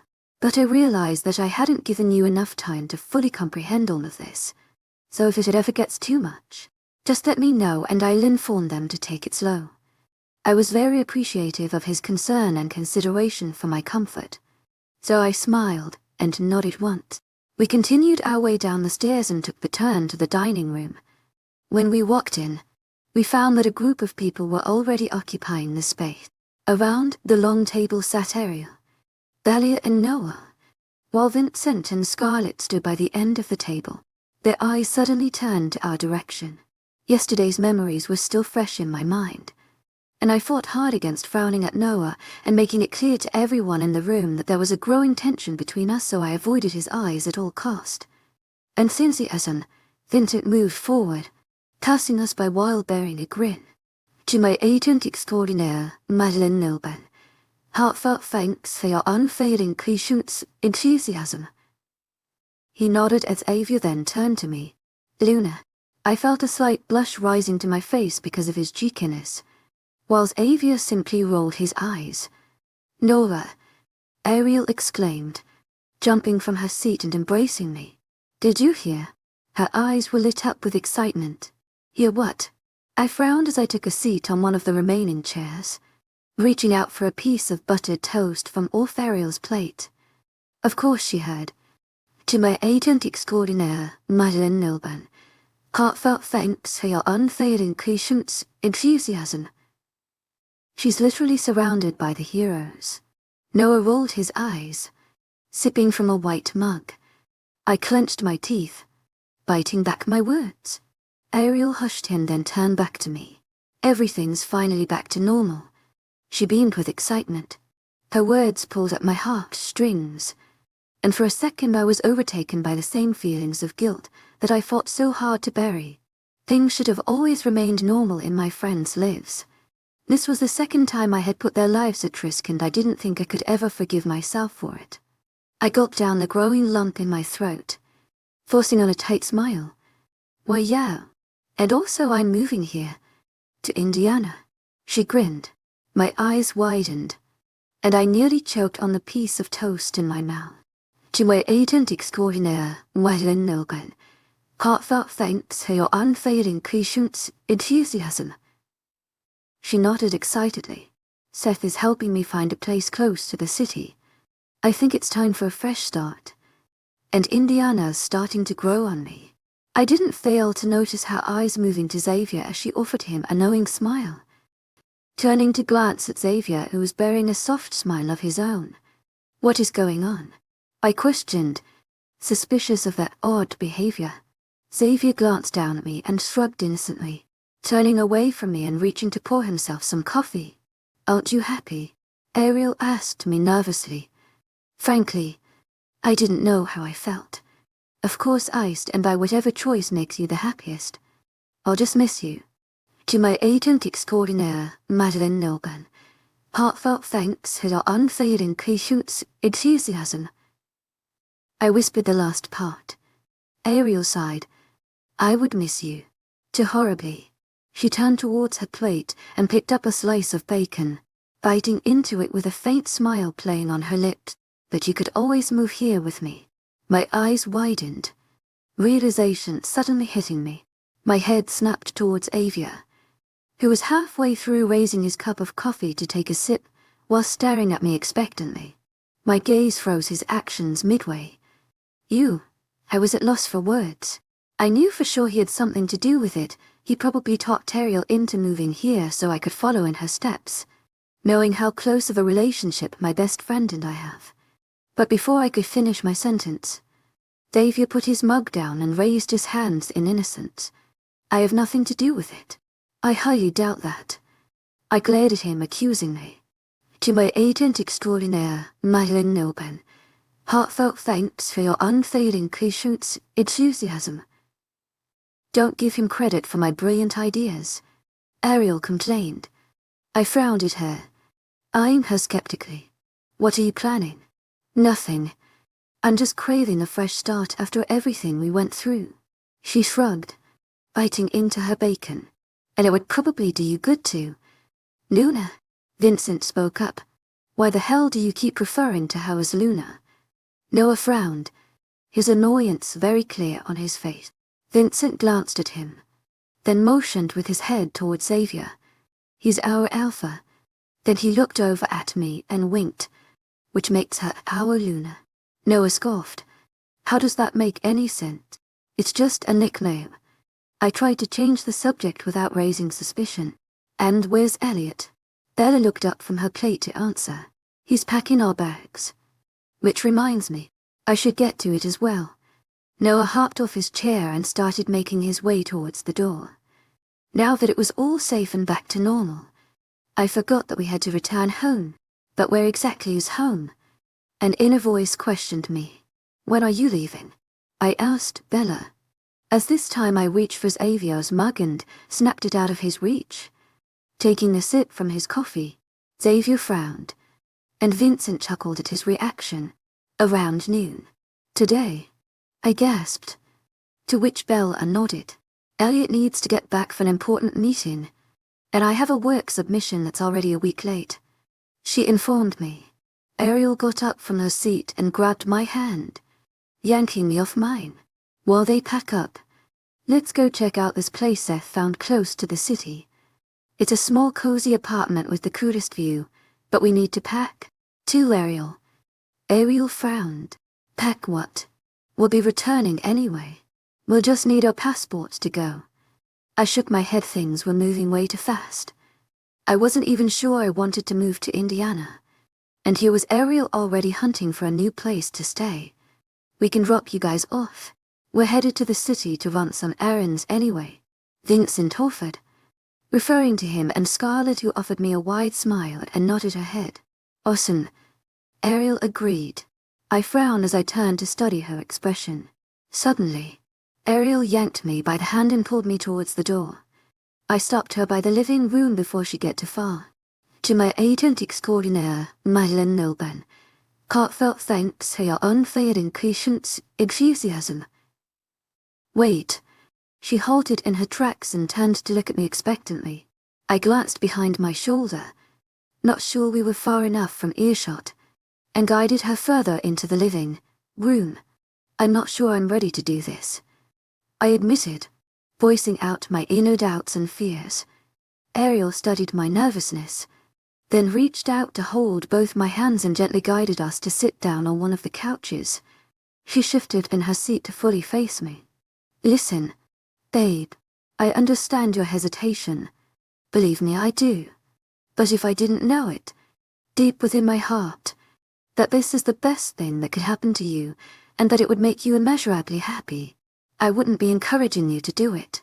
I pondered over her words. We have all witnessed first, and this unrealistic bond that you two have formed, and it's not something that comes twice in life. Xavier has very deep feelings for you. It's clear in his eyes, and he has proven time and time that he would go to great lengths to keep you happy and safe. You shouldn't let that go.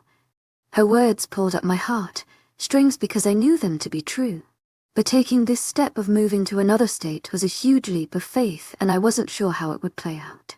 And you won't be alone in bringing yourself to move past the past and start fresh, Seth, and I will be beside you through it all, Ariel promised, a gentle smile playing on her lips. It's time for a fresh start, and God knows you need it more than any of us. I chuckled lightly. She was right. I was in desperate need of a fresh start, and having my best friend beside me will make it a whole lot easier. With the wings of 1,000 butterflies flapping within the confines of my stomach in excitement, and a smile so wide gracing my lips, I nodded in approval to Ariel's plan. I had decided all at once this was a leap of faith I was willing to take. Chapter 38. When we returned back to Xavier's home after our short trip to check out the apartment, everyone's mood had shifted incredibly. I was feeling giddy, and Ariel was so excited she was constantly hopping on her feet. Vincent and Scarlett were also happy that we had liked the place, because that meant we would return our flight to stay. The apartment truly lived up to its expectations. It was close to the city, and had an entire wall of windows that overlooked the best buildings. Ariel and I had instantly felt at home, and considering it was close to both Seth's and Xavier's places and came at a very affordable price, Ariel was quick to seal the deal, disregarding my nagging about how we should at least take a few days to think it through. Think what through? She had said. I'm ready to move in. You can take your time to think your life through, and once you do, the place will be ready to move into. Back at Xavier's, we each went to our rooms to pack up the rest of our belongings. I didn't have much that needed to be packed, so I settled for my backpack only, which I carried in some of my travel necessities. I was quick to change into a more comfortable attire as we were nearing our flight time and everyone was already by the door.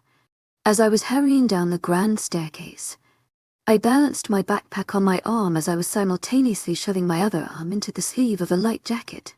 When I neared the end, I stumbled over my feet and dropped the bag from my grip, hearing it tumble down the next few steps and fall to the bottom of the steps with a disapproving thud. I hunched over to grab it but was surprised to see another arm extending towards it at the same time. I've got it. I frowned as I came up straight, staring into Noah's jade orbs. He lifted the bag up, swinging it over his shoulder and offering me a tight smile. Not that easily, Bertie. No, it's fine. I reached out to grab the bag from his shoulder, but was surprised to see him lean back with a look of determination. I raised a brow in question. Let me help. I don't need your help. This time, I reached out and yanked my bag off Noah's shoulder, rather forcefully, watching as his eyes widened at my sudden show of aggressiveness. I can take responsibility of my own bag. When I turned to walk the other way, I did a double take as I came to notice that both Xavier and Ariel were standing by watching our interaction with questioning gazes. Forcing on a tight smile, I left through the door and made my way to the car, all the while thinking this will be one hell of a flight back. The familiar scent of my home hit me right in the deepest part of my heart and clenched tightly around the bundle of muscle as soon as we walked through the wooden door. I twisted the key in the lock and pulled it out, stepping further inside as Ariel walked in behind me, and then Xavier shut the door. We had taken the flight back to our hometown in Illinois, Xavier joining along to help me pack and keep me company. And although a part of me was very ecstatic to go back to my apartment and home, another part of me was dreading the moment I'd have to walk away. I had an odd habit of forming unbreakable bonds with routines once I'd gotten used to something. It's very difficult to let go. Even though it's only been a couple years since I'd moved to this part of town and the apartment I was currently staying in, I held the place so close to my heart that it instantly became my home, a place I could never imagine walking away from. Nora, Xavier called out to me, snapping me out of the jumble of doubts my thoughts had created in my mind. I looked over at him to see him standing beside the bookshelf set by the TV in my living room, his eyes watching me expectantly as if waiting for a reply to an unheard question. Sorry. What? I asked if you'd like me to pack up these framed pictures. Oh yes. Please. I raised a finger to ask for a moment, then rushed over to my bedroom down the hall, reaching my closet and rummaging through the back for any bags I had left. I entered the living room with a gin bag which I offered to Xavier. If it's important, it'll stand out. I informed him as his eyes searched among the room for anything to pack up. I gave him a small smile in appreciation before turning back to my bedroom. I searched once more in the back of my closet and returned with a bunch of old bags. Then I began with the basic necessities that I hadn't already packed up the last time I fled to Indiana: some clothes, skin care products, and makeup. I only grabbed my favorites, knowing I'd be able to make up for the rest once we settle at our new place. No doubt today and Ariel would already be dragging us to the city for some major shopping. As I rummaged through my closet, I came across an old shoe box hidden in the corner, packed with faded Polaroids, torn tickets, and random notes from some of my favorite times in high school and college. I smiled involuntarily as I went through some of the pictures, seeing the smiling faces of people I'd nearly forgotten existed. The sudden knocking on my wooden door snapped me out of my haze, and I looked over across my bed to see Ariel popping her head through the door. Hey you, I'm done packing up. Would you like some help? She exclaimed cheerfully. I stuttered, confused. To my agent extraordinaire, Madeleine Nilban, heartfelt thanks for your unfailing patience, enthusiasm. We literally arrived not 15 minutes ago. Yeah, and... She questioned, equally as confused. Did you seriously manage to pack up all of your last couple of years within 15 minutes? To my agent extraordinaire, Madeleine Nilban, heartfelt thanks for your unfailing patience, enthusiasm. I asked in disbelief. She scoffed. I'm starting fresh. Nora, I don't need to carry my past into my future. I rolled my eyes. Deep. To my agent extraordinaire, Madeleine Nilban, heartfelt thanks for your unfailing patience, enthusiasm. Deep. Looking around at the slight mess I've created on my bedroom floor, I actually don't have much left to pack, so I'm good. I was met with a wide smile in return. Then I'll go downtown to grab us some coffee. The usual, I hummed in response, and she left to go ask Xavier for his order. Once I heard the front door be slammed shut as Ariel left, I stuffed all my memories back into the box and gently placed it inside a wide bag, packing it up along with the rest of my necessities. Unlike Ariel, I could never leave my past behind. I should always carry it into my future. It's a part of who I am. My bedroom door creaked as it was gently pushed open. Xavier stepping inside, and he's falling to my cross-legged seating on the carpeted floor. He gave me a warm smile, pointing over at my bed with a questioning gaze. May I? I staggered at his question, not expecting the politeness. To my agent extraordinaire, Madeleine Nilben, heartfelt thanks for your unfailing patience, enthusiasm. Upon my permission, he walked in and sat at the edge of my bed, his gaze falling to me on the floor. I finished packing up the living room, but you should take another look around in case I missed anything important. I shifted in my seat to face him, smiling appreciatively. Thank you. His silver gaze shimmered under my bedroom's fluorescent light, his eyes studying mine for a few seconds too long. To our agent extraordinaire, Madeleine Nilben, heartfelt thanks for your unfailing patience, enthusiasm. He replied sincerely, and my heart fluttered. I felt a warm blush creeping up my cheeks, and I broke contact with his intense gaze as I went back to the mission at hand. I'm only packing up the irreplaceable pictures and memories and all, I informed him. He hummed in response, his eyes studying my motions as I shifted on my seat and began standing up. I moved towards my dresser, pulling the drawers and sneaking quick glances inch-skied. Where you keep your apartment? Xavier asked me after a few moments of comfortable silence. I exhaled a breath, thinking over the decision I'd made earlier during our flight. If I were to pay rent for the new place Ariel and now thinking of moving to, there's no way I could also keep this one. I'm already running on a tight budget. No, I can't afford to pay to rent. I glanced over to gauge his reaction, and I found a slight frown creeping up his features. Xavier's confused silver gaze stared at me, as the wheels continued to turn in the back of his mind. I thought you were moving into our home. I took a sharp intake of breath, his words tightening my stomach. I shouldn't have been surprised that Xavier expected me to move in, after everything that's happened between us, but for some reason the thought hadn't crossed my mind. When I couldn't form any proper response to his invitation, Xavier spoke up once again, the words rolling off his tongue slowly as he emphasized every word. Your hour. He hesitated for a second, then continued. My Luna, Nora, I want you to move into our home and be beside me. My heart clenched and unclenched tightly in my chest. I feared I might have a heart attack. Was I ready to do that? I had come to accept, and even believe, that Xavier and I might actually be soulmates.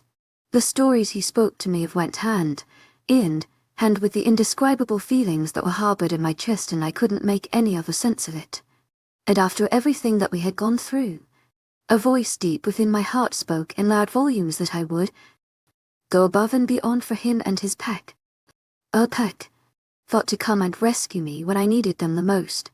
They didn't hesitate one sec, and when they had to risk their own lives in order to save mine, in order to avenge me and pain and suffering that was induced by Darius and his men, all while I was still a stranger to them. If that didn't speak volumes of the length they were willing to go to in order to protect me, and how much they cared for me, I don't know what will. And even though I still felt like a stranger to them, somehow, they had already found a place in the deepest parts of my heart. They are my new family, and I know that I would fight for them with just the same amount of ferocity as their undying loyalty to their home. To my agent extraordinaire, Madeleine Nilben, heartfelt thanks for your unfailing patience, enthusiasm. And now there, Luna.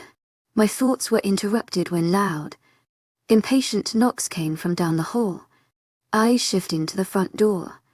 I excused myself from Xavier's watchful gaze and headed down the hall towards the front door. Ariel stood on the other side of the door with a frown on her face, balancing a tray with 2 drinks in one hand while sipping from her own drink in her other. Where have you been? I've been knocking for nearly an hour. I rolled my eyes at her exaggeration and stepped to the side to allow her in. How far in are you? With the packing and all. She spoke in rushed sentences. Once inside my apartment, Ariel twirled to look at me with gleaming eyes. Her excitement was so prominent on her features that it could be noted from a block away. I'd say halfway. Not entirely sure with my answer. If I accepted Xavier's off moving into his family home, and was free of paying rent for the new place I'll be staying at, I might actually keep this apartment, and if so, then I wouldn't really need to pack everything up. But that's only it. Ariel let out an annoyed groan. I thought you'd be done by now. We need to take the earliest flight back so we can go furniture shopping. My eyes widened. I had sick visions while waiting in line. I'm thinking contemporary, maybe even try out the minimalist lifestyle. Her eyes gazed far off into the distance as she got lost in her own fantasy, imagining all the different ways she could start off her new life. I snorted. In minimalist.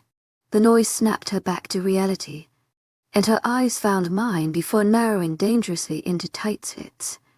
To my agent extraordinaire, Madame Nilban, heartfelt thanks for your unfailing patience, enthusiasm. Xavier's voice came from down the hall, greeting her in surprise. You're back early. Ariel flicked her wrist nonchalantly. Short line. To my agent extraordinaire, Madame Nilban, heartfelt thanks for your unfailing patience, enthusiasm. We need to help this, she pointed at me. Finish packing up or else she'll take forever. She went over to give him his drink, mumbling something about an energy boost. Xavier frowned as he came to a stop beside us, watching her curiously. And you finished your own packing? To my agent extraordinaire, Madeleine Nilban, heartfelt thanks for your unfailing patience, enthusiasm. Apparently, I spoke up before Ariel could. She's all about that fresh start. I only packed what I needed, everything else is replaceable. She shrugged. Xavier hummed in response. Then his vision shifted to me. How about a lunch break? We can go to one of your favorite restaurants in the city. One last time before the big move. Ariel gasped, her hand coming up to clutch my upper arm in excitement. I glanced at her to see her beaming, bearing a wide smile. And instantly I knew what she was thinking of. Yeah, I agreed. We can go to our favorite place, it's a small diner a few blocks away. I glanced over at Xavier and he offered me a warm smile. Nodding in approval, I turned to head back to my room. I'll just grab my purse, I announced. When I walked back out, Xavier stood alone in my living room, waiting patiently as he leaned back against the kitchen counter. He stood upright and gave me a small smile. Where's Ariel? She stepped outside for a phone call. I nodded, continuing my steps towards the front door. I was surprised when Xavier suddenly reached out and gently got a hold of my hand, halting me in my tracks. I shifted and my confused eyes found his. He slowly began inching closer to me until he stood a mere foot away, the heat radiating off his chest, spreading a comforting warmth down the lengths of my arms. My senses were overtaken by his close proximity, his addictive aroma, and the millions of sparks that traveled from his fingertips up my own hand, igniting a sensation that only he could ever make me feel. My heart began to beat loudly in my chest. You never gave me an answer. A small smile tugged at the corners of his lips, his hypnotizing silver eyes glinting. His long fingers continued to gently rub soothing circles on the back of my hand as my mind raced with questions. I could only whisper back dumbly, "Can Xavier?" As smile widened, flashing me his white pearls. I blinked and was suddenly pulled out of whatever trance his intimate actions had pulled me into. I forced my feet one step away from his close proximity, letting the air wash the tension growing between us. His question finally made sense. He was referring to our earlier conversation in the room, where he asked me to move into his family home. I don't know. I stuttered at a response, unable to hide my doubts and hesitation. A brief flash of disappointment washed through Xavier's eyes, his eyebrows slightly coming down into a small frown. He inhaled deeply, fixing his grip on my hand.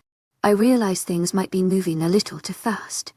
He began to say, "But as I've told you before, Nora, you're my soulmate, and my Luna, From the moment I laid eyes upon you, I was ready to start my life with you. My heart sunk deep into my stomach. But if you need time, then you can have as much as you want. His lips curved up into a promising smile. I'm not going anywhere unless you order me to. My eyes had begun to steam by the time Xavier finished speaking, his kind words stirring deep emotions within my heart. I couldn't believe that I had been blessed with a man like him. Involuntarily, my hand pulled away from his, only to slowly curl around his wide torso. I only saw a second of the surprise that flashed through Xavier's eyes, before my feet inched closer to him and my face came flat against his chest.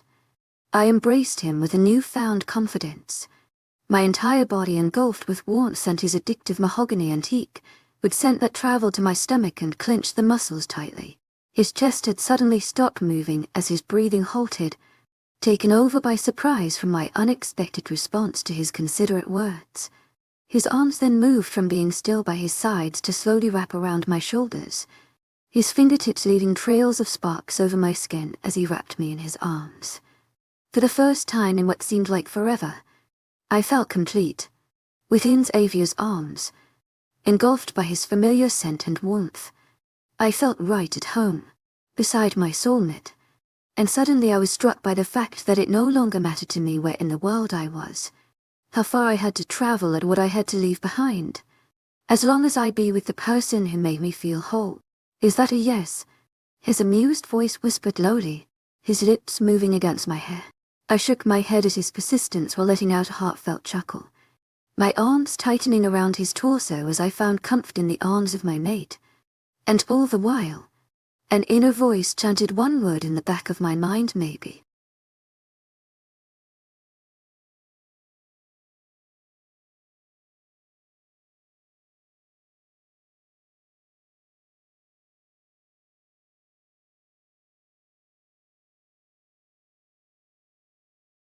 In the heart of the city I once called home, we gathered for one final feast, a last dance with the life we knew.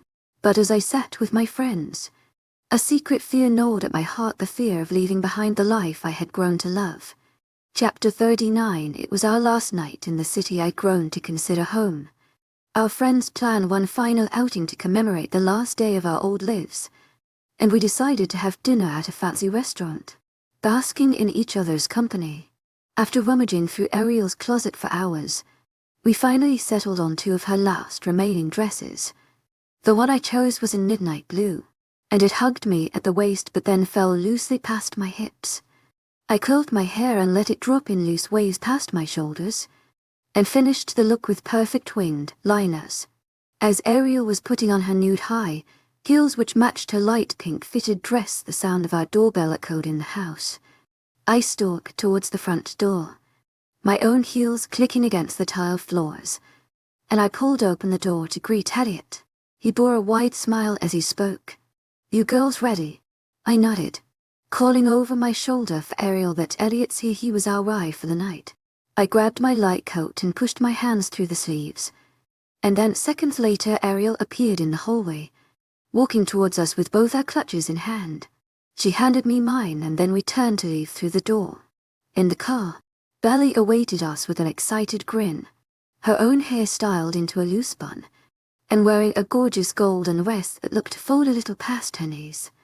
My nerves were running on overdrive throughout the car ride, with a constant voice nagging in the back of my mind about how terrifying breaking this routine will be, how fearful leaving this life I'd grown so accustomed to behind will be. By the time we arrived at the restaurant, I hadn't spoken a single word in the car as everyone conversed joyfully about so many different topics. But I was relieved that none of them had noticed my unusual quietness. As soon as we began to settle at our table inside the elegant but dark-themed restaurant, Noah started approaching us.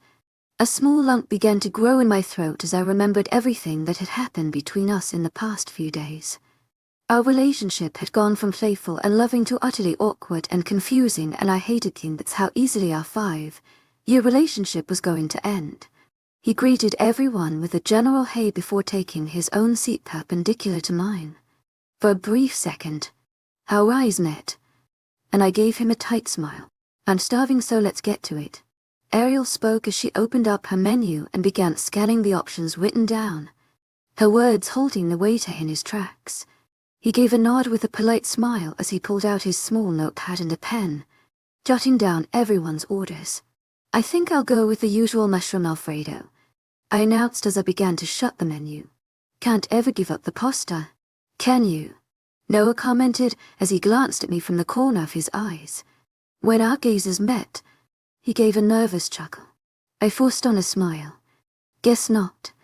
Reaching out for my glass of water, I took a little sip, my gaze moving around the table as I felt Ariel's eyes on me. She raised her brows in curious amusement, but I just gave a slight shrug. After a short waiting period, our dishes began to arrive.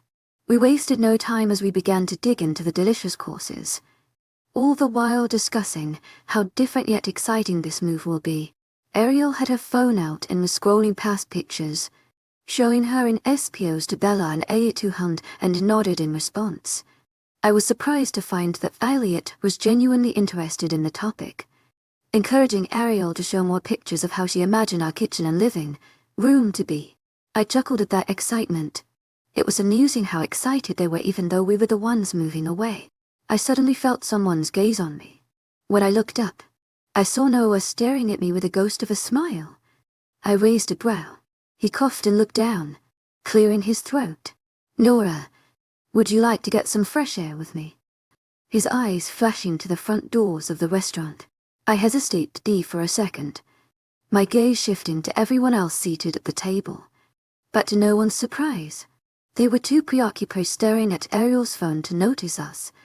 When my eyes fell back on Noah, I found him to stare back with a pleading look, and a voice in the back of my mind insisted that I needed to sort this out before moving, or else I might have to risk losing a friendship I appreciated altogether.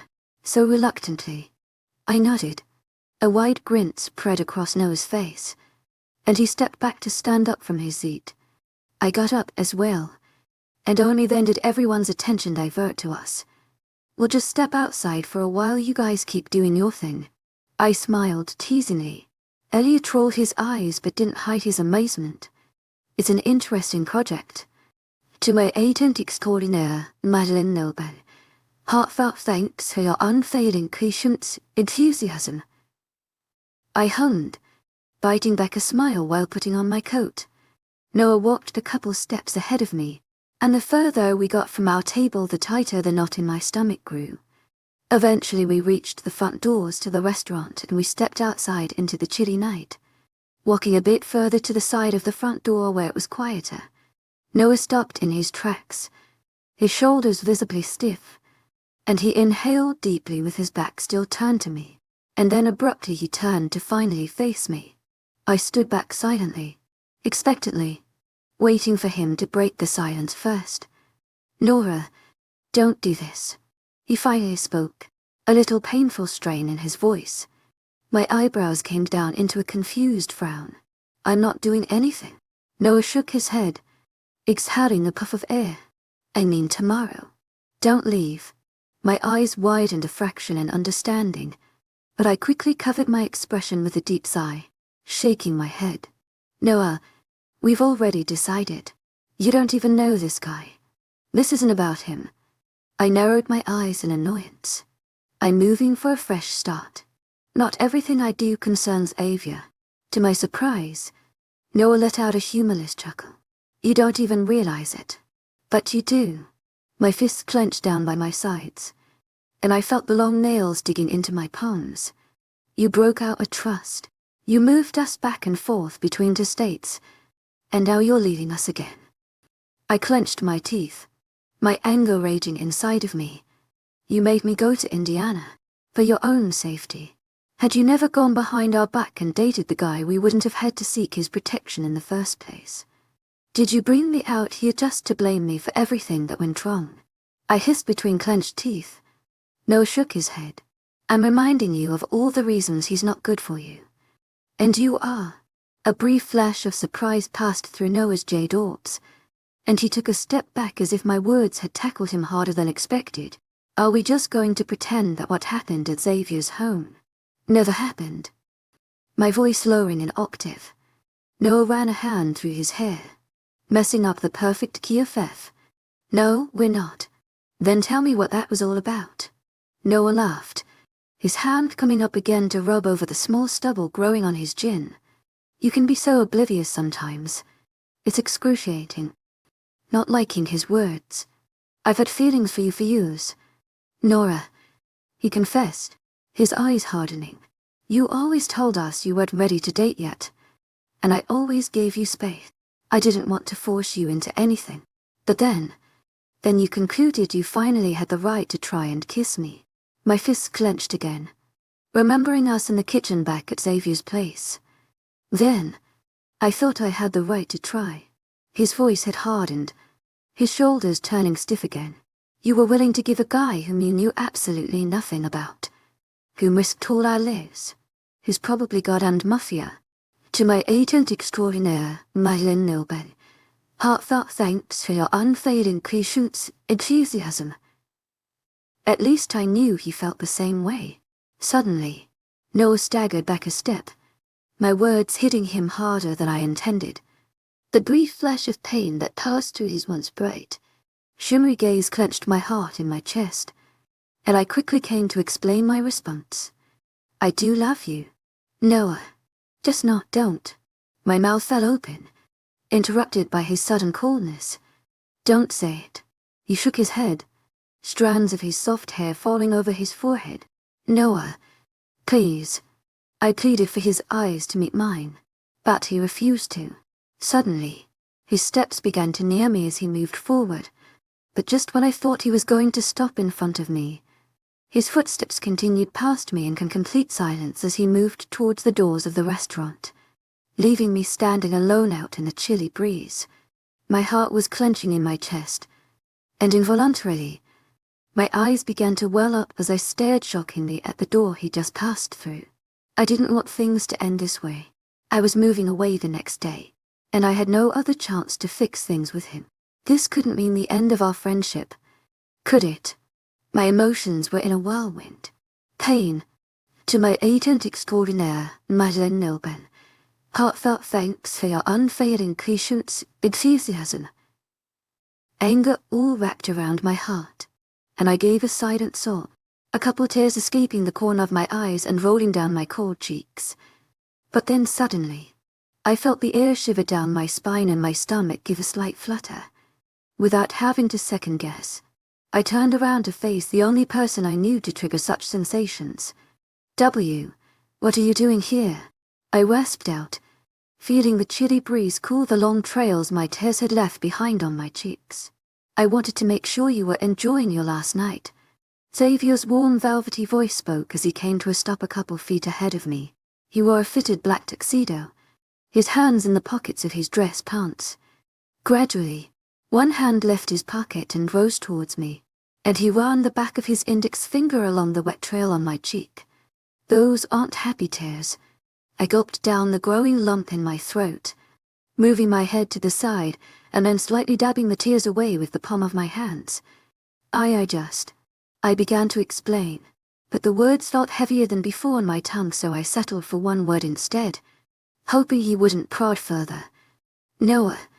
Xavier nodded once, his hand sneaking its way into his pocket once more, and his eyes moving to the ground. Confused by his reaction. You knew. His silver gaze met mine, swirling with different emotions. I tried not to eavesdrop. He confessed, a hint of shame lingering in his voice. Surprisingly grateful that he'd heard our conversation, because that meant I didn't have to word it again. I didn't mean to hurt him, I whispered, feeling the lumps growing from in my throat yet once more. You're not obliged to love everyone back. My gaze met his shimmering silver warps. My eyes welled up again. The pain and fear of losing one of my closest friends gnawed at my chest. But I do love him. Xavier's gaze softened as he took a step forward, his warmth and scent now radiating off his build and engulfing me in a comforting manner. His hand came up to cup the side of my cheek, his thumb gently rubbing at my cold skin. Just not the way he loves you. My eyes widened as I registered his words. How did you know? That he loves me? I mean, Does he also know Noah tried to kiss me? My heart clenched tightly at the thought I didn't want him to. There was already enough tension between them as is. I could hear how his heartbeats rose within your presence. Xavier confessed. I inhaled sharply, his words unintentionally hurting me more than they should have had the power to. How long did you know? Did everyone know how Noah felt towards me? Since the first day we met. The lake-in. I could feel my chest tightening as I ran different images in my mind all the time to the conclusion that Noah had feelings for me, but was too oblivious to do so. And I hated it. I hated feeling oblivious and ignorant and naive. All the things I swore I'd never be. Come on. Xavier's familiar voice pulled me out of my thoughts, and I felt his hand sneaking down to grab my own, feeling my cold small hand be warmly engulfed by his own brought me an indescribably marvelous sensation of safety and contentment, and the feeling wrapped around a heavy heart like a magical blanket that shielded me away from all pain and heartbreak. Let's get you home so you can get some rest. Tomorrow will be a long day. When his lips curved up into an excited grin, my stomach fluttered once more, and I nodded in acceptance to his request. Chapter 40. By early noon the next day. To my agent extraordinaire, Madeleine, heartfelt thanks for your unfailing patience, enthusiasm. Xavier and I arrived at the state of Indiana. Vincent and Seth both patiently awaited us outside the wide gates of the airport, chatting animatedly among each other as we stepped outside into the chilly breeze. As if he sensed our presence, Vincent had stopped the conversation amid his talking and turned around to greet us as we approached him from behind. Xavier had tried to convince Ariel and I to stay at his house, generously offering to take us to trips to the city where we could furniture shop until our apartment is ready to move into. But we had to decline since we already planned to stay at Seth's apartment, and it also felt invasive because it was his Pax home. Then we departed there, with promises of seeing each other the next day. As soon as we had arrived at Seth's apartment, Ariel and I tossed everything aside and rushed to the room we were to share during our stay, too jet-lagged from the constant travels to do anything else.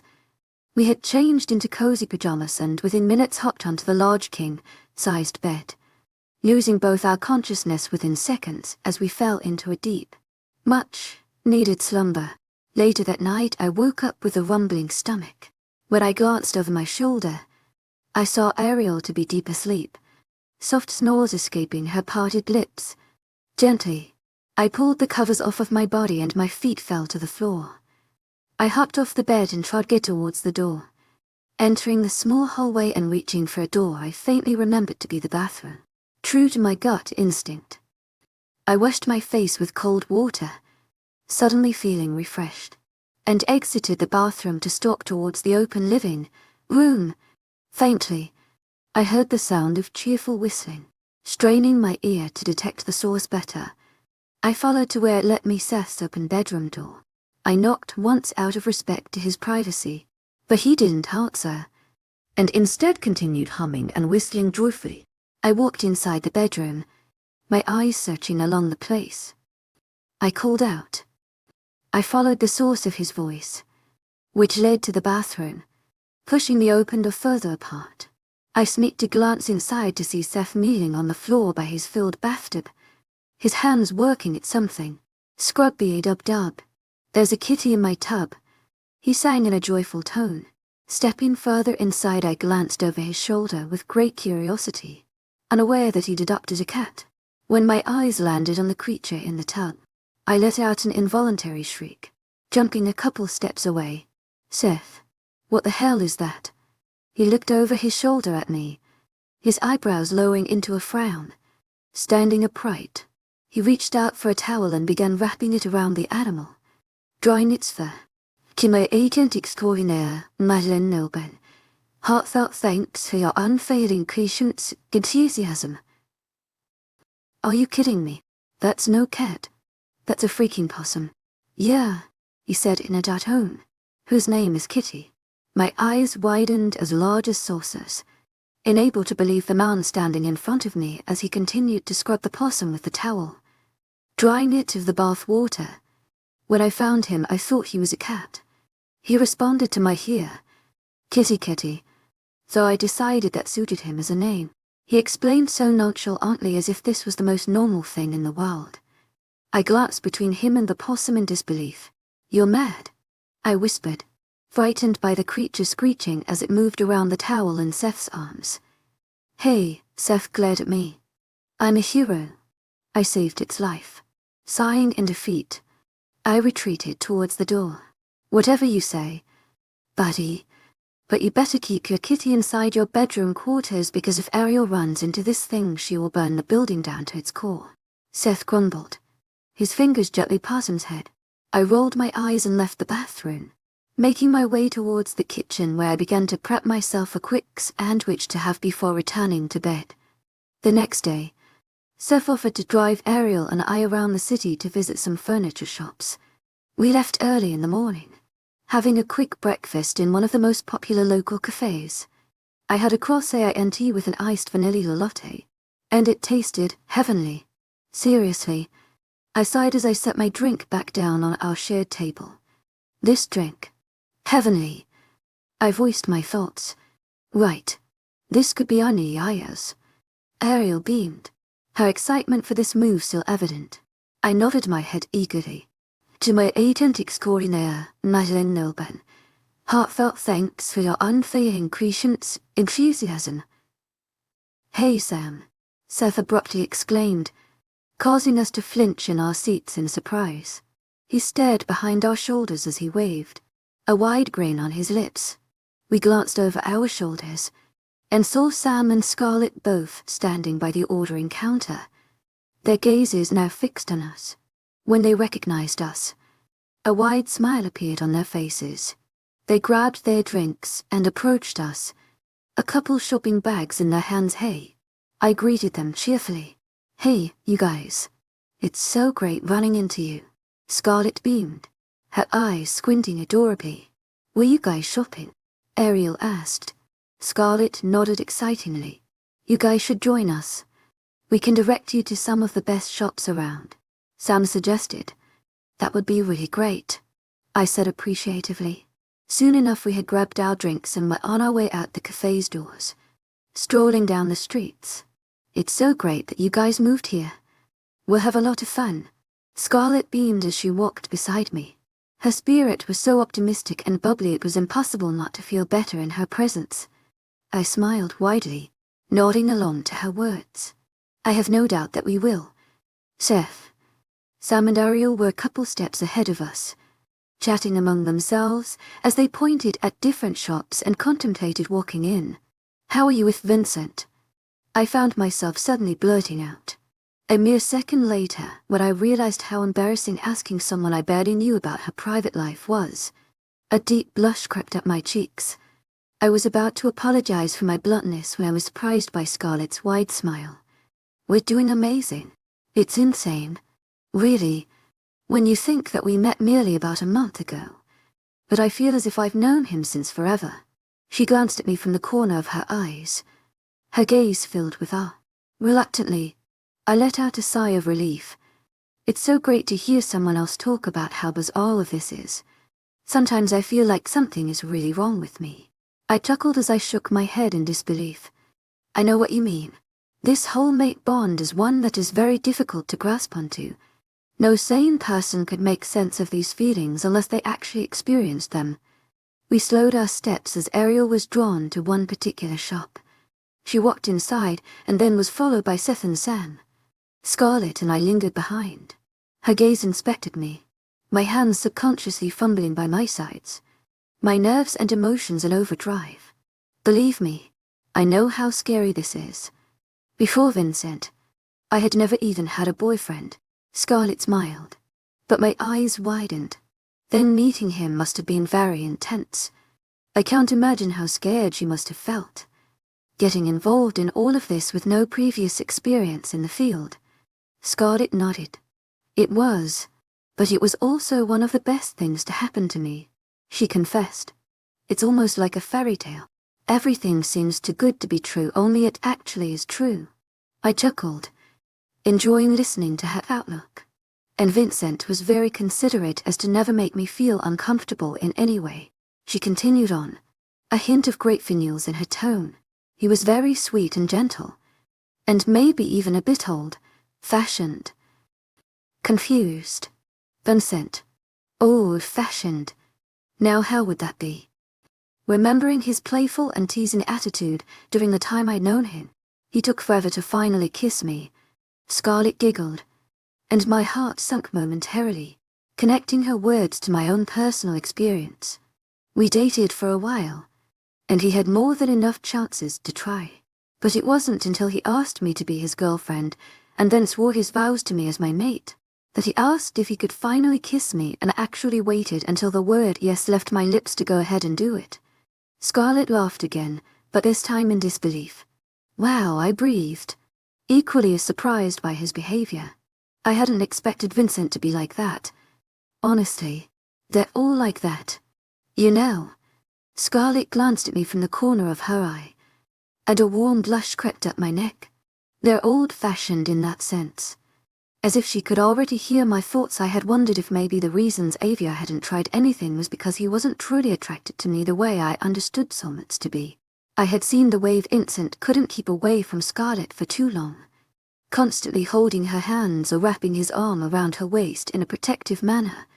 But Xavier sometimes seemed distant in comparison. He always gave me enough space, which frankly I was thankful for.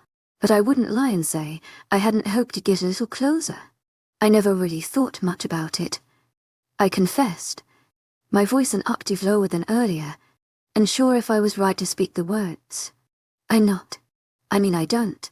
I trailed off, unsure of how to word my worries. I don't deal too well with physical affection. My face felt on fire by this point, my gaze secured on the concrete floor. Why is that? Scarlett asked in a low voice. Before rushing, if you don't mind me asking, to my agent extraordinaire, Madeleine Noban, heartfelt thanks for your unfailing patience, enthusiasm. You don't have to answer that. My eyes meeting her embarrassed gaze. It's all right, I assured her, my mind drifting far. I just didn't have the best experience with my ex, recalling how the gentle, loving touches had turned into violent, painful ones had my heart clenching tightly in my chest as I stood in the middle of the city with tightened fists. Oh, Scarlett whispered, her gaze falling onto me. I'm sorry to hear that.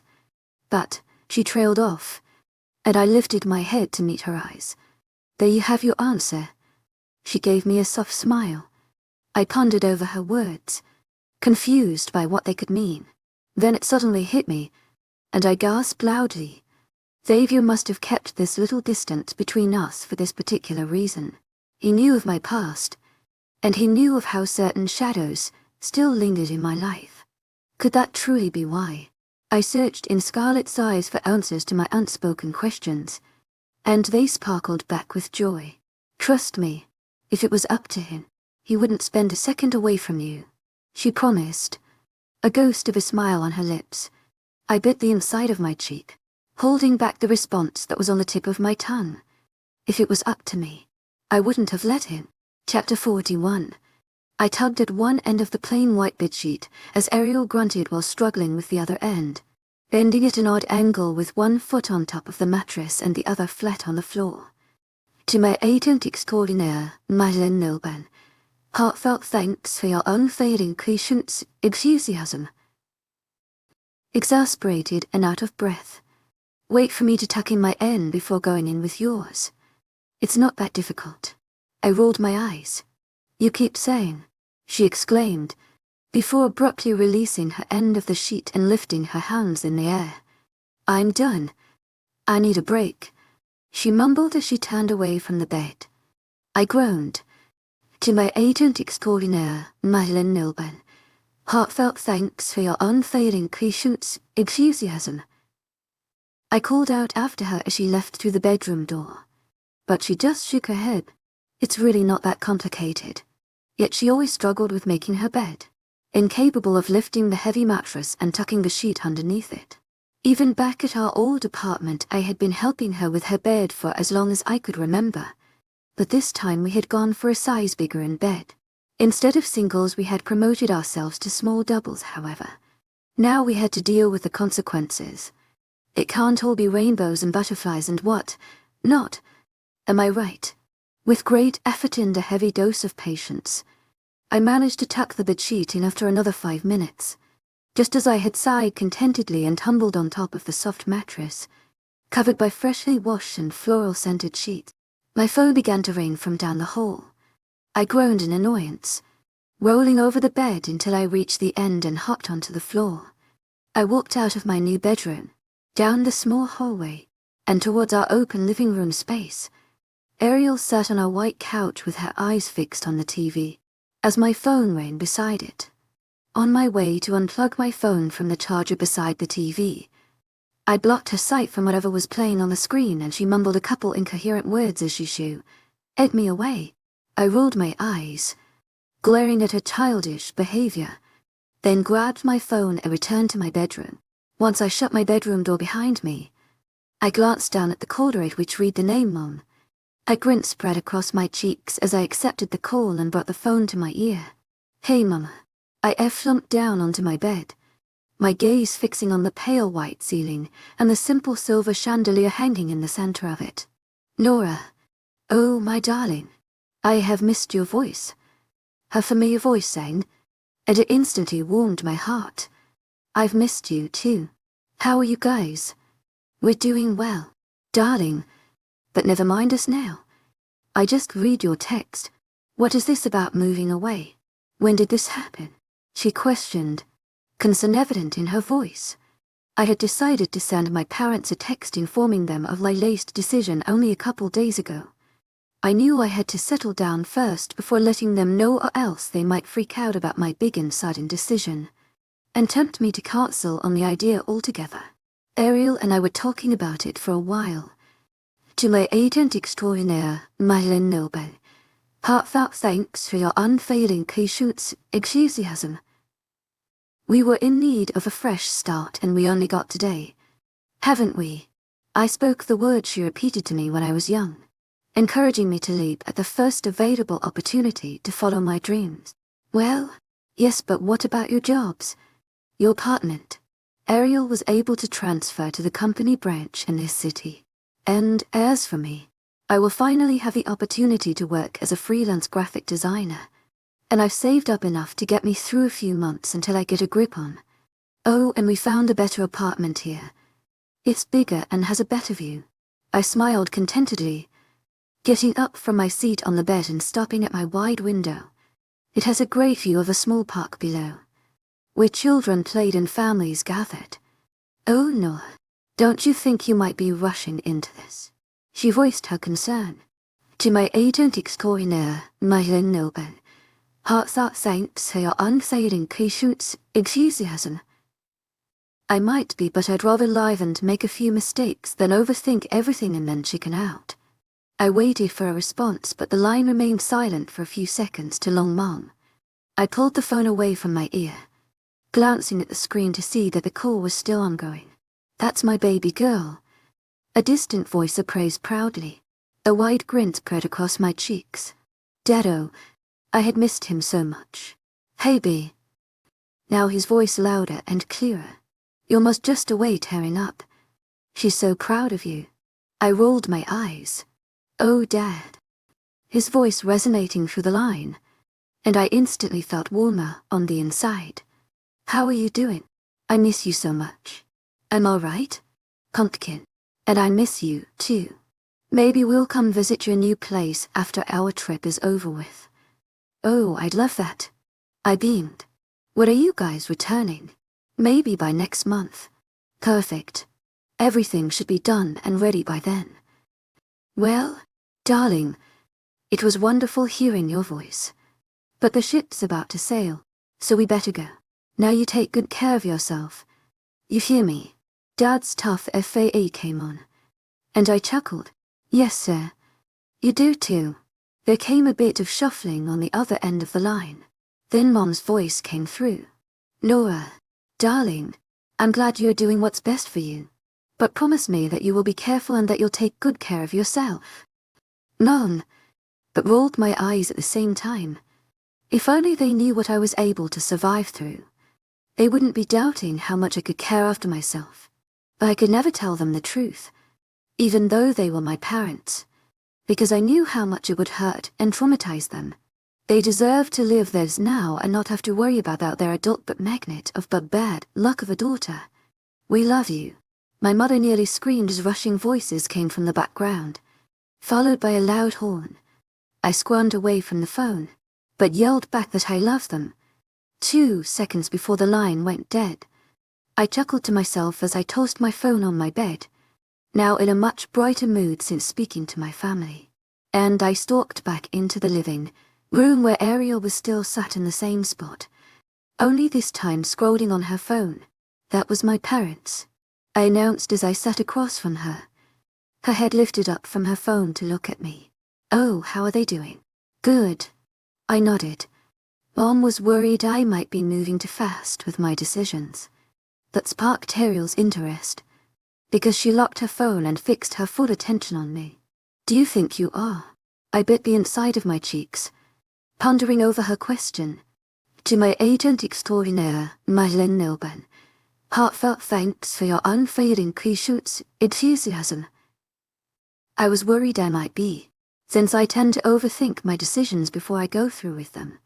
But this experience planning on moving out and away within days, and actually going through with the decisions sparked a feeling inside of me that was quite foreign. It gave me an adrenaline rush that made me feel like I was, for the first time in my life, living and experiencing instead of overthinking and fearing. I have had my share of regrets and mistakes, and for a long time I feared making more. But isn't that how we learn? By making mistakes and regretting our choices. Because only then do we learn and rise stronger than before. Earth to Nora. I snapped my head back up, my eyes falling on Ariel's quizzical gaze. I was so lost in my train of thought I forgot she was waiting for an answer. Oh, God, she groaned. You do regret it, don't you? You wish you never listened to me now. I interrupted quickly, my eyes widening. I don't. Ariel eyed me skeptically, her gaze moving across my face in search for any sign of doubt. You don't? I shook my head, a small smile grazing my lips. You know, I just told my mom I'd rather lie than make a few mistakes that overthink everything and then chicken out. And I think that perfectly sums up how I feel right now. I glanced up at Ariel to see her face softening. It was a risk I was willing to take. And so far, it's playing out surprisingly very well. Ariel squealed, abruptly jumping up from her seat and nearly hauling me into a hug. Oh, I knew you wouldn't regret it. She embraced me joyfully, full of excitement. I chuckled, patting her shoulder twice, then putting back to look at her face. Did you now? She rolled her eyes and fell back into her previous seat. This is our new beginning. We will make it worthwhile. I nodded in agreement. We will. Suddenly my phone began to ring again, the ringtone echoing in our apartment all the way from my bedroom. I got up from my seat and headed back towards my room, huffing in aggravation. All I wanted was some rest. Today had been a very long day. When I reached for my phone, I wondered what could be so important that my parents had to call me back while in the middle of their trip. However, when I flipped the phone to glance at the screen, my heart sunk to my stomach when another name popped on the caller ID. Without wasting another second, I accepted the call and put the phone to my ear, my stomach fluttering. Hey, I greeted, an involuntary smile creeping up my face. Hello, Nora. Xavier's velvety voice boomed through the phone, wrapping itself around me in a warm embrace. What's up? I tried my best to sound casual, but recently I had figured out that no matter how long I'd known Xavier for, my heart would still skip a beat at mention of his name. What are you currently doing? I looked around my bedroom, my floor covered by several bags waiting to be unpacked. Nothing. It can wait. I'd love to have you over for dinner, Xavier stated, but it sounded more like a question as he trailed off by the end of the sentence. I grinned excitedly. I would love to. Wonderful. Should I pick you up at 6? I hummed in response, giving my approval. Soon enough we said our goodbyes and Xavier stayed on the line for a few seconds longer, until I hung up first. My first thought had been thank God I had showered and curled my hair earlier this morning, which meant now I could skip this part and spend the next couple hours picking my outfit and doing my makeup. Falling to my knees by the duffel bags and backpack scattered across the floor, I began zipping them up and rummaging through. To my agent extraordinaire, Madeleine Nilben, heartfelt thanks for your unfailing patience, enthusiasm. I need your help, I yelled while frantically yanking out any dresses and fads I could get my hands on and tossing them across the mattress. What's up? Ariel popped her head through the door, a chocolate bar in hand. Help me pick out something. Xavier will be here by 6. Her eyes suddenly widened. You have a date? Yeah. Out of breath, Ariel suddenly squealed, jumping forward and falling to my bed, rummaging through the pile of dresses.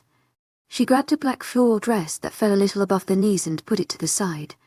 Continuing through the rest, I stopped my action, watching my best friend go through the pile of clothes with a wide smile on her lips, helping me prepare for a date I was nervous about. Brought a wide smile to my lips and warmed my heart immeasurably. I felt beyond grateful for having her by my side and for this new journey we were going on. Oh, we're about to have so much fun, she grinned, glancing at me from the corner of her eyes and winking creepily. I laughed out loud, feeling the weight of my nerves evaporate, and in its presence came a feeling my best friend never ceased to make me feel hope for a brighter future. Chapter 42. I was just applying my nude pink lipstick, the final touch to my subtle and glowy make-up look, when my phone dinged as it received a text message. I dropped the lipstick on the bathroom counter and retreated to my bedroom, grabbing my phone from off my bed to see a text notification from Xavier. Are you ready? I typed back that I am. Barely 2 seconds later, the doorbell rung. The sound echoed through our barely furnished apartment all the way to my stomach, where it twisted into a knot. This wasn't our first date, but for some reason, I was so nervous my hands were trembling. Breathe. I forced myself to inhale deeply, feeling the cool air travel through my windpipe to expand my lungs and wash the trembles away. You ready? Ariel's head popped through my bedroom door, her eyes taking in my appearance. I wore a red flowy dress that fell a little above my knees with black boots, and was going to top it off with my black leather jacket. My hair fell down into loose locks, and my make-up was subtle with only mascara and some highlight and light blusher on my cheeks. Ariel's lips formed an O shape, and when she inhaled I knew she was about to blow a whistle. But I was quick to shush her. She stared at me confused, but I just shrugged my reaction off. It's not like I could tell her Xavier had superhuman senses and would enable him to hear her from 2 walls down. I grabbed my bag and slung it over my shoulder, and as I passed her on my way out my bedroom, I leaned in and whispered, "Wish me luck." Ariel winked at me. Blow his mind away. I giggled giddily, like an excited schoolgirl who's finally scored a date with her school crush. When I reached the front door, I inhaled deeply to prepare myself to face the man whose eyes could send my knees shaking, and my heart erupting into 1,000 butterflies. When I finally opened the door, Xavier stood patiently with his hands in the pockets of his black dress pants. He wore a clean black tuxedo, looking ravishing, when his silver gaze fell on my brown ones. My heart melted in my chest. His lips curved up into a small smile. You look as beautiful as ever. I felt a warm blush creep up my cheeks, and was glad I had gone easy on the blusher. My natural blushing will be more than enough for the evening. Thank you. Xavier offered his hand, and I took it. The moment our touches came in contact, I felt the familiar sparks ignite beneath my skin, traveling across the length of my arm. I followed in his steps as he led me to the elevator, and motioned for me to go in as he held the door open. And when I passed by him, a gush of air brought to me his mahogany scent, and its familiar warmth wrapped around my heart and reminded me of all the reasons moving to this place was the right choice for me. It meant I'd be that much closer to the man I was beginning to fully accept as my soulmate. Because what other title could you give to a person who makes you feel things you never imagined to be humanly possible? When we reached the ground floor, Xavier and I walked past the front gates and found his black Range Rover parked right at front. He was quick to hold open the passenger door for me, and I smiled at his never-ending chivalrous acts. When we began riding down the roads, Davio's voice filled the space around us. "How was your day spent?" I shifted in my seat to face him better. "It was very good. We got a few things done around the place." Then I spoke to my parents on the phone. Xavier's eyes lit up, and he glanced at me from the corner of his gaze. "How is their trip going?" "Very well. They might come to visit my new place next month." "That's wonderful. I hope I'll have the pleasure of meeting them then." My heart skipped a beat. I never thought of introducing Xavier to my parents. He would be the first man I'd introduce to them. Although that made me nervous, it also thrilled me to some extent. I had a feeling my dad would enjoy his company very much.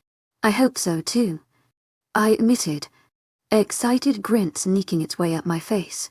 We continued the drive down the familiar streets in a comfortable silence. Xavier tapped his fingers against the steering wheel. As I studied his motions, I came to realize that ever since I'd first met him, this is the most relaxed he's been.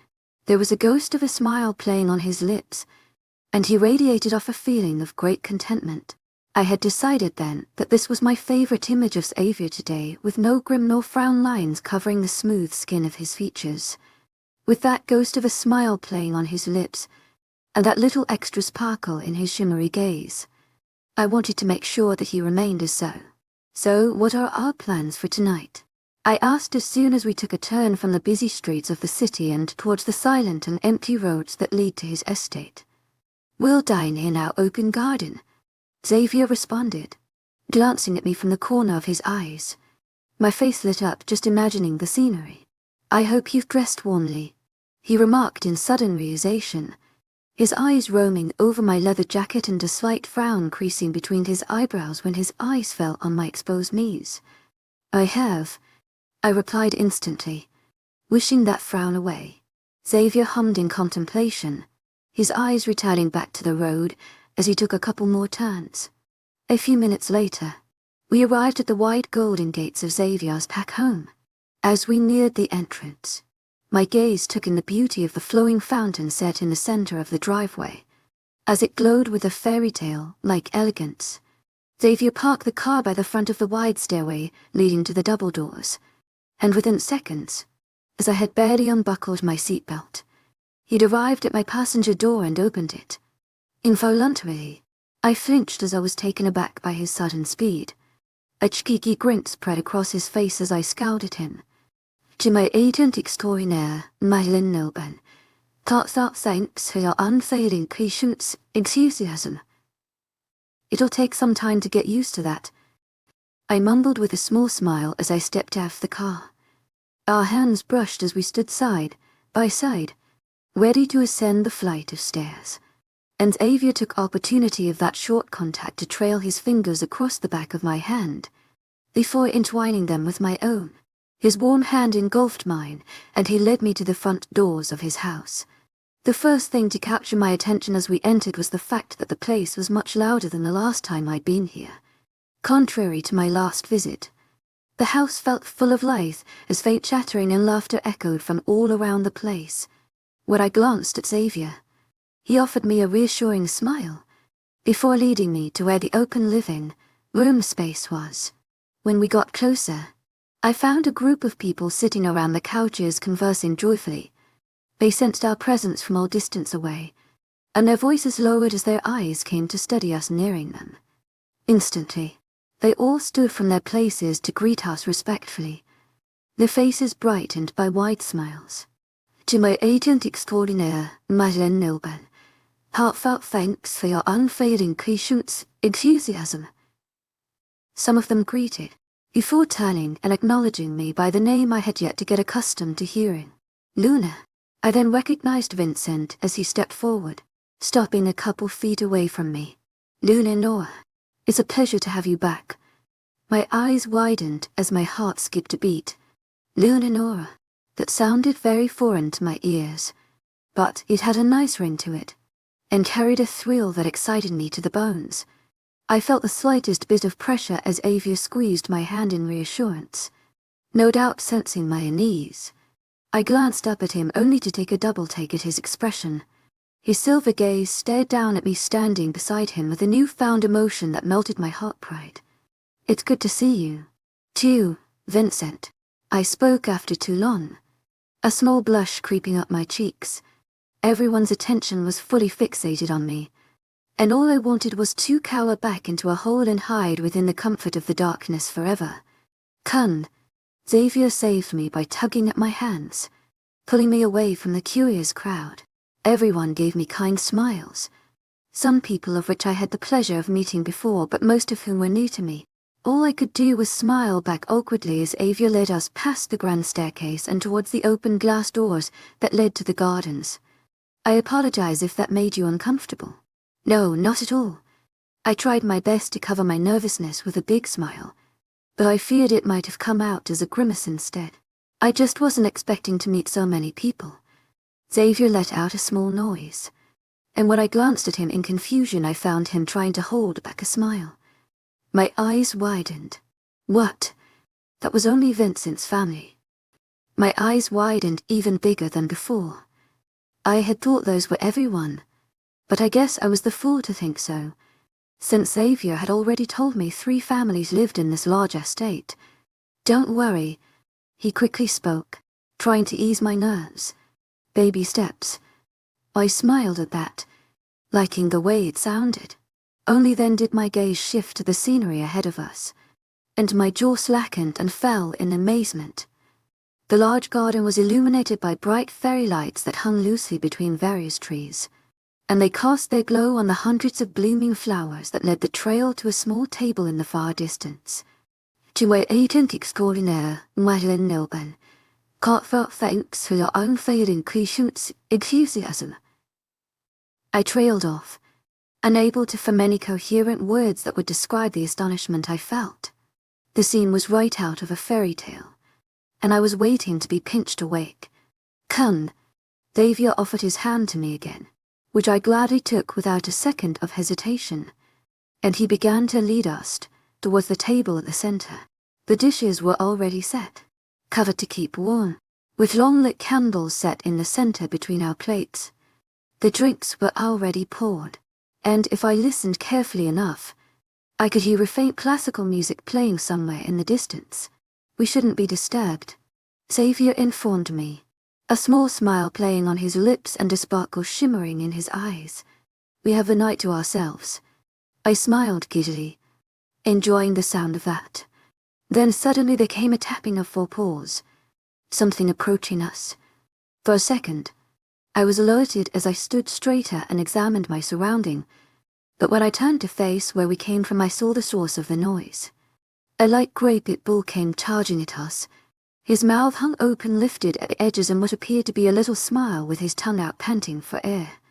I flinched when he passed me in a blur, attacking Xavier's legs and letting out a couple barks that were too loud for my comfort. To my surprise, Xavier broke out into a chuckle, falling to his knees to grab the pit bill and scratch behind his ears. The tail never stopped wagging, and the tongue never stopped licking. In complete awe, I stood back and watched Xavier's genuine and affectionate manners as he patted the pit bull and chuckled at his attempts to jump on top of him. When Xavier moved his hands from the pit bull's torso to his ears, my eyes fell on the spot his hands had covered seconds ago, and an involuntary gasp escaped my lips. That caught both their attentions.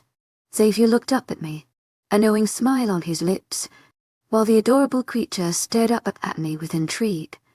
My gaze trailed from the innocent eyes to the countless bite scars decorating its torso, and my eyes widened.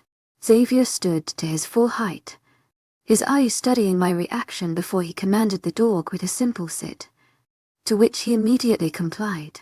Laura, meet Ander, Xavier spoke, his eyes trained on me. I gulped down the emotion swirling inside of me, and cracked a smile.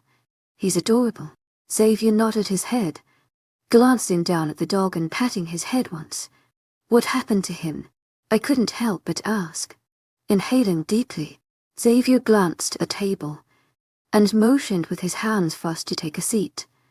I complied and followed his steps as he pulled back my chair and helped me down, before taking his own seat across from me. His eyes trailed over to where the dog sat patiently, his eyes trained on Xavier, shining, and his tongue draped out as he continued panting. I found him a couple years ago, he told me, his eyes still trained on the dog. We rescued him from an underground dog fighting ring. My stomach sunk when those words echoed to my ears, my eyes moving to the adorable creature that sat beside us patiently and quietly. My heart ached for him, taking in the angry scars that covered his torso. To my agent extraordinaire, webnovel, heartfelt thanks for your unfailing patience, enthusiasm. He's in a much better state now. Xavier spoke, trying to change the subject. He reached forward and lifted the cover off my plate, followed by his own. The dish, to my complete surprise, was Italian. I stared at Xavier in astonishment, and he gave me a knowing smile. He remembered. To my agent extraordinaire, webnovel, heartfelt thanks for your unfailing patience, enthusiasm. Hormones, calm down, please. He motioned towards the dish, and I lifted up my fork to begin eating. Throughout the next couple hours we ate a dinner and conversed joyfully, asking questions about the things we had yet to learn about one another. And I found that talking to Xavier was easy, like it was second nature. We joked and we laughed, not like we had known each other for only a month or so, but as if we had known each other for as long as we had been alive. After dinner, Xavier offered that we take a walk in the garden to a place he wanted to show me. My excitement was at its peak as I kept asking him what it was, but the only thing he gave away was the fact that I'd really enjoy it, which only increased my intrigue. His fingertips trailed across the sleeve of my leather jacket, wrapping gently around my wrist, then sliding down to wrap his hand around my own.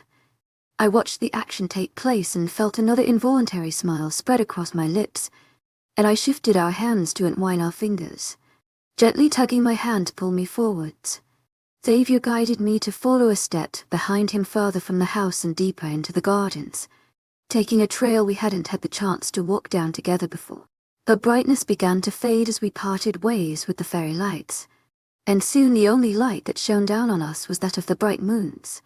Xavier seemed to have the path memorized like the back of his hand, as he confidently led us to where his destination was. Soon we reached a small clearing, and when Xavier slowed his pace and pulled me forward to stop beside him, I found that in the center of the clearing lay a large pond. An involuntary gasp escaped to my lips, my eyes taking in the natural beauty. I glanced at Xavier with the wild red eyes. Are you kidding me? I had to hide back my laughter. This place was beyond the extraordinary. Xavier's eyes twinkled under the glow of the moon, and he led me closer to the pond. When I sneaked a glance inside, I saw dozens of large KOI fish swimming in the clear waters, the water which reflected the brightly lit moon and the millions of shimmering stars. This place is breathtaking, I sighed in content. If I had this as my view, I'd never grow bored. My gaze moved from the natural beauty of the earth to the spectacularly infinite sky, and as my eyes traveled across the vast expanse, it suddenly hit me how perfectly this night has unfolded, with Xavier and I ending our date by standing under the glow of the full moon and the twinkling of a million stars. As I felt the fingertips trail over my arm again, I moved my eyes from the sight above to the striking silver orbs of the person standing a couple inches away from me. Only when I felt Xavier's exhale on the side of my cheek did I realize how close we were in proximity, with his warmth radiating off his layered black tuxedo and wrapping around my senses, his mahogany scented aroma being all that I could smell as I stood among hundreds of blooming flowers. He was all over my senses, and when his hand lifted to trace an index finger across my cheek, my knees merely buckled beneath me, so I had to clasp onto his arms for support. His gentle touch lowered from my cheeks to my jaw, where he rubbed soothing circles that only rushed the blood to my cheeks. My gaze was captivated by his, and his by mine, and I felt as if all my surrounding was melting away into the complete void, and the only subject that grounded me to my present was the man standing before me, my mate. My hands moved from his arms to the back of his neck, where I pulled him closer to me with all my might, crushing my body into his so tightly that I felt an inch closer and our hearts might meet. When we finally pulled away, I had never felt warmer in my entire life. Xavier's eyes opened to reveal his silver gaze, tinted a hint darker than the usual, but glimmering with a spark that could burn the entire world around us. His arms curled around my waist and pulled me closer to his chest, the only place where I felt I truly belonged. Epilogue 1 year later. I awoke one morning to the soft chirping of the birds outside our balcony, the rays of sunlight beaming through the open glass door and falling on the parts of my skin that lay bare. I rolled over the silky sheets of arcane, size bed, but found the other side of the sheets cold and empty. My eyebrows lowered into a confused frown as I studied the room around me, but found that I was its only occupant. Tossing the soft sheets off to the side, I pushed myself away from the mattress and hopped on the floor, the cool tiles causing a slight shiver to run up my spine. I followed the route to the bathroom and turned on the shower, letting the water warm up as I splashed my face in the sink and brushed my teeth. After a quick shower, I changed into a beige floral dress that fell above my knees, and brushed my fingers through my wavy brown locks to straighten them after a night of tossing and turning in my deep slumber. Then I quickly put on my white Vans and hurried out the bedroom door in search of the man I'd gotten used to waking in the arms of. As I passed down the hallway and towards the grand stairway, the joyful chattering and laughter echoed in the house, a noise I had not only grown accustomed to, but also started feeling empty without. It had become a part of my daily routine to wake up to the voices of the families in our pack house, ever since I'd accepted Xavier's offer and moved into the pack home 2 months ago. When I reached the ground floor, I turned a corner heading towards the kitchen, the place where the voices sounded the loudest. As I entered the busy room, my gaze roamed across the faces of the people I'd started to consider my family. "Laura," Scarlett exclaimed, a wide smile on her face as she gently pushed Vincent's arm away, forcing him to drop his hold from around her waist. He turned to greet me with a slight nod to his head and a smile on his lips. "Good morning, everyone." I greeted the people in the kitchen, most of whom had ceased their actions and stood by respectfully the second I entered the room. It was still odd, getting used to their behavior towards me, and no matter how much I tried to get them to treat me as an equal, they continued to view me as the superior I was too ashamed to consider myself as. "Good morning, Una," one of the young pack members, a girl barely past 16, grinned widely at me as she poured a cup of coffee. "Have you guys seen Xavier?" I asked hopefully. Someone must have seen him. It was unusual for him to wake up so early and leave without saying goodbye. Scarlett nodded her head, which captured my attention, and I diverted my gaze to fully face her. "He's in your spot, waiting for you." My heart skipped a beat, then started again with an excited rhythm. A big smile spread across my cheeks, and I quickly nodded and excused myself to go see him. As I walked past the open glass doors to the back gardens of the estate, my heart thrummed in my chest in excitement, wondering what surprise he was up to delivering this time. Being with Xavier had been one of the best things to have happened to me in all 20 the years of my existence. No exaggeration. Every day I would awake with a feeling of contentment, and when our gazes interlock, my heart burst into a million butterflies. It was no secret that I have fallen badly, and he never ceased to remind me that he has too. As I strolled through the gardens and past the trails that were highlighted by hundreds of blooming roses, the sun's rays danced across my exposed skin and warmed my cheeks, reminding me of that feeling of bliss I experienced every awakening hour since I'd started this new journey with my mate. Our spot. Soon enough I had reached the clearing where the pond lay, and from the far distance I could distinguish the shapes of a table set in the middle beside the overlapping stones. 2 chairs across one another, and beside it stood the man of my dreams. Xavier had sensed my presence from a distance as he stood patiently, dressed in a simple black shirt and dark jeans, his hair neatly pushed back and an adoring smile on his lips. I couldn't hold back my giddiness as I broke out into a sprint, closing our distance and crashing into his arms. Xavier groaned playfully as I giggled in response, my arms coming to wrap around his neck and crushing him to me, engulfing myself in his familiar warmth and addictive aroma. "Good morning to you," too, his velvety voice whispered against my hair. his exhale puffing an air against my cheek and leaving shivers across my skin. I pulled away to glance into my favorite pools of striking silver, twinkling with admiration. "What are you up to?" His lips curved as he gave me an innocent smile, gesturing towards the table filled with a wide variety of breakfast foods, from freshly baked pastries to skillfully cut fruit. As if the smile playing on my lips wasn't enough to convey my happiness, a small giggle escaped my lips. Xavier's fingertips trailed the length of my arm, leaving an electrified sensation in their wake. I descended to grab a hold of my hand. He guided me towards the seats, and we both sat down at once. "How did you sleep?" he asked me softly, his gaze never leaving my face. "As always, very well. Within these past 2 months I had had the best sleep of my life. Falling into a deep slumber while cuddled in the arms of the person I loved was an indescribable feeling. It was heavenly, to say the least. I started with a chocolate croissant while Xavier poured us both coffee, offering me sugar and cream to have just the way I liked. We had grown to memorize even the tiniest detail about one another, but there still seemed to be so much more to learn, and I was ready to spend the rest of my days doing just that. "What are your plans for today?" Secretly hoping he didn't have anything in mind so that we'd spend a lazy day basking in each other's company. Xavier continued with the promise of his ancestors by keeping a constant look out for any dangers that may lurk in the shadows of their homeland, threatening the safety of both its people and its soil. So on some days, he would be too preoccupied walking alongside Vincent and Levi to spend time with me, and so Scarlett and I would plan a hangout with Ariel, and sometimes Seth and Sam would join us, the latter of whom had begun dating. But today, I craved Xavier's company more than any others. He clicked his tongue, his eyes twinkling with excitement. "No plans for today.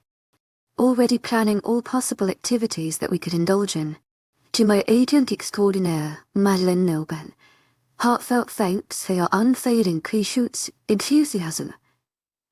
Xavier continued on, and I gazed at him in wonder. "I did mean to speak to you about an urgent matter." My fingers slowly let go of the chocolate croissant, setting in on the plate in front of me. "To my agent extraordinaire, Madeleine Nobel, heartfelt thanks for your unfailing patience, enthusiasm." "What is it?" But for some peculiar reason, my emotions were suddenly running wild as my nervousness increased. I watched Xavier confused still as he pushed his seat back, his hard gaze holding mine captive as he stood from his seat and neared me. My neck was craned up as I stared at him in his full height while I remained in my seat, my heart beating rapidly against my ribcage, his gaze still holding mine in a captive hold. He lowered down until we stood at eye level. My breath caught in my throat as I was so bewitched by his heated gaze. I had no sense of our surroundings. All external noises were once again vacuumed into the deep void, and the only sound I could hear was that of my rapid heartbeat. And I was once again engulfed by Xavier's addictive aroma, and my attention completely captured and bewitched by his striking silver gaze. "Nora," his voice whispered my name. I had waited my entire life for the moment I would connect with the other half of my soul.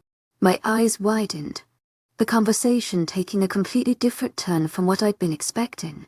"I have loved you from my very first breath, and I vow to love you until my last. And then some more because loving you is the best thing I do." His words pulled at my heartstring, and my emotions were in a whirlwind as I rejoiced in the fact that he spoke the exact same words I found so hard to confess to him out loud. My eyes began to well up, and I madly blinked the tears away as I tried to clear my vision to see him better. But as I did so, I finally came to notice that Xavier wasn't only leaning down in front of me to be at my eye level, he was kneeling down on one knee, and within the small space between our trembling bodies, his large hand clasped tightly onto a small black box that was wide open, its contents on full display for my eyes to see. "To my agent extraordinaire, Madeleine Nobel, heartfelt thanks for your unfailing patience, enthusiasm." Diamond ring. The gasp that escaped my lips was so sudden and full emotion that it turned into a small sob. My eyes snapped back to his, full of surprise and disbelief. full of awe and love. As Xavier continued to gaze into my own with an immeasurable admiration and love. Nora Wilson, you're my soulmate, my Luna, and the greatest gift this universe has blessed me with. Would you do me the greatest honor of my existence and accept my hand in marriage? Thank you for tuning in. If you enjoyed this episode of the story, please give it a like, and don't forget to subscribe to get notifications for updates.